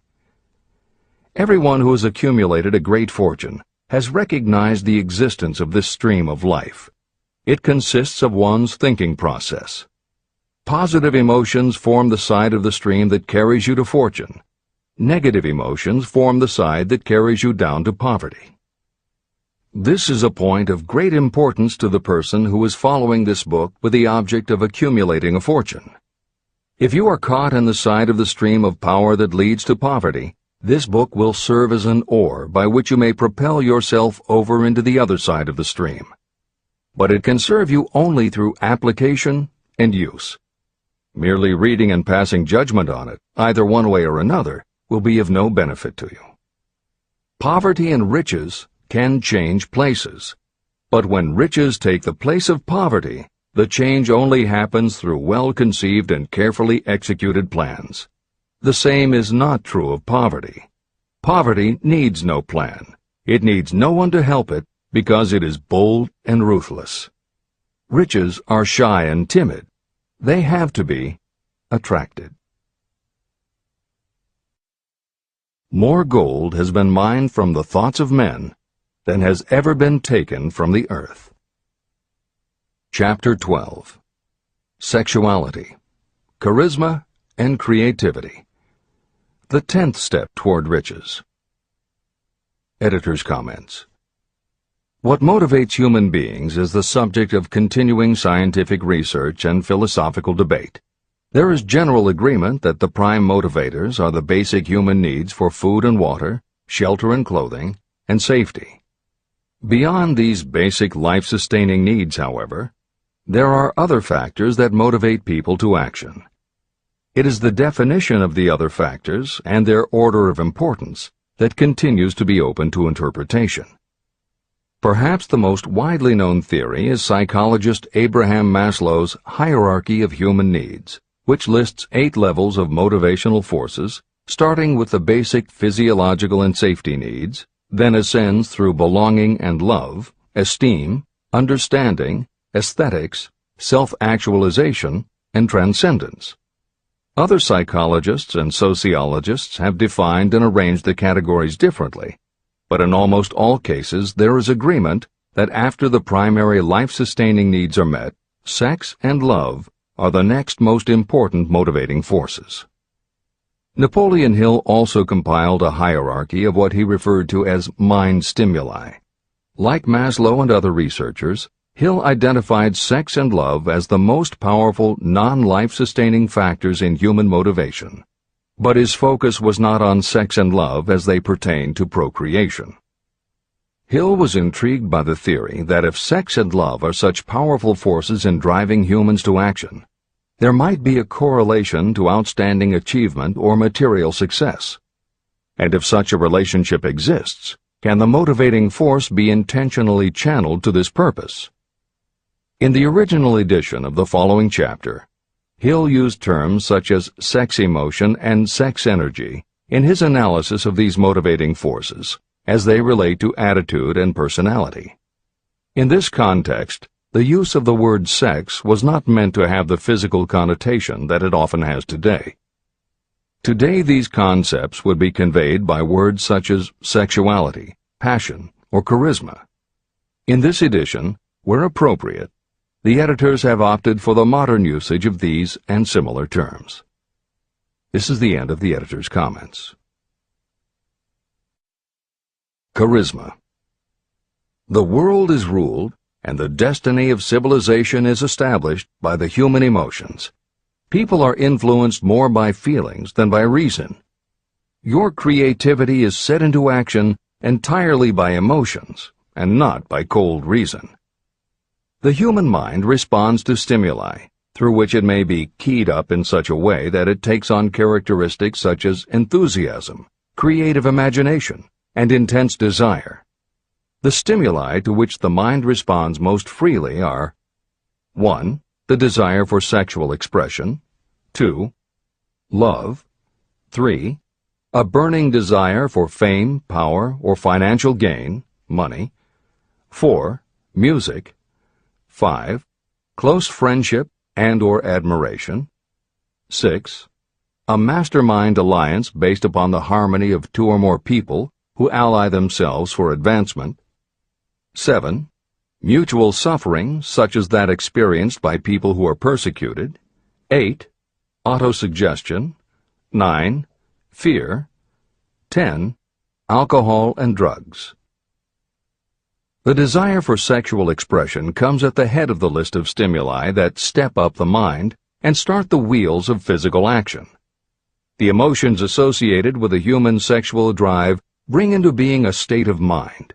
When motivated by this desire, people often show courage, willpower, persistence, imagination, and creative ability that they don't normally have.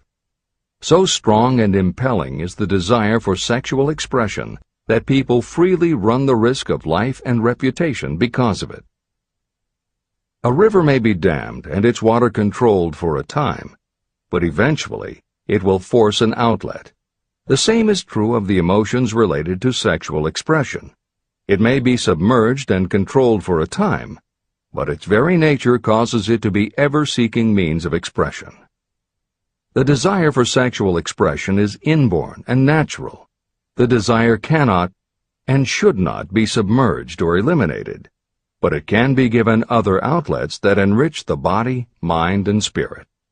When harnessed and redirected, this motivating force has been used as a powerful creative force in literature, art, and other pursuits, including the accumulation of riches. A teacher who has trained more than 30,000 salespeople came to the conclusion that individuals who are most confident sexually are the most efficient salespeople.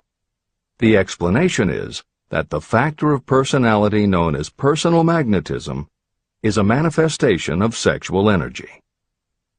Editor's comments. There have been numerous psychological and sociological studies about the relationship between sexuality and success that tend to support Hill's observation. Because physical characteristics are the most quantifiable aspects of sexuality, most research studies focus on gender, attractiveness, body size, and age, and they measure indicators such as first impressions, expectation of performance, perception of performance, and social interaction. These studies generally conclude that when comparing individuals of equal competence, for men, the perception is that taller men will do better than short, a full head of hair will outperform balding, handsome or virile will beat out plain or older. For women, the results are comparable. The perception is that attractive performs better than plain, slim or shapely scores higher than overweight, younger is expected to be superior to older. These observations about physical sexuality may seem obvious, but they lead to a conclusion that is very significant.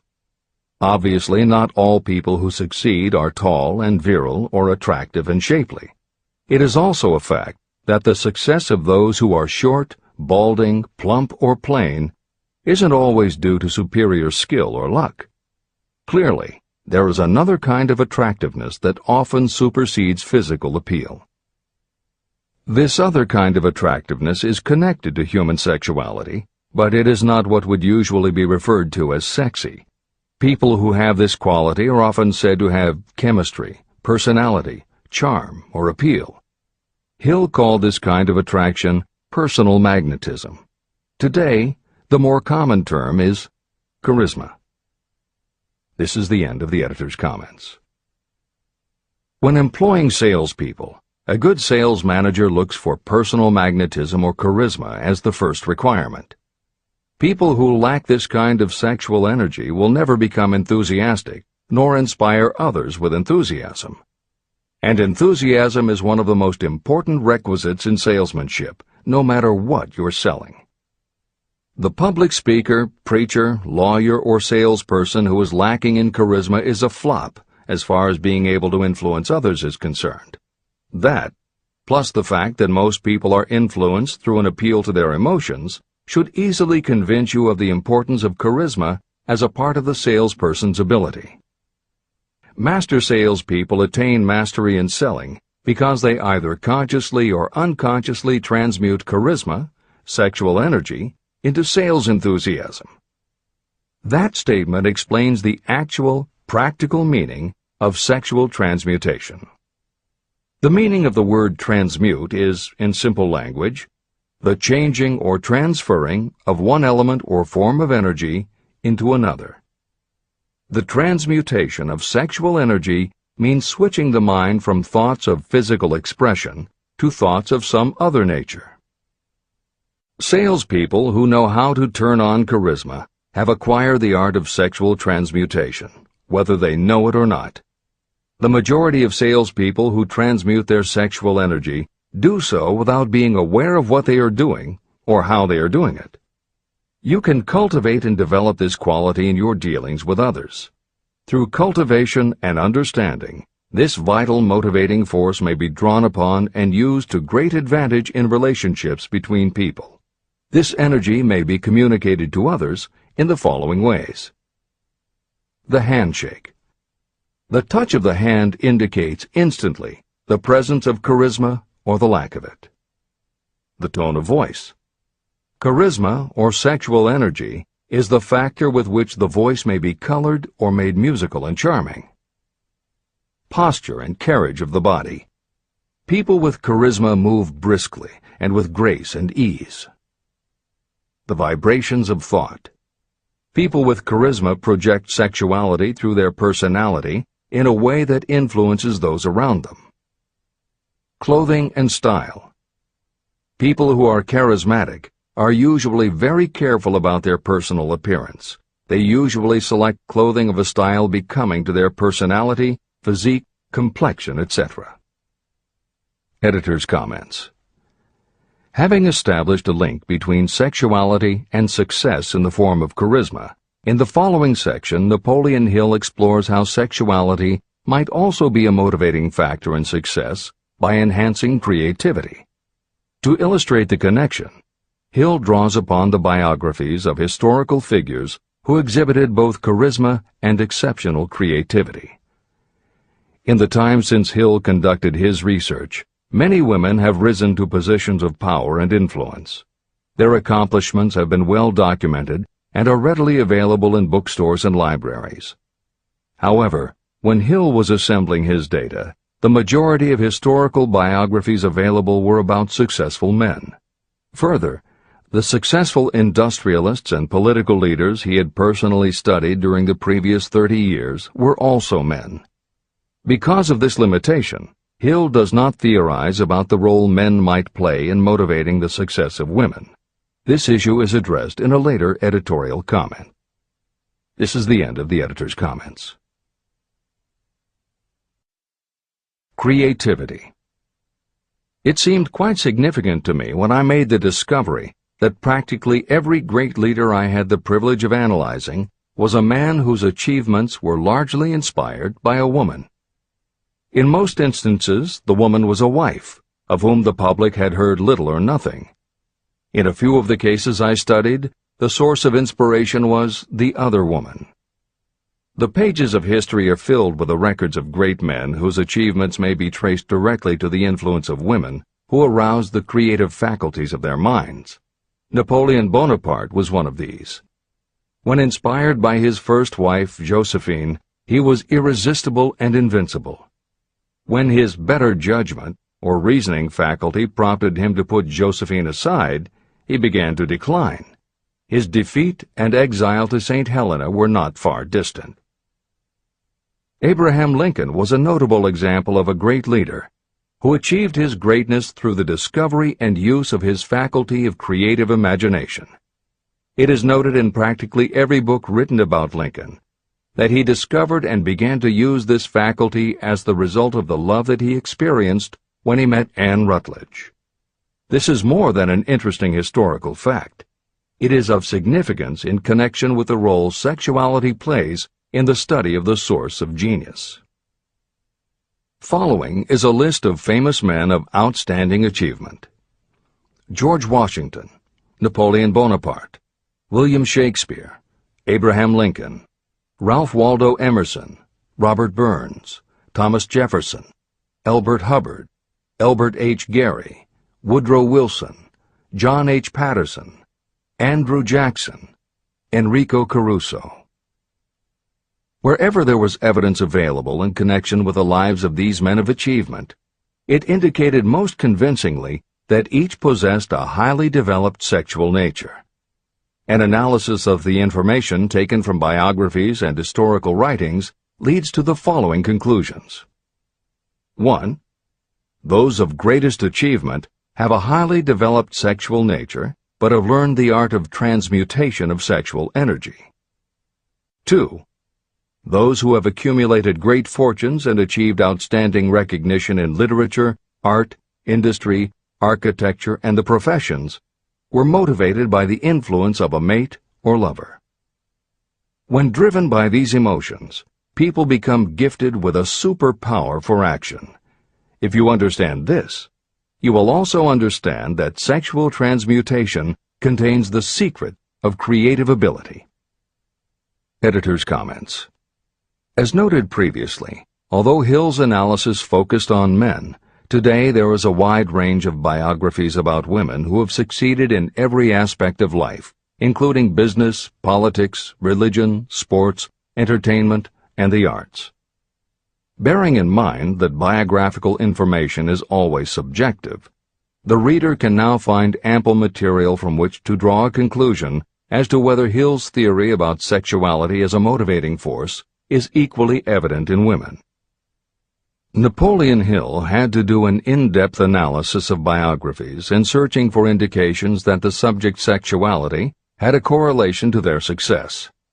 Today, we just turn on the television, and we're inundated with intimate details about both men and women suggesting that the best and the brightest are apparently also the sexiest. Although scandals aren't usually cited as scientific proof, the exposés of some of the biggest entertainment and sports stars, high-profile CEOs of major companies, numerous politicians, and even a few presidents, all make at least a common-sense case for Hill's theory about the correlation between sexuality and success. This is the end of the editor's comments. Obviously, this does not mean that everyone who is highly sexed is a genius. People attain the status of a genius only when and if they stimulate their minds so that they can draw upon the forces available through the creative faculty of the imagination. Although it is the most important of the stimuli or motivators, the mere possession of sexual energy is not sufficient to produce a genius. The energy must be transmuted from desire for physical contact into some other form of desire and action before it will lift one to the status of a genius. Genius and creative imagination. A definition of genius might be someone who has discovered how to increase the intensity of thought to the point where that person can freely communicate with sources of knowledge not available through the ordinary rate of thought. This definition should prompt some questions in the mind of anyone reading this book. The first question should be, how may one communicate with sources of knowledge that are not available through ordinary thought? The next question should be, are there known sources of knowledge that are available only to geniuses, and if so, what are these sources and exactly how may they be reached? In the following, I will offer methods so that you can experiment and prove to yourself that this is true. By doing so, you will have the answer to both questions. Editor's comment. Humans perceive things through the 5 senses of sight, smell, taste, hearing, and touch. Another kind of perception, as when you have a feeling about something, was discussed in the chapters on desire, faith, and autosuggestion. This kind of perception is often referred to as the 6th sense, and in the following Hill explores the relationship between sexuality, motivation, creative imagination, and the 6th sense. This is the end of the editor's comment. The reality of a 6th sense has been fairly well established. This 6th sense is creative imagination. The faculty of creative imagination is something the majority of people never use during an entire lifetime, and if they do use it, it usually happens by mere accident. Only a small number of people deliberately use their creative imagination for a specific purpose. Those who do use this faculty voluntarily and with understanding of its functions are geniuses. Creative imagination is the direct link between your finite mind and what I have termed infinite intelligence. All revelations and all discoveries of basic or new principles in the field of invention take place through the faculty of creative imagination. When ideas, concepts, or hunches flash into your mind, they can only have come from one or more of the following sources. 1. From the mind of some other person who has just released the thought, idea, or concept through conscious thought. 2. Your subconscious mind, which stores every thought and impression that ever reached your brain through any of the 5 senses. 3. from another person's subconscious storehouse. 4. Infinite intelligence. There are no other possible sources from which inspired ideas or hunches may be received. When brain action has been stimulated through one or more of the 10 mind stimulants listed at the beginning of this chapter, it has the effect of lifting you far above the horizon of ordinary thought. It permits you to envision distance, scope, and quality of thoughts not available on the lower plane, such as when you are solving routine problems of business. When you are lifted to a higher level of thought through mind stimulation, it is as though you have taken off in an airplane. You can now see over and beyond the horizon that limits your vision when you are on the ground. Not only that, but while you are on this higher level of thought, you are not even aware of such things as the problems of gaining the 3 basic necessities of food, clothing, and shelter. You are in a world of thought in which the ordinary workaday thoughts have been removed, just as the hills and valleys that obstruct your vision on the ground don't interfere when you are in an airplane. While on this exalted plane of thought, the creative faculty of the mind is given freedom for action. The way has been cleared for the 6th sense to function. It becomes receptive to ideas that could not reach the individual under any other circumstances. The 6th sense is the faculty that marks the difference between a genius and an ordinary individual. Developing your creative imagination. A mind stimulant is any influence that will either temporarily or permanently increase the intensity of thought. The previously mentioned 10 major stimulants are those most commonly resorted to. Through these sources you may commune with infinite intelligence, enter the storehouse of your subconscious mind, or perhaps even that of another person. That is all there is to genius. The more you use your creative faculty, the more alert and receptive it becomes to factors originating outside your conscious mind. And the more this creative faculty is used, the more you will rely upon it for your thoughts and ideas. This faculty can be cultivated and developed only through use. What we generally refer to as our conscience operates entirely through the faculty of the 6th sense. The great artists, writers, musicians, and poets become great because they acquire the habit of relying upon the still small voice that speaks from within, through their creative imagination. Anyone with a keen imagination knows that some of their best ideas come through so-called hunches. One of the best-known public speakers admits that his speeches are only really great when he closes his eyes and begins to rely entirely upon the faculty of creative imagination. When asked why he closed his eyes just before the climax of his speech, he replied, "I do it because then I speak through ideas that come to me from within." One of America's most successful and best-known financiers has the habit of closing his eyes for 2 or 3 minutes before making a decision. When asked why, he replied, "With my eyes closed, I am able to draw upon a source of superior intelligence." Dr. Elmer R. Gates created more than 200 useful patents through the process of cultivating and using his creative faculty. His method is significant to anyone interested in attaining to the status of genius. Dr. Gates was one of the really great, though less publicized, scientists of the world. In his laboratory, he had what he called his personal communication room. It was practically soundproof, and all light could be shut out. It had a small table on which he kept a pad of writing paper. In front of the table, on the wall, was a light switch. When Dr. Gates desired to draw upon the forces available to him through his creative imagination, he would go into this room, seat himself at the table, shut off the lights, and concentrate on the known factors of the invention he was working on. He would stay in that position until ideas began to flash into his mind in connection with the unknown factors of the invention. On one occasion, ideas came through so fast that he was forced to write for almost 3 hours.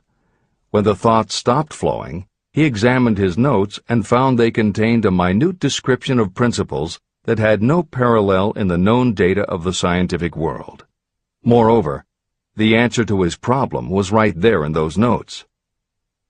Dr. Gates earned his living by sitting for ideas. He did it for individuals and corporations, and some of the most sensible people and largest traditional corporations in America paid him to do it.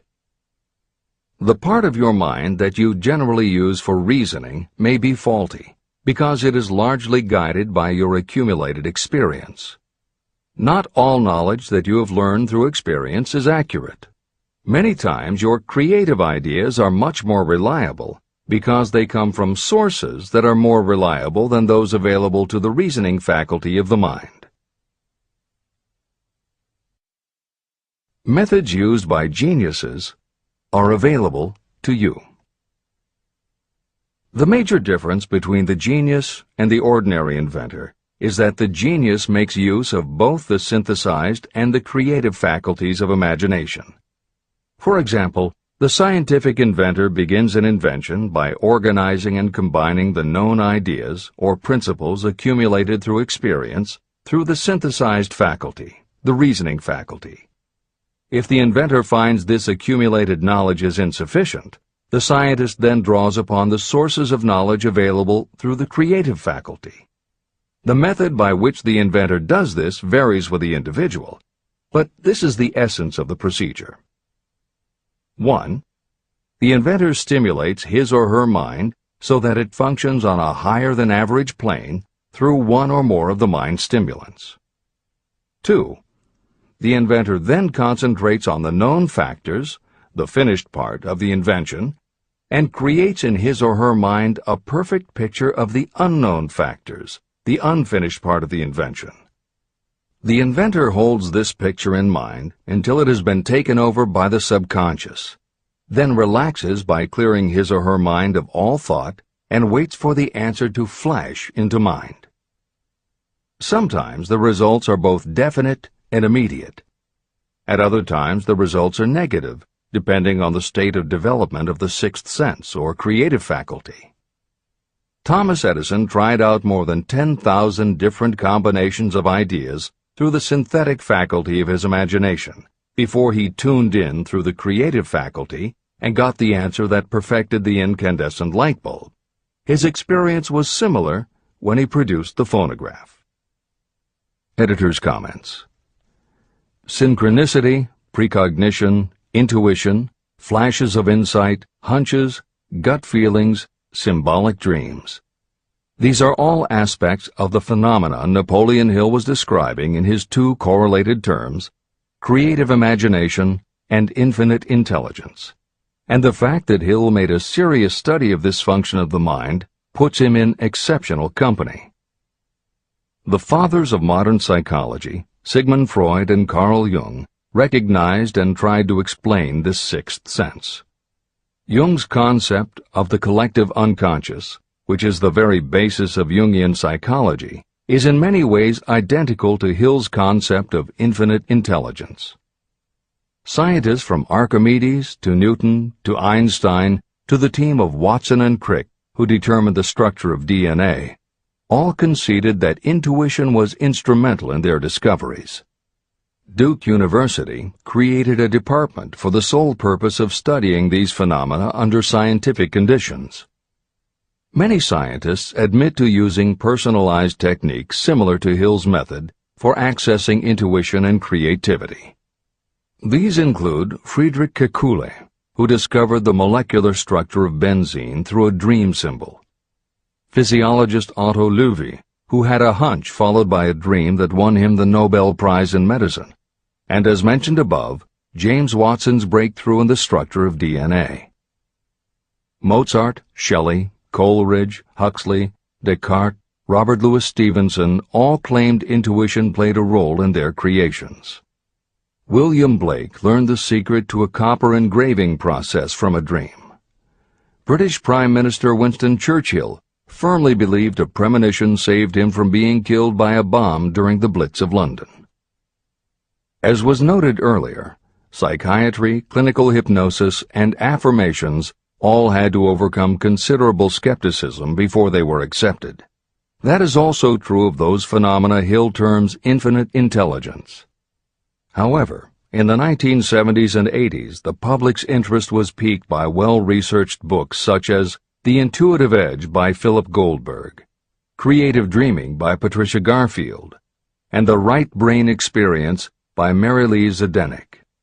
Though these anomalies of the mind still defy laboratory proof, contemporary researchers continue to publish tantalizing results. This is the end of the editorial comments. Nature has equipped the human brain and mind with internal stimulants that safely trigger the mind to tune in to fine and rare thoughts. No satisfactory substitute for nature's stimulants has ever been found. However, history is not lacking in examples of people who rose to the status of genius as the result of using artificial mind stimulants. Edgar Allan Poe wrote The Raven while under the influence of alcohol, dreaming dreams no mortal ever dared to dream before.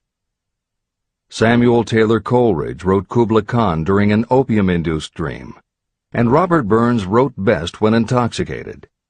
For auld lang syne, my dear, we'll take a cup of kindness yet for auld lang syne. It is true that these and others who are known as geniuses relied upon artificial mind stimulation. But a more important lesson to remember is how many of these people destroyed themselves through the use of those stimulants. Editor's comments. In more contemporary terms, Hill's point about the dangers of artificial mind stimulants was never better made than it was in the television series Behind the Music, which began running on VH1 in the late 1990s. The series was meant to chronicle the lives of rock stars and celebrate their hits, but after viewing 2 or 3 of the shows, they all began to look the same. Young singer and band have a hit record, make millions of dollars, plunge into the sex, drugs, and rock and roll lifestyle, everyone gets addicted, and they blow all of the money.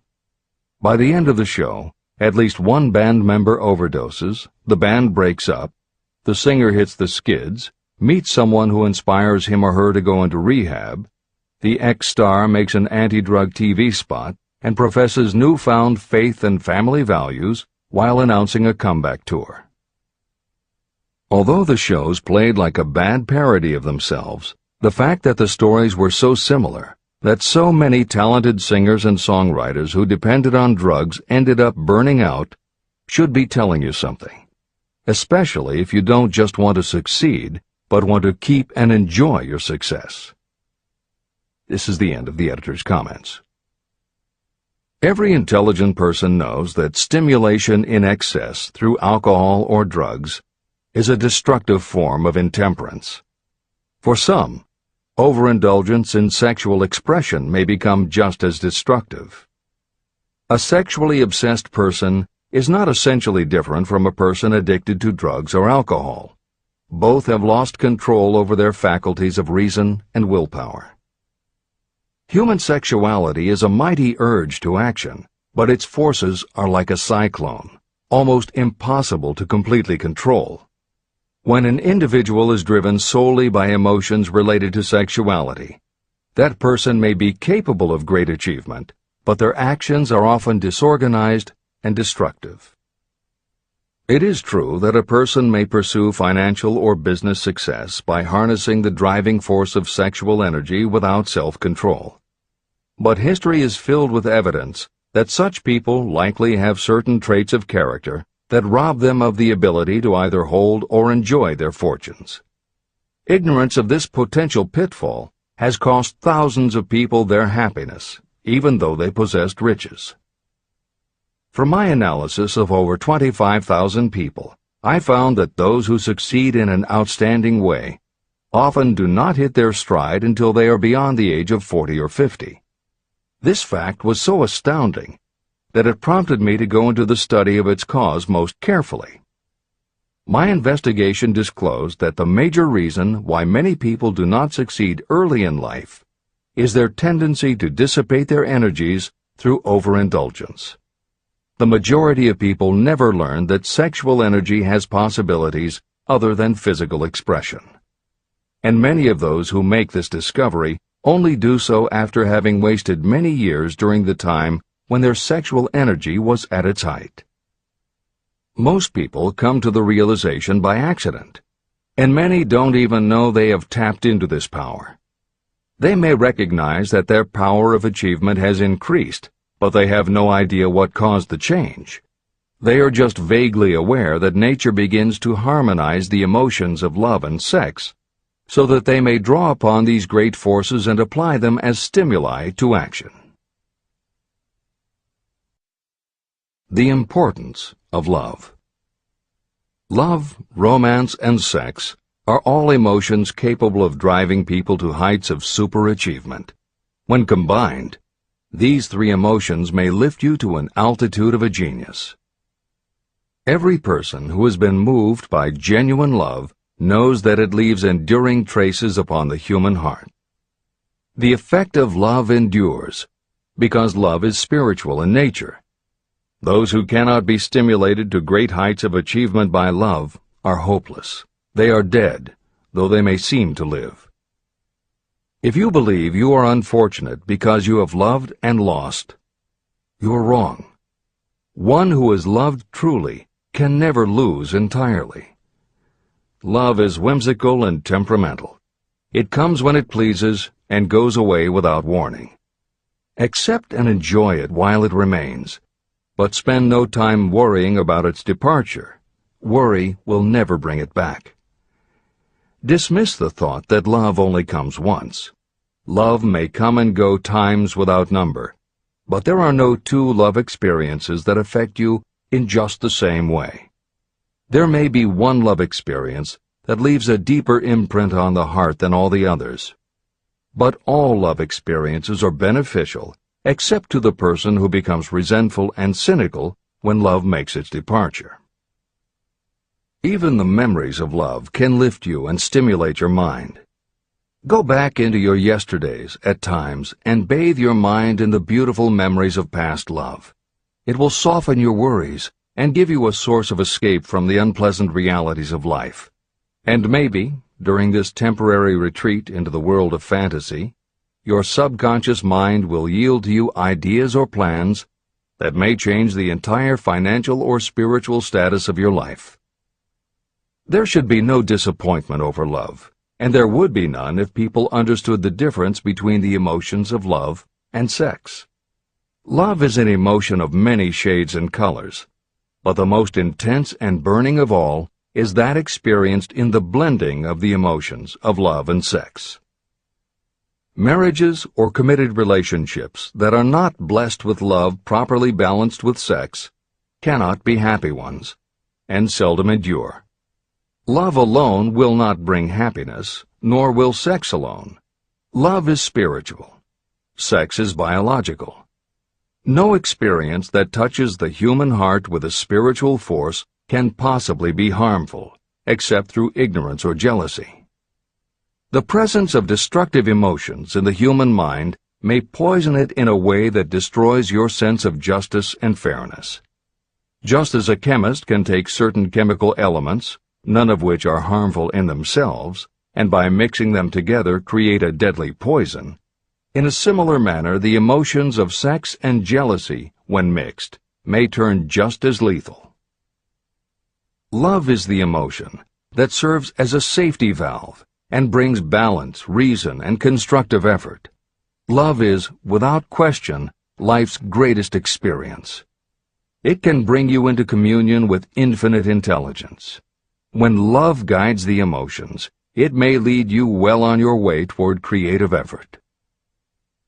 The road to genius consists of the development, control, and use of sex, love, and romance. Briefly, the process may be stated as follows. Encourage the presence of the positive emotions as the dominating thoughts in your mind, and discourage all the destructive emotions. The mind is a creature of habit. It thrives on the dominating thoughts fed to it. Through your willpower, you may discourage the presence of any emotion and encourage the presence of any other. Control of your mind, through the power of your will, is not difficult. Control comes from persistence and habit. The secret of control lies in understanding the process of transmutation. When any negative emotion presents itself in your mind, it can be transmuted into a positive or constructive emotion by the simple procedure of changing your thoughts. There is no other road to genius than through voluntary self-effort. When the emotion of romance is added to those of love and sex, the obstructions between the finite mind and infinite intelligence are removed. Then, a genius has been born.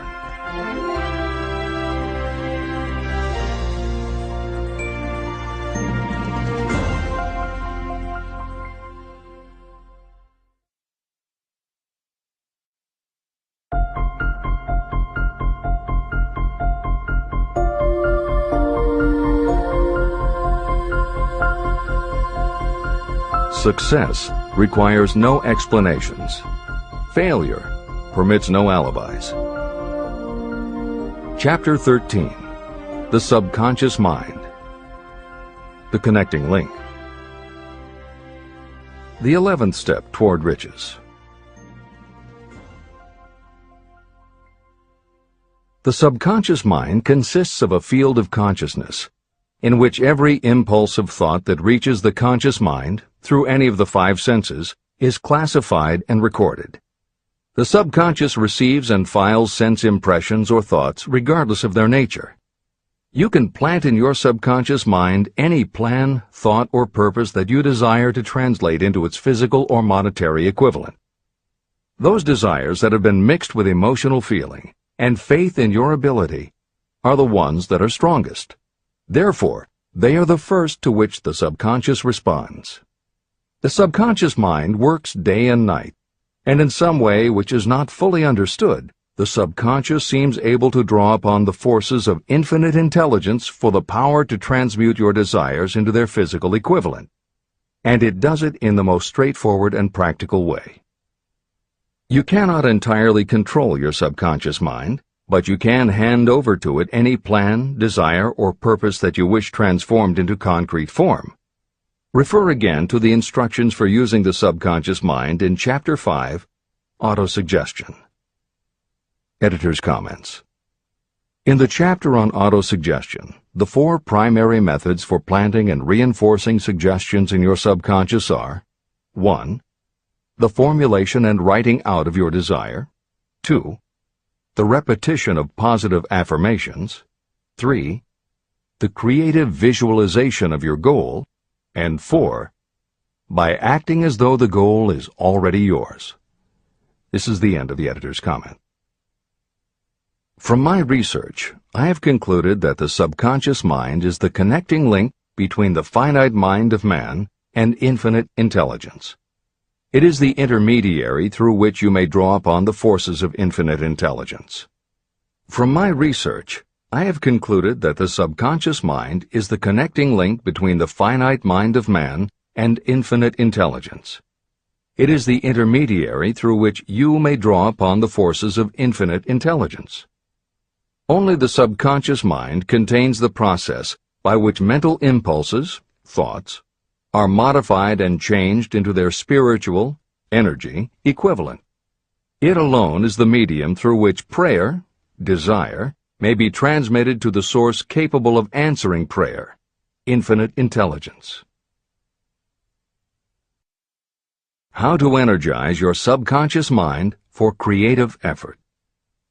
The possibilities of what you can do when you connect creative effort with the subconscious mind are stupendous. They inspire me with awe. I never approach the discussion of the subconscious mind without a feeling of littleness and inferiority, due to the fact that man's entire stock of knowledge on this subject is so pitifully limited. First, you must accept as a reality the existence of the subconscious mind and what it can do for you. This will enable you to understand its possibilities as a medium for transmuting your desires into their physical or monetary equivalent, and then you will comprehend the full significance of the instructions given in Chapter 3, Desire. You will also understand the importance of making your desires clear and putting them in writing. You will understand as well the necessity of persistence in carrying out instructions. The 13 principles that are the basis of this book are the stimuli with which you acquire the ability to reach and to influence your subconscious mind. Do not become discouraged if you cannot do this on your first attempt. Remember that the subconscious mind can be directed only through habit. You have not yet had time to master faith. Be patient. Be persistent. Editor's comments. There are two aspects to Hill's theory of the subconscious mind. There are two aspects to Hill's theory of the subconscious mind. One is the concept of the subconscious as the storehouse of all information and thoughts that you have ever experienced. The second is the concept of the subconscious as the gateway to infinite intelligence. In this chapter, Hill focuses primarily on the subconscious as a storehouse. Expanding on the editorial comment about the subconscious mind that appears in the chapter on autosuggestion, proof that the subconscious is a storehouse of information is confirmed in the use of hypnotherapy by psychiatrists. Through hypnosis, psychiatrists are able to help patients open the door to their subconscious so that they can retrieve information about traumatic situations that have been filtered out or repressed by the conscious mind. Further proof is in the use of hypnosis by law enforcement officials to recapture information such as license plate numbers and other details that the conscious mind of a witness has filtered out. Although results vary from person to person, there is no doubt that the subconscious has access to information that the conscious mind does not. This storehouse aspect of the subconscious is what accounts for some ideas that come to us through creative imagination. In some instances, bits of information and ideas that our conscious mind has forgotten will connect with each other on a subconscious level to create a new idea, and that idea will be received by our creative intelligence, which presents it to us as a flash of inspiration. You can't completely control this process, but you can condition yourself to come up with more and better ideas. It is a fact that a traumatic experience, the result of which creates a strongly planted idea, can influence the way a person thinks and acts. If that is true, then by intentionally using all of your efforts to powerfully plant an idea in your subconscious, you should be able to create what would amount to a good traumatic experience that will influence the way you think and act in a positive way. This is exactly how you develop what Hill calls a money consciousness. If you do everything within your power to strongly, firmly, and with complete faith and conviction plant the idea that you will be successful and achieve your desire, your subconscious will accept and store that idea. If you have planted the idea so strongly that it is the dominant idea in your subconscious, it will influence all of the other ideas and information stored there. When you have given your subconscious this specific direction that it did not have before, it will begin to put together pieces of information, and through your creative intelligence, you will find that you are coming up with more and better plans and ideas to accomplish your goal. But as Hill says, you can do this only through faith and habit. You must write out the affirmation of your goal, and you must repeat it aloud every day with absolute faith and conviction that you can achieve it. You must vividly and creatively visualize yourself achieving your goal, and you must do it every day. You must conduct yourself with the attitude that says you can accomplish your goal, and that you deserve the help of those who can help you to accomplish your goal. And you must conduct yourself in that way every day. If you seriously commit yourself to doing these things, it will change the way you think and act. Your subconscious will do everything it can to transmute your desire into reality, and other people will want to do what they can to help you succeed. This is the end of the editor's comments. Many statements in the chapters on faith and on autosuggestion are repeated here for the benefit of your subconscious mind. Remember, your subconscious mind functions whether you make any effort to influence it or not. This means that thoughts of fear, poverty, and all negative ideas will affect your subconscious mind unless you master these impulses and give it more desirable food on which it may feed. the subconscious mind will not remain idle. If you don't plant desires in your subconscious mind, it will feed on the thoughts that reach it as the result of your neglect. Both negative and positive thoughts are reaching your subconscious mind continuously. These thoughts come from the four sources. 1. Consciously from other people. 2. Your subconscious. 3. Subconsciously from other people. And 4. Infinite intelligence. Every day, all kinds of thought impulses are reaching your subconscious mind without your knowledge. Some of these impulses are negative. Some are positive. Right now, you should be specifically trying to shut off the flow of negative impulses and actively working to influence your subconscious mind through positive impulses of desire. When you achieve this, you will possess the key that unlocks the door to your subconscious mind. Moreover, you will control that door so completely that no undesirable thought may influence your subconscious mind. Everything that you create begins in the form of a thought impulse. You can create nothing that you do not first conceive as a thought. Through the aid of the imagination, thoughts may be assembled into plans.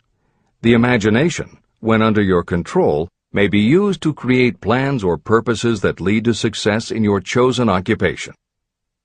All thoughts that you want to turn into success and have planted in the subconscious mind must pass through the imagination and be mixed with faith, your faith in your own abilities.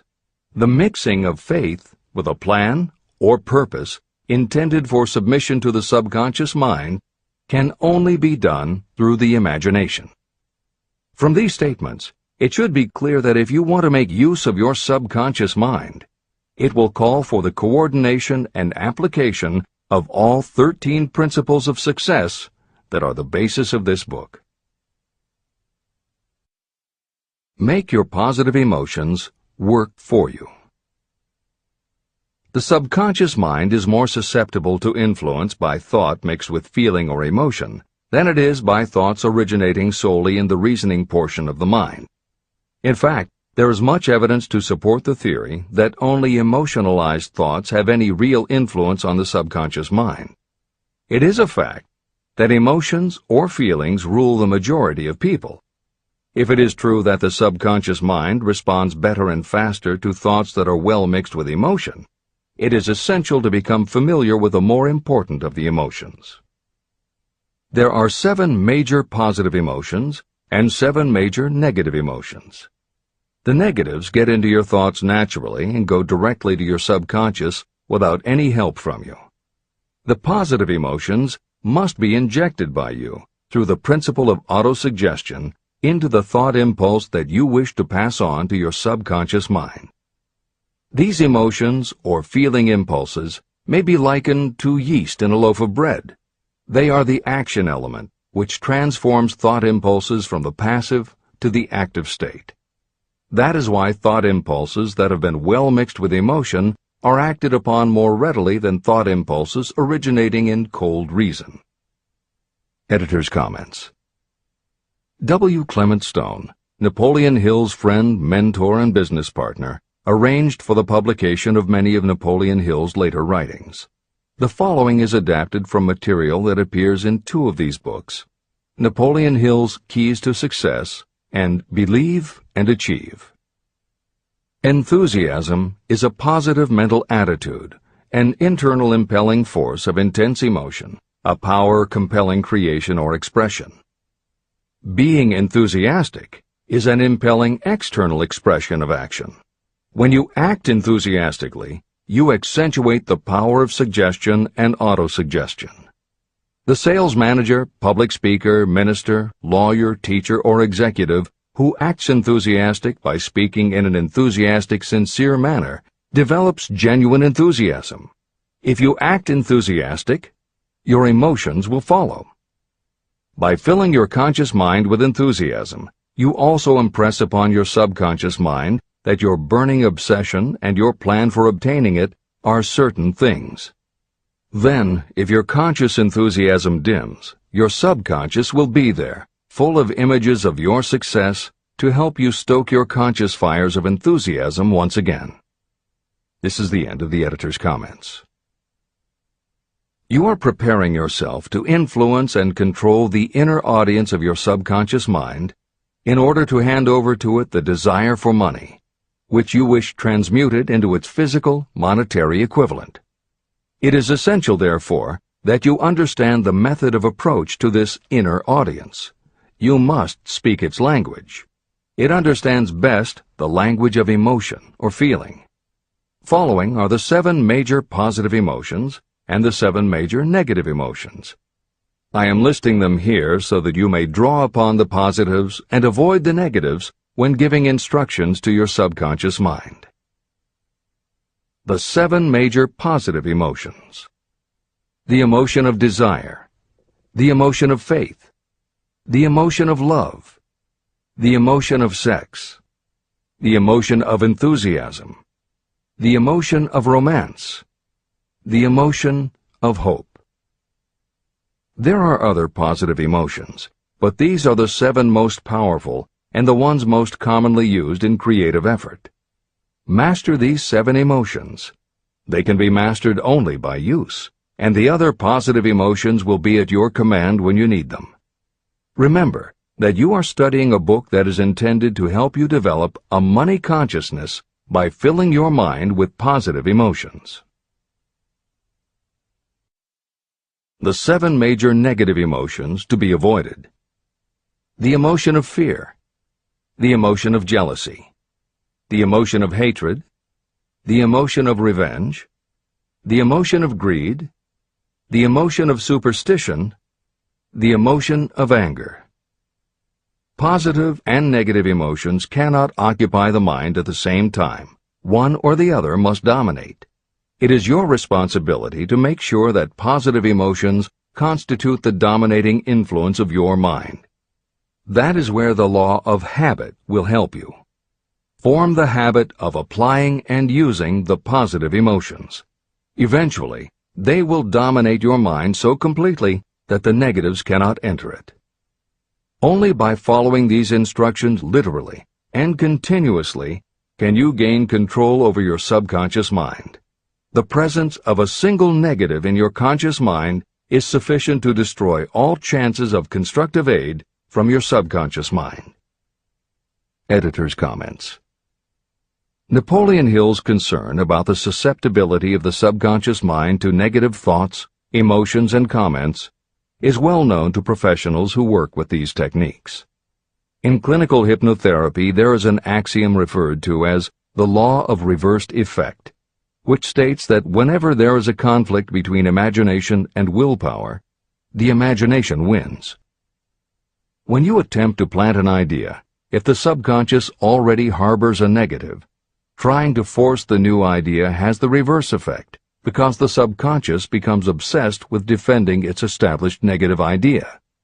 And the harder you try to do something, the more the subconscious resists, and the more difficult it becomes. Even the use of the word try is warned against, because it gives the suggestion to the subconscious of a preconceived failure.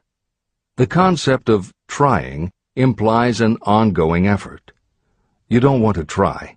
You want to succeed. If you ask your subconscious to help you try, it may do just that. It may help you try, but it will prevent you from succeeding. Because if you did succeed, then it could no longer help you try, which is what you asked it to do. The cautionary note about using the word try is just one example of the care that should be taken when formulating affirmations and using autosuggestion. The following are some other rules of thumb that most modern experts agree on. 1. Affirmations should always be stated as a positive. Affirm what you do want, not what you don't want. 2. Affirmations work best when they are short and very clear about a single desired goal. Take the time to write, rewrite, and polish your affirmation until you can express your desire in a short statement of precise and well-chosen words. 3. Affirmations should be specific about the desired goal, but not about how to accomplish it. Your subconscious knows better than you what it can do and how it can do it. 4. Do not make unreasonable time demands. Your subconscious can't make anything happen suddenly or now. 5. Just saying the words will have little effect. When you affirm your desire, you must do it with such faith and conviction that your subconscious becomes convinced of how important it is to you. As you affirm your desire to yourself, visualize it in your mind's eye as big as a billboard. Make it big, powerful, and memorable. 6. Repetition of your emotionalized affirmation is crucial. At this time, it is your habit to think one way. By repeating your affirmation often every day, your new way of thinking will begin to be your automatic response. Keep reinforcing it until it becomes second nature to you, and your habit will have become to think the new way, the way you want to think. This is the end of the editor's comments. We form habits based on the degree of reinforcement we receive. Habits make no moral judgments. They can be either good or bad. Both are formed through repetition. If we try something and like the results, we repeat the action. You can replace negative thoughts with positive ones. You can replace inaction with action, and you can form any habit you choose. Your thoughts are the only thing that you can completely control if you choose to do so. You can control your thoughts to control your habits. The secret of effective prayer. Most people resort to prayer only after everything else has failed, or else they pray by a ritual of meaningless words. And because most people who pray do so only after everything else has failed, they go to prayer with their minds filled with fear and doubt. Because fear and doubt are the emotions that are mixed with their prayer, these are the emotions the subconscious mind passes on, and these are the emotions that infinite intelligence receives and acts upon. If you pray for a thing, but as you pray you have fear that you may not receive it, or that your prayer will not be acted upon by infinite intelligence, your prayer will have been in vain. Prayer does sometimes result in the realization of that for which one prays. If you have ever had the experience of receiving something for which you prayed, go back in your memory and recall your actual state of mind while you were praying, and you will know for sure that the theory here described is more than a theory. The method by which you may communicate with infinite intelligence is very similar to the way the vibration of sound is transmitted by radio waves. Sound cannot be transmitted through the atmosphere until it has been changed into a very high rate of vibration. The radio station takes the sound of the human voice and modifies it by stepping up the vibration millions of times. Only in this way can the energy of sound be sent over distances. After this transformation has taken place, the energy, which originally was in the form of vibrations of sound, is broadcast or transmitted as a radio signal. When a radio set receives the high-speed transmission, it then reconverts that energy back to its original slower rate of vibration. And when it is stepped down to its original rate, it vibrates the diaphragm of the speaker, which reproduces the original sound of the voice. The subconscious mind is the intermediary that translates prayers or desires into terms that infinite intelligence can receive.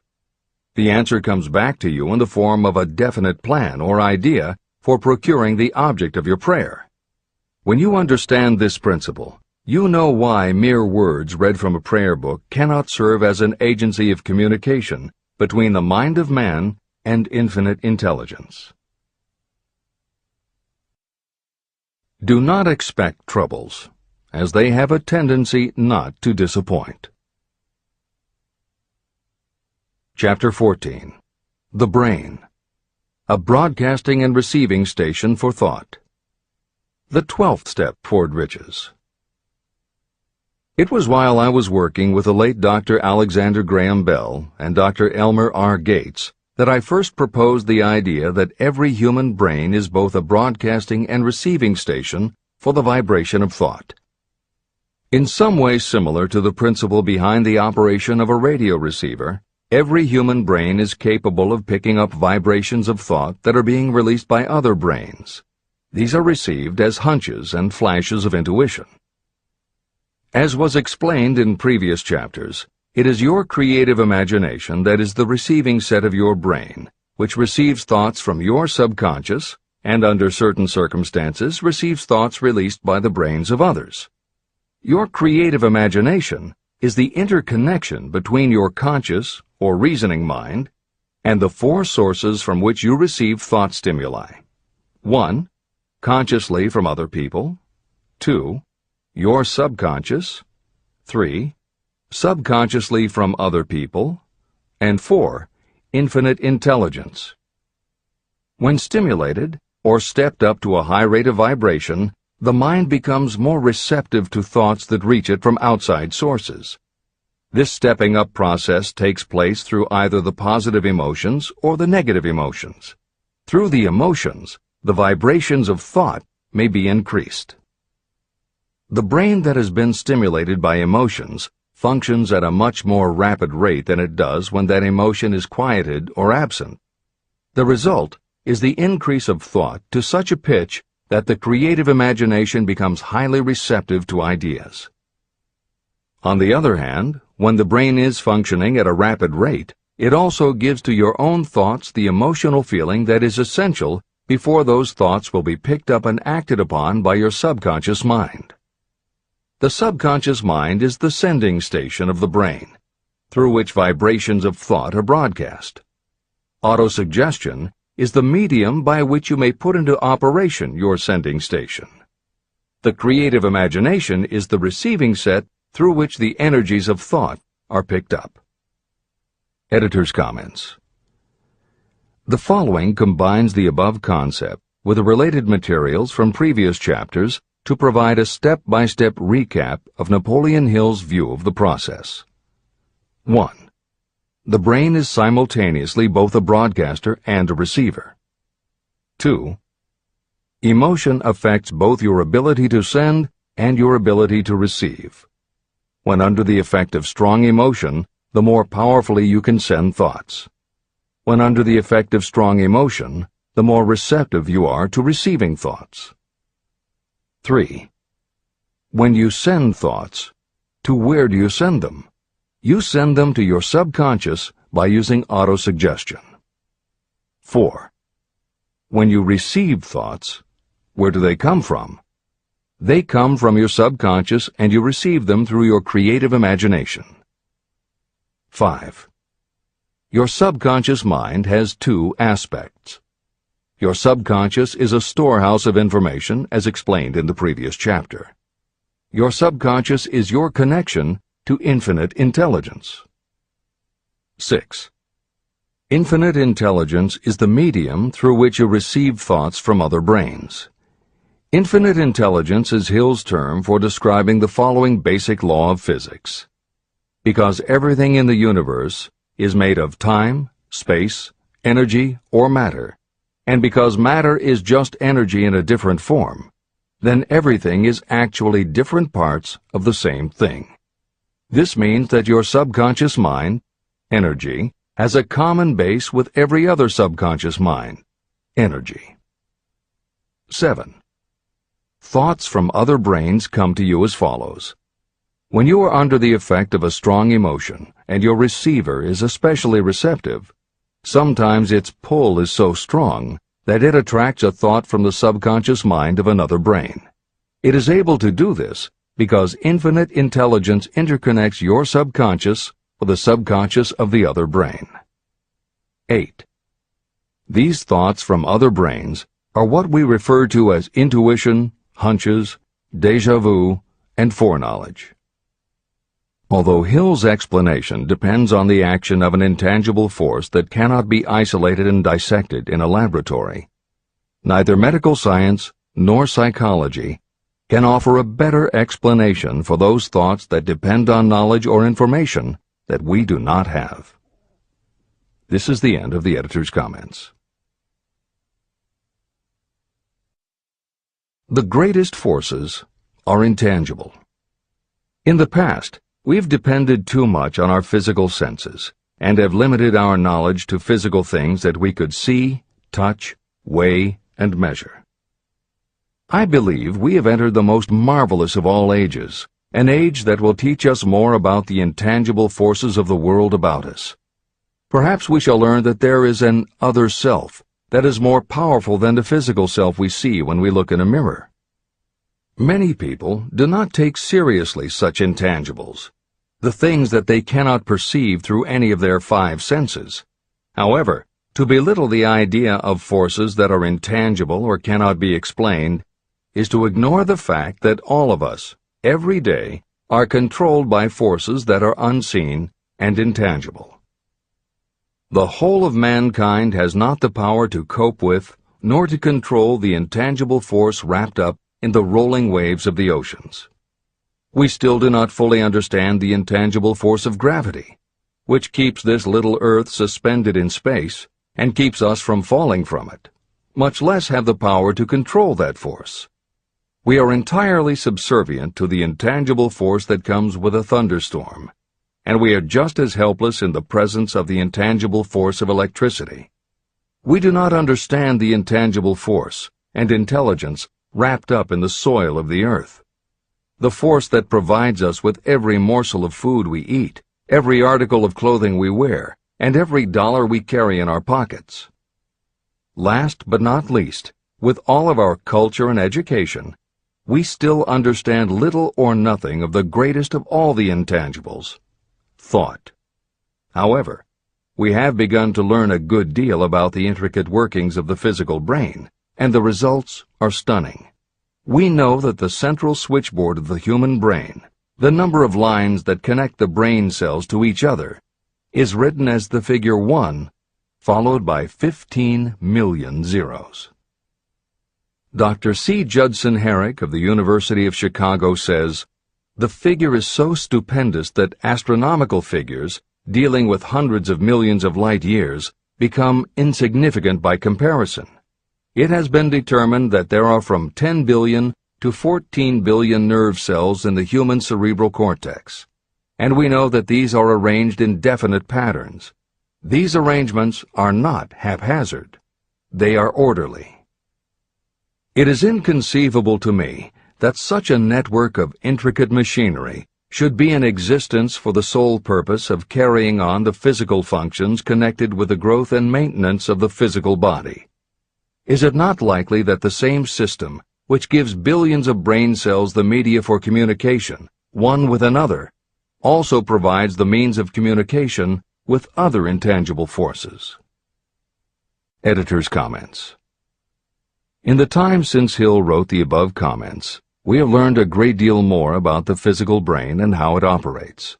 We understand much about the chemistry of the brain. We can measure the energies it releases. We know which areas control the various functions of the body and which areas affect memory, emotions, reasoning, and many other subtleties related to the thinking process. Through surgery, medication, and other techniques, we know how to prevent the brain from having certain kinds of thoughts. And we know how to encourage the brain to produce certain other kinds of thoughts when we want it to.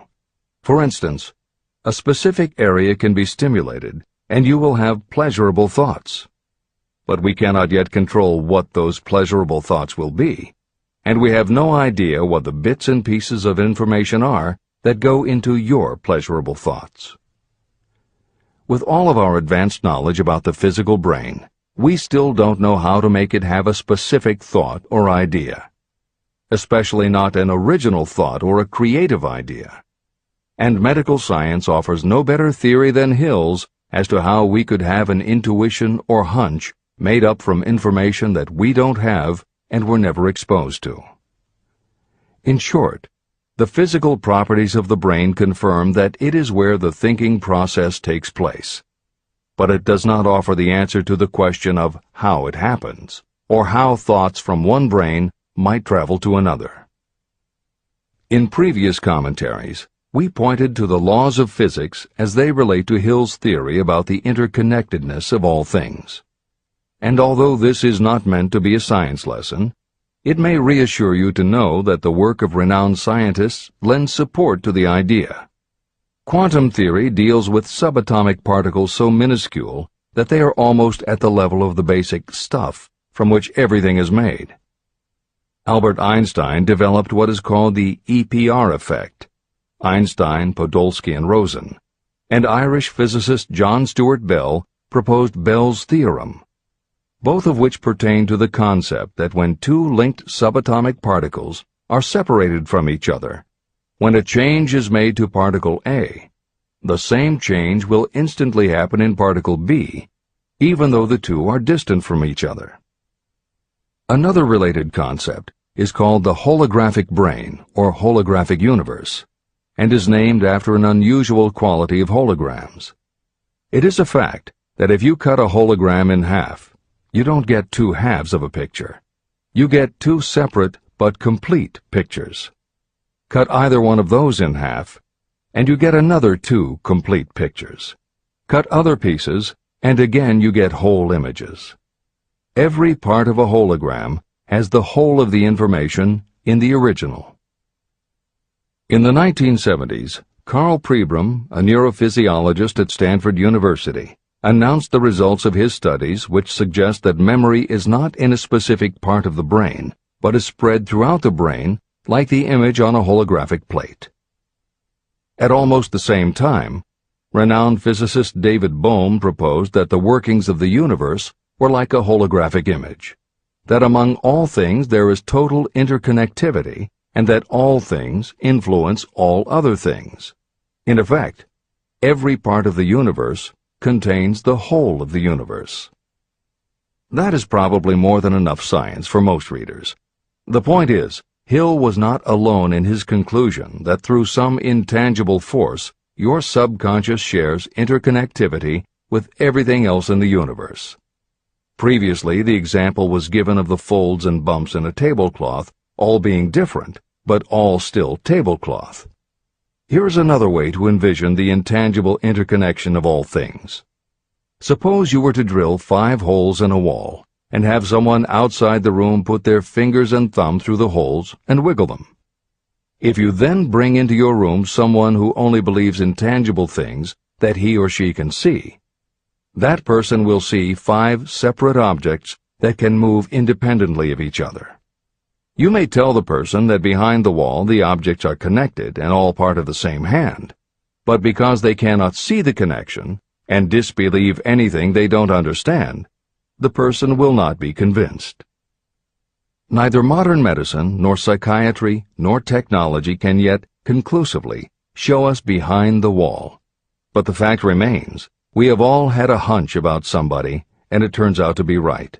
A premonition that something will happen, and it does. Or a feeling that something isn't right with someone who is not there with you, and it turns out to be true.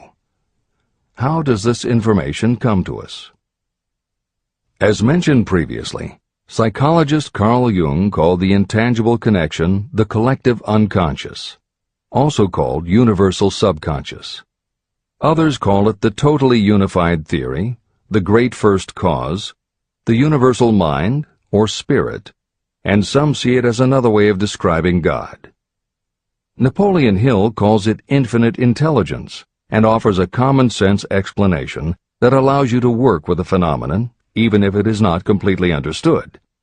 And that, after all, is what Hill was aiming for, to give you a way to access intangible forces that will help you turn your desire into reality.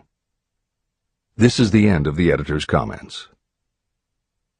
After this book had been written, just before the manuscript went to the publisher, the New York Times published an editorial showing that at least one great university and one intelligent investigator in the field of mental phenomena are carrying on an organized research through which conclusions have been reached that parallel many of those described in this and the following chapter. The editorial briefly analyzed the work carried on by Dr. J.B. Rhine and his associates at Duke University. From the New York Times. What is telepathy? A month ago, we cited on this page some of the remarkable results achieved by Professor Rhine and his associates in Duke University from more than 100,000 tests to determine the existence of telepathy and clairvoyance. These results were summarized in the first 2 articles in Harper's Magazine. In the second, which has now appeared, the author, E.H. Wright, attempts to summarize what has been learned, or what it seems reasonable to infer, regarding the exact nature of these extrasensory modes of perception. The actual existence of telepathy and clairvoyance now seems to some scientists enormously probable as the result of Rhine's experiments. Various percipients were asked to name as many cards in a special pack as they could without looking at them and without other sensory access to them. About a score of men and women were discovered who could regularly name so many of the cards correctly that there was not one chance in many a million of their having done their feats by luck or accident. But how did they do them? These powers, assuming that they exist, do not seem to be sensory. There is no known organ for them. The experiments work just as well at distances of several hundred miles as they did in the same room.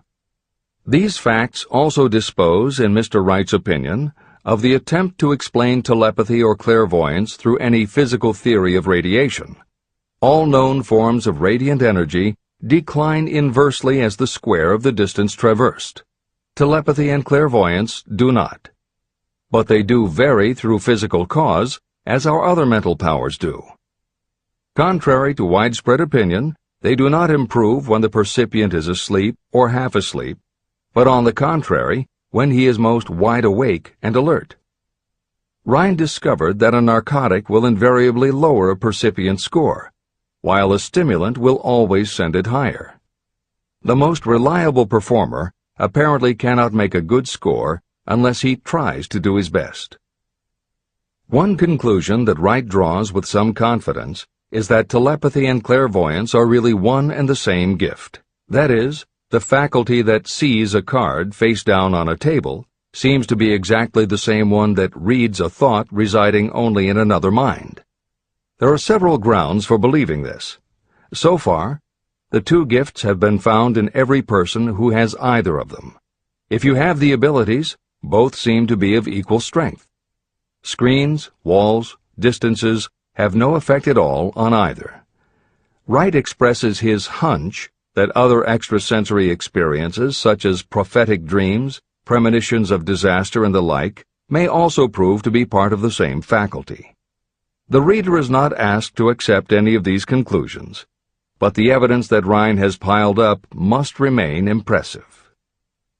In 1927, Dr. J.B. Rhine and his wife, Dr. Louisa E. Rhine, joined Professor William McDougall, chairman of the psychology department at Duke University, to create a lab that would apply strict scientific procedures to the study of psychic phenomena. They developed scientific methodologies and procedures to study, identify, and test individuals who demonstrated unusual abilities. It was Dr. Rhine who coined the term extrasensory perception, ESP, and he adopted the word parapsychology to describe their studies. It is fair to say that the research done at the Rhine lab is some of the most advanced work on the entire subject. In 1962, they created the Foundation for Research into the Nature of Man in order to continue their studies independent of the university and to publish related works. In 1995, the name was changed to the Rhine Research Institute. This is the end of the editor's comments. How to join minds in teamwork. In view of Dr. Rhine's findings about the conditions under which the mind responds to what he terms extrasensory modes of perception, I would like to add my own observations. My associates and I have discovered what we believe to be the ideal conditions under which the mind can be stimulated so that this sixth sense can be made to function in a practical way. To begin with, I should explain that there is a close working alliance between myself and two members of my staff. Through experimentation and practice, we have discovered how to stimulate our minds so that we can, by a process of blending our three minds into one, find the solution to a great variety of problems that are submitted by my clients. The procedure is very simple. We sit down at a conference table, clearly state the nature of the problem we have under consideration, then begin discussing it. Each contributes whatever thoughts may occur by applying the principle used in connection with the invisible counselors described in the next chapter. The strange thing about this method of mind stimulation is that it places each participant in communication with unknown sources of knowledge definitely outside their own experience. If you understand the principle described in the chapter on the mastermind, you of course recognize the round table as being a practical application of the mastermind. This method of mind stimulation, through the discussion of definite subjects between three people, illustrates the simplest and most practical use of the mastermind. When you tap into the power of your mastermind group, you will find that the more you work together, the more each member will learn to anticipate the ideas of others and to connect immediately with their intense enthusiasm and inspiration. You cannot completely control this process, but the more you use it, the more it will come into play. By adopting and following a similar plan, you will be making use of the famous Carnegie formula described in Chapter 1. If it means nothing to you at this time, mark this page and read it again after you have finished the last chapter. Great achievement is usually born of great sacrifice and is never the result of selfishness. Chapter 15. The Sixth Sense. The Door to the Temple of Wisdom. The 13th Step Toward Riches. The 13th principle is known as the Sixth Sense, through which infinite intelligence may and will communicate voluntarily without any effort from or demands by the individual. This principle is the apex of the philosophy of success. It can be assimilated, understood, and applied only by first mastering the other 12 principles. The sixth sense is that portion of the subconscious mind that has been referred to as the creative imagination.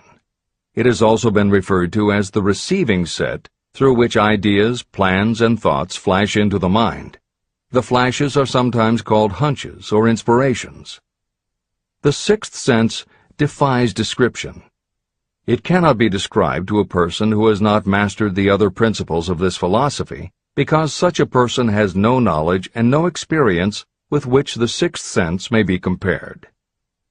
After you have mastered the principles in this book, you will be prepared to accept as truth a statement that may otherwise be incredible to you. Through the sixth sense, you will be warned of impending dangers in time to avoid them and notified of opportunities in time to embrace them. As you develop your sixth sense, it is almost as though a guardian angel comes to you to be of help and assistance, a guardian angel who will open to you at all times the door to the temple of wisdom. Miracles of the Sixth Sense.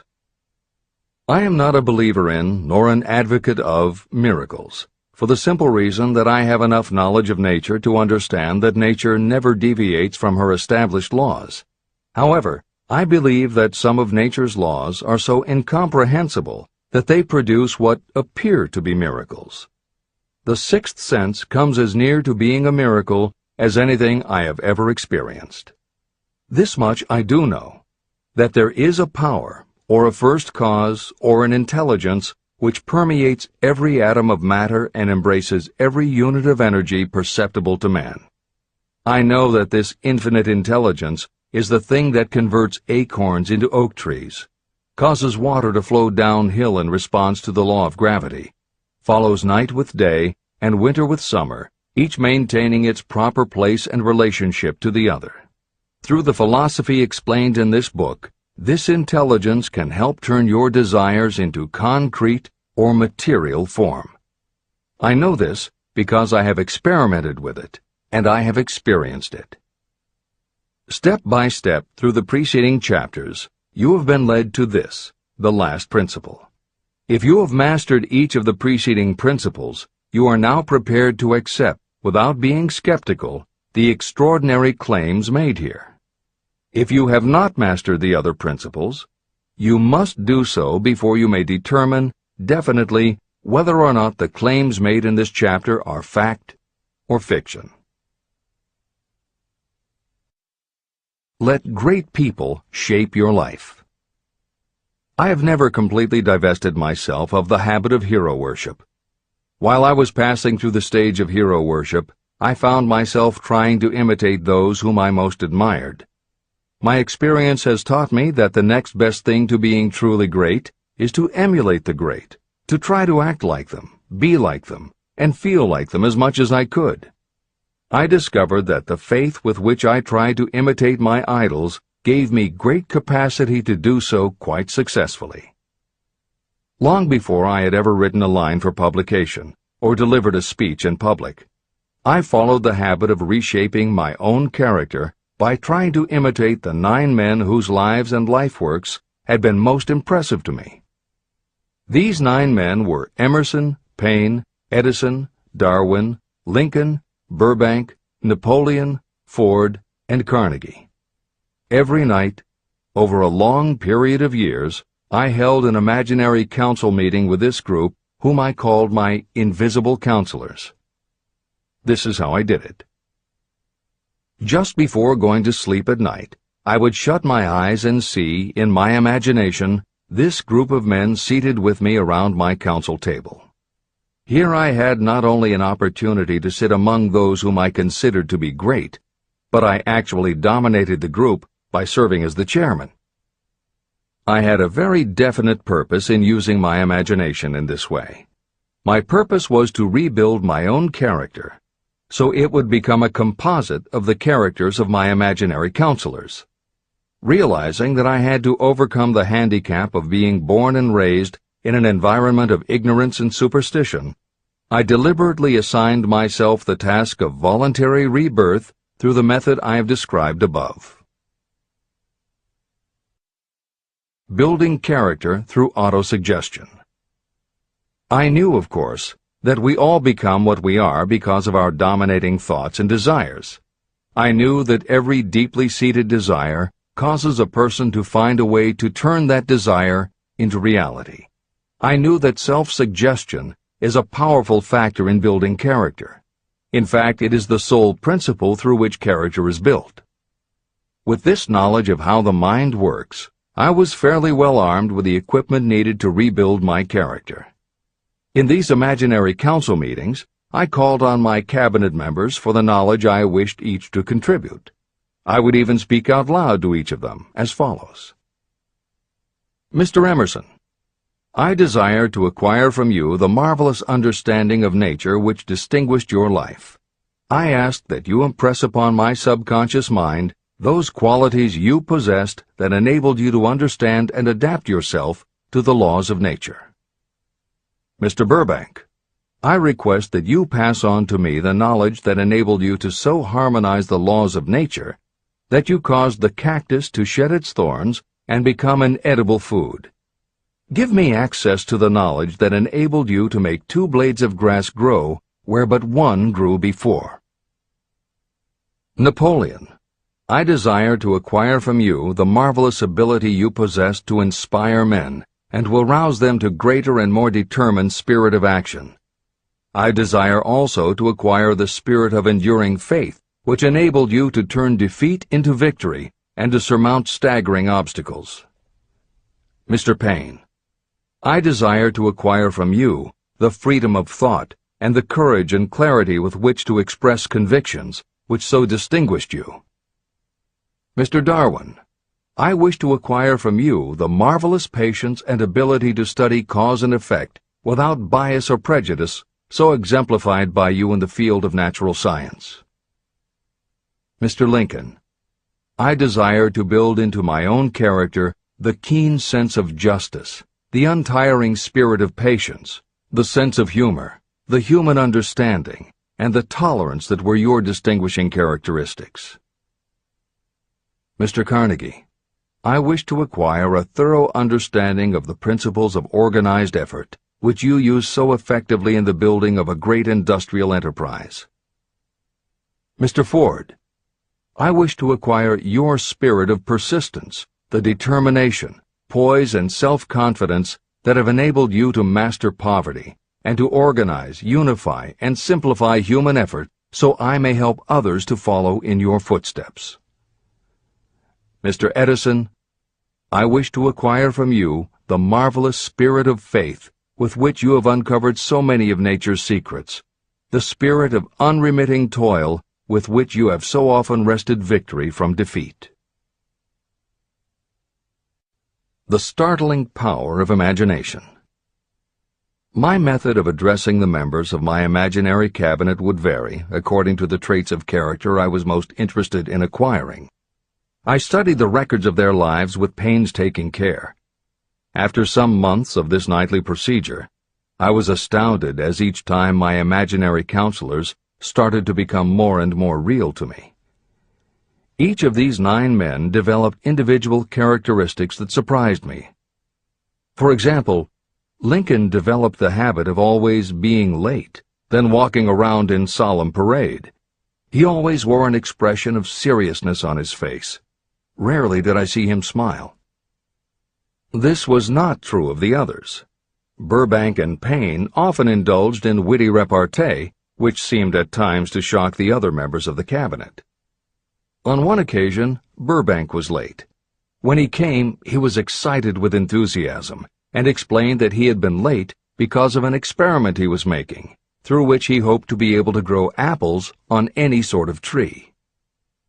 Payne chided him by reminding him that it was an apple that started all the trouble between man and woman. Darwin chuckled as he suggested that Payne should watch out for little serpents when he went into the forest to gather apples, as they had the habit of growing into big snakes. Emerson observed, "No serpents, no apples," and Napoleon remarked, "No apples, no state." These meetings became so realistic that I became fearful of their consequences and discontinued them for several months. The experiences were so uncanny, I was afraid that if I continued them, I would lose sight of the fact that the meetings were purely experiences of my imagination. In writing this book, this is the first time that I've had the courage to mention this. I knew from my own attitude in connection with such matters that I would be misunderstood if I described my unusual experience. I now have the courage to put this on the printed page, because I am now less concerned about what they say than I was in the years that have passed. While the members of my cabinet may be purely fictional, and the meetings existed only in my own imagination, they have led me into glorious paths of adventure, rekindled my appreciation of true greatness, encouraged my creativity, and inspired me to be honest and bold in expressing my thoughts. Editor's comments. Napoleon Hill's experience with his imaginary counselors is not as uncommon as it may seem on first reading. In fact, it happens to novelists all the time.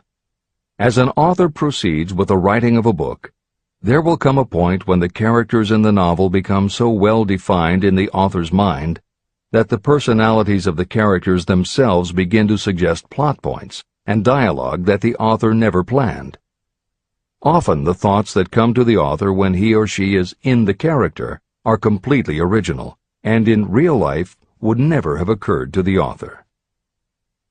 Psychiatrists, therapists, and motivational experts also use this phenomenon when they work with role-playing. The usual procedure is to ask 2 people to act out a scenario as if they were in each other's shoes. If this is done in a situation where the participants do not feel embarrassed or self-conscious, and if the people will allow themselves to become submerged and seriously try to become the other person, the results can be stunning. Depending on the faith with which you approach it, you can get not just a general sense of what the other person is going through, but also have flashes of insight, actually feel what the other person feels, and gain a real understanding about the reactions or motivations of others. Why it works is just as much a mystery as why you get hunches. It may be simply that when your imagination creates a character, it doesn't give the character inhibitions, so when you think through the character, your mind is less restricted.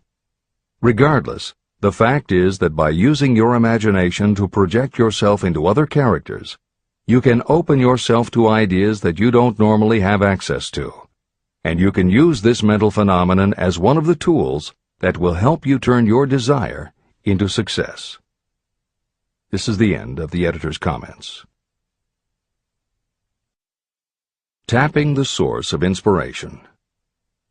Somewhere in the cell structure of the brain is something that receives the vibrations of thought ordinarily called hunches.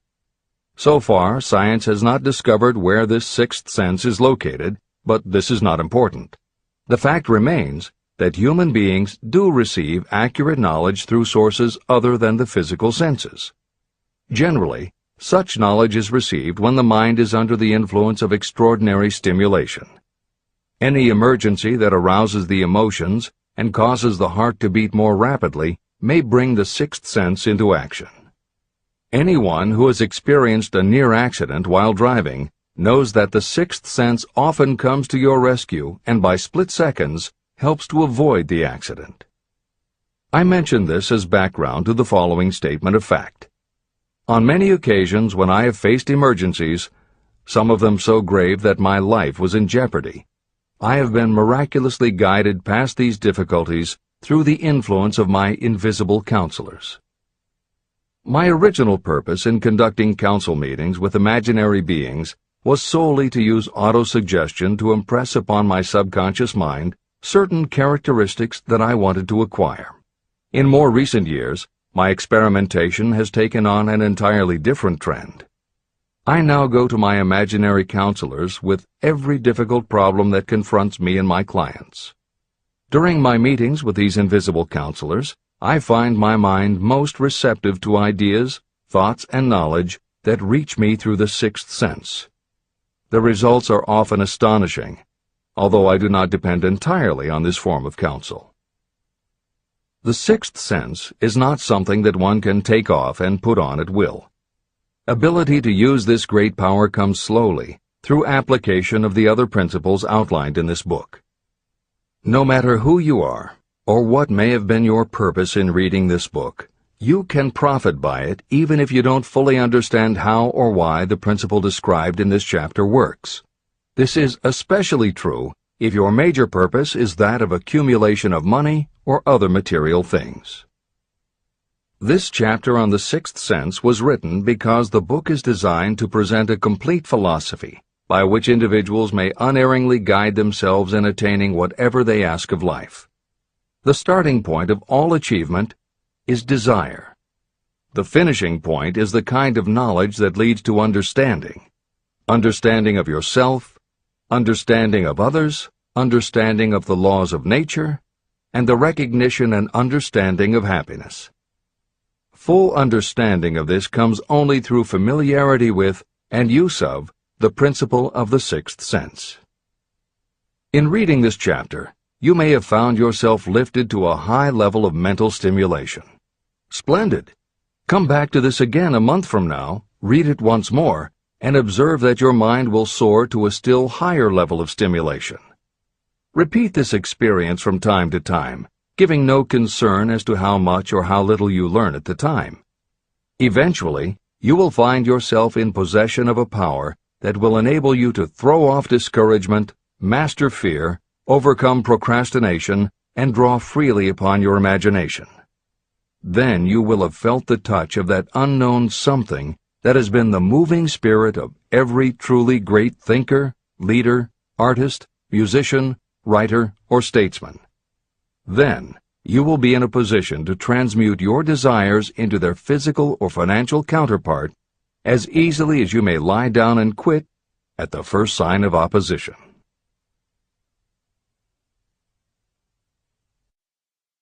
The man who actually knows just what he wants in life has already gone a long way toward attaining it.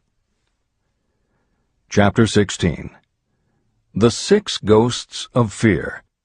How many are standing in your way? Take inventory of yourself as you read this closing chapter, and find out how many of the ghosts are standing in your way. Before you can put any portion of this philosophy into successful use, your mind must be prepared to receive it. The preparation is not difficult. It begins with study, analysis, and understanding of three enemies that you will have to clear out: indecision, doubt, and fear. The sixth sense will never function while these three negatives, or any one of them, remain in your mind. The members of this unholy trio are closely related. Where one is found, the other two are close at hand. Indecision is the seedling of fear. Remember this as you read. Indecision crystallizes into doubt. The two blend and become fear. The blending process often is slow. This is one reason why these three enemies are so dangerous. They germinate and grow without their presence being observed. The remainder of this chapter describes a state of mind that you must attain before the philosophy can be put into practical use. This chapter also analyzes a condition that has reduced huge numbers of people to poverty, and it states a truth that must be understood by all who accumulate riches, whether measured in terms of money or in terms of a state of mind that may be of far greater value than money. The purpose of this chapter is to turn the spotlight of attention on the cause and the cure of the 6 basic fears. Before you can master an enemy, you must know its name, its habits, and where to attack it. As you read, analyze yourself carefully and determine which, if any, of the 6 common fears have attached themselves to you. And keep in mind that sometimes they are hidden in the subconscious mind, where they are difficult to locate and still more difficult to eliminate. The 6 basic fears. There are 6 basic fears. At one time or another, every person suffers from some combination of these fears. Most people are fortunate if they do not suffer from the entire 6. Named in the order of their most common appearance, they are the fear of poverty, the fear of criticism, the fear of ill health, the fear of loss of love of someone, the fear of old age, and the fear of death. All other fears are of minor importance, and are in fact just variations on these 6. Fears are nothing more than states of mind. Your state of mind is subject to your control and direction. You can create nothing that you do not first conceive in the form of an impulse of thought. The following statement is of even greater importance. Thought impulses begin immediately to translate themselves into their physical equivalent, whether those thoughts are voluntary or involuntary. Even thought impulses that are picked up by mere chance, thoughts that have been released by other minds, may determine your financial, business, professional, or social destiny just as surely as the thoughts that you create by intent and design. This circumstance also explains why some people seem to be lucky, while others of equal or greater ability, training, experience, and brain capacity seem destined to have misfortune. The explanation is that you have the ability to completely control your own mind. With this control, you may open your mind to the thought impulses that are being released by other brains, or you can close the doors tightly and admit only thought impulses of your own choice. Nature has endowed human beings with absolute control over only one thing, and that one thing is thought. This fact, coupled with the additional fact that everything we create begins in the form of a thought, leads us very near to the principle by which fear may be mastered. If it is true that all thought has a tendency to clothe itself in its physical equivalent, and this is true beyond any reasonable room for doubt, it is equally true that thought impulses of fear and poverty cannot be translated into terms of courage and financial gain. The first basic fear. The fear of poverty. There can be no compromise between poverty and riches. The two roads that lead to poverty and riches travel in opposite directions. If you want riches, you must refuse to accept any circumstance that leads toward poverty. The word riches is used in its broadest sense, meaning financial, spiritual, mental, and material wealth. The starting point of the path that leads to riches is desire. In Chapter 3, you received full instructions for the proper use of desire. In this chapter on fear, You have complete instructions for preparing your mind to make practical use of desire. Here is the place to give yourself a challenge, which will definitely determine how much of this philosophy you have absorbed. Here is the point at which you can tell what the future holds in store for you. If, after reading this chapter, you are willing to accept poverty, you may as well make up your mind to receive poverty. This is one decision you cannot avoid. But if you demand riches, determine what form and how much will be required to satisfy you. You know the road that leads to riches. You have been given a roadmap. If you follow it, it will keep you on that road. If you neglect to make the start, or stop before you arrive, no one will be to blame but you. This responsibility is yours. No excuse will save you from accepting the responsibility if you now fail or refuse to demand riches of life. All you need is one thing. Incidentally, the only thing you can control, and that is a state of mind. A state of mind is something that is up to you. It cannot be purchased. It must be created.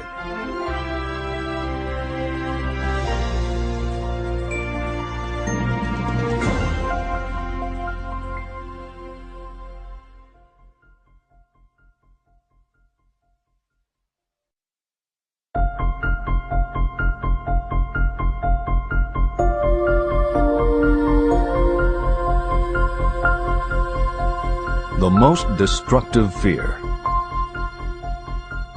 Fear of poverty is a state of mind, nothing else. But it is sufficient to destroy your chances of achievement in any undertaking.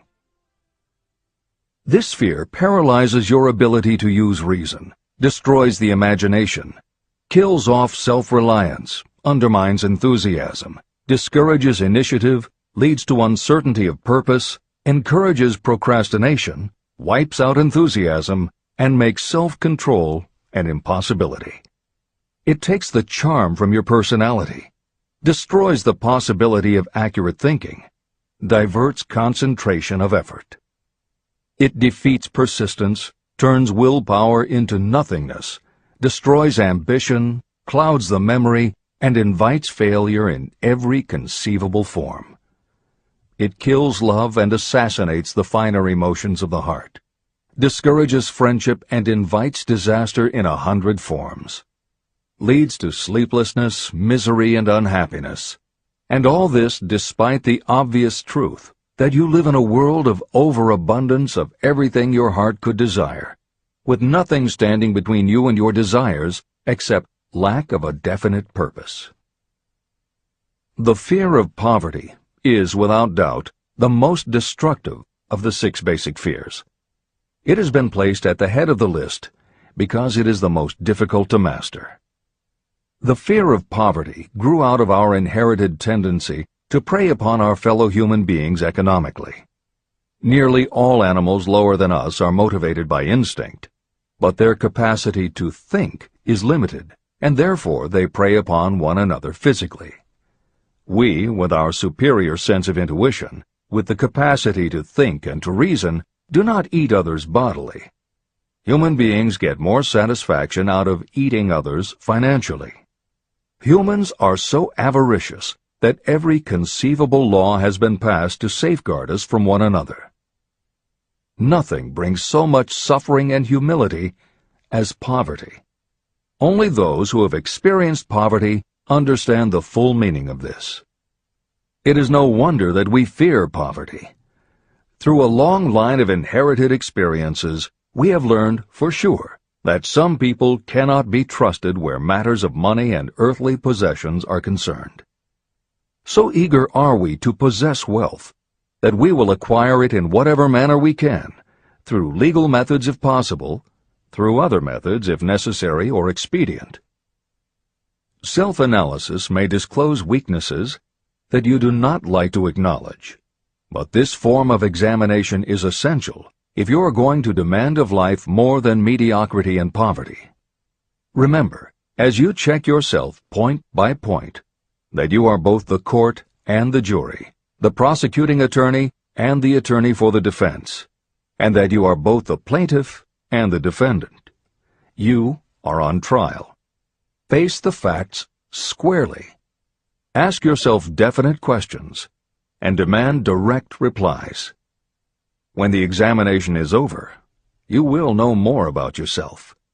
If you do not feel that you can be an impartial judge, call upon someone who knows you well to serve as judge while you cross-examine yourself.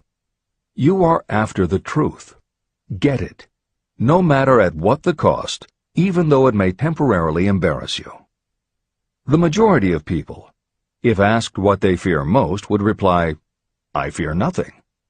The reply would be inaccurate, because few people realize that they are bound, handicapped, whipped spiritually and physically through some form of fear. So subtle and deeply seated is the emotion of fear that you may go through life and never recognize its presence. Only a courageous analysis will disclose the presence of this universal enemy. When you begin such an analysis, search deeply into your character. The following is a list of the symptoms to look for. Symptoms of the fear of poverty. 1. Indifference. Commonly expressed through lack of ambition, willingness to tolerate poverty, and the acceptance of whatever compensation life may offer without protest. Also mental and physical laziness, and lack of initiative, imagination, enthusiasm, and self-control. 2. Indecision. The habit of permitting others to do your thinking. Sitting on the fence. 3. Doubt. Generally expressed through alibis and excuses designed to cover up, explain away, or apologize for your failures. Sometimes expressed in the form of envy of those who are successful, or by criticizing them. 4. Worry.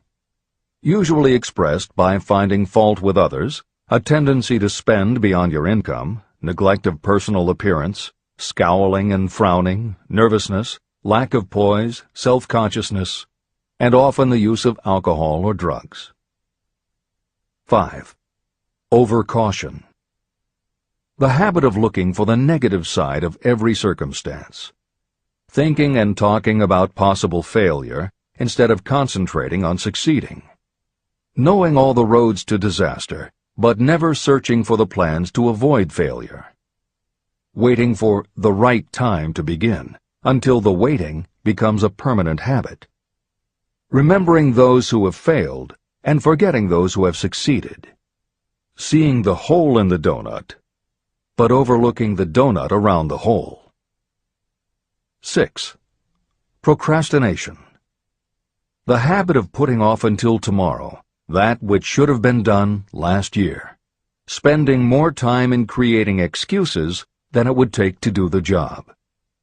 This symptom is closely related to overcaution, doubt, and worry. Refusal to accept responsibility. Willingness to compromise rather than put up a fight. Compromising with difficulties instead of harnessing and using them as stepping stones to advancement. Bargaining with life for a penny instead of demanding prosperity, opulence, riches, contentment, and happiness. Planning what to do if you fail, instead of burning all bridges and making retreat impossible. Weakness of, and often total lack of, self-confidence, definiteness of purpose, self-control, initiative, enthusiasm, ambition, thrift, and sound reasoning ability. Expecting poverty instead of demanding riches. Associating with those who accept poverty instead of seeking the company of those who demand and receive riches. Money talks. Some will ask, why did you write a book about money? Why measure riches in dollars alone? Some will believe, and rightly so, that there are other forms of riches more desirable than money. Yes, there are riches that cannot be measured in terms of dollars. But there are also millions of people who say, "Give me all the money I need," and I will find everything else I want. The major reason why I wrote this book on how to get money is that millions of men and women are paralyzed with the fear of poverty. What this sort of fear does to one was well described by Westbrook Pegler. Editor's comments. James Westbrook Pegler was a controversial newspaper columnist for the Chicago Daily News and the Washington Post. Although his career lasted into the 1960s, he was most widely read and quoted during the 1930s and 1940s. During that period, he went from being a public supporter of Franklin Roosevelt and the New Deal policies to the opposite end of the political spectrum, championing conservative points of view. Pegler was also the author of 3 books based on his columns, and in 1940 won the Pulitzer Prize for his exposé of union racketeering. This is the end of the editor's comments. We continue with the article by Westbrook Pegler. Money is only clamshells or metal discs or scraps of paper, and there are treasures of the heart and soul which money cannot buy. But most people, being broke, are unable to keep this in mind and sustain their spirits. When a man is down and out and on the street, unable to get any job at all, something happens to his spirit, which can be observed in the droop of his shoulders, the set of his hat, his walk, and his gaze. He cannot escape a feeling of inferiority among people with regular employment, even though he knows they are definitely not his equals in character, intelligence, or ability. These people, even his friends, feel, on the other hand, a sense of superiority and regard him, perhaps unconsciously, as a casualty. He may borrow for a time, but not enough to carry on in his accustomed way, and he cannot continue to borrow very long. But borrowing in itself, when a man is borrowing merely to live, is a depressing experience, and the money lacks the power of earned money to revive his spirits. Of course, none of this applies to bums or habitual ne'er-do-wells, but only to men of normal ambitions and self-respect. Women in the same predicament must be different. We somehow do not think of women at all in considering the down-and-outers. They are scarce in the breadlines, they rarely are seen begging on the streets, and they are not recognizable in crowds by the same plain signs which identify busted men. Of course, I do not mean the shuffling hags of the city streets, who are the opposite number of the confirmed male bums. I mean reasonably young, decent, and intelligent women. There must be many of them, but their despair is not apparent. When a man is down and out, he has time on his hands for brooding. He may travel miles to see a man about a job and discover that the job is filled, or that it is one of those jobs with no base pay, but only a commission on the sale of some useless knick-knack which nobody would buy except out of pity. Turning that down, he finds himself back on the street with nowhere to go, but just anywhere. So he walks and walks. He gazes into store windows at luxuries which are not for him, and feels inferior and gives way to people who stop to look with an active interest. He wanders into the railroad station, or puts himself down in the library to ease his legs and soak up a little heat, but that isn't looking for a job, so he gets going again. He may not know it, but his aimlessness would give him away even if the very lines of his figure did not. He may be well dressed in the clothes left over from the days when he had a steady job, but the clothes cannot disguise the droop. He sees thousands of other people, bookkeepers or clerks or chemists or wagon hands, busy at their work, and envies them from the bottom of his soul. They have their independence, their self-respect and manhood, and he simply cannot convince himself that he is a good man too, though he argue it out and arrive at a favorable verdict hour after hour. It is just money which makes this difference in him. With a little money, he would be himself again. This is the end of the article by Westbrook Pegler. The second basic fear, the fear of criticism. Just how we originally came by this fear, no one can say definitely, but one thing is certain: we have it in a highly developed form. I am inclined to attribute the basic fear of criticism to that part of our inherited nature that prompts us not only to take away other people's goods and wares, but also to justify our actions by criticism of the character of others. It is well known that a thief will criticize the man from whom he steals, that politicians seek office not by displaying their own virtues and qualifications, but by running negative campaigns against their opponents. Designers and clothing manufacturers have not been slow to take advantage of this basic fear of criticism. Every season, styles change. Who establishes the styles? Certainly not the purchaser. It is the designers and manufacturers. Why do they change the styles so often? The answer is obvious. They change the styles so they can sell more clothes. The fear of criticism robs people of their initiative, destroys their power of imagination, limits their individuality, takes away their self-reliance, and does them damage in 100 other ways. Parents often do their children irreparable injury by criticizing them. The mother of one of my friends used to punish him with a switch almost daily, always completing the job with the statement, "You'll land in the penitentiary before you are 20. He was sent to a reformatory at the age of 17. Editor's comments. Modern psychotherapy is well aware of the circumstance that Hill describes in the preceding paragraph. In the chapters on autosuggestion and hypnosis, reference was made to childhood traumas that result in phobias, compulsive behaviors, fixations, or complexes. However, there are instances in which the implanting of a suggestion is much more subtle.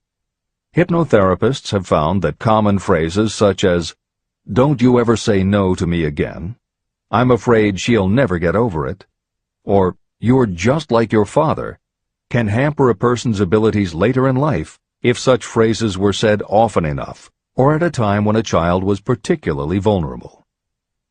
This is the end of the editor's comments. Criticism is the one form of service of which everyone has too much. Everyone has a stock of it, which is handed out gratis whether called for or not. Your nearest relatives are often the worst offenders. It should be recognized as a crime. In reality, it is a crime of the worst nature for any parent to build inferiority complexes in the mind of a child through unnecessary criticism. Employers who understand human nature get the best there is in people not by criticism, but by constructive suggestion. Parents may accomplish the same results with their children. Criticism will plant fear in the human heart, or resentment, but it will not build love or affection. Symptoms of the fear of criticism. This fear is almost as universal as the fear of poverty, and its effects are just as fatal to personal achievement, mainly because this fear destroys initiative and discourages the use of imagination. The major symptoms of the fear are 1. Self-consciousness, generally expressed through nervousness, timidity in conversation and in meeting strangers, awkward movements, and shifting of the eyes. 2. Lack of poise, expressed through lack of voice control, nervousness in the presence of others, poor posture, poor memory. 3. Personality weaknesses, lacking in firmness of decision, personal charm, and ability to express opinions definitely, the habit of sidestepping issues instead of meeting them squarely, agreeing with others without careful examination of their opinions. 4. Inferiority complex, the habit of expressing your own self-approval as a means of covering up your feeling of inferiority, using big words to impress others, often without knowing the real meaning of the words, imitating others in dress, speech, and manners, boasting of imaginary achievements, and acting superior to cover up the fact that you feel inferior. 5. Extravagance, the habit of trying to keep up with the Joneses and spending beyond your income. 6. Lack of initiative, failure to embrace opportunities for self-advancement, fear to express opinions, lack of confidence in your own ideas, giving evasive answers to questions asked by superiors, hesitancy of manner and speech, deceit in both words and deeds. 7. Lack of ambition. Mental and physical laziness, lack of self-assertion, slowness in reaching decisions, being too easily influenced, the habit of accepting defeat without protest, or quitting an undertaking when opposed by others. Also the habit of criticizing others behind their backs and flattering them to their faces, suspicion of other people without cause, lack of tactfulness of manner and speech, and unwillingness to accept the blame for mistakes. The third basic fear, the fear of ill health. This fear may be traced to both physical and social heredity. It is closely associated with the causes of fear of old age and the fear of death. We fear ill health because of the terrible pictures that have been planted in our minds of what may happen if death should overtake us. We also fear it because of the economic toll that it may claim. One reputable physician estimated that 75% of all people who visit doctors are suffering with hypochondria, imaginary illness. It has been shown that the fear of disease, even when there is not the slightest cause for fear, often produces the physical symptoms of the disease feared. Powerful and mighty is the human mind. It builds or it destroys. Through a series of experiments, my staff proved how susceptible people are to the power of suggestion. We asked 3 acquaintances to visit separately with the victim. They were instructed to pose the question, "What ails you? You look terribly ill." The first questioner provoked a grin from him and a nonchalant, "Oh, nothing, I'm all right." The second questioner was answered with a statement, "I don't know exactly, but I do feel badly." The third questioner was met with the admission that the victim was actually feeling ill. Editor's comment. Hill's experiment is one that you do not want to carry too far. It is not that different from the principle behind certain religious sects whose members take vengeance on their enemies by hexing or placing a spell on a victim. The spell only works because the victim believes that spells can be cast and that it is possible he or she could be hexed. When the hex victim is informed that someone has cast a spell on them, they accept that it is possible, and their mind does the rest. The same theory operated when Hill's associate was told 3 times that he looked ill. He believed it was possible. Being told 3 times was convincing, and his mind went to work and made it so. This is the end of the editor's comment. There is overwhelming evidence that disease sometimes begins in the form of negative thought impulse.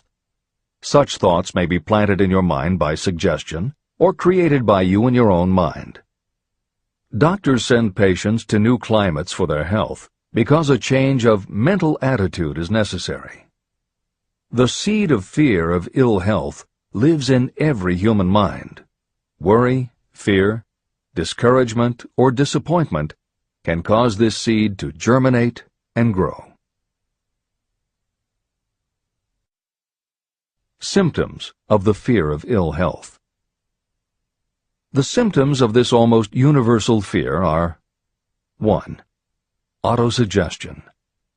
The habit of negative use of self-suggestion by looking for and expecting to find symptoms of all kinds of disease. Enjoying your imaginary illness and speaking of it as being real. The habit of trying fads and isms recommended by others as having therapeutic value. Talking to others of operations, accidents, and other forms of illness. Experimenting with diets, physical exercises, weight loss systems without professional guidance. Trying home remedies, patent medicines, and quack remedies. 2. Hypochondria, a medical term for imaginary disease. The habit of excessively talking about illness, and by concentrating the mind on disease you begin to expect it to happen to you. Nothing that comes in bottles can cure this condition. It is brought on by negative thinking, and nothing but positive thought can cure it. Hypochondria is said to do as much damage on occasion as the real disease might do. 3. Exercise. Fear of ill health often interferes with proper physical exercise and results in overweight. 4. Susceptibility. Fear of ill health breaks down your natural resistance, which makes you susceptible to real disease. The fear of ill health is often related to the fear of poverty, especially in the case of the hypochondriac, who constantly worries about the possibility of having to pay doctor's bills, hospital bills, etc. This type of person spends much time preparing for sickness, talking about death, saving money for cemetery plots, burial expenses, and such. 5. Self-coddling. The habit of seeking sympathy. The habit of feigning illness to cover your laziness or to serve as an alibi for lack of ambition. People often resort to this trick to avoid work. 6. Intemperance. The habit of using alcohol or drugs to destroy pain instead of eliminating the cause. 7. The habit of reading about illness and worrying over the possibility of being stricken by it. The fourth basic fear. The fear of loss of love. Jealousy and other similar forms of neurosis grow out of our fear of the loss of love of someone. This fear is the most painful of all the 6 basic fears. It probably plays more havoc with the body and mind than any of the other basic fears. Editor's comment. By way of introduction to each of the 6 basic fears, Napoleon Hill usually postulates how the fear originated in humans. In the original edition of this book, he suggested that the fear of loss of love may have started with prehistoric man's habit of stealing his neighbor's mate and taking liberties with her whenever he could. Though amusing, this theory does not take into account that women fear the loss of a love just as profoundly as men do, and both men and women fear losing the love of not just their mates, but also of family members and others with whom they are close. How the emotion of love originated may remain a mystery, but there is no mystery about how we feel when we lose it. This is the end of the editor's comment. The fourth basic fear. The fear of loss of love. Jealousy and other similar forms of neurosis grow out of our fear of the loss of love of someone. This fear is the most painful of all the 6 basic fears. It probably plays more havoc with the body and mind than any of the other basic fears. Editor's comment. By way of introduction to each of the 6 basic fears, Napoleon Hill usually postulates how the fear originated in humans. In the original edition of this book, he suggested that the fear of loss of love may have started with prehistoric man's habit of stealing his neighbor's mate and taking liberties with her whenever he could. Though amusing, this theory does not take into account that women fear the loss of a love just as profoundly as men do, and both men and women fear losing the love of not just their mates, but also of family members and others with whom they are close. How the emotion of love originated may remain a mystery, but there is no mystery about how we feel when we lose it. This is the end of the editor's comment. Symptoms of the fear of loss of love. The distinguishing symptoms of this fear are 1. Jealousy. The habit of being suspicious of friends and loved ones. The habit of accusing wife or husband of infidelity without grounds. General suspicion of everyone and absolute faith in no one. 2. Fault-finding. The habit of finding fault with friends, relatives, business associates, and loved ones upon the slightest provocation, or without any cause whatsoever.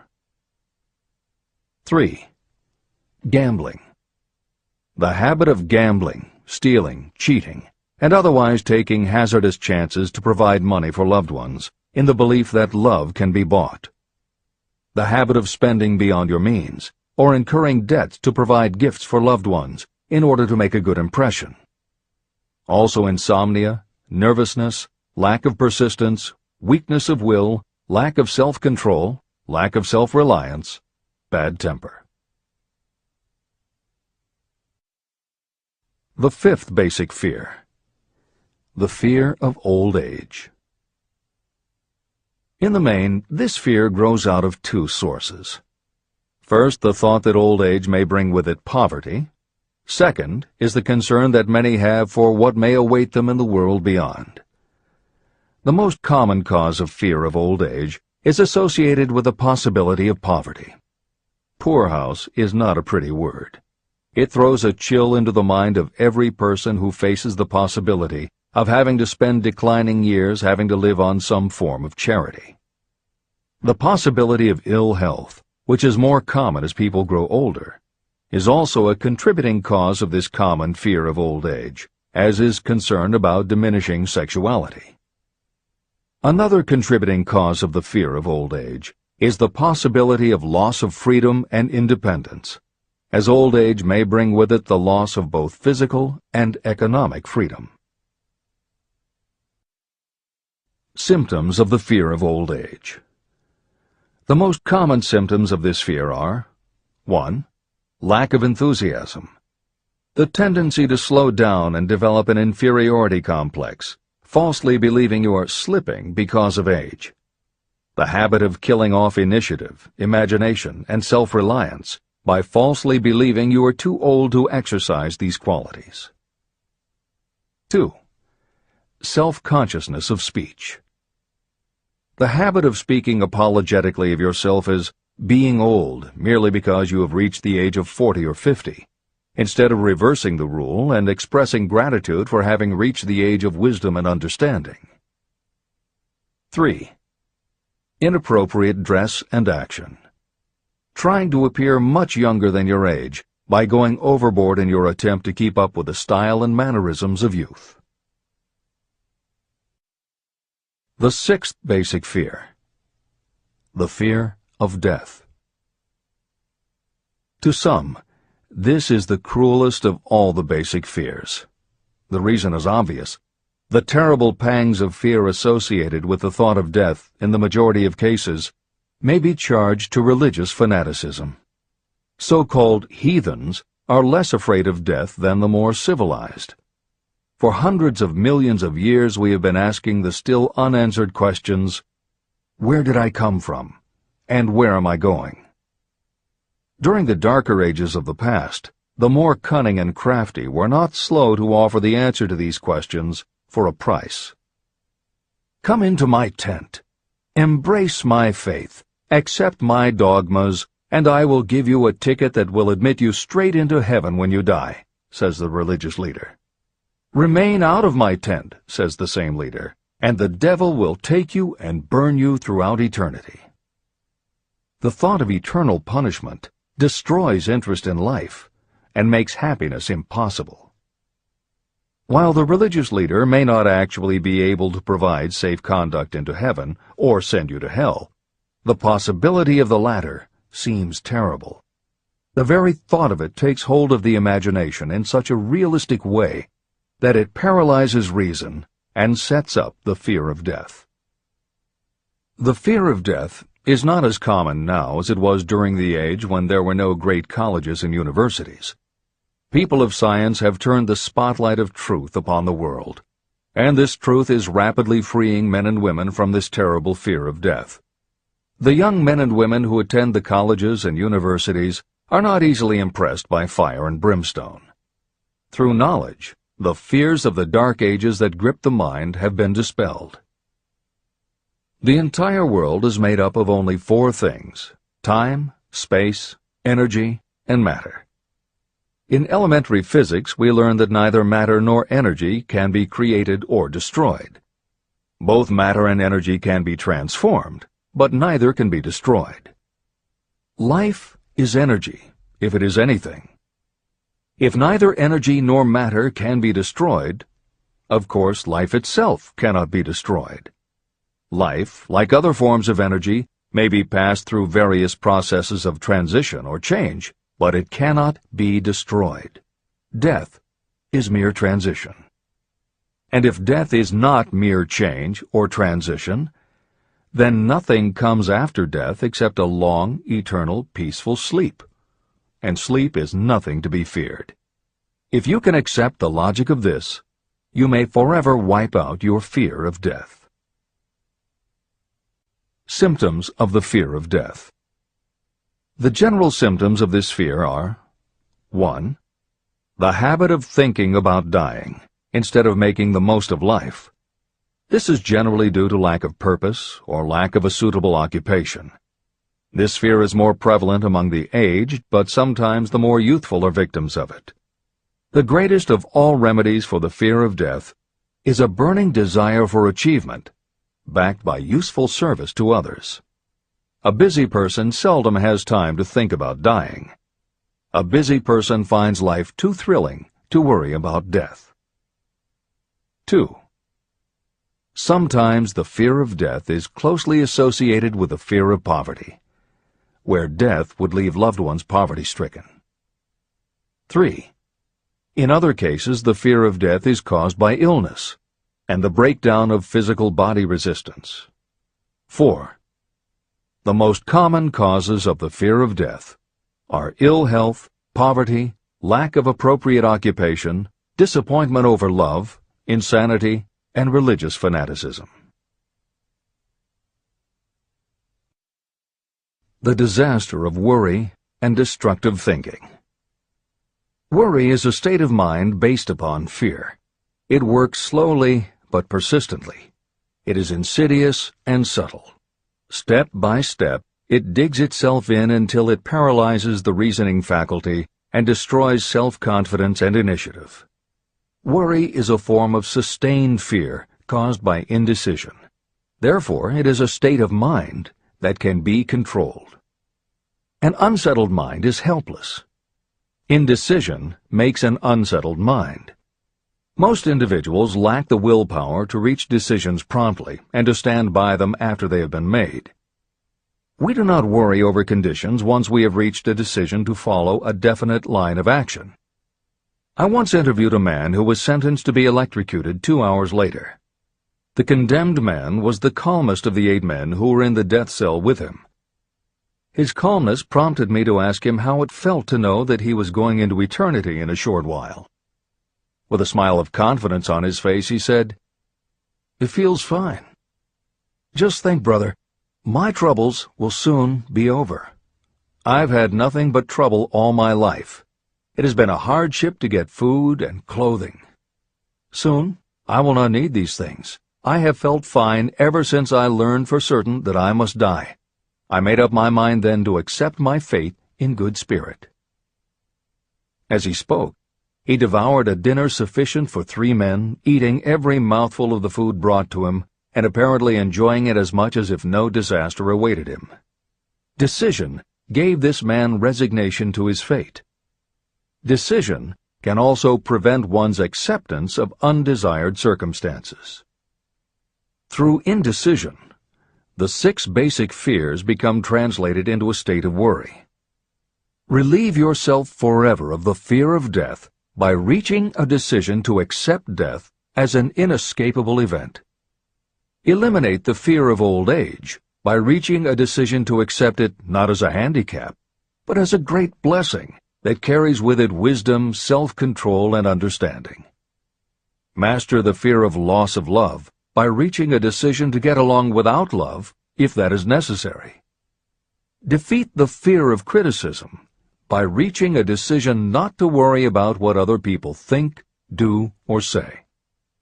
Overcome the fear of ill health by the decision to forget symptoms, and whip the fear of poverty by reaching a decision to get along with whatever wealth you can accumulate without worry. Kill the habit of worry in all its forms by reaching a general blanket decision that nothing life has to offer is worth the price of worry. With this decision will come poise, peace of mind, and calmness of thought, which will bring happiness. If your mind is filled with fear, you not only destroy your own chances of intelligent action, but you transmit these destructive vibrations to the minds of all who come into contact with you, and you destroy their chances too. Even a dog or a horse knows when its master lacks courage, It will pick up the vibrations of fear given off by its master and behave accordingly. The vibrations of fear pass from one mind to another just as quickly and as surely as the sound of the human voice passes from the broadcasting station to a radio receiver. The person who constantly speaks of negative or destructive thoughts is practically certain to experience the results of those words in the form of destructive feedback. But even negative thoughts without words will come back to you. The release of destructive thought impulses alone also produces feedback in more ways than one. First, and perhaps most important to be remembered, the person who releases thoughts of a destructive nature must suffer damage through the breaking down of creative imagination. Secondly, the presence in the mind of any destructive emotion develops a negative personality, which repels people and often converts them into antagonists. The third source of damage is that negative thoughts not only affect others, but they also embed themselves in the subconscious mind of the person releasing them and there become a part of that person's character. Your business in life is to achieve success. To be successful, you must find peace of mind, acquire the material needs of life, and above all, attain happiness. All of these indications of success begin in the form of thought impulses. You control your own mind. You have the power to feed it whatever thought impulses you choose. With this goes the responsibility of using your mind constructively. You are the master of your own earthly destiny, just as surely as you have the power to control your own thoughts. You may influence, direct, and eventually control your own environment, making your life what you want it to be. Or you may neglect to make your life what you want, and you will be adrift on the seas of circumstance, where you will be tossed like a wood chip on the waves of the ocean. The Devil's Workshop. In addition to the 6 basic fears, there is another evil by which people suffer. It constitutes a rich soil in which the seeds of failure grow abundantly. It is so subtle that its presence often is not detected. It is more deeply rooted and more often fatal than all of the 6 fears. For want of a better name, let us call this evil susceptibility to negative influences. Those who accumulate great riches always protect themselves against negative influences. The poverty-stricken never do. Those who succeed in any calling must prepare their minds to resist such influences. If you are reading this book to learn how to grow rich, you should examine yourself very carefully to determine whether you are susceptible to negative influences. If you neglect this self-analysis, you will give up your right to attain the object of your desires. Make your analysis searching. As you read the following questions, be tough on yourself. Go at the task as carefully as you would if you were searching for any other enemy you knew was waiting to ambush you. You must deal with your own faults as you would with a real and serious enemy. You can easily protect yourself against real enemies because there are laws, police, and courts to deal with them. But this 7th basic evil is more difficult to master because it strikes when you are not aware of its presence, when you are asleep and while you are awake. Moreover, its weapon is intangible because it consists of merely a state of mind. Negative influences are also dangerous because they come in so many different forms. Sometimes they enter the mind through the well-meant words of your friends and relatives. At other times they come from within, through your own mental attitude. Always it is as deadly as poison, even though it may not kill as quickly. How to protect yourself against negative influences. To protect yourself against negative influences, whether of your own making or the result of negative people around you, recognize that your willpower is your defense. You must put it into constant use until it builds a wall of immunity against negative influences in your own mind.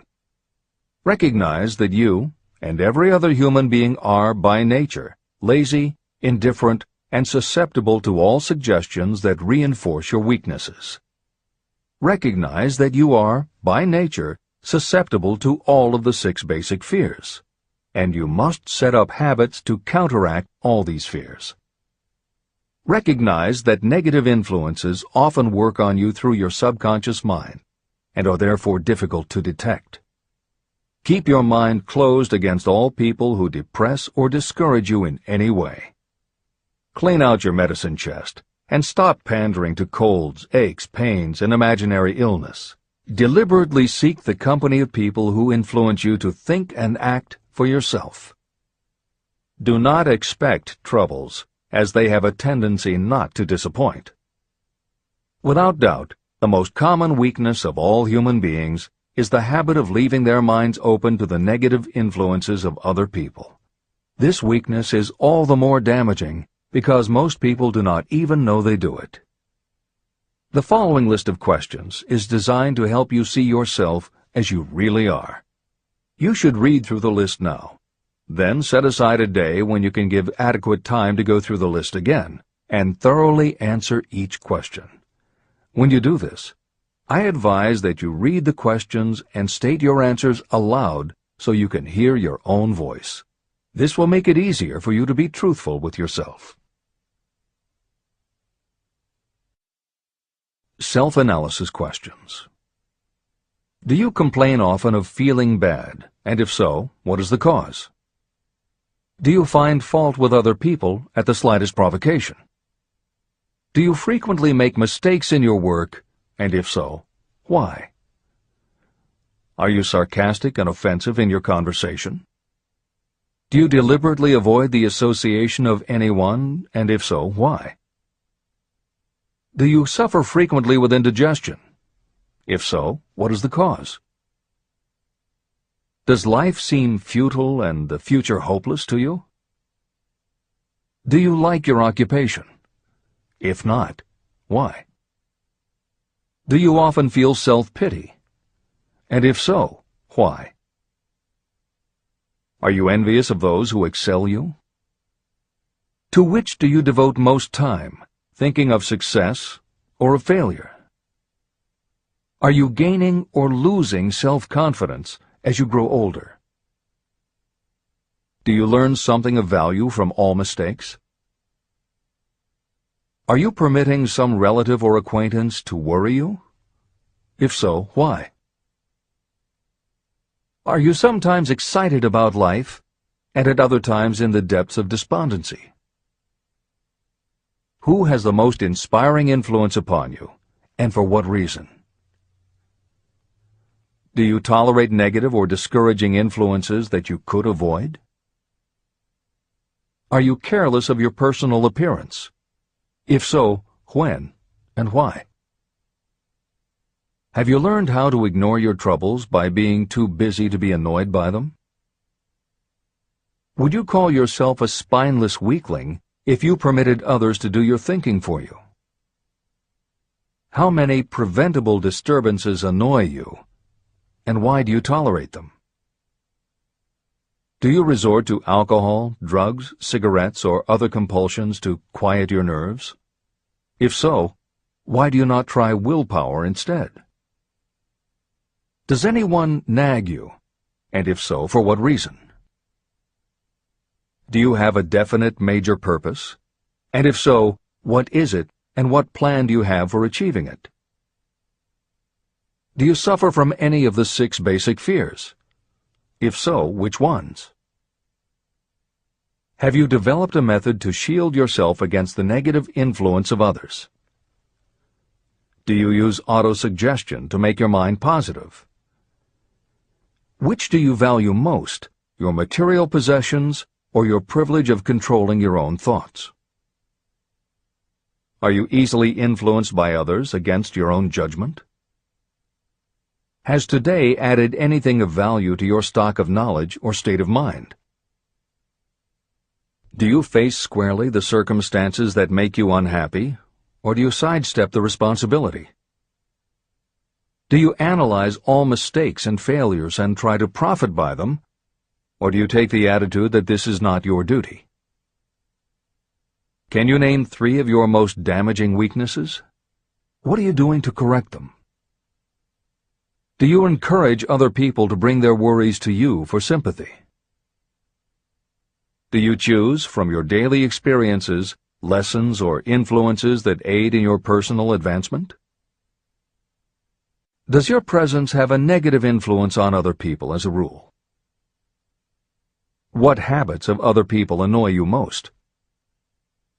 Do you form your own opinions, or do you permit yourself to be influenced by other people? Have you learned how to create a mental state of mind with which you can shield yourself against all discouraging influences? Does your occupation inspire you with faith and hope? Are you conscious of possessing spiritual forces of sufficient power to enable you to keep your mind free from all forms of fear? Does your religion help to keep your mind positive? Do you feel it your duty to share other people's worries? If so, why? If you believe that birds of a feather flock together, what have you learned about yourself by studying the friends whom you attract? What connection, if any, do you see between the people with whom you associate most closely and any unhappiness you may experience? Could it be possible that some person whom you consider to be a friend is, in reality, your worst enemy because of his or her negative influence on your mind? By what rules do you judge who is helpful and who is damaging to you? Are your intimate associates mentally superior or inferior to you? How much time out of every 24 hours do you devote to your occupation, sleep, play and relaxation, acquiring useful knowledge, plain wasted time?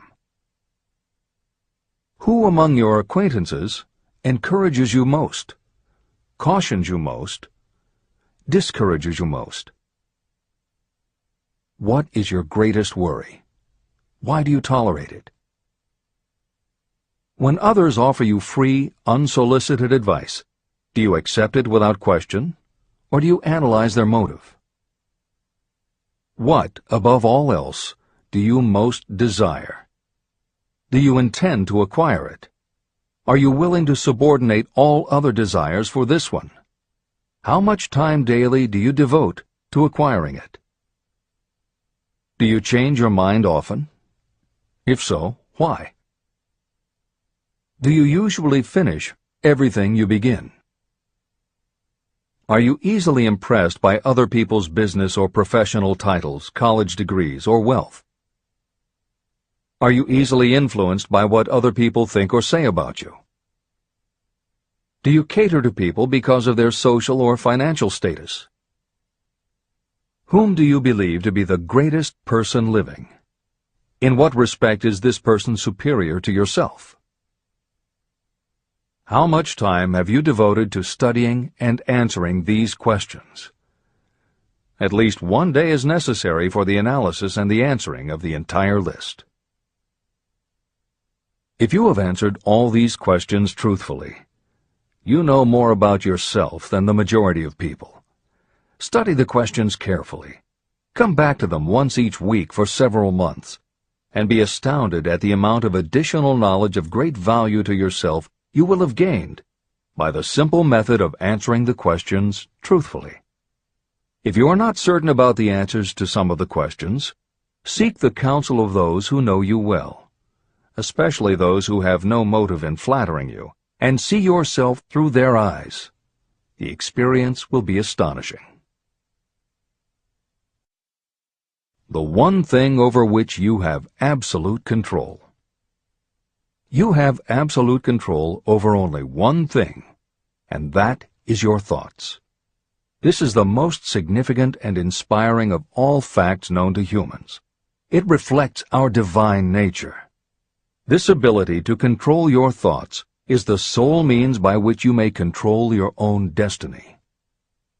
If you fail to control your own mind, you may be sure you will control nothing else. Your mind is your spiritual estate. Protect and use it with the care to which divine royalty is entitled. You were given your willpower for this purpose. Unfortunately, there is no legal protection against those who, by design or through ignorance, poison the minds of others with negative suggestion. Those with negative minds tried to convince Thomas A. Edison that he could not build a machine that would record and reproduce the human voice, because, they said, no one else has ever produced such a machine. Edison did not believe them. He knew that the mind could produce anything the mind could conceive and believe. That knowledge was the thing that lifted the great Edison above the common herd. Men with negative minds told F.W. Woolworth he would go broke trying to run a store on 5 and 10-cent sales. He did not believe them. He knew that he could do anything within reason if he backed his plans with faith. Exercising his right to keep the negative suggestions of others out of his mind, he piled up a fortune of more than $100 million. Doubting Thomases scoffed scornfully when Henry Ford tried out his first crudely built automobile on the streets of Detroit. Some said the thing would never become practical. Others said no one would pay money for such a contraption. Ford said, "I'll belt the earth with dependable motor cars." And he did. For the benefit of those seeking vast riches, let it be remembered that practically the sole difference between Henry Ford and a majority of workers is this: Ford had a mind, and he controlled it. The others have minds that they do not try to control. Mind control is the result of self-discipline and habit. You either control your mind, or it controls you. There is no halfway compromise. The most practical method for controlling your mind is the habit of keeping it busy with a definite purpose, backed by a definite plan. Study the records of those who achieve noteworthy success, and you will see that they have control over their own minds, and that they exercise that control and direct it toward the attainment of definite objectives. Without this control, success is not possible. 55 Famous Alibis by Old Man If. People who do not succeed have one distinguishing trait in common. They know all the reasons for failure and have what they believe to be airtight alibis to explain away their own lack of achievement. Some of these alibis are clever, and a few of them are justifiable by the facts. But alibis cannot be used for money. The world wants to know only one thing: have you achieved success? A character analyst compiled a list of the most commonly used alibis. As you read the list, examine yourself carefully and determine how many of these alibis you use. Remember, the philosophy presented in this book makes every one of these alibis obsolete. If I didn't have a wife and family. If I had enough pull. If I had money. If I had a good education. If I could get a job. If I had good health. If I only had time. If times were better. If other people understood me. If conditions around me were only different. If I could live my life over again. If I did not fear what they would say. If I had been given a chance. If I now had a chance. If other people didn't have it in for me. If nothing happens to stop me. If only I were younger. If I only could do what I want. If I had been born rich. If I could meet the right people. If I had the talent that some people have. If I dared to assert myself. If only I had embraced past opportunities. If people didn't get on my nerves. If I didn't have to keep house and look after the children. If I could save some money. If the boss only appreciated me. If I only had somebody to help me. If my family understood me. If I lived in a big city. If I could just get started. If I were only free. If I had the personality of some people. If I were not so fat. If my real talents were known. If I could just get a break. if I could only get out of debt, if I hadn't failed, if I only knew how, if everybody wasn't against me, if I didn't have so many worries, if I could marry the right person, if people weren't so dumb, if my family were not so extravagant, if I were sure of myself, if luck were not against me, if I had not been born under the wrong star, if it were not true that what is to be will be, if I did not have to work so hard, if I hadn't lost my money, if I lived in a different neighborhood, if I didn't have a past, if I only had a business of my own, if other people would only listen to me, if, and this is the greatest of them all, if I had the courage to see myself as I really am, I would find out what is wrong with me and correct it. And I know that something must be wrong with the way I have done things, or I would already have the success that I desire. I recognize that something must be wrong with me, otherwise I would have spent more time analyzing my weaknesses and less time building alibis to cover them. Building alibis to explain away failure is a national pastime. The habit is as old as the human race and is fatal to success. Why do people cling to their pet alibis? The answer is obvious. They defend their alibis because they create them. Your alibi is the child of your own imagination. It is human nature to defend your own brainchild. Building alibis is a deeply rooted habit. Habits are difficult to break, especially when they provide justification for something we do. Plato had this truth in mind when he said, "The first and best victory is to conquer self. To be conquered by self is, of all things, the most shameful and vile." Another philosopher had the same thought in mind when he said, "It was a great surprise to me when I discovered that most of the ugliness I saw in others was but a reflection of my own nature." Elbert Hubbard, philosopher, author, publisher of the Fra magazine, and founder of the Roycrofters community of artists, said, "It has always been a mystery to me why people spend so much time deliberately fooling themselves by creating alibis to cover their weaknesses. If used differently, this same time would be sufficient to cure the weakness. Then no alibis would be needed." In parting, I would remind you that life is a checkerboard, and the player opposite you is time. If you hesitate before moving, or neglect to move promptly, your men will be wiped off the board by time. You are playing against a partner who will not tolerate indecision. Previously, you may have had a logical excuse for not having forced life to come through with whatever you asked. That alibi is now obsolete, because you are in possession of the master key that unlocks the door to life's riches. The master key is intangible, but it is powerful. It is the privilege of creating, in your own mind, a burning desire for a definite form of riches. There is no penalty for the use of this key, but there is a price you must pay if you do not use it. The price is failure. There is a reward of stupendous proportions if you put the key to use. It is the satisfaction that will come to you when you conquer self and force life to pay whatever is asked.